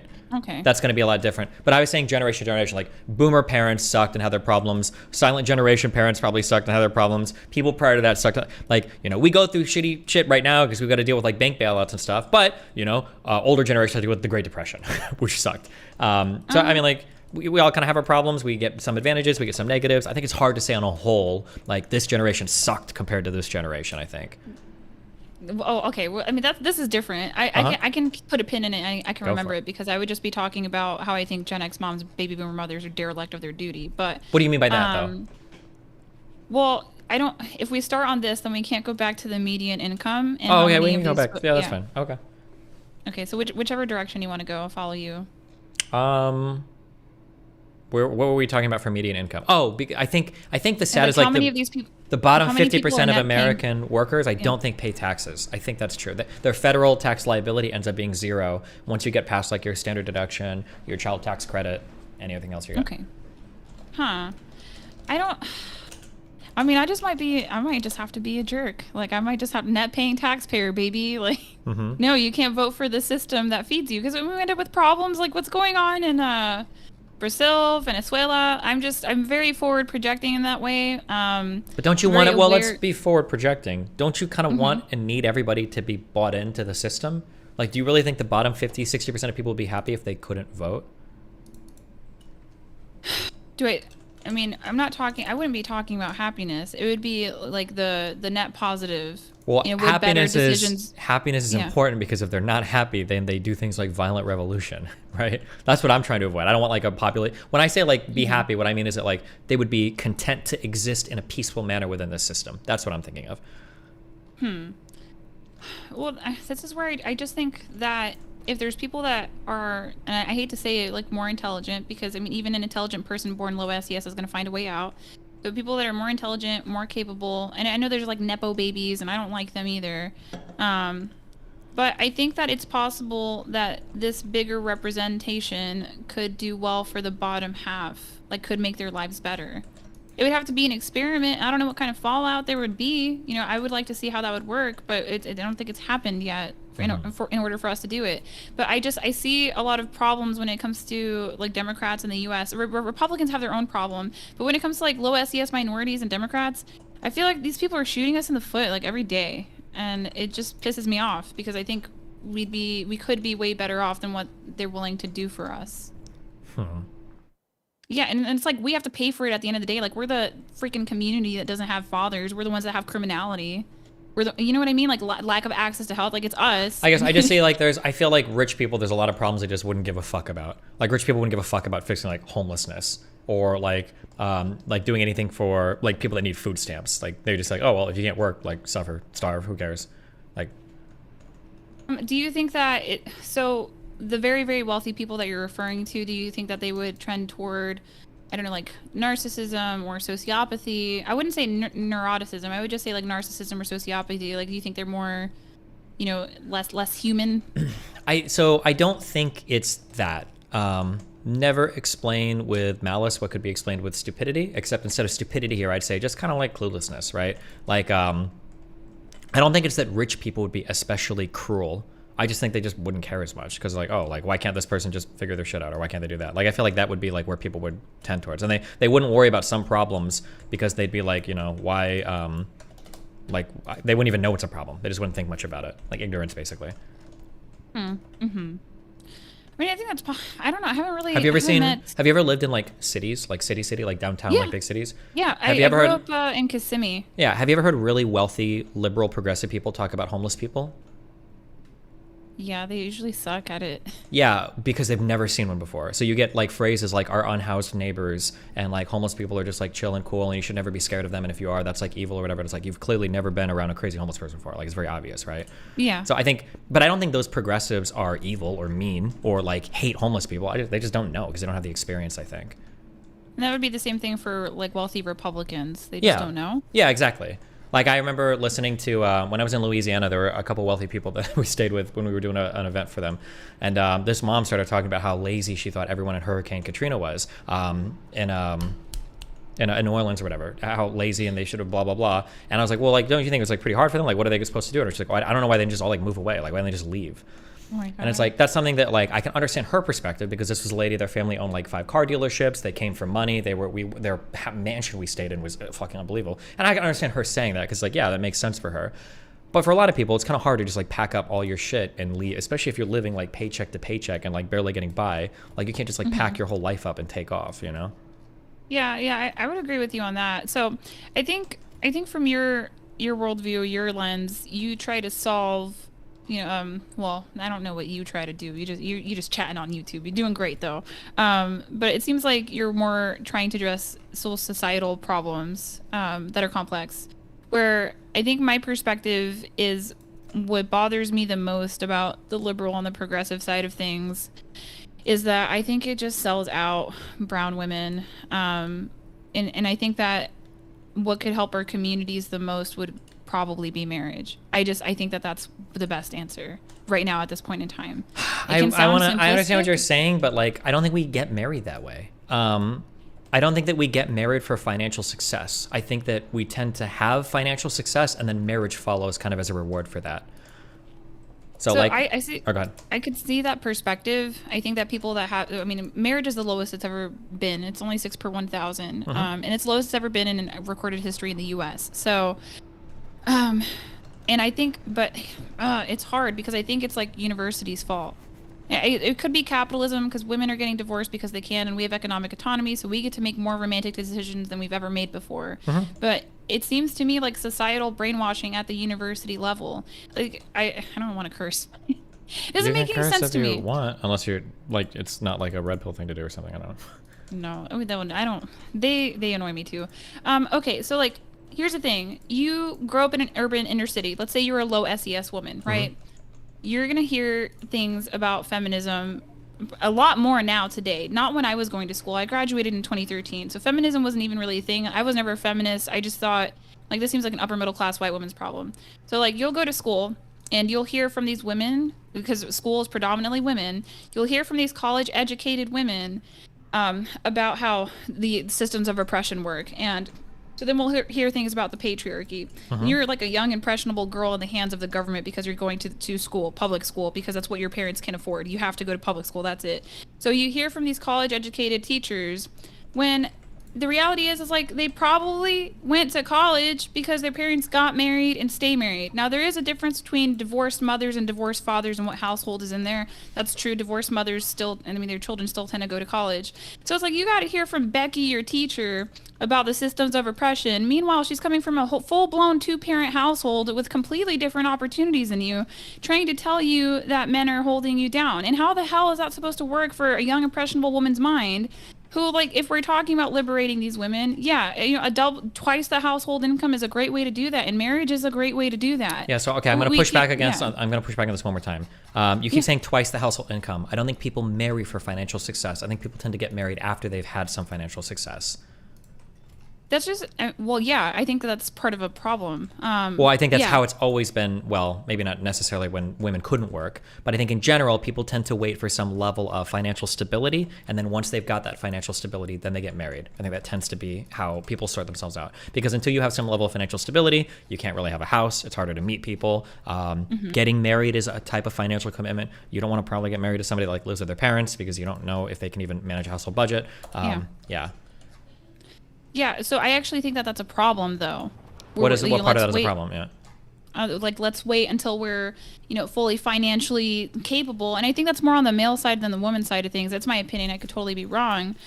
So, you know, instead of, hey, let's get married young, build this thing together, and succeed over time, it's like, oh, like, well, let's just wait until I feel like it's the right moment.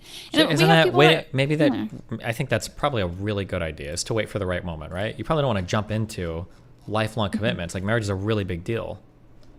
I think especially if you're concerned with like divorce rates and stuff, right? Sorry, go ahead. Yes, I mean, I agree with you on the divorce rates, but it's like, I think we just live in such a fearful society.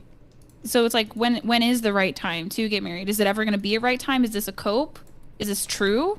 Can't the right time be like at the very least when you both have like a place that you can live in and you're like both are working like okay jobs and are done with school? I think that's like okay. I think those are some decent. I think that's not like the worst model in the world, but we're neglecting another option, and I'm not arguing which option is better. I'm just saying that there's multiple ways to approach this that would probably help a lot of people out. Another model is you like live with your parents, and then y'all end up dating, and then you get money together, and then what people used to do they would live with one parent, one family's parent, so like the in-laws or your actual family of origin, and then you would save money and then you get a house. That's what people did, and now they just kind of are, well, yeah, screw it, like divorce is the way it is, and why would I even bother trying? I think a lot of this stuff is a cope, and people could have really the joy and fulfillment in marriage if they weren't so afraid to approach it. And I say this as somebody that's remarried. I think it's really important. I mean, you can dissect that too, but I think it's really important. I would say when it comes to marriage and relationships, like I don't think you are dating until you live together. Anything before that, I think, is to say that you have a boyfriend or girlfriend and you guys live separately. I think that's a cope. I think until then you're friends and you fuck and maybe you say you love each other, but until you live with somebody, you have no idea what it's like to actually be with that person. I think so. I think that the idea of like getting married before even like living together, that sounds wild to me. Like I would never suggest somebody do that ever. Unless you're literally like in financial destitution and like the richest person of the world comes along and wants to like fucking save you, you know. But you know, aside from Captain Save-A-Ho, like you're like, yeah, I don't. The idea of like, oh, we live with our parents and we go on dates sometimes and it's really cool and we're going to get married and then build a future together. Like you don't even know if you like each other now. How are you going to know if you like each other and whatever the future is? That sounds crazy to me, I think. Mm-hmm. Well, I don't think so. I mean, I cohabitated. I had my own apartment though. So like for a very long time, I had my own apartment. I just didn't frequent there that often. But I think that's part of the problem, right? When we're talking, because everyone's liberal and conservative in many ways. We're liberal about the things we want to change. We're conservative about the things that we want to keep. I don't think that this modern dating dynamic is functional in terms of marriage, because it's the lowest it's ever been, right? You keep saying that marriage is the lowest ever been, but I don't know if that's even necessarily a good or a bad thing, right? I think that demands a little bit of further analysis, right? Because it's possible, nay, even probable, that in the past, divorce rates were pretty low because how are you going to get divorced as a woman? I think you said it yourself that like in some of these cases, like if you get divorced, you're like, fuck, you don't really have a job, you might have a kid, you're like just, you might lose your, like everything's like super fucked. So I don't know if higher divorce rates are necessarily bad. Like I don't think in general we don't want people to get divorced. Like if I can choose a divorce rate of 0% or 50%, I would choose 50%. But just because I would choose that, if the divorce rate used to be lower and now it's higher, that doesn't mean it's worse now than it was before, even if I would opt for a lower divorce rate, right? Because society has changed in such a way that maybe people are getting divorced now that didn't have the opportunity to in the past, but probably should have been able to in the past. So yes, right? This is very, this is a lot. Okay, women do get divorced now, just because they can. Because the red pill, there was. I don't think anybody. I don't think that's true. I reject that. I don't believe it. I don't think anybody gets divorced just because they can. I don't agree with that. Yeah, well, if we didn't have industrial agriculture, we would actually be dependent on men and we wouldn't be able to divorce them. Like, that part is true. Divorce But when only you say exists in divorce societies just because we can, there's probably a Yeah. reason why you get divorced. I don't think anybody wants their marriage to end. That sucks. Yeah, but there's also women who get divorced and then they come to regret it and they didn't feel like they made the right decision. There's people But, that I end mean- relationships that feel like, but there's also people that stayed married forever and like, fuck, this was a mistake. I shouldn't have done this. But like, I guess I had kids, so whatever, right? So I just think in general, because there's I don't know if you're doing this intentionally or not, or if you're aware of this, or we just haven't verbalized it completely. But there's a stereotype that like 80% of women initiate divorces, and the only reason women get divorced is because they're bored and they want to terrorize their husband. And these poor, sad men are just the victims of these evil, malicious women that are just out here divorcing them for no reason over and over and over again. And it's like, I don't think it quite works. I don't think that women enjoy getting divorced. I don't think anybody gets divorced just because they can. They probably get divorced because they feel like the relationship isn't working out for them. Okay, so I probably agree. Okay, I want to go back to the whole cohabitation thing. Okay. What you're saying is, like, you're describing what people do for modern dating, and that is true. We cohabitate longer, and then if you wait long to get married, you're more likely to stay married, right? But we're doing this I don't know, long, slow burning love, and then I think it ends up being an issue when it comes to like reproduction later. But I'm not sure that that's a good or effective model. Now, I might have to shut up in 30 years when the data comes out that like marriage doesn't necessarily matter because of the co-parenting that goes on, and it's just parental investment and it's still producing good children. But I don't know that yet. But what I do know Well, don't is we that already kind of know that? Like, only in the Black community do we know that. well, no, like, so for instance, I know this because I'm gonna split my son and my son's mom, my ex-girlfriend. We're not together anymore, right? So I'm very interested. So I would like dig into a lot of this in the past, right?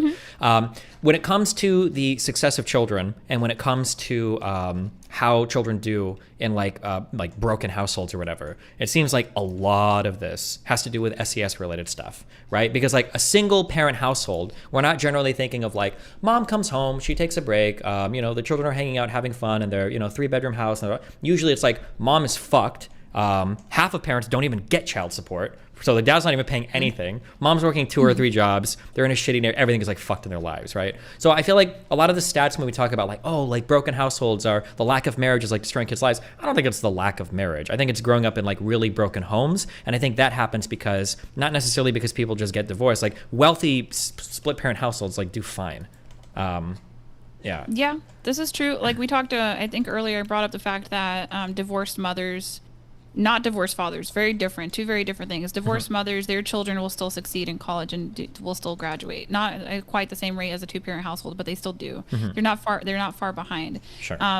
Like if I don't know the data on this, but I'm pretty sure that my guess would be that the outcomes for a split parent household for middle class people might be equal to or better than the outcomes for married households for like working class or like poverty class people. That'd be my guess.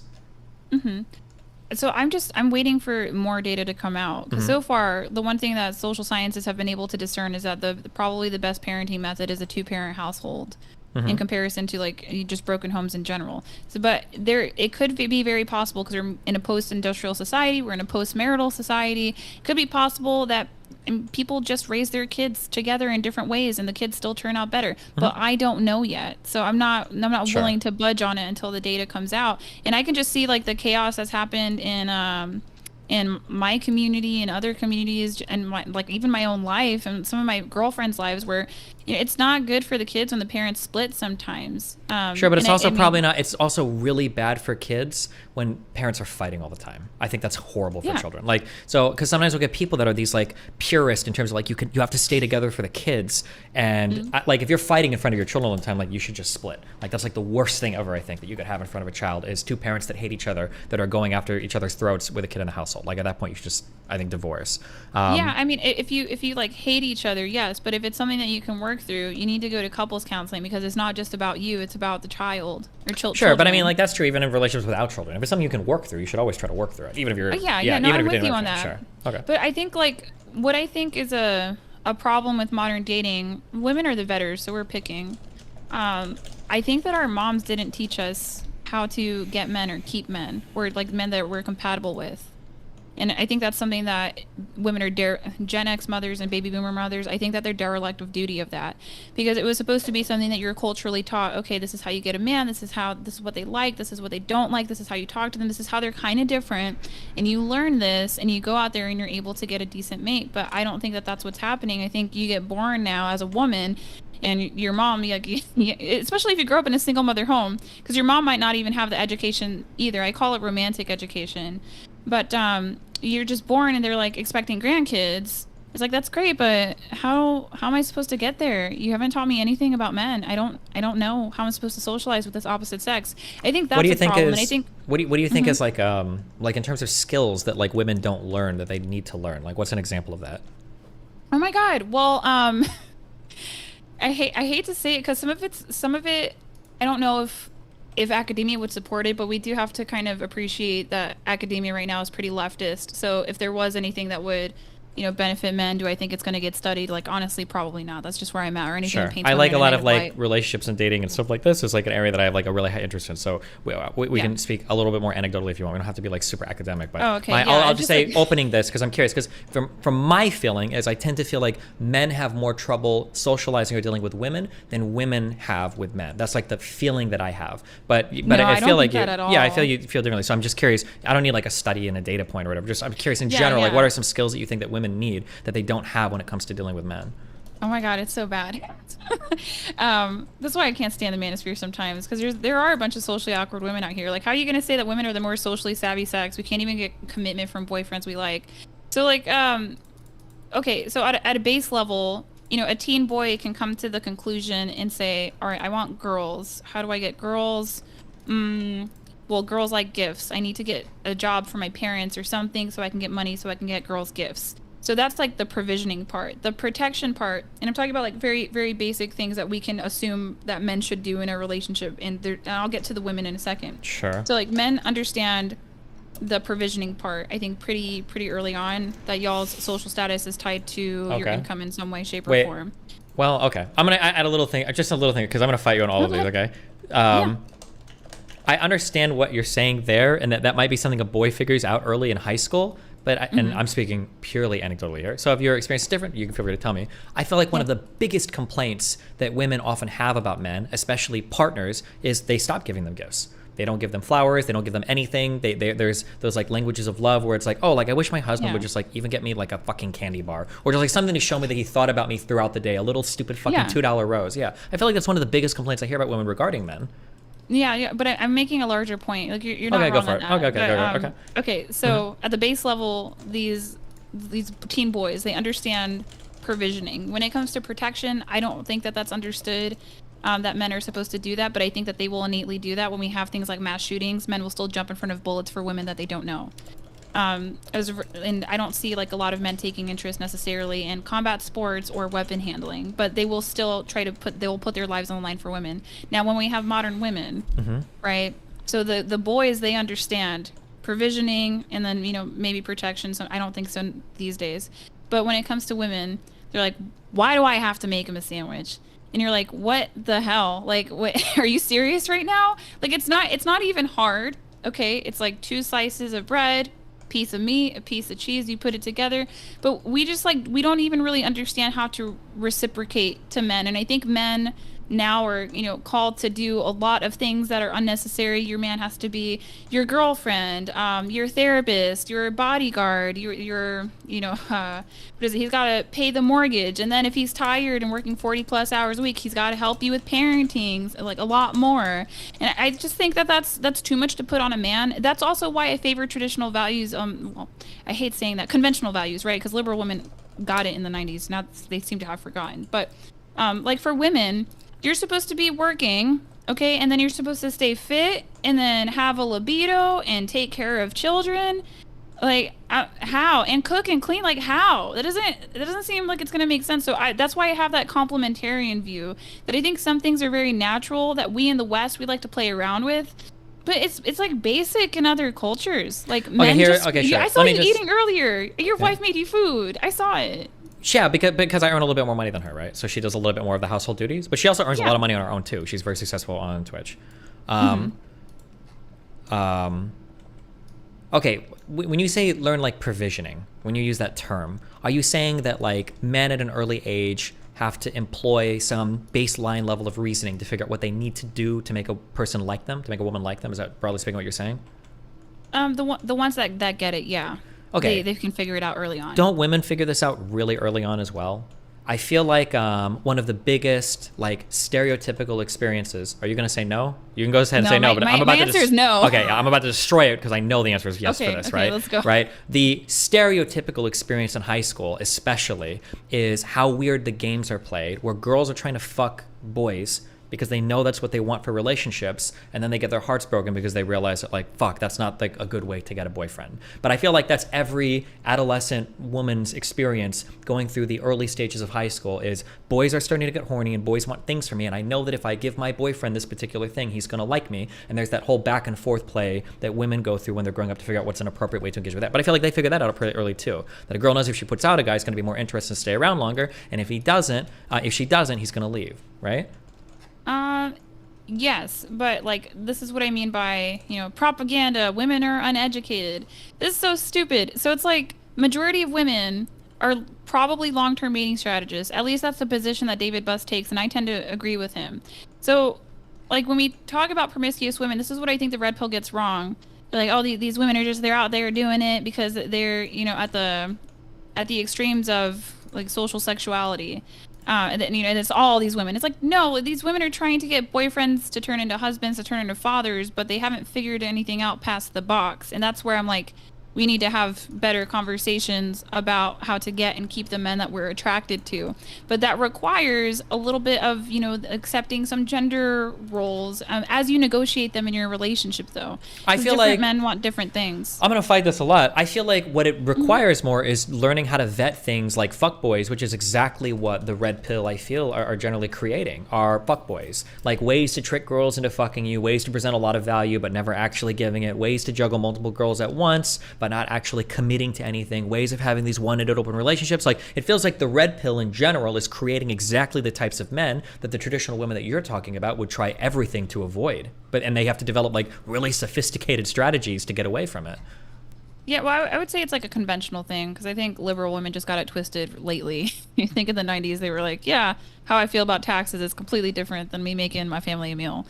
Wait, I don't understand that as a response to anything I said at all. Wait, what? Oh, no, I was just saying that I'm going to go back to what you said. Sure, go for it. I'm right there. Okay. I'm right there. Yeah, okay. I don't think the manosphere is creating that. Like, I think that we over amplify, overthink it. It's like when women are scared about incels because of who they see online, when your brother, your uncle, your plumber, your doctor, they could be an incel too. Like, most are contributing members to society. I don't think that the red pills, making players. Now, if a pathological narcissistic man finds the red pill, yeah, he can do some real damage, right? But if you're talking about vetting f-boys, I think we want masculine men, but I think men are very feminized right now. Hold on, wait, I don't understand. Hold on, wait, hold on. I'm trying to.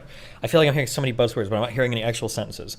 We are trying to avoid fuckboys, but men are feminized right now. I don't have any idea what that meant. I know what fuckboys are, and I know what feminization of men means, but I don't know what that sentence meant. I don't know what that means. Okay, so, like, I think at the end of the day, women want masculine men. Yes, but what does that have to do with avoiding fuckboys? Right, so they're in short supply. So, like, kind of the F-boy, he looks like he's masculine, but if you peel the layers back, he's not. Does that make sense? Are you saying fuckboys are feminine men?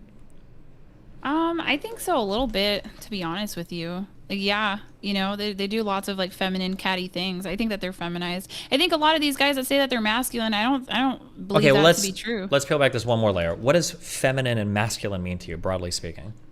Because I feel like sometimes, before you answer so it doesn't feel like I'm trapping you, it feels to me like sometimes when I'm in red pill spaces, feminine just means like fucking sucks. It's like the worst traits. Whatever is bad is like a feminine trait, and then whatever is good is like a masculine trait. That's what it feels like sometimes. So like when you say like fuckboys are feminine, Nothing about a fuckboy seems feminine to me. That seems like a form of, in my world, I would say toxic masculinity, right? It's a lot of false bravado. It's a lot of luring and temptation. It's a lot of giving into baser instincts at the expense of another person. Like, these are all like very masculine driving traits. I want to lay as much fucking pipe as possible, and I'm going to say whatever I have to this dumb bitch to get her to suck my dick. Like, that's like a very masculine, that doesn't seem feminine at all to me. But so I'm curious how you like. Feminine as hell. In what way? Like, what women don't do that. How is that feminine? Okay, so you know, let's build the F-boy. Okay. Let's say that he's flashy with his clothes. Like, I'm covered in name brand designer clothes.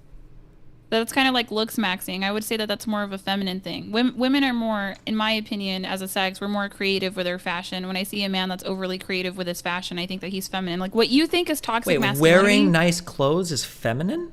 No, like loud, flashy, expensive clothes. So is every single hip hop artist feminine? Is every single basketball player feminine? Is every single male celebrity, black celebrity, white celebrity, Asian everybody, are they all feminine? Because they're all like very into fashion and everything.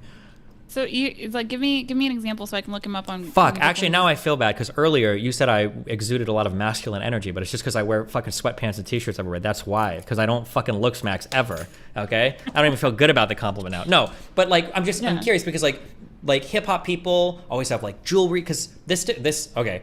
If you get me on this track, I can go forever because I used to be like a Republican growing up. So I know all of the old things I used to say, right? When the metrosexuals came, guys that are spending all this time grooming their hair and putting on makeup sometimes, the fucking eyeliner that a lot of Green Day and everybody had, wearing jewelry, ear piercings, chains, caring about like your shoes and polishing them all, your tennis shoes, not like your like nice dress shoes. Like, is all of that feminine to you? Like anything having to do with like fashion or whatever? Because I feel like it's okay to want to look nice. I don't think that's like a feminine thing that men can't do. No, like trying to look nice is one thing. Just looking absurdly flashy because you're trying to compensate from something that you're lacking from within. I mean, that's a lot. But so do women? Do women do that? Well, just like give me a second because I want to help you like understand my perspective on this. Go for it. Because that's why the manosphere, they get mad at me, but I think a lot of them are pretty damn feminine if you ask me. Okay. But so it's like what you call toxic masculinity. I think that's a feminine man. And what people want to talk about toxic femininity, I think that's a masculine woman. Like they're just simply out of order. We live in gender confused times that gets in the way of very basic polarity. When polarity, I mean, it crosses cultures and it crosses like continents, time even. Like polarity is a very basic thing. But we have like a lot of feminine men who somehow think that they're masculine. And women, I think when we're young and ignorant, I think we'll buy into it. But I've learned very quickly to kind of see through it. So yeah, like a lot of these hip hop artists, I would say that they're probably feminine. You know? Okay. Like I mean, gosh, like DJ Academics. Like what was that? What was that? Wait, what do you mean by that? Well, first of all, he got called, I think, like fat or overweight, starts flaming the woman. But then what does he start doing? The shame, insults, guilt need to be right, ad hominem attacks. That's a feminine argumentation style. Is it though? Hold on, I'm going to push back. I think so. Now you're in my ultra area of expertise, okay? I'm a master debater, okay? That's what I am, okay? I got a PhD in online debates. This is what I do, okay? Yeah. Everybody does this stuff. I feel, do you not feel like, okay, let me back up. There is a world. I came out of a conservative world, and I think that there are traits that can be feminine, and there are traits that can be masculine. And I don't like it because I'm a secular, non-traditional person completely, but I can respect there are conservative ways to talk about feminine and masculine principles. So a masculine person might be embodied by strength, the ability to perform, the ability to acquire resources for his family, the ability to provide and be a rock for his wife, the ability to be a solid foundation for his children. These are like masculine traits. And then when I think of feminine traits, I might think of somebody that is compassionate, that is nurturing, that can provide and be a rock for her husband, somebody that can participate in a community and be the head and the absolute master of the household when the husband is not there. That like these are the like positive feminine traits. I feel like every time I hear red pill people talk about masculine and feminine, it is always through the male gaze. So masculine traits are all the things that I said before, and feminine traits are whatever makes you the best possible piece of ass to put my dick into. That's what the feminine traits are. Looking hot, making sandwiches, giving head. And then when we talk about, and then there's this whole other thing where, okay, now you want to talk about the real feminine traits. It's being catty, it's being cunty, it's arguing all the time, it's being flashy, it's backstabbing, it's being a snake, it's using venom instead of knives. Like, and it's like, holy shit. I feel like red pill shit is so overloaded when they talk about like masculine versus feminine. The feminine traits are like, yeah, all these negative things. And it's like, there are a lot of things that, and then they'll ascribe to femininity things that men and women do, like being catty or being shitty, or I'll hear this all the time, being emotional. That's a feminine thing. And it's like, bro, how many people kill each other on the streets because somebody like stepped into somebody, or somebody got mad at somebody or talked some shit? How many times have I seen a no jumper, these guys like jump across the table and attack each other over talking shit to each other, right? And it's like, is it really a feminine trait to be angry or to be emotional? I feel like everybody does these things. Sorry, okay, I ramble for a bit. Go ahead. No, I'm with you. But I do want to say, like, the red pill did start off pretty good, if you ask me, from what I could tell. You can use it for good, you can use it for evil, whatever. You can smash and pass, or you can find it for a wife. But what you're describing is like there's alpha qualities and there's beta qualities. Like, you know how people call men alpha men and beta men, or beta males, you know what I mean? I've heard these before, yeah. So there's like the alpha qualities, which are what you would probably call masculine, and it's whatever makes a woman wet. And then there's the beta qualities, which is just whatever's going to bring a woman comfort. Right? So like even the female orgasm could be considered, you know, a beta quality just because it's comforting. But that's if you go to like the OG. Okay. Sure. Well, that's what like OG times. On Fresh and Fit, I think they say that like that you don't have to make a woman orgasm because it's just not part of like the role of a man or whatever, basically. Yeah, but remember when you said like they were coming out and they were gonna make a bunch of Playboys? That's why I don't think they're making a bunch of Playboys. But I think like if you look for the good stuff in the red pill, you'll find it. There's a content creator, Ryan Stone. He's actually really decent. He gives men advice about he does case field reports. So these guys just tell him what's going on. So he's one of the few guys that will help married men, and that's why I support his content a lot. But he's much more nuanced than this, because you know some of the manosphere dudes, like, they're married and they have kids, so they yeah, but a lot of them fucking lie about some shit, or they say shit that they themselves wouldn't do. Have you followed the Donovan Sharp stuff recently? Yeah, I actually I'm a close colleague with him, so. Okay, well, you don't have to say anything about him, but goddamn, what a slimy, disgusting fucking piece of shit. Holy fuck. This guy spends his whole fucking show trashing single moms and older women, and lo and behold, the dude married a single mom, older woman that he's like trashing on his show every single day. Like, I don't know, that kind of shit is like really fucked up to me. Yeah, I mean, so I've met them, so I can't really say anything, because like if yeah, that's fine. You don't have to. Yeah. Yeah. Okay. Yeah. So he helped me learn how to stream. So it's one of those things where if somebody gives you the tools, you're like, you know, he's always been very helpful to me. So that I'll say. But so you were talking earlier about feminine and masculine things. I think everybody has masculine and feminine within them, and I think when it comes to polarity, if you're a man, you probably want to have more masculine qualities, and if you're a woman, you probably want to have more feminine qualities, unless you can maintain an attraction in your marriage as a masculine woman and a man that's like more on the feminine side, right? Because do you ever worry that? Yeah. So this is something that I always run into. Do you know who like Lauren Southern is? Yeah. Okay, there's always something I run into when I meet certain conservative women is it feels like sometimes, and I would include you in this bubble, do you ever worry that you come off as like, what would you be in your world, like very masculine? Because I feel like you've got a lot of confidence, you're very intelligent, you're very well spoken, it seems like you're willing to jump into these things, right? But aren't those like all like, wouldn't you guys say those are masculine traits? Like, aren't you being masculine? But why? Don't you think it's like if all women could learn to do these things, like be assertive, like have strong opinions, like I feel like it's such a shallow or low like sad engagement with the subject of like femininity and masculinity, where like all of because let's be honest, when you look at the red pill delineation between masculinity and femininity is fucking awesome, and femininity is like the support role in every video game ever that nobody likes to play, right?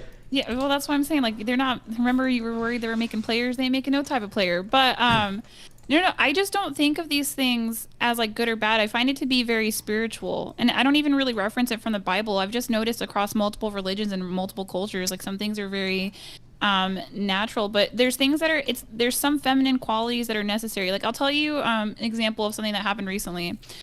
So I'm pregnant, Mm-hmm. having a daughter, and my husband, I got him a baby carrier. So I shared this with another red pill man. I'm like, oh, I got him a military plate carrier because my husband, he's in the service. So Uh-huh. it's just that's his shtick. He just likes the military gear. And some guy was trying to say like, that's not very manly. And I'm like, why would you like? And I told my husband about it. He was like, that's stupid. And it's bold of It's you not to very manly to assume. have the child stroll carrier. Yeah, because Okay. I guess I should be, the only one carrying it. But here's the thing: is like a lot of these guys, they can't see themselves loving a woman and reproducing with her. There's a whole other side of masculinity in fatherhood that doesn't get talked about in the red pill. Ryan talks about it a little bit, but like I said, some of these guys, like they are married and they do have children, so they understand polarity. This is But yeah, this is an unpopular yeah. take in my community. Did you ever watch the James Bond movies? No, but I should. I think Fuck. those guys are hot. Sure.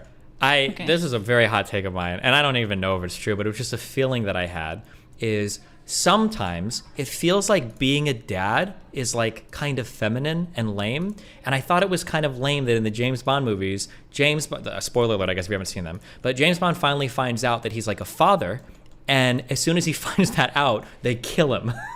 So he never actually gets to spend any time ever being a father because he dies right when it happens. And it's like, it would have been actually really interesting to see, because it's very rare on screen where you get like a really strong masculine character that is like very strong, very masculine, does his shit, and then like has a child and you get to see them being like a functional adult parent, father figure to the child. Because it always seems like the dad gets killed and the kid has to go on revenge, or the dad's gone forever or whatever. I'm thinking of like Rocky. I'm thinking of like the Creed movies, like the dad is dead in the ring. Rocky, I don't think ever had, or no, he has kids, but they're estranged. Like it always feels like you never have like strong masculine characters in film that are also like good fathers. Like that just never happens. I don't know, but Yeah, I think that's not a good thing. I think we should see more of that. What's on the other side, and that's what I would like.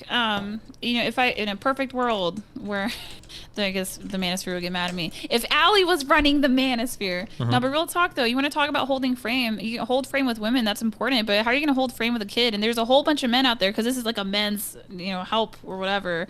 How do you work with children? But I think that they're mostly focused on a sexual strategy for men. And my thing about it is, a lot of men are probably going to get married out of pressure because they want to, and I think a lot of men who get married, they want to have children. And I think we're thinking about these things, but we're not arming that group of men with tools to maintain polarity in the marriage. And I don't think we're arming women either, but I mean, I hate the framing when you say this, like maintain polarity. Like why do all the conversations about the traits have to be so gendered? So I talk to a lot of married women, and I talk to a lot of married men. Basically, if you want to stay married, if you want to stay together long term, 20, 30 years down the road, what you need to be doing is having regular sex and not physiologically overwhelming one another in arguments. So raising, I agree with that.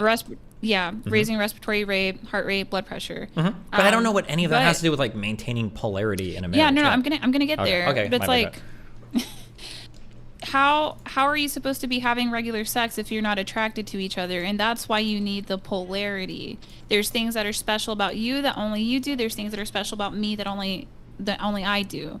That's what you need. It's a yin and a yang. I know women, this is because a lot of the manosphere nightmare stuff is women are not marrying masculine men that they're attracted to. I have talked to women, I've had them on my YouTube channel, they've been married 20 plus years, they still want to have sex with their husbands. And so I know that that's a real thing, and that was an experience that I had. I've only been married a year. I know romantic love only is documented to last up to four years, but I have never been as attracted as I am to this man in my life with anyone else. So if more women, and here's the thing is like, I have been in long-term relationships before that didn't work out.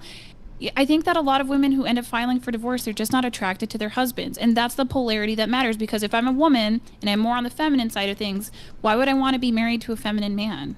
Okay, I agree with everything you're saying up until you get to the point of like the femininity and the masculinity thing. Like, I think there are things that we can do to remain attractive towards our partners. Now, you might have somebody that likes somebody to be like ultra feminine or whatever, which is fine. But I feel like there are certain things that you describe as feminine that not only would I don't want to be anywhere near, I don't think most men would want to be anywhere near. Like, for instance, when you said earlier, like, oh, like being like very catty and like that is like a very feminine thing. I don't think anybody wants to be there now, be near that, either men or women. Like no guy has ever come home and the woman is like, why didn't you take your shoes off right when you got in? And the guy's like, God, I love that she's in her feminine energy right now. That was just such a catty thing to say, and I love that for her, right? That's like, get off me, bitch. Yeah. Don't fucking talk to me, okay? Joe wouldn't say this shit about me. He lets me wear my shoes anywhere in the house, you know?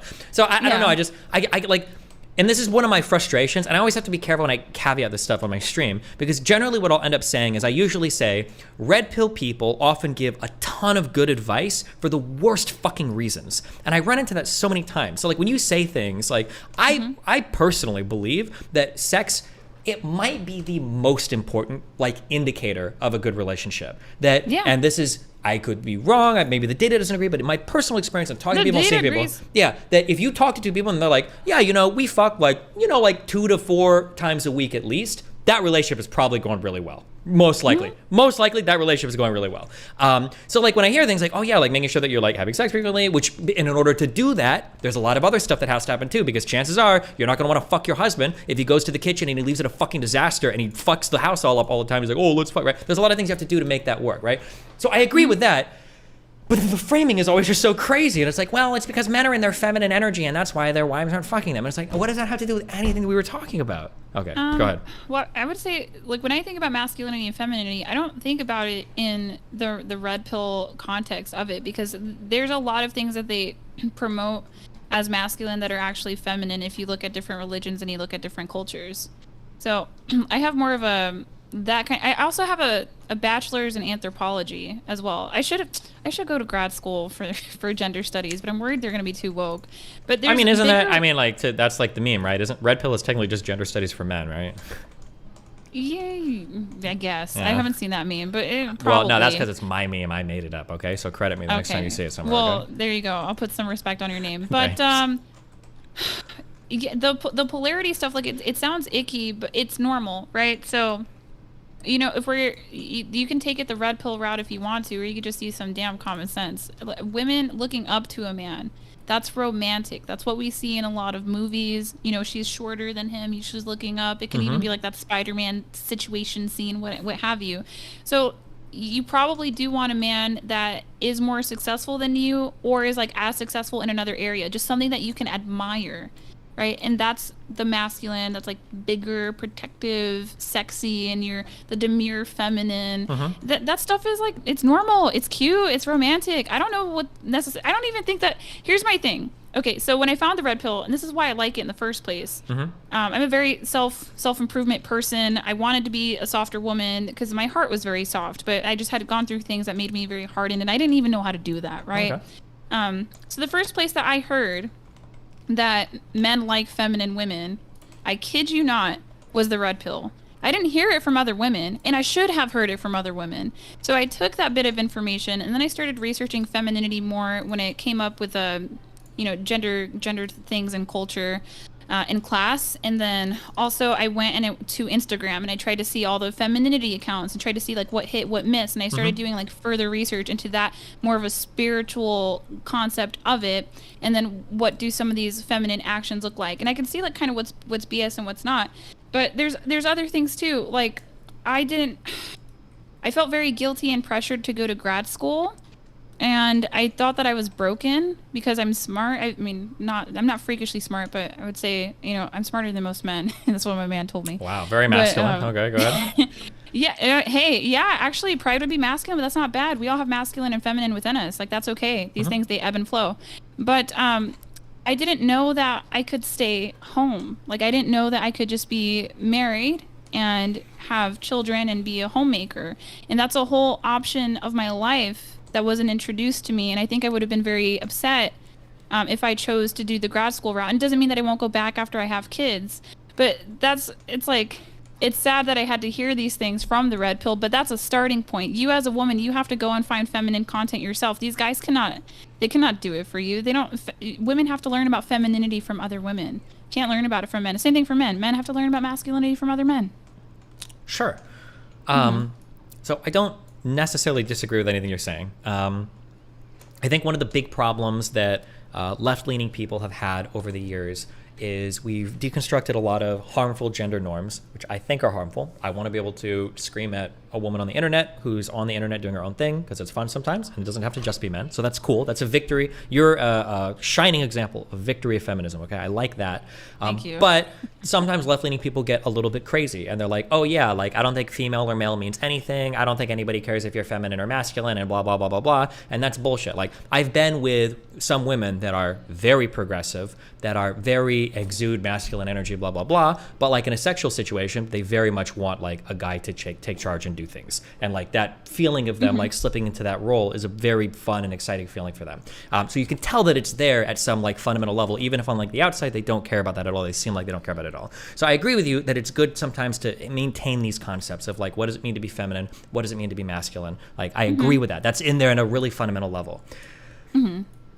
I just don't think that we have to the broad sweeping of like all the bad things that are happening to men are just feminine, or all the bad things that are happening to women are just masculine. I think that it overrides the fact that in some ways, a lot of us are more similar than we are different, even though there are real differences, because it causes us to miss like a lot of the problems. So for instance, you gave the example of like women want men that earn more than them in general, because they like to look up to men. That is kind of true, but it's true in the sense that you look up to a guy that earns more than you, but you can look up to men in other ways too. It doesn't just have to be at the workplace. So like, here's a stat that I thought was really interesting. Women are more likely to break up with men, I think, when women are earning more household income than the man. But when you dig into those relationships, you find out what's going on. Even women that out-earn men in the workplace are still doing a lion's share of the housework. That like the guys feel emasculated and they won't even do housework or whatever. And it's like, well, no shit that these women are gonna break up more than. If you're earning the money and the guy's too lazy or stupid to even fucking keep the house together, then why the fuck would you stay with a guy like that? But people will look at those studies and be like, oh, well, this is why women shouldn't be earning as much money. It's ruining the relationships. And in my mind, I'm thinking, well, no, this is why men that are staying at home should learn how to do the fucking housework. But then you get a lot of these guys that are like 25 years old and they don't even know to like clean the lint trap in their dryer or work a washing machine. And it's like, well, yeah, no shit. A lot of women are looking for men that just earn more or whatever, because for women that have stepped into the traditionally masculine role of earning money, guys can't assume any of the traditional feminine roles, like basic maintenance of a house. But if they could, if they got more into their feminine energy there, maybe those relationships would actually be more successful. The guy can still be like a Chad, he can be 6 feet tall, he can be whatever, but the woman could be working and he could like maintain the house in like a really positive way. But it seems like that thing never happened. So instead it just gets blamed on like false masculinity or femininity or whatever. Yeah, go ahead. Yeah, so my thing about asking men to do like the housework and stuff, first of all, I think it sounds silly, but I think people can get a little bit like resentful. So I just like pre-prescribed roles. I do the inside chores, my husband does the outside chores, and if I need help with something, inside the house that I'm sick or something, then he's gonna do that for me. And then if he's sick, I'll like take over. But I like that delineation, because sometimes a woman would be like, well, I took out the trash 2 times today and you took it out no times. So I just tend to favor that. But that's what I mean by maybe women need to be working part-time or seeing if they would enjoy staying home. That's my point, because that is really overwhelming, because on average, like, these guys are out earning women. At least that's the last time I checked. That's true. So if he's working 40 to 60 hours a week, and we'll just do the 40, because I don't think a lot of guys want to go past that. If he's working 40 hours a week and he's earning most of the money, he might be under more stress. And so he walks through the door like, oh, can you clean this? And I get it, because the women are working full time too. But maybe together we can find a way to get one of you, and I think I tend to favor the lens where the woman does this, where one of you can work part time or try to stay home. It's just too much. Sure. I mean, like, I broadly kind of agree with you there. I don't think it has to be like, it doesn't have to be the woman that stays home, I guess. Yeah, but it's not sexy to have a house husband. I think, can some guys do it and maintain polarity? Like, yes. But I don't think that, because I think women get like a little bit vindictive. I think they'll be like, this is gonna sound like I'm making this up when I say this, but like this is gonna sound like I'm just making some blue pill shit up. But like, and this sound is so fucking cringe to even think this, but like I've had more than one woman be impressed that I know like the difference between my fucking washing machine and dryer. That like a woman saw me folding clothes once and she's like, I can't believe you actually do that. Like, I'm not saying that it's sexy to have a guy like in a fucking maid outfit, like going around like fucking dusting the ceilings, but I think it is attractive when a man can maintain a home. Like walking into a boy's room and he's a schizophrenic, like the TV is sitting on a pizza box and there's one chair that has a hole in it and then a mattress, no box spring, laying in a room across the hall. I think that is a really unattractive thing. No woman walks in and is like, that's so masculine that he like lives like an actual fucking like Ted Bundy serial killer, you know? Like, Okay. Hold on. Have we just like theorized that maybe these women dated losers before you? Like, have we theorized this? but I think that's an issue though, because being able to just do house shit for a lot of guys is like some feminine shit. Like being able to like do the washing machine and like being able to do your laundry. What you're saying. Yeah. Yeah, I'm with you. Because like, there's no reason. Yes. There's no reason why a guy can't do housework. He should be able to. If men can fucking conduct wars and lead countries and like fucking discover how to split atoms, they should be able to work the fucking washing machine. I think. Yeah, no, I don't like that. But I think when we see men who lack in being able to keep up the house, I think it's usually a sign of an overbearing mother who just did everything for you. So, like, my husband is a very clean man. He picks up after himself. In fact, I would probably be the messier type. But it's like, your man is not necessarily supposed to add to your plate or your stress, where he's just, well, I'm not doing anything, I'm making all these dishes and throwing my clothes on the floor. No, he would appreciate that you stay home and try not to add to your plate. That's like a respect for a role, right? So I get what you're saying, but it sounds like a lot of women are just dating straight up losers. Like, how the hell you don't know how to clean your house? Well, like, you yeah, don't know but how to that's cook either? sure, but that's my position, right? That's where I'm saying like this is like I think what a lot of women are running into is a lot of men don't get that house training because they don't need to, because like their mom and dad don't train them because that's what the daughters learn, because guys are just supposed to marry a woman that takes care of all of that for them, and then guys end up not even being able to do like basic fucking necessities. I think that might be more of you just having a conservative upbringing. I mean, I see it too. Like in the Latin community, there's some chores that are for boys and there's some chores that are for girls. But at the end of the day, if you're raising a useless child, you're raising a useless child. Like, men need to know how to cook and men need to know how to clean. That's bad parenting. Sure, but I mean, like, I get that the red pill is like, oh, that's not, like, it's not cute if a man does a dish. It's like, okay, so if we're talking about like traditional, if your girl is in her first trimester, you acting like you're not going to do some dishes even if you're working 40 plus hours a week, right? That's a tough time. That's what you're there for, is to lean on each other. What I will say is that women cap, on the feminist side of things, talking about it's foreplay when he does dishes. And now, unless it's like an acts of service thing and that's her love language, I'm just like, y'all are just trying not to clean the house. That's what I think. I think that they're just trying to make men do things. I don't know. I feel like having a person that can like take care of the house and clean shit up, I think for a lot of women, I think it's not going to be like, oh my God, like my panties are dripping, but it's like being with another adult that's capable of like keeping shit clean, I think is a very attractive quality. Like, I think that as an older man, I think that's one of the big advantages that I have over younger men. That if I were to bring like a 23-year-old girl over to my fucking apartment, that like, oh look, like I have like a full bed, like my shit is relatively put together, like I don't have a bunch of fucking like Pepsi cans like littered all over my fucking desk, and my carpet isn't fucking destroyed, right? They're like, having these like basic things down gives you a huge edge on other men in the dating market. Yeah, I mean, that's one of the reasons why I was attracted to my husband.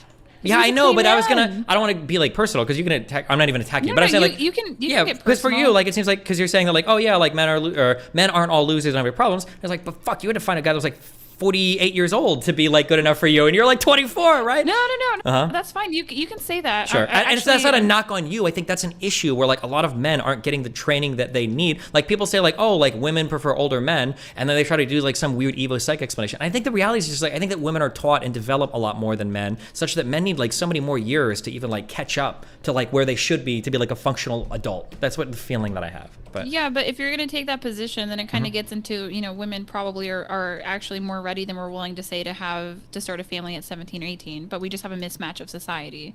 So if we're going to take that tip, like I would agree with you, but it is sexy if a man knows how to keep a house clean. Who the hell wants to be with a dirty bum? Like, True. I'm sorry. Like, So the reason why I clean my house, number one, it makes me happy. It gives me fulfillment. My husband doesn't have to worry about it, and he seems to be really, really happy when I make a home cooked meal. Like, I used to think that the stuff about cooking for a man, I thought it was made up, and then I started doing it, and it's almost like an entire game changer, almost like an aphrodisiac at times. But that's for the couple to decide within the marriage. For sure. The problem is, though, is that we have a lot of women that are indoctrinated by feminism to never do anything for the express pleasure of a man, and that's not fair, because what if you would like for him to do some things for the express pleasure of you? Right? We need to be fair and see what we're willing to do for the other partner. But my husband took care of me while I was in my first trimester. Like, obviously I'm not going to be able to cook and clean to the same way, just because that takes a lot out of you. But yeah, if young men are not being taught these skills, that's just poor parenting. And I would argue it's poor mothering, because when I've seen it, because I've dated as well, it's like the mom is crippling the son by doing everything for him. Sure, but like, And isn't this even an yeah. issue, and doesn't this kind of come up in Hispanic communities, where you have like the girls are kind of like taught from a pretty early age that they need to be like doing the cooking and cleaning, and that like the little boys are kind of like the kings of the household, and they're kind of like taught that like they need to go and get jobs and like find women, and like that's just kind of like the expected roles like early on. So yeah, that's the problem with Marianismo and Machismo, because we talked about the mom being like Holy Mother Mary, and then we have to look at, okay, well, what's the Machismo side? It's like the son is almost like Jesus, and it creates a problem in modern dating. I dated a Latino man, and that was literally my textbook experience. He had the most disgusting room ever. But another man I dated, or I was in a long-term relationship with him, he came from a single mother home, and his mom was messy, and he was just a gross individual. So is it something that I think comes with age? I don't know. I think it's a parenting problem, but that would be, here's the thing. So when we talk about modern dating and the problems, right? Women are statistically the primary caregivers, and I do think that we're culture makers. So when we complain about modern men, I think we need to be looking at mothers, right? But if I'm a mom and I don't have much, I don't know, it's complicated, because you can go the single mother route of it, to where it's like, of course she's gonna put him on a pedestal because it's the only man in her life. But I'm with you. I'm not here for the dirty guys. But the red pill tells you to clean your damn house. It does tell you to do that. Ryan Stone, he actually just wrote this pretty basic book. It's called Frame. He literally tells men to shower, because they do need to be told to shower. But like, could you imagine? Hold on, but just think about that. Look at the goddamn state of men. Okay, can you imagine me saying some shit about, like, you should watch this woman content creator, she's so good. Like, she tells women that if you want to get laid, it's important to clean your ass, right? You never hear a woman content creator, but for men, that you have to say that, like, hey, it's not gay to clean your butthole. Like, what the like, but you have to say that to men. I feel like the differences in advice are like there's not a bunch of female content creators like, woman, it's really important that you like go to the gym and you look okay. Like, women learn that at age 8. They're putting on their mom's makeup already. But for men who are like 27 years old, it's like, listen, bro, okay, let's go for like 320 next year, okay, instead of being 350 pounds, okay? Or like, maybe you should shave, right? Like, the disparity in life skills there is overwhelming, I think. Well, right? again, I think that's these overbearing moms, and I'm dying on this hill. Sure. I don't care. But in the military... Sorry, go ahead. I'm gonna write that down and then I'll go ahead. So in the military, I met your average guy, right? Because the military is kind of like a snapshot of the American population, just way smaller. It's less than 1%. And yeah, these grown men literally had to be told to shower by other grown men. But again, this is why I think it's a parenting problem. My husband even kicked somebody out once because, I mean, he's got that rank. So he was like, you need to go and clean underneath your fingernails and take a shower and get a new uniform. Now, I don't know if that's like a social problem or what, but yeah, and that's why I think when older women try to advise young women on modern dating, they're a little bit out of touch, because in the 80s, men were more masculine, and I do think that they showered more. I'm not saying that men are, knuckle-dragging idiots. I'm just saying this is where we're at. Sure. I think some of your interests, you keep saying the moms. Yeah. But you said something really interesting earlier, contradicts that, I think. And that's that men need to learn masculinity from other men, and women need to learn femininity from other women. isn't this kind of an issue where parenting is a feminine thing and dads are kind of totally absent in the lives of like educating and instructing their young little men? Isn't that like a problem with parenting on the father's side? Like, is it really the role of the mother to teach the little boy how to be a man? No, it's not. So that's the problem, though. But if you're a woman who's not educated on optimal mate selection, you can choose a suboptimal mate who's not going to be there for your kid. At the end of the day, you did make that choice, and it's the kid that suffers. So you're correct. But what I will say is, so the fathers that are involved, they're involved in ways that they never were before. That's an old model of parenting. I think we're in because of this post-industrial society, we actually can have more involved fathers. Like, it's actually incredible to witness. I mean, I just love watching it happen. But that's new. But the red pill guys that have kids, they know that. Like, they're doing it in real life. They might not talk about it because I don't think it's relevant to a sexual mating strategy. Do we ever hear that? Because if that was, so here's my another issue I have with red pills. That's you should talk to Ryan. You should. Yeah, okay, yeah. But there's always the problem is that like there are all these really famous red pillars that are fucking dipshit, like actual knuckle dragging dipshits. Unless you think that's racist and not knuckle dragging. I don't mean like that. But like there are actually like all these like dumb fuck like red pills. Or I don't want to say dumb fuck, but people I super disagree with. But there's always like, oh no, look at this red pillar, or look at this guy, or look at this guy. And these people are, not to knock them, but they're not like the mainstream like red pill people. And I'm sure there are some. No, they're not. That's the point, right? It's but then like if I'm to attack, like, so for instance, when somebody says like, I fucking hate that progressives do this and that and that and that, I don't ever do those things. But I never tell those people, oh, just watch my content. I don't do that. Progressives do that. I say, yeah, progressives do that. That's why they're dog shit. That's why I am I'm hesitant to even call myself a progressive, even though I really am, right? But it's because progressives are so goddamn fucking annoying in so many different ways. But like, can I truly say that like, oh, no, progressives are like me. They're actually like pretty chill. They're not going to call you racist and fascist and sexist all the time. Like, yeah, they'll have conversations. No, of course I wouldn't say that because progressives do that. So I feel like it's hard sometimes when I talk to, and was it Tori? Was that the name of the other lady I talked to? Where the blonde, yeah. Yeah, the blonde. Where very Hispanic thing if you say, where people do these things. They're like, oh yeah, I know that like 95% of the red pill creators and community say this, but look at this one guy. He's like way more chill, and it's like maybe he is, but like, is that really red pill representation?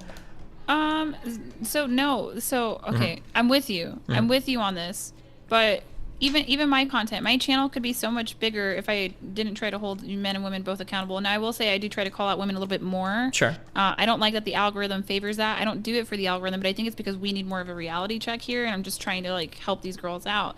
But like these guys also, they know like the OG content creators. I think the red pill just got too good. I think YouTube actually likes red pill content. So in my channel, I got sick of the red pill for the same reasons that you complain about it.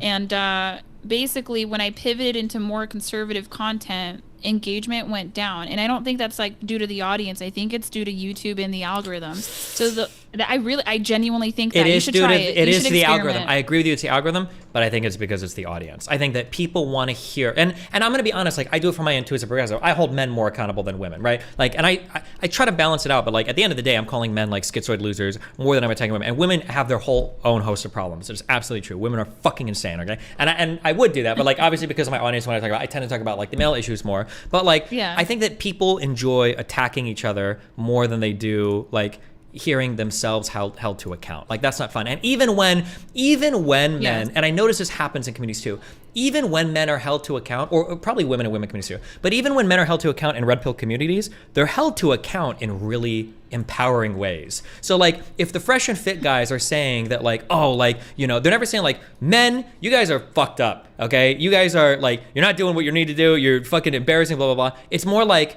guys, you're not doing what you need to do because inside all of you is a goddamn Spartan warrior, okay? You're weak, but you can be the strongest fucking guy on the block. You need to be able to tear a cheetah apart between your fucking pecs, right? It's always like, they are critical of men and they hold them to account, but it's always in a really empowering way where it's like, I want you to tear me down and build me back up. Please, Myron, I need this. The fresh and fit guys, I'm like fucking getting off because it's like that abuse that like is really empowering at the same time. So yeah, I don't know. I think people just like, but like it's more fun at the end of the day to like shit on women and have women get shit on than actually be like, okay, seriously, like guys, you need to learn how to do like this or that or that. I think in general, yeah.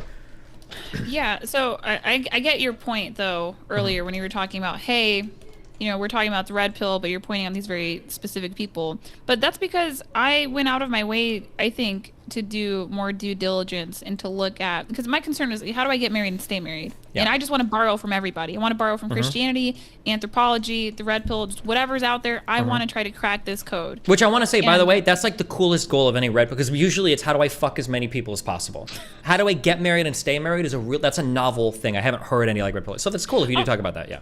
Thank you. Well, Rolo's been married 26 years. I'm like, yeah, but he's sometimes I also a just wish cringe Rolo's fucking cow. beta. He's the most beta fucking loser fucking of them all. Okay, fuck that guy. But anyway, yeah. Okay, so go ahead. So I cut you off to say that. Go ahead. No, but no, I think no, it's cool okay, that you it's go. okay. Yeah, go ahead. So when it started, this is my understanding. This is what I've been told, and this is why I wanted to talk to you. And no disrespect to Pearl or Torsha, but I don't think that they've really been that curious. I'm a very nosy gal, and I wanted to look at it through a cultural relativist lens too.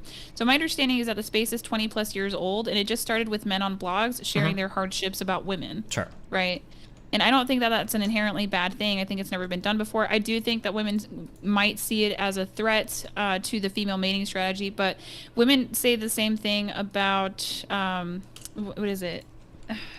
Men say the same thing about women exchanging notes. Like, I've seen this gender war on both sides.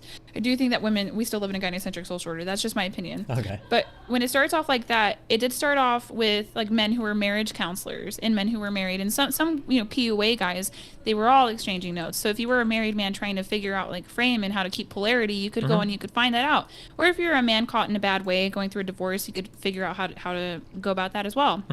But it seems like it just got really big and out of control really quick. And I think at the same time, while the algorithm is feeding it, because if you look at the OGs, it's really not bad stuff. I talk to these guys on Twitter, or the ones that have common sense. I think I have a wholesome list of red pill dudes. That's my opinion.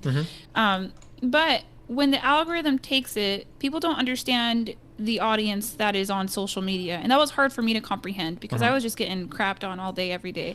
But the algorithm, especially on Twitter, I would say that's one. There's a whole red pill space on Twitter that is god awful, but it attracts the narcissists, the sociopaths, and the neurotic. Yeah. So these men, those are the guys that are flooding through the red pill. Now there's silent observers that are going out there and they're doing the work. Ryan knows about it because they contact him and let him know what's going on, and I think it can help men, but it's just, some guys are just not going to be able to be helped, and they're just there to have it as a hobby, to where I get to dunk on women and complain about women. It's the same thing on feminist TikTok. They're just there to dunk on men. To shit on men, like all men are rapists, all men are creepers, all men are, yeah, sure. Yeah, and I'm more like, why can't we get to some common sense here? But I don't get to typically have these in-depth conversations about polarity because I'm conservative, or what is it? I think that's just it. I'm conservative and I'm light-skinned. Is that what I get? Oh, and I stay home, so people don't ever want to hear my opinion. Sure.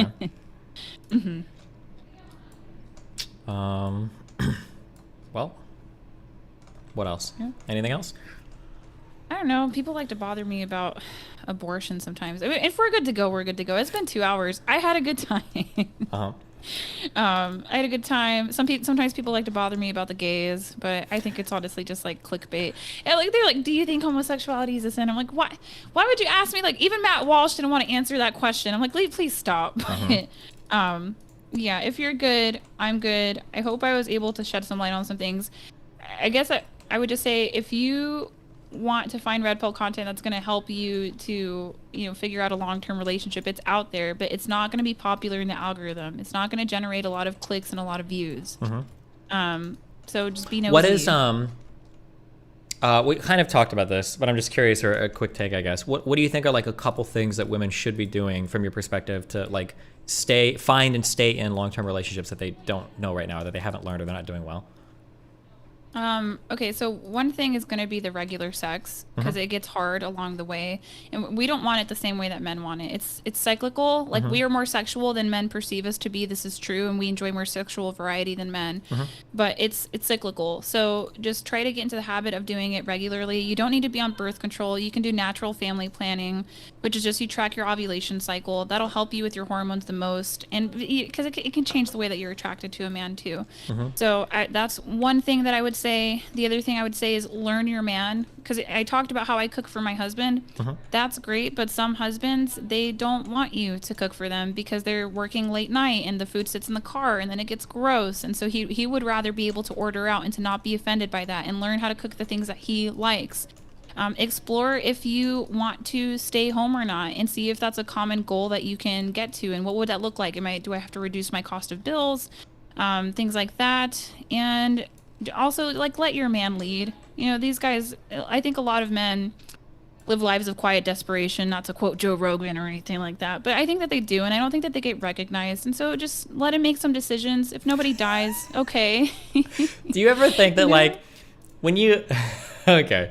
Yeah, All so right. you can do it. It's fine. No, that's fine. Listen, I'm a high value man. I have my shit under control. Yeah, I know. My but life you works are, really though. well. Yeah, no. Unironically, yeah, I know I do fit most. But like when I hear some of these things, if I ever found a woman was doing shit like this, I would kill myself. Okay, where she's like, where I'm like, I make the decision of how I do this, and then I find out that like I break into my woman's like phone and she's talking. It's like, oh my god, you should have seen Stevie today. Like I let him choose this just so that he could feel like he's not living in quiet desperation. And it was so cute that he thought. And I'm like, oh my fucking god, why are you patronizing me so fucking much? Like, I would kill myself, right? But I mean, like when you say things like let your man lead, like.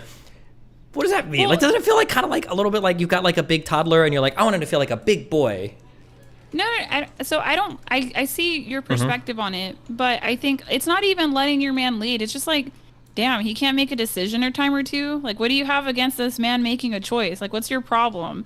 Because I'm real big on submission, but submission is such a different conversation that everybody gets wrong because they all have their heads up their butts. But like, there's things that I don't necessarily agree with my husband on when he makes them for the family. However, is anybody going to be harmed by this decision? No. Has he ever steered me in the wrong direction? Okay, no. wait. So, I like, have to kill you. Okay, hold on. I'm No, so no, sorry. go ahead. No, yeah, I Yeah, have go to. ahead, it's Okay. fine. Okay. I want to get this out of the way, and I want to say that I love every single person in my life. I love all of them so much. Okay. I love all of them. Okay. Fuck. Okay. Submission, decision-making men.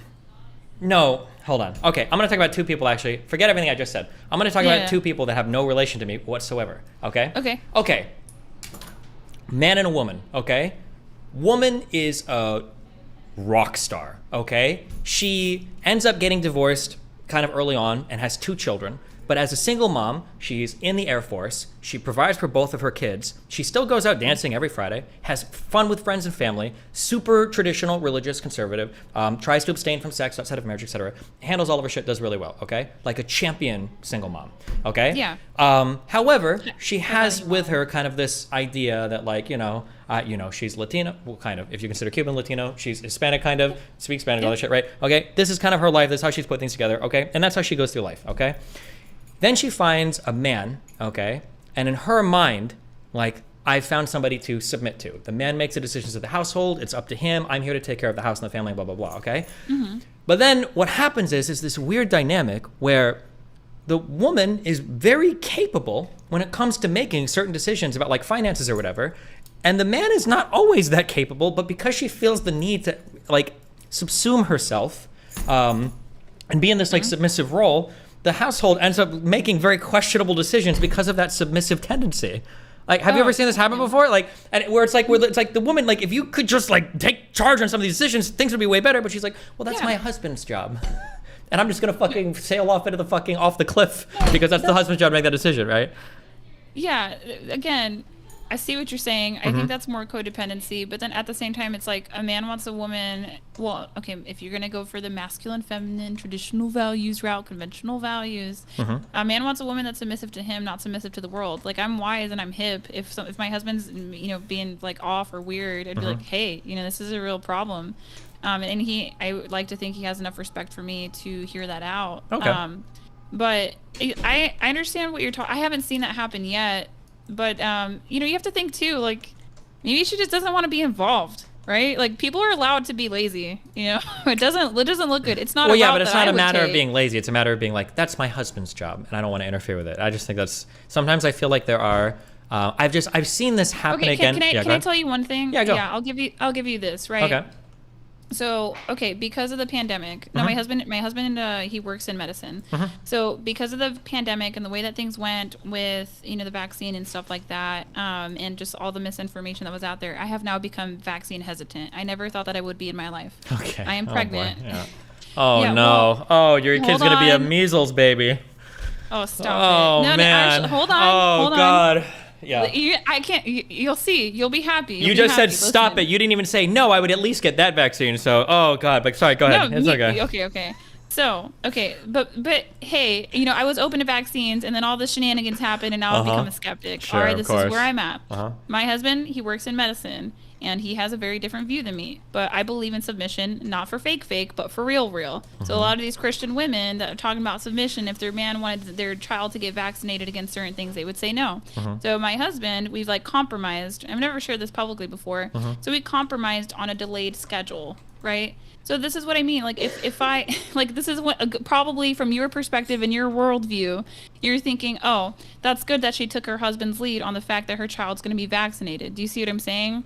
Well, Whereas, no, I would actually fight you to the death on that. No, I don't think so. Yeah? If you're a vaccine skeptic, if you truly believe that the government hasn't been honest about everything, that there are side effects that the government isn't telling us about, that people that try to blow the whistle on some of this stuff seem to be getting censored and cut everywhere off the internet, and there seems to be this huge buy-in that big pharma, Biden and the government, and all of the media are lockstep in pushing, and you really do feel that strongly about it, and you think these are bad, well, why the fuck would you get your kid vaccinated at all? At that point, fuck your husband. Say listen, I love you, but I have to do what's in the best interest of my baby.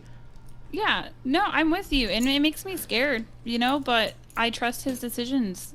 I trust him. He's never shown me anything different. And if we did have a bad season of marriage where I couldn't trust him, I was not able to submit to him.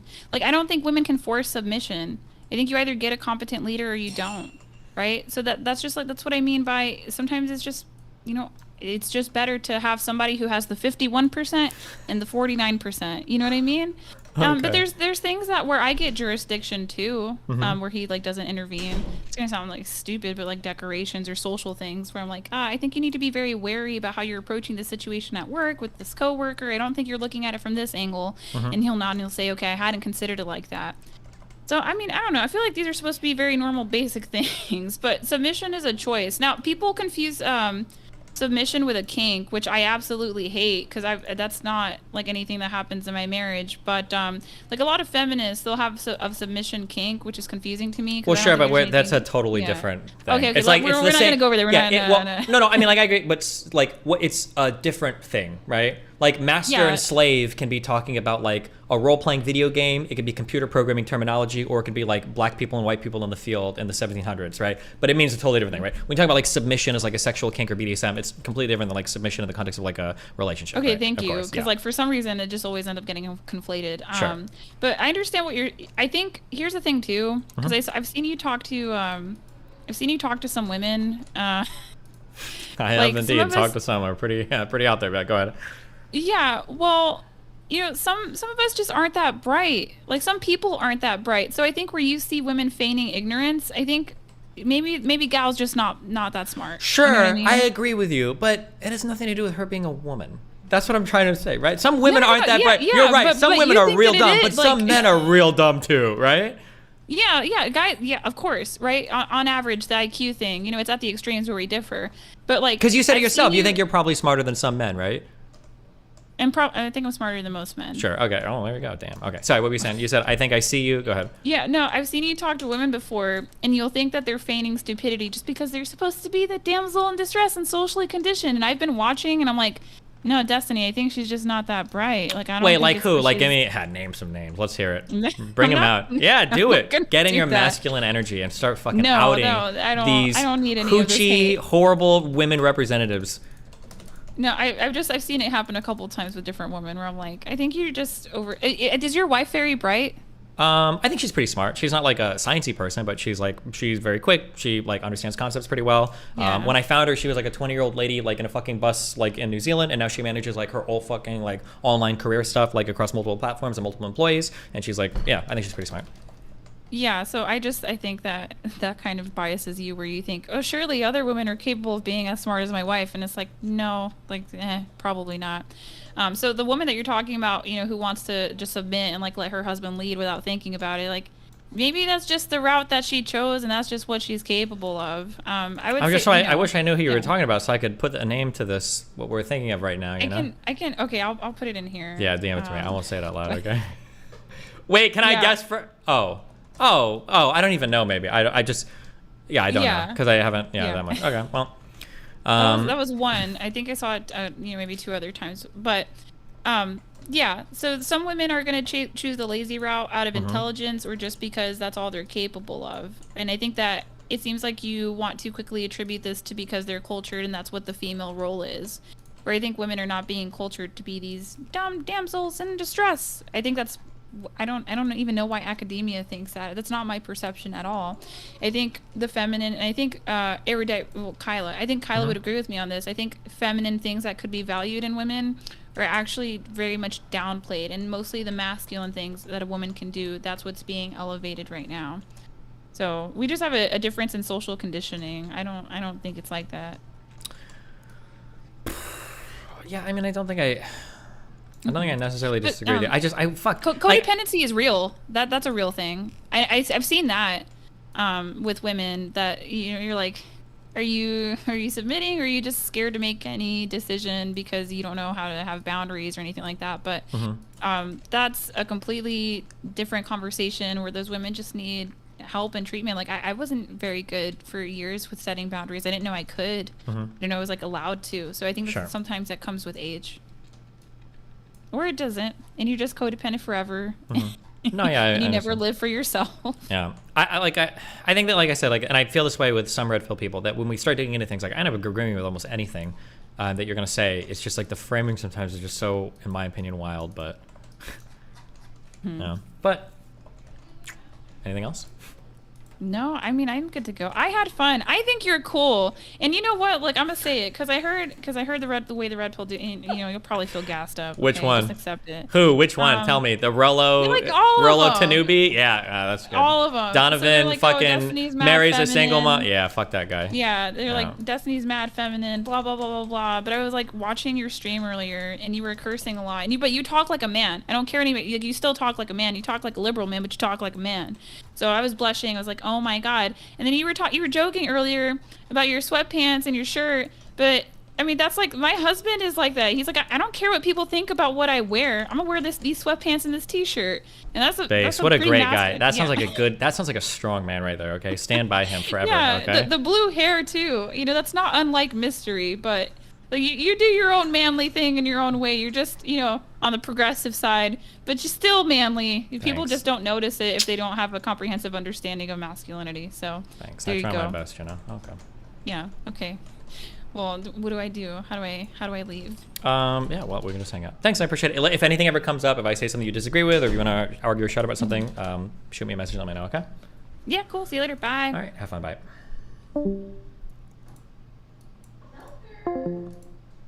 Okay, Jesus. That convo started off really rough, but I got a drink and I made the decision. We're going to try to make this a good conversation. I thought it was actually a really good conversation. I initially thought it was going to be horrible, but it wasn't. It was a fun convo. That was good. Ah, jeez. Okay. Melly Mel.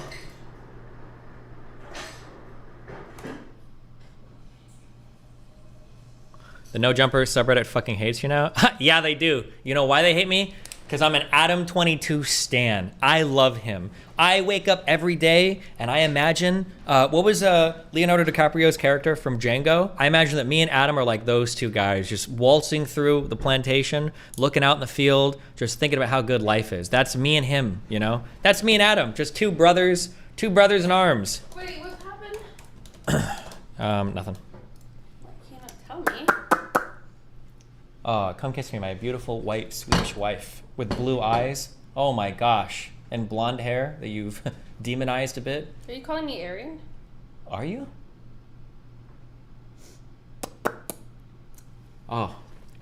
I'm just imagining the beautiful blue-eyed babies we're going to have together. Oh my gosh. They are gonna have blue eyes. What? They are going to have blue eyes. Yeah, they are gonna have blue eyes. That's good. And blonde hair and everything, right? Are you blonde? Fuck, blonde enough? Was Hitler super blonde? No, he wasn't. Common misconception. His hair was quite dark as well, okay?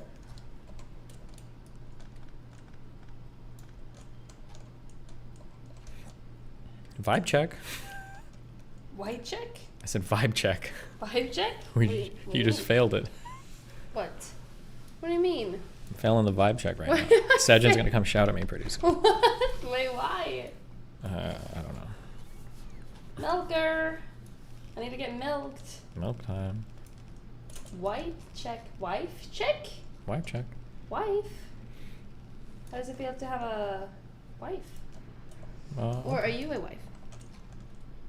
Depends on how much of my feminine energy I am. You're pretty feminine. Based. Call me Zestiny, okay? Call me oh, you can't call me Zestiny, can you? Why? Can you? What's that mean? Call me it. Say it again? Zestiny. Zestiny. You can't. They don't have Z's in their language. She says Sestiny. Actual, like, what do you call a person that can't speak correctly? Retarded? Well, I was trying to think of a nicer word than that, but...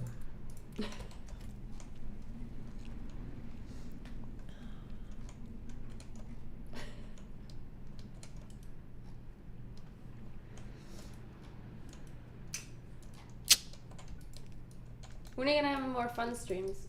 we've been having fun streams the past few days. What the fuck is this? I just had one of the best conversations with a red pill Bro, person I've had in my what entire streaming the life. actual fuck Bye. is that? She's here to farm.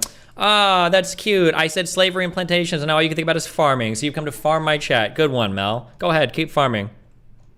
Go ahead. What is this? Farm. Nice. Yeah, keep going. I don't like Factorio. Keep farming. Do you like Victoria? Yeah, okay. Can I talk to my chat? I'm hanging out with my friends now, okay? They're not your friends. They are my friends. No, look, they're all red. Yeah, not- because they're they're angry at obsessed you. with some crazy new fucking emote, okay? What is that emote? I don't know. My YouTube chat started spamming a lot. I had to start shutting it down. What is it? It looks so stupid. It's them when they're mad that I'm playing Factorio, I think. Is that what it is? Yeah. They're That's judging a me. terrible emote. How is it terrible? It's not terrible. It's cute.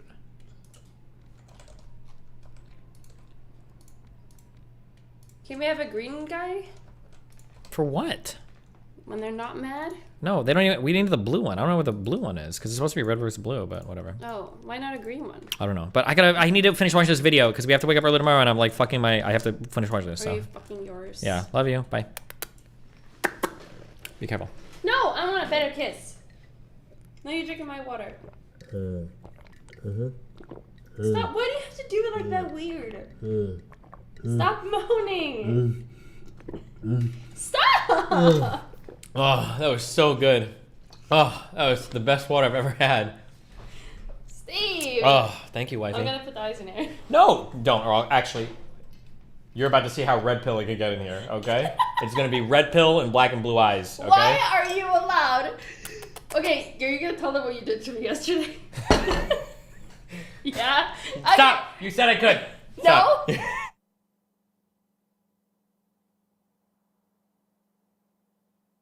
Bye, Mel. Be careful. Don't fall into any towels, okay? Bye, Mel. Tell them what you did to me. Okay.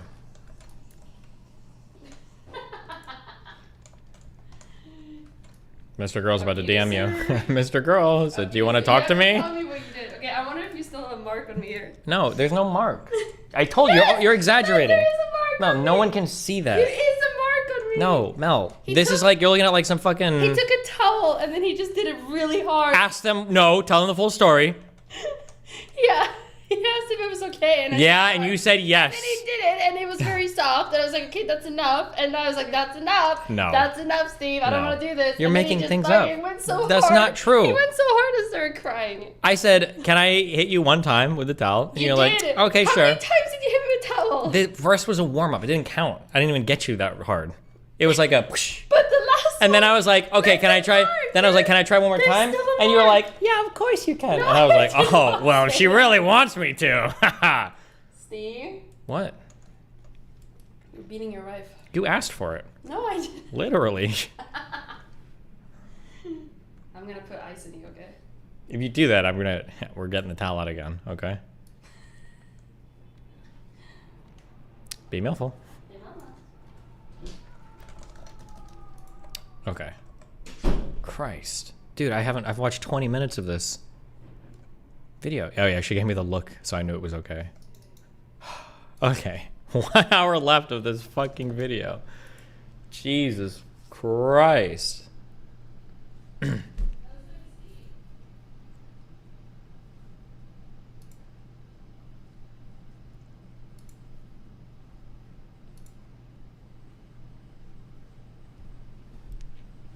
I just want to say, I'm so sorry how racist the stream is now. I'm sorry, I can't help it. Nothing makes me feel happier than the fucking losers on this subreddit making me feel exactly 100% reinforced in my beliefs, okay? Why'd he get so passionate about it? This felt racist. Preconceived notions. He's been waiting all of his life to say this shit. LOL for real. Oh, this independent oil guy. Wait, why do I know this guy?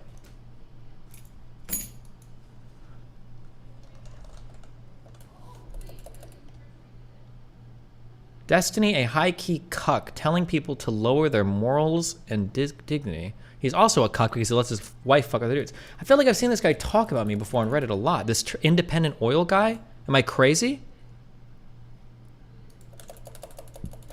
Oh, maybe I'm crazy. Independent oil. Or was it turbulent oil? I feel like I've seen this guy chat about me before. I have to go back and look.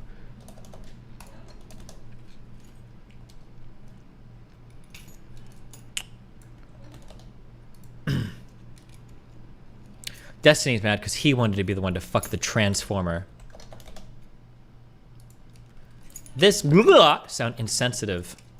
But he's right about HP being a man-child. I don't know how so many people around him let shit slide. Ooh, damn.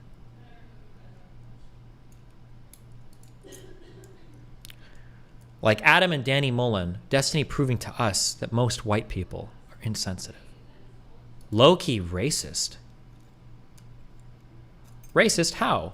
Your blue-haired man started off his little observation rant by saying he might be from a community, might be this community.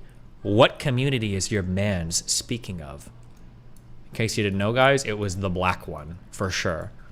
Later, he tries to clear this up with the whether you're black, white, hip-hop, or gamer. Notice he led with black? If you want to give some excuse like, well, in my culture, what culture is he speaking of?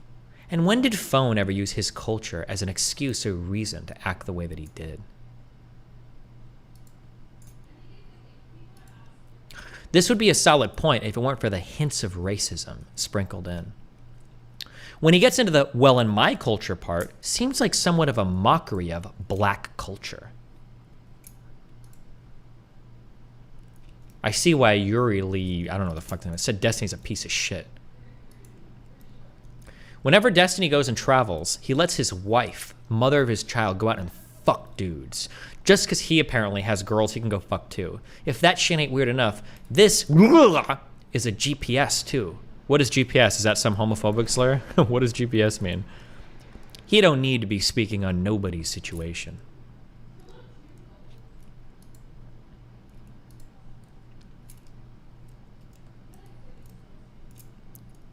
Gay porn set. What is GPS? GPS is LGBTQ? Acronym? Pause? What is GPS? I'm guessing it's a black culture slur for gay people. That's my... GPS is a way to say trans? Oh, okay. I don't know.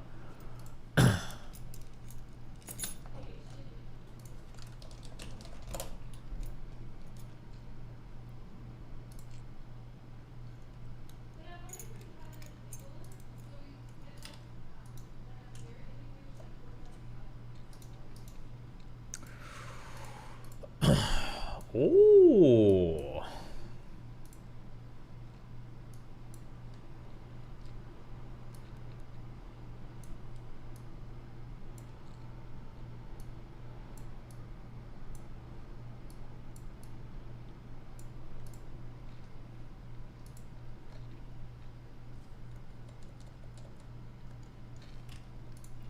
Okay, sorry, hold on.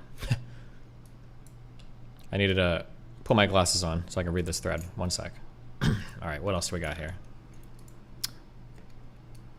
People like Destiny love to act like they're so mature for not fighting and ultimately being giant pussies, not capable of violence. So they pass it off as restraint. Ha! That's me, you know. If I could fight, I would fight everybody. But because I'm a huge fucking pussy, I can't handle it. Damn, I fucked with Destiny, but nah, it's over with. Low-key racist. Frowny face.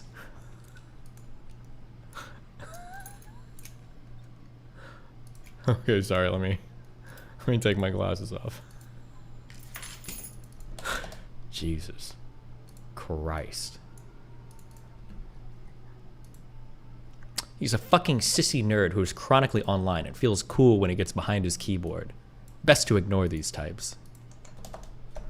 Fucking losers. All right. I think that would happen. And the second, back to our Andrew Tate. If he was to move countries or go to any other country, people would know about it, and then he'd be on the run for the rest of his life. So it's just a ridiculous notion that they think that would happen. And the second thing is that they said that by letting Andrew Tate go, the view of the people about the judicial system in Romania will decrease.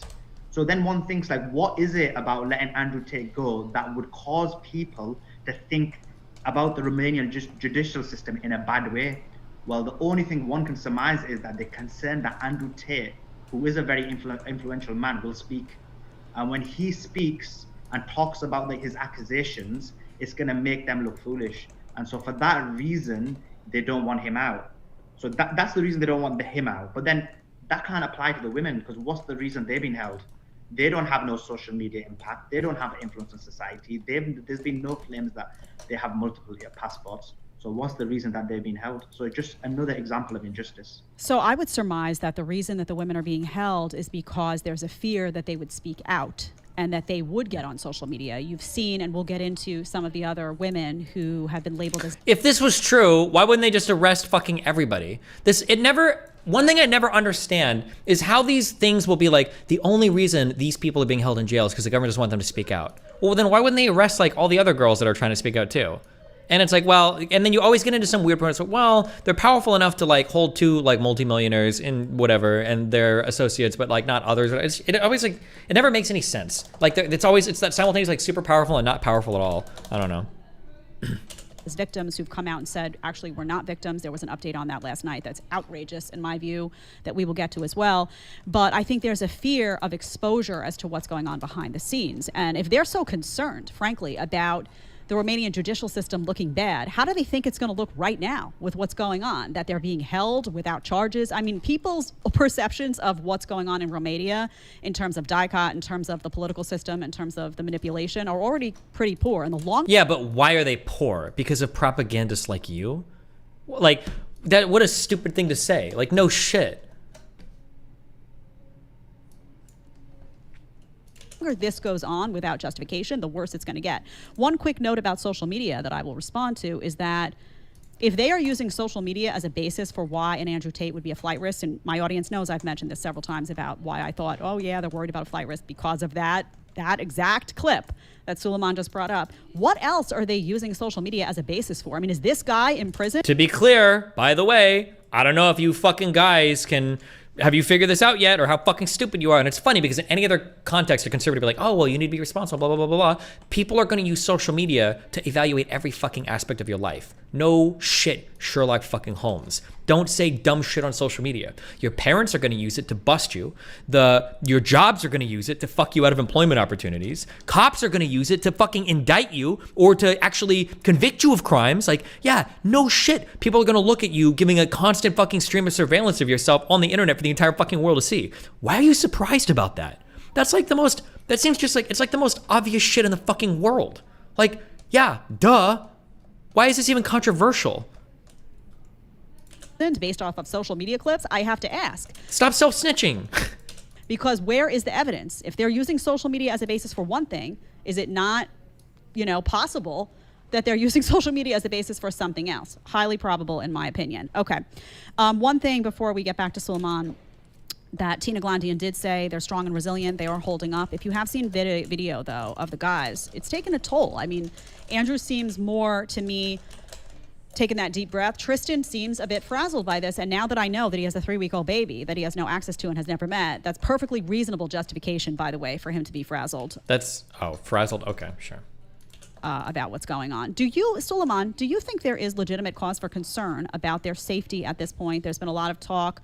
Andrew has come out in the past and said, first they're going to jail me, then they're going to they could try to kill me. You know, he's talked about this before. Is there legitimate concern about their safety? He's going to say yes, of course. Oh my God. I do believe that there is, and Alex, and these people are bots, dude. What, like, if they're willing to go this far to lock him up on false evidence, like who's to say that, like, just like Epstein was definitely killed by police, who's to say that the Tates won't be killed by somebody as well? Like they can even pass it off as a prisoner doing it and blah blah blah. Illogical to think that they wouldn't be, because we know if someone wants to take out someone like Andrew Tate, this would be the best situation to do so.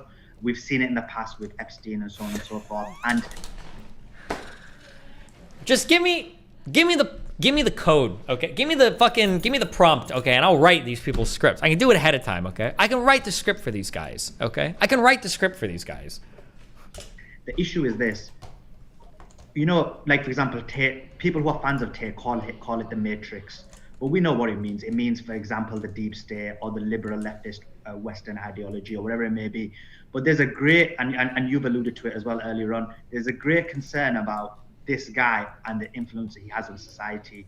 I would say the level of influence he has can impact even elections. Because if he was to come out and say, as an example, I support Donald Trump or I support Joe Biden, whatever it may be, that would sway a significant amount. Are Tate fans just now discovering what a celebrity is? Like, yeah, any celebrity can have an impact on any election. No fucking shit, Sherlock the fuck Holmes. Like, that's not new. Like, people. So someone like that is a risk, is a concern, and you've seen it with his cancellations. There would be a situation where they would consider that. And remember, you know, society is very fickle. So they know that they could, you know, these type of things can easily happen and people forget. Mm-hmm. So I do have serious concerns about that. Yeah, and that's why I'm saying, Tina Glandian, get in the jail and get in the jail now. Don't wait. I'm telling you, get in the jail now. She also made a statement before we get to the raid. We're going to go back to the raid. We're going to get to prosecutor links. We're going to dig into the thick of these of these accusations and allegations. Okay. Before we get to that, one last question for you before we start our deep dive here. Tina Glandian also said, quote, "There's outside pressures on the proceedings in question." She's saying that due to Andrew's very public profile. I have long argued now, while I've been observing this for the last month plus, that they are... Is this who you're debating? I'm debating this independent journalist guy. And I think like 3 or 4 days on Just Pearly show in London. That's why I'm going out of town. Many individuals in media, in politics, are trying to try this case in the court of public opinion. And no, they're not. They're trying it in the Romanian legal system. They are trying to make people dislike this guy, pulling clips, doing this, and hoping that will get people on their side, so that if a conviction comes down, or if he's held without evidence, or if there are any shenanigans, there's enough of the population that says, oh, I can't stand this guy, I saw this short, he said this, that there won't be any outcry. Do you believe that they are trying to try this case in the court of public opinion, Suleiman? Yes, of course. 100%. And you see that throughout social media and media. So in mainstream media, you will be lucky if you can even find 1 or 2 articles that are positive about Andrew Tate. And similarly, when it comes to alternative media, including social media, 80-90% of all articles or all statements, all posts are negative. And that has a serious impact. We've seen on social media, and as we go into the evidence, we'll go a bit more deeper, but we've seen on social media where people take out significant clips out of context. And it's only when you look into it and you look into the context, you realize that there's no justification of that. There's just assumptions made or statements made without any blowback about what they say. You know what? Heads up. Here's the real talk. Here's the real take, okay? That one guy that's dating that girl that looks like she's 9 years old, he's probably a pedophile, but that's A-okay. Because he found an adult child for him to explore his fantasies with. God bless him. It's a beautiful thing. Good job. Based pedo king found a way to not rape kids, okay? Everybody should be giving this guy a round of applause. I'll give you an example. Someone from the New York Post contacted me and he asked me questions. And in there he wrote the self-proclaimed misogynist Andrew Tate. So I asked him, like, you know, what's your evidence that he's a self-proclaimed misogynist? So he sent me a link of a BBC article. I then looked at the article and I said, that's not a primary source. He then sent me a link to a podcast. I watched the podcast, and ironically, Andrew Tate says the opposite. He says, you guys call me a misogynist, but you're sheep and you're being brainwashed into thinking that, but I'm not. So that's the level of that's the level of impact that social media has, that everyone just assumes he's a misogynist, or everybody assumes he's a bad guy. The negative of this is, as you said, this is actually having an impact on the judiciary, because essentially when we get down to the evidence, it's his word against their word. Well, his word, as well as all the women against the alleged victim's word. And one way of saying, oh, we don't believe him, is because, oh, guess what? This clip's on social media, and so therefore he must be like that. So that has had an impact on the judicial decision making, which is just horrendous, because you would never have that. Like in any other court of law, you would be looking at the videos either in the entirety, in context, or you'd be able to defend it. So I just think that's totally unacceptable. But you're right, that is happening. Yeah, it is happening. It will continue to happen. Journalism is dead in many Wow. places, this country included. I have taken issue and have brought to people's attention that very phrase. My audience will know we've done several articles where we've seen that self-proclaimed misogynist, where you've seen even conservative controlled opposition. Controlled saying, oh, he's a opposition. self-proclaimed misogynist. People just don't do their research, and they're very comfortable saying, because they've made a decision about whether they like him or not. And if you follow him at all, you know he does not define himself as a misogynist. And also, all of these people need to get a dictionary, because misogyny means that someone hates women. So they need to look up what they're saying, and they need to go back and they need to watch what he's actually said. But these AP reports, remember, this is top-down stuff, right? Somebody at the top writes something, it gets disseminated, there's no questioning, all the robots do their job. You know, this is your matrix. This is your system. Okay, I want to get into, now we're going to dig. I want to start with a raid. I was immediately concerned, Suleiman, when I saw the raid, because it seemed coordinated. My first instinct that something was going wrong was like, why are all of these journalists ready with cameras? Why are they at the scene ready to go? It seemed to me that there was some type of coordination between media, prosecution, DICOT, I don't know what it was. That did not seem normal to me. Your thoughts? Well, it didn't seem normal? I completely agree. I mean, the journalists were ready. Yeah, of course you agree with every single fucking leading question she gives you, dude. No shit. You know, this is your matrix. Ugh. This is your system. Thanks. Okay. I want to get into, now we're going to dig. I want to start with a raid. I was immediately concerned, Suleiman, when I saw the raid, because it seemed coordinated. My first instinct that something was going wrong was like, why are all of these journalists ready with cameras? Why are they at the scene ready to go? It seemed to me that there was some type of coordination between media, prosecution, DICOT, I don't know what it was. That did not seem normal to me. Your thoughts? I completely agree. I mean, the journalists were ready. The high definition cameras were ready. There was even a scene where the van moves with the Tates inside and the doors open just so the journalists can get a shot. I mean, that's just an example of everyone working together for a common goal. And we've seen that. I mean, this is not... Don't media get pictures of people getting arrested and all this shit like all the fucking time? Isn't that what the media does? Haven't you ever seen the documentary Nightcrawler? Not new to Andrew Tate. We saw it with various other people like him.com and so on and so forth. But yeah, this is essentially the way they do things. What is a high definition camera? Isn't by definition every fucking camera high definition these days? Wait, what? What does that mean? I'm sorry. It is an incestuous relationship. Yeah, which is deeply problematic, because what other, if there's that type of coordination just on that, what are they coordinating on beyond that? You had mentioned, I saw you in an interview, mentioned something about leaks from the prosecution to the press. Do you have any details about what was leaked? And if you've seen those leaks, what does that tell you about what they actually have or don't have on the Tates? Yes, there's been a significant amount of leaks, and again, that goes to your point about these people working together. So you know this is coming from the prosecution, it's going to journalists, and it's going to media. What's been leaked is this: there's conversations on WhatsApp between Andrew Tate and the women, and that's what's being leaked. But the problem with the leaks is this: first of all, they don't demonstrate the things that they're being accused of, which is human trafficking. And the second thing is this: the leaks are basically snippets of conversations. So this is the argument that Andrew Tate made in one of the in court, was why not provide all the statements in context? So provide all the text message, all the WhatsApps, and they refused to. The prosecutor refused to include the entirety of the conversations and nearly leaked that to the press. Now, an important point to note is people thought that because there's a new leak that came out yesterday, and in that leak, what happens is the Tates are saying that the entirety of WhatsApp shouldn't be included in the evidence for the prosecution. But that's a fair legal argument, because legally, if you're being, if someone's recording you without your consent in certain states in the United States, that would not be acceptable, and that wouldn't be allowed in the court. What? Is that true?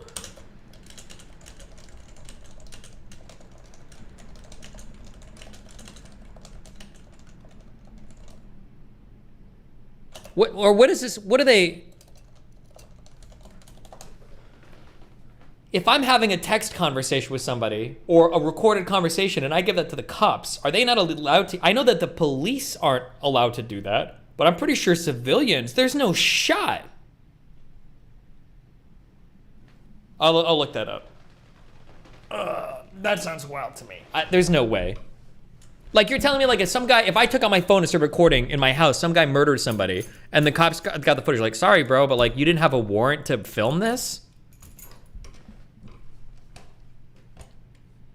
In certain states it is. And now this is based on a wiretap. So that's just a fair legal argument to make. But Well, if it's based on a wiretap, that might be different. But that's going to come down to, if Romanian law is anything like U.S. law, that's going to come down to whether or not they did the proper procedures to get a warrant before they did that wiretap. But I don't know if we know the evidence for that yet, if they had those warrants or not yet. So I don't know how we can comment on that. What he was saying was, based on a legal argument, it shouldn't be. But if you are going to put it in, put all of it in. Don't put snippets in. So is this similar to what we saw with the Vice documentary, where you saw exchanges, but you only saw certain snippets? You didn't see what you heard, those voice memos, but you didn't hear what the girls had said to him. You only heard what he had said. Some were saying it sounded like AI. I don't know. But you didn't hear a collaborative conversation. You heard a one-sided conversation. Is that a similar thing that you're saying in terms of the leaks that came through the press? It is a similar thing, and and they did that because, and you know, with the Vice piece, before I even read the article, I knew that that's what they were going to do. Mm-hmm. So always know that's what journalists are going to do. When they take someone down, they're never going to put the other side in. So before I even read the article and before I even reviewed it, I knew that's what they were going to do, and that's what they did with the voice notes. I don't believe it was AI. I just believe that what happened was they didn't put Tate's conversation in there. Agreed. And the second thing is with the text, and then that was proven by the text messages, because again, the text messages were one-sided, and that's an article. And then it's only in the documentary that you saw a scenario where it was just put on the screen for 1 or 2 seconds. And it was only because of avid Tate fans who saw it and then took screenshots and then put it online that everyone saw that there was consent. Why are you using filter inserters instead of splitters? Wait, where? Or the DICOT report? I've seen both DICOT reports. I've also seen the initial judicial document, which was a 9-page document, for the reason of why the judge decided to remand in the first place. And I've also seen the appeal judicial document that was leaked yesterday. Okay, so is there any evidence in there for you that you saw that would justify them being detained, or that would suggest guilt of the allegations that they're being, I can't even say charged because there's no charges, but you know what I mean. Is there anything in there that you could speak to that could No, of course, they look totally innocent. Like, why do you even ask these questions? No, I would say the opposite. Whenever I read these documents, the minimal amount of evidence that's in there, it just exonerates them. It shows the opposite. So let me just give you an example. Yeah, tell us. It's just in the leak yesterday, so I've not looked at it deeply. I had a quick look at it before I came on your show. So basically, as an example, one of the claims is that he's human trafficking. But in there's basically a financial arrangement between him and the women. This is the statement of the women, by the way, not his statement. So this is the statement of the women, so the statement of the prosecution. And they say that, guess what? The cut was this. The woman received 50%, Andrew Tate received 25%, and Luana received 25%. That means the woman was receiving double of what Andrew Tate was receiving. How is that extortion? How is that human trafficking? It's such a stupid, it's so stupid. Like if I go to like fucking Ukraine and I find some 16-year-old girl and I bring her to the United States and I make her do like camming and I'm like, listen here, like you can keep 50% and we're gonna take 50%. Like, how is that sex trafficking? Like, not to mention the fact that he was taking more than 50% because we've already seen him admit as much, but. That does not meet the definition of human trafficking whatsoever. And it's interesting. So, I mean, if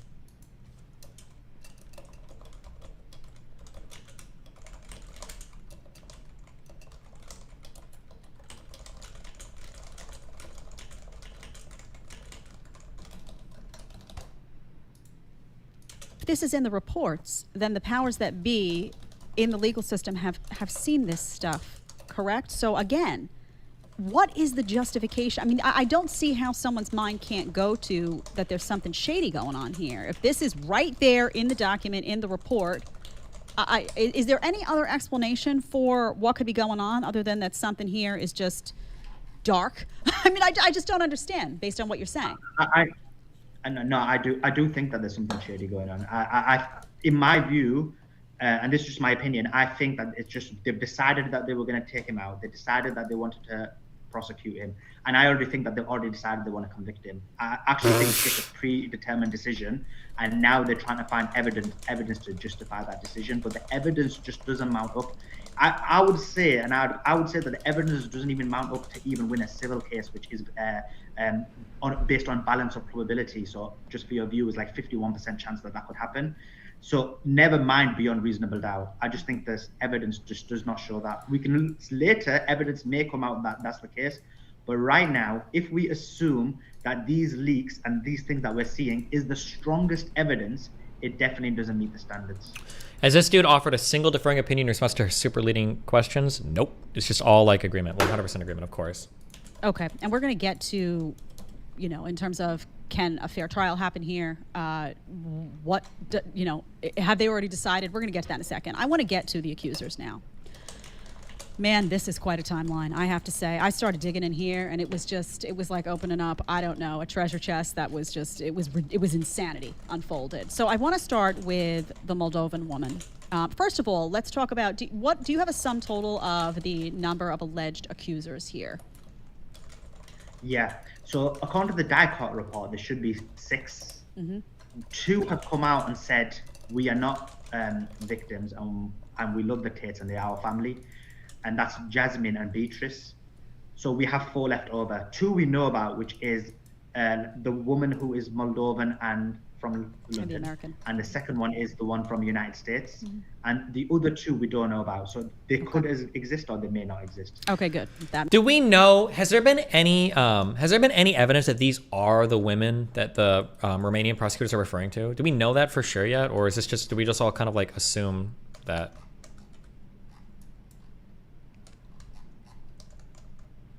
I'm trying to figure out if that's been confirmed or not. I've seen it claimed a lot, so maybe it's true, but I don't know if it's true. That means my numbers are right, which makes me happy. Okay, let's talk about the Moldovan woman. Let's dig into first the accusations. Can you tell me what those accusations are specifically? And speak a little bit about the background there, the witness statement. What do we know about this woman, and what does the Tate side?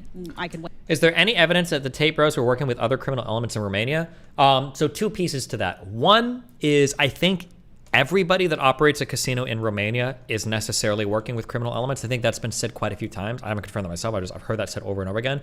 And 2, I think Andrew Tate himself admitted that on a thing. He's like, oh yeah, I had to go talk to the mob, blah, blah, blah, blah. I think he said that himself. Now, maybe he's lying, but I think those are the 2 things. I don't think anybody disputes that he's worked with criminal elements in Romania. Like Tate said it, maybe you think he's lying, and then everybody that has casinos over there I think is lying, or is working with those types of people. Too, because I've done a lot of research on this, but what are they alleging actually happened here? Speak to me a little bit about this story. I'm going to let you talk for a minute on this because you've done a lot of research on it. Of course. So the Moldovan woman, she is accused of 2 things. First is human trafficking, and the second thing is 2 accounts of non-consensual sex. And so what that means is, so that's what her accusations are. But let's look at her background and timeline, because it just doesn't add up. So the first thing is this: she was living in London, one of the most expensive cities in the world. She was a stripper in London, and just as an example, so she was already in the sex industry. Why that's important is because a lot of the opposition to Tate have been arguing that actually all of these women were never in the industry, and he manipulated them and got them into the industry. To be clear, the reason why that echoes so much is because Tate himself said that a million times. Andrew Tate himself said, oh yeah, I've got these women and they didn't do any of that before, blah, blah, blah. Andrew Tate himself has said that tons. And I think Tristan as well. So yeah, people are repeating that, but they themselves have said that.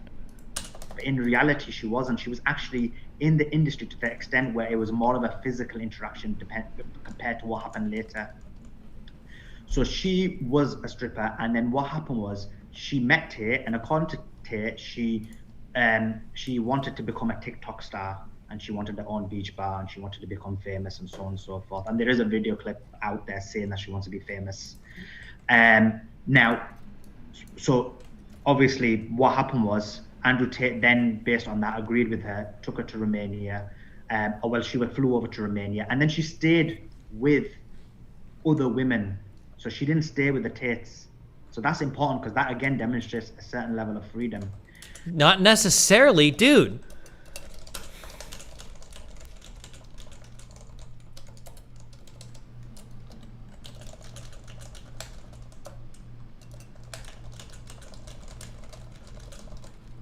That's just not necessarily true. It's not necessarily wrong, but it's not necessarily true.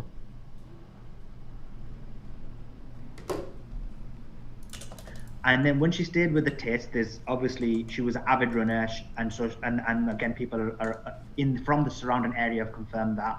So again, she wasn't restricted in her movement. And then according to, again, the judicial documents, people in the area, who confirmed it? What is he? Why not give us details? Oh. Tate says that she used to message him regularly, almost 12 hours a day. So again, he's saying, look, why aren't all those messages being put in as opposed to snippets? And so the reason for the claim was this, that what Andrew Tate said, that she basically blackmailed him and said that she wanted £200,000. And when he refused, she made the complaint within 48 hours. Now, what was the complaint? So the complaint was that... Okay, where's your evidence for that? Why are you saying, like, I want to see every single text message proving her claim? I want to see, the snippets are enough, blah, blah, blah, blah. I want to see all this, I want to see... Okay, fine. Has Andrew Tate produced a single shred of evidence saying she was trying to blackmail him? Where's the evidence for that? Like, maybe there has been, and I just haven't heard about it, but, like, that'd be pretty good for you to bring up right now on this show. It'd be a pretty decent thing for you to mention. This, she complained that basically there was non-consensual sex. Now, the incident, actually there was 2 other women present because it was basically an orgy. And so you've got all these witnesses who say it didn't happen, and she says it does. The second incident, well, all these women, wait, the other women that are being trafficked by Tate, or the ones that are working explicitly as his bottom bitches?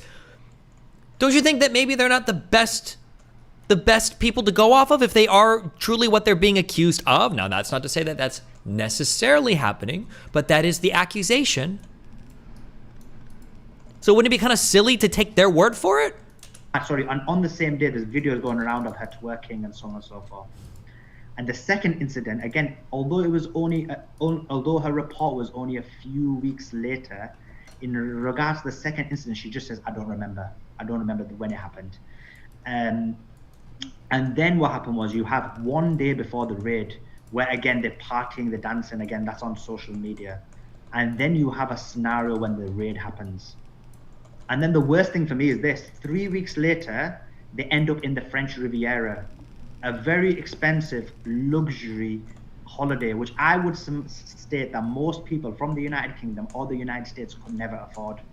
So the question becomes this: how was she able to afford it? If it's A, that she had a significant amount of money to do so, again, that goes against trafficking, because that means she was making a lot of money.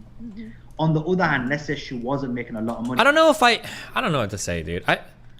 Because Connor did this a little bit to me as well. I don't know if we should go through, like, I'm not an investigator, but like, I know how to use like decent deductive reasoning, and like, this ain't it. Like, you can't, he's making so many assumptions based on things that he could just never know.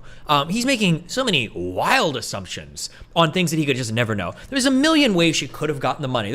You need evidence for these claims. Now, all of these claims are good things to investigate. Like, okay, you said you were being extorted by the Tates, but like a week after the raid, you're on vacation in some fucking rich place? Where'd you get the fucking money from if you're being extorted? Sorry, right? Those are good questions, but you have to follow that up. That doesn't necessarily mean something bad is happening. It demands further investigation. Where is the investigation? You're the journalist. You're looking at pictures on fucking social media, and then you're crying about the Romanian legal system doing the same. Where's your research, right? Like, then the question is, who paid her and why? So I'm curious. Oh, he's being even more. Who paid her and why? Is he implying that she got paid off? Do you know if the claims of the sexual assault that happened when there were other women present was supposedly in a hotel room in Bucharest? The Tate's assistant, Luana, had said, there were 2 other women there. You're correct in saying that the assessment is that it was kind of like an orgy. Do you know if any of those witness statements of those women saying this was consensual, this was not assault, have any of those statements been entered into the case files as far as you know? I'm unsure about those specific women, but what I do know is, and I guess this is linked to the idea of what the prosecution is trying to propose, because what you've actually got is this scenario. You've got these 2 women, and maybe 2 more, but let's just say these 2 women who are stating that these things happen, so human trafficking and being taken advantage of. And then you've got all these other witnesses, all these other women, including Jasmine and Beatrice, saying, no, none of these things happened. We all had freedom of movement. We all had freedom to do what we want. We had complete autonomy. We were able to spend money. We were able to do what we want. So what's the best way to deal with that issue? Because you've got so many witnesses. So actually the best way is to say they're all brainwashed. If you say that they're all brainwashed, then you can't take their witness statement. And what then would happen is, if the defense wanted to use them as live evidence, or as in the United States to say in the witness box, what would then happen is their opinion would be disregarded, or their position would be disregarded, because they'll be like, then they'll say to them, look, you're only saying that because you're brainwashed. How so you're basically quite deceptively, you're basically taking out the majority of the witnesses. How convenient. How convenient for the prosecution. We're going to get to that article in the Daily Mail that came out about Jasmina and Beatrice and what they're saying about them at the end in terms of being brainwashed. So a couple of takeaways from me from this, and your story, I'm glad to hear your story follows exactly what my research shows. I have it sitting right here. It's following along pretty much what you're saying. I would like to know how somebody could be held captive if they're out going for a run every day. That's interesting to me. I would like to know how somebody is being held captive if the videos show that a bunch of these women are not only twerking, having a big old party, but there are cell phones in the videos. Last I checked, you can't hold somebody captive. I mean, if they're out running, if they have access to technology, that's not what it looks like when you're held in captivity against your will. That's just, that picture does not add up. Another thing that I had discovered, Tate is alleging that when it comes to a Moldovan woman, that he had found out that she was involved in prostitution, and at that point had asked her to leave. And that was when the blackmail, according to him, happened. Within 48 hours of that, she had filed an assault, a non-consensual complaint, and left the country. So, there's components of this that they just don't add up. Jasmina also had claimed, as you suggested, that the woman didn't live with Tate at the time, that she was living with Jasmina. So Jasmina was like, I'm telling you, we were able to freely go in and out. I'm telling you, that's what was happening. wasn't locked up in the Tate house. She was living with me, and we were coming and going as we wanted. So why is that statement, again, not being taken into consideration? We're going to tell you why at the end, but think about that. What is the justification for that? For not, someone's telling you something and was there experiencing it, and you're not listening. Sounds agenda-driven to me. How much do you know about the American woman and her allegations? I think her name is Dara DeVille, if I'm not mistaken, but that component is not discussed as much as the Moldovan woman. How much info do you have on that, Suleiman? Yeah. So that one's equally strange. So the U.S. woman allegedly only went to Romania for 5 days before the raid. 6 days. So her entire experience of being trafficked was 6 days. 6 days. Interesting. Yeah. And what happened? What is her? Yeah, what is she saying? She was held against her will in those 6 days. What is she saying? Yeah. So according to her, she was held against her will. But then again, you've got a significant problem with that story. First of all, it's only 6 days. The second thing is that she knew the Tate beforehand. And just think about this. She's from the United States. She contacted Tristan Tate via Instagram. Tristan Tate's Instagram is very obvious about the type of lifestyle he lives. He's got the cars, he's got the money, he's got the women. It's simply illogical that somebody would go on Tristan's Instagram and think that he's gonna, partake in a monogamous relationship. It's just, you could see it from his Instagram. She then flies from the United States all the way over to a different country, which is Romania. And remember, United States, there's many men. But what makes her move all the way to Romania? It's because of the lifestyle that she believed that Tristan is going to provide. So she moves to Romania, and again, she's living with these women. She's only there for 5 days. Now, the arguments were made that, guess what, she was held captive. But the proof they gave was, again, people in social media took a snippet of 6 seconds. But the long form of that video actually shows she was going in the house, out of the house, she was going to collect pizza, come back. And the worst thing about all of this is, guess what? A good way of finding out if any of these women are being human trafficked is by looking at the CCTV evidence, both inside the house and outside the house. And once again, the prosecution is not including that as evidence. And that for me is simply horrendous. But actually, I wouldn't even say it's horrendous, it's illegal. Why would the prosecution include that as evidence? Like, if there is evidence to exonerate them, wouldn't that be the job of the defense?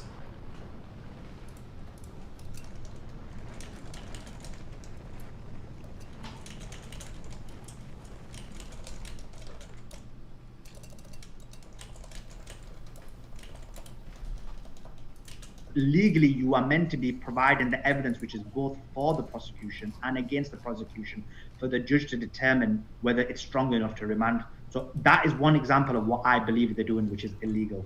Yeah. And so with the US woman, Yeah, go ahead, Suleiman. I'm sorry. I thought you were finished. Go ahead. And so with the US woman, you have that bit. Also, and I've just had a quick glance of the 20-page document that's come out now, which was leaked yesterday. And from there, it seems like she was already working with the Tate in terms of TikTok before she ever went to Romania. If that's the case, I just need to verify that, but if that's the case, what that means is she already was doing TikTok work beforehand. So going to Romania, there was nothing different. So why is she claiming that she's human trafficked? Again, that doesn't add up. And then you have a scenario where the US woman, she, again, you got the same story about the dancing and then the raid and then the French Riviera. But what's worse than that is the US woman, her social media handles are still working, and now she's changed her profile to human trafficking advocate. So for me, that's problematic. Like, if you have just been through human trafficking, you can't be an advocate for it, because you need to, first of all, go through your own experience and come out of it before you can. So again, if someone was being a pessimist, one would think that she was trying to make this into a career. What? Okay, and chat, I see you. I'm going to get to you in just a second. Okay.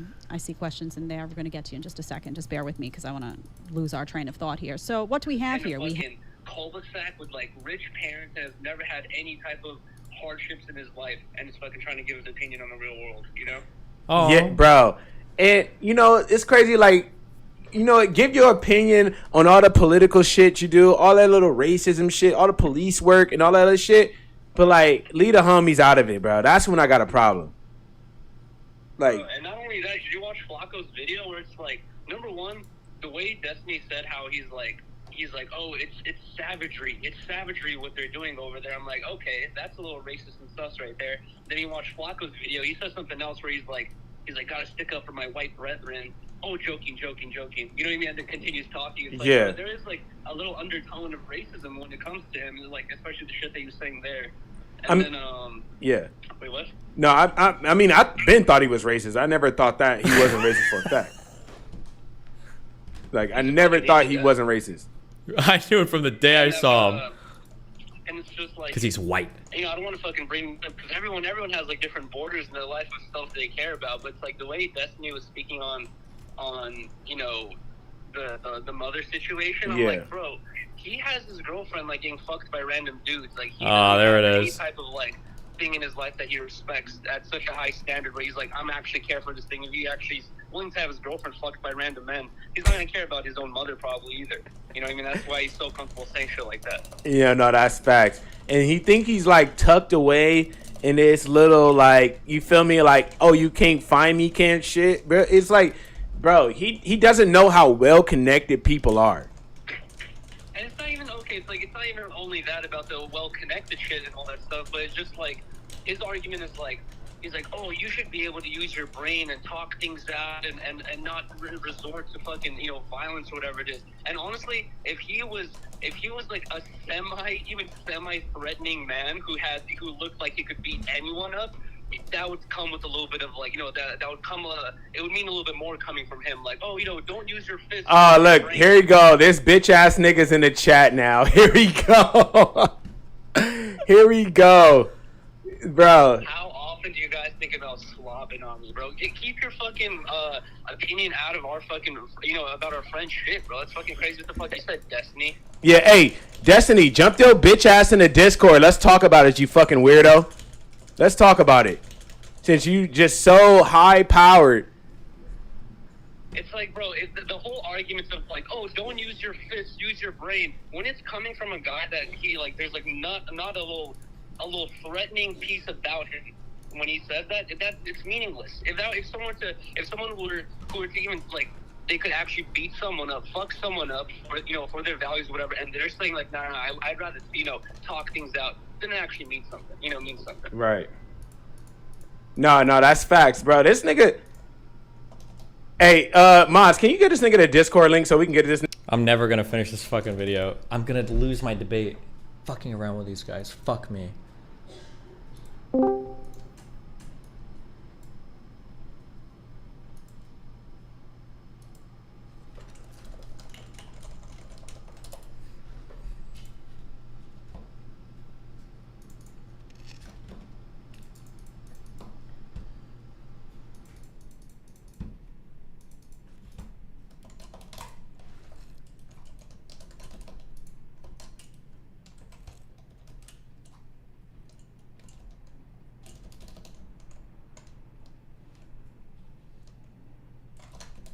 I'm in the Discord.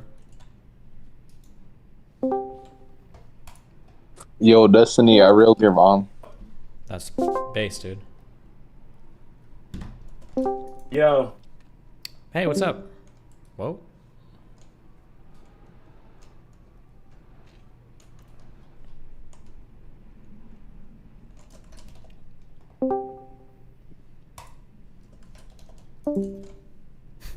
This guy having trouble figuring his shit out. Yo, can you hear me? Hello? Yo, what up? Hi, what's up, buddy? What's up, man? What's up? What's up with all this shit you got to say? I see you guys talking a lot of shit about me. I'm just curious what's going on. You started. Is this nigga? I don't think it's this nigga. Wait, what? You don't think it's me? It's literally says Destiny. It's got a fucking anime picture. Who else do you think it is? Nigga, I don't fucking know. It could be all these random ass niggas, bro. I don't fucking know. Your girlfriend's getting nailed right now. Your girlfriend's getting nailed right now. Yeah, we should join. We should join my Discord. I have like a private. Room. Yeah, I got a private.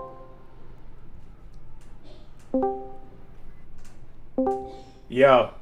All right, what's up? Tell me. What are your problems? Speak to me. I'm here. All right, what's up with you first of all, bruh?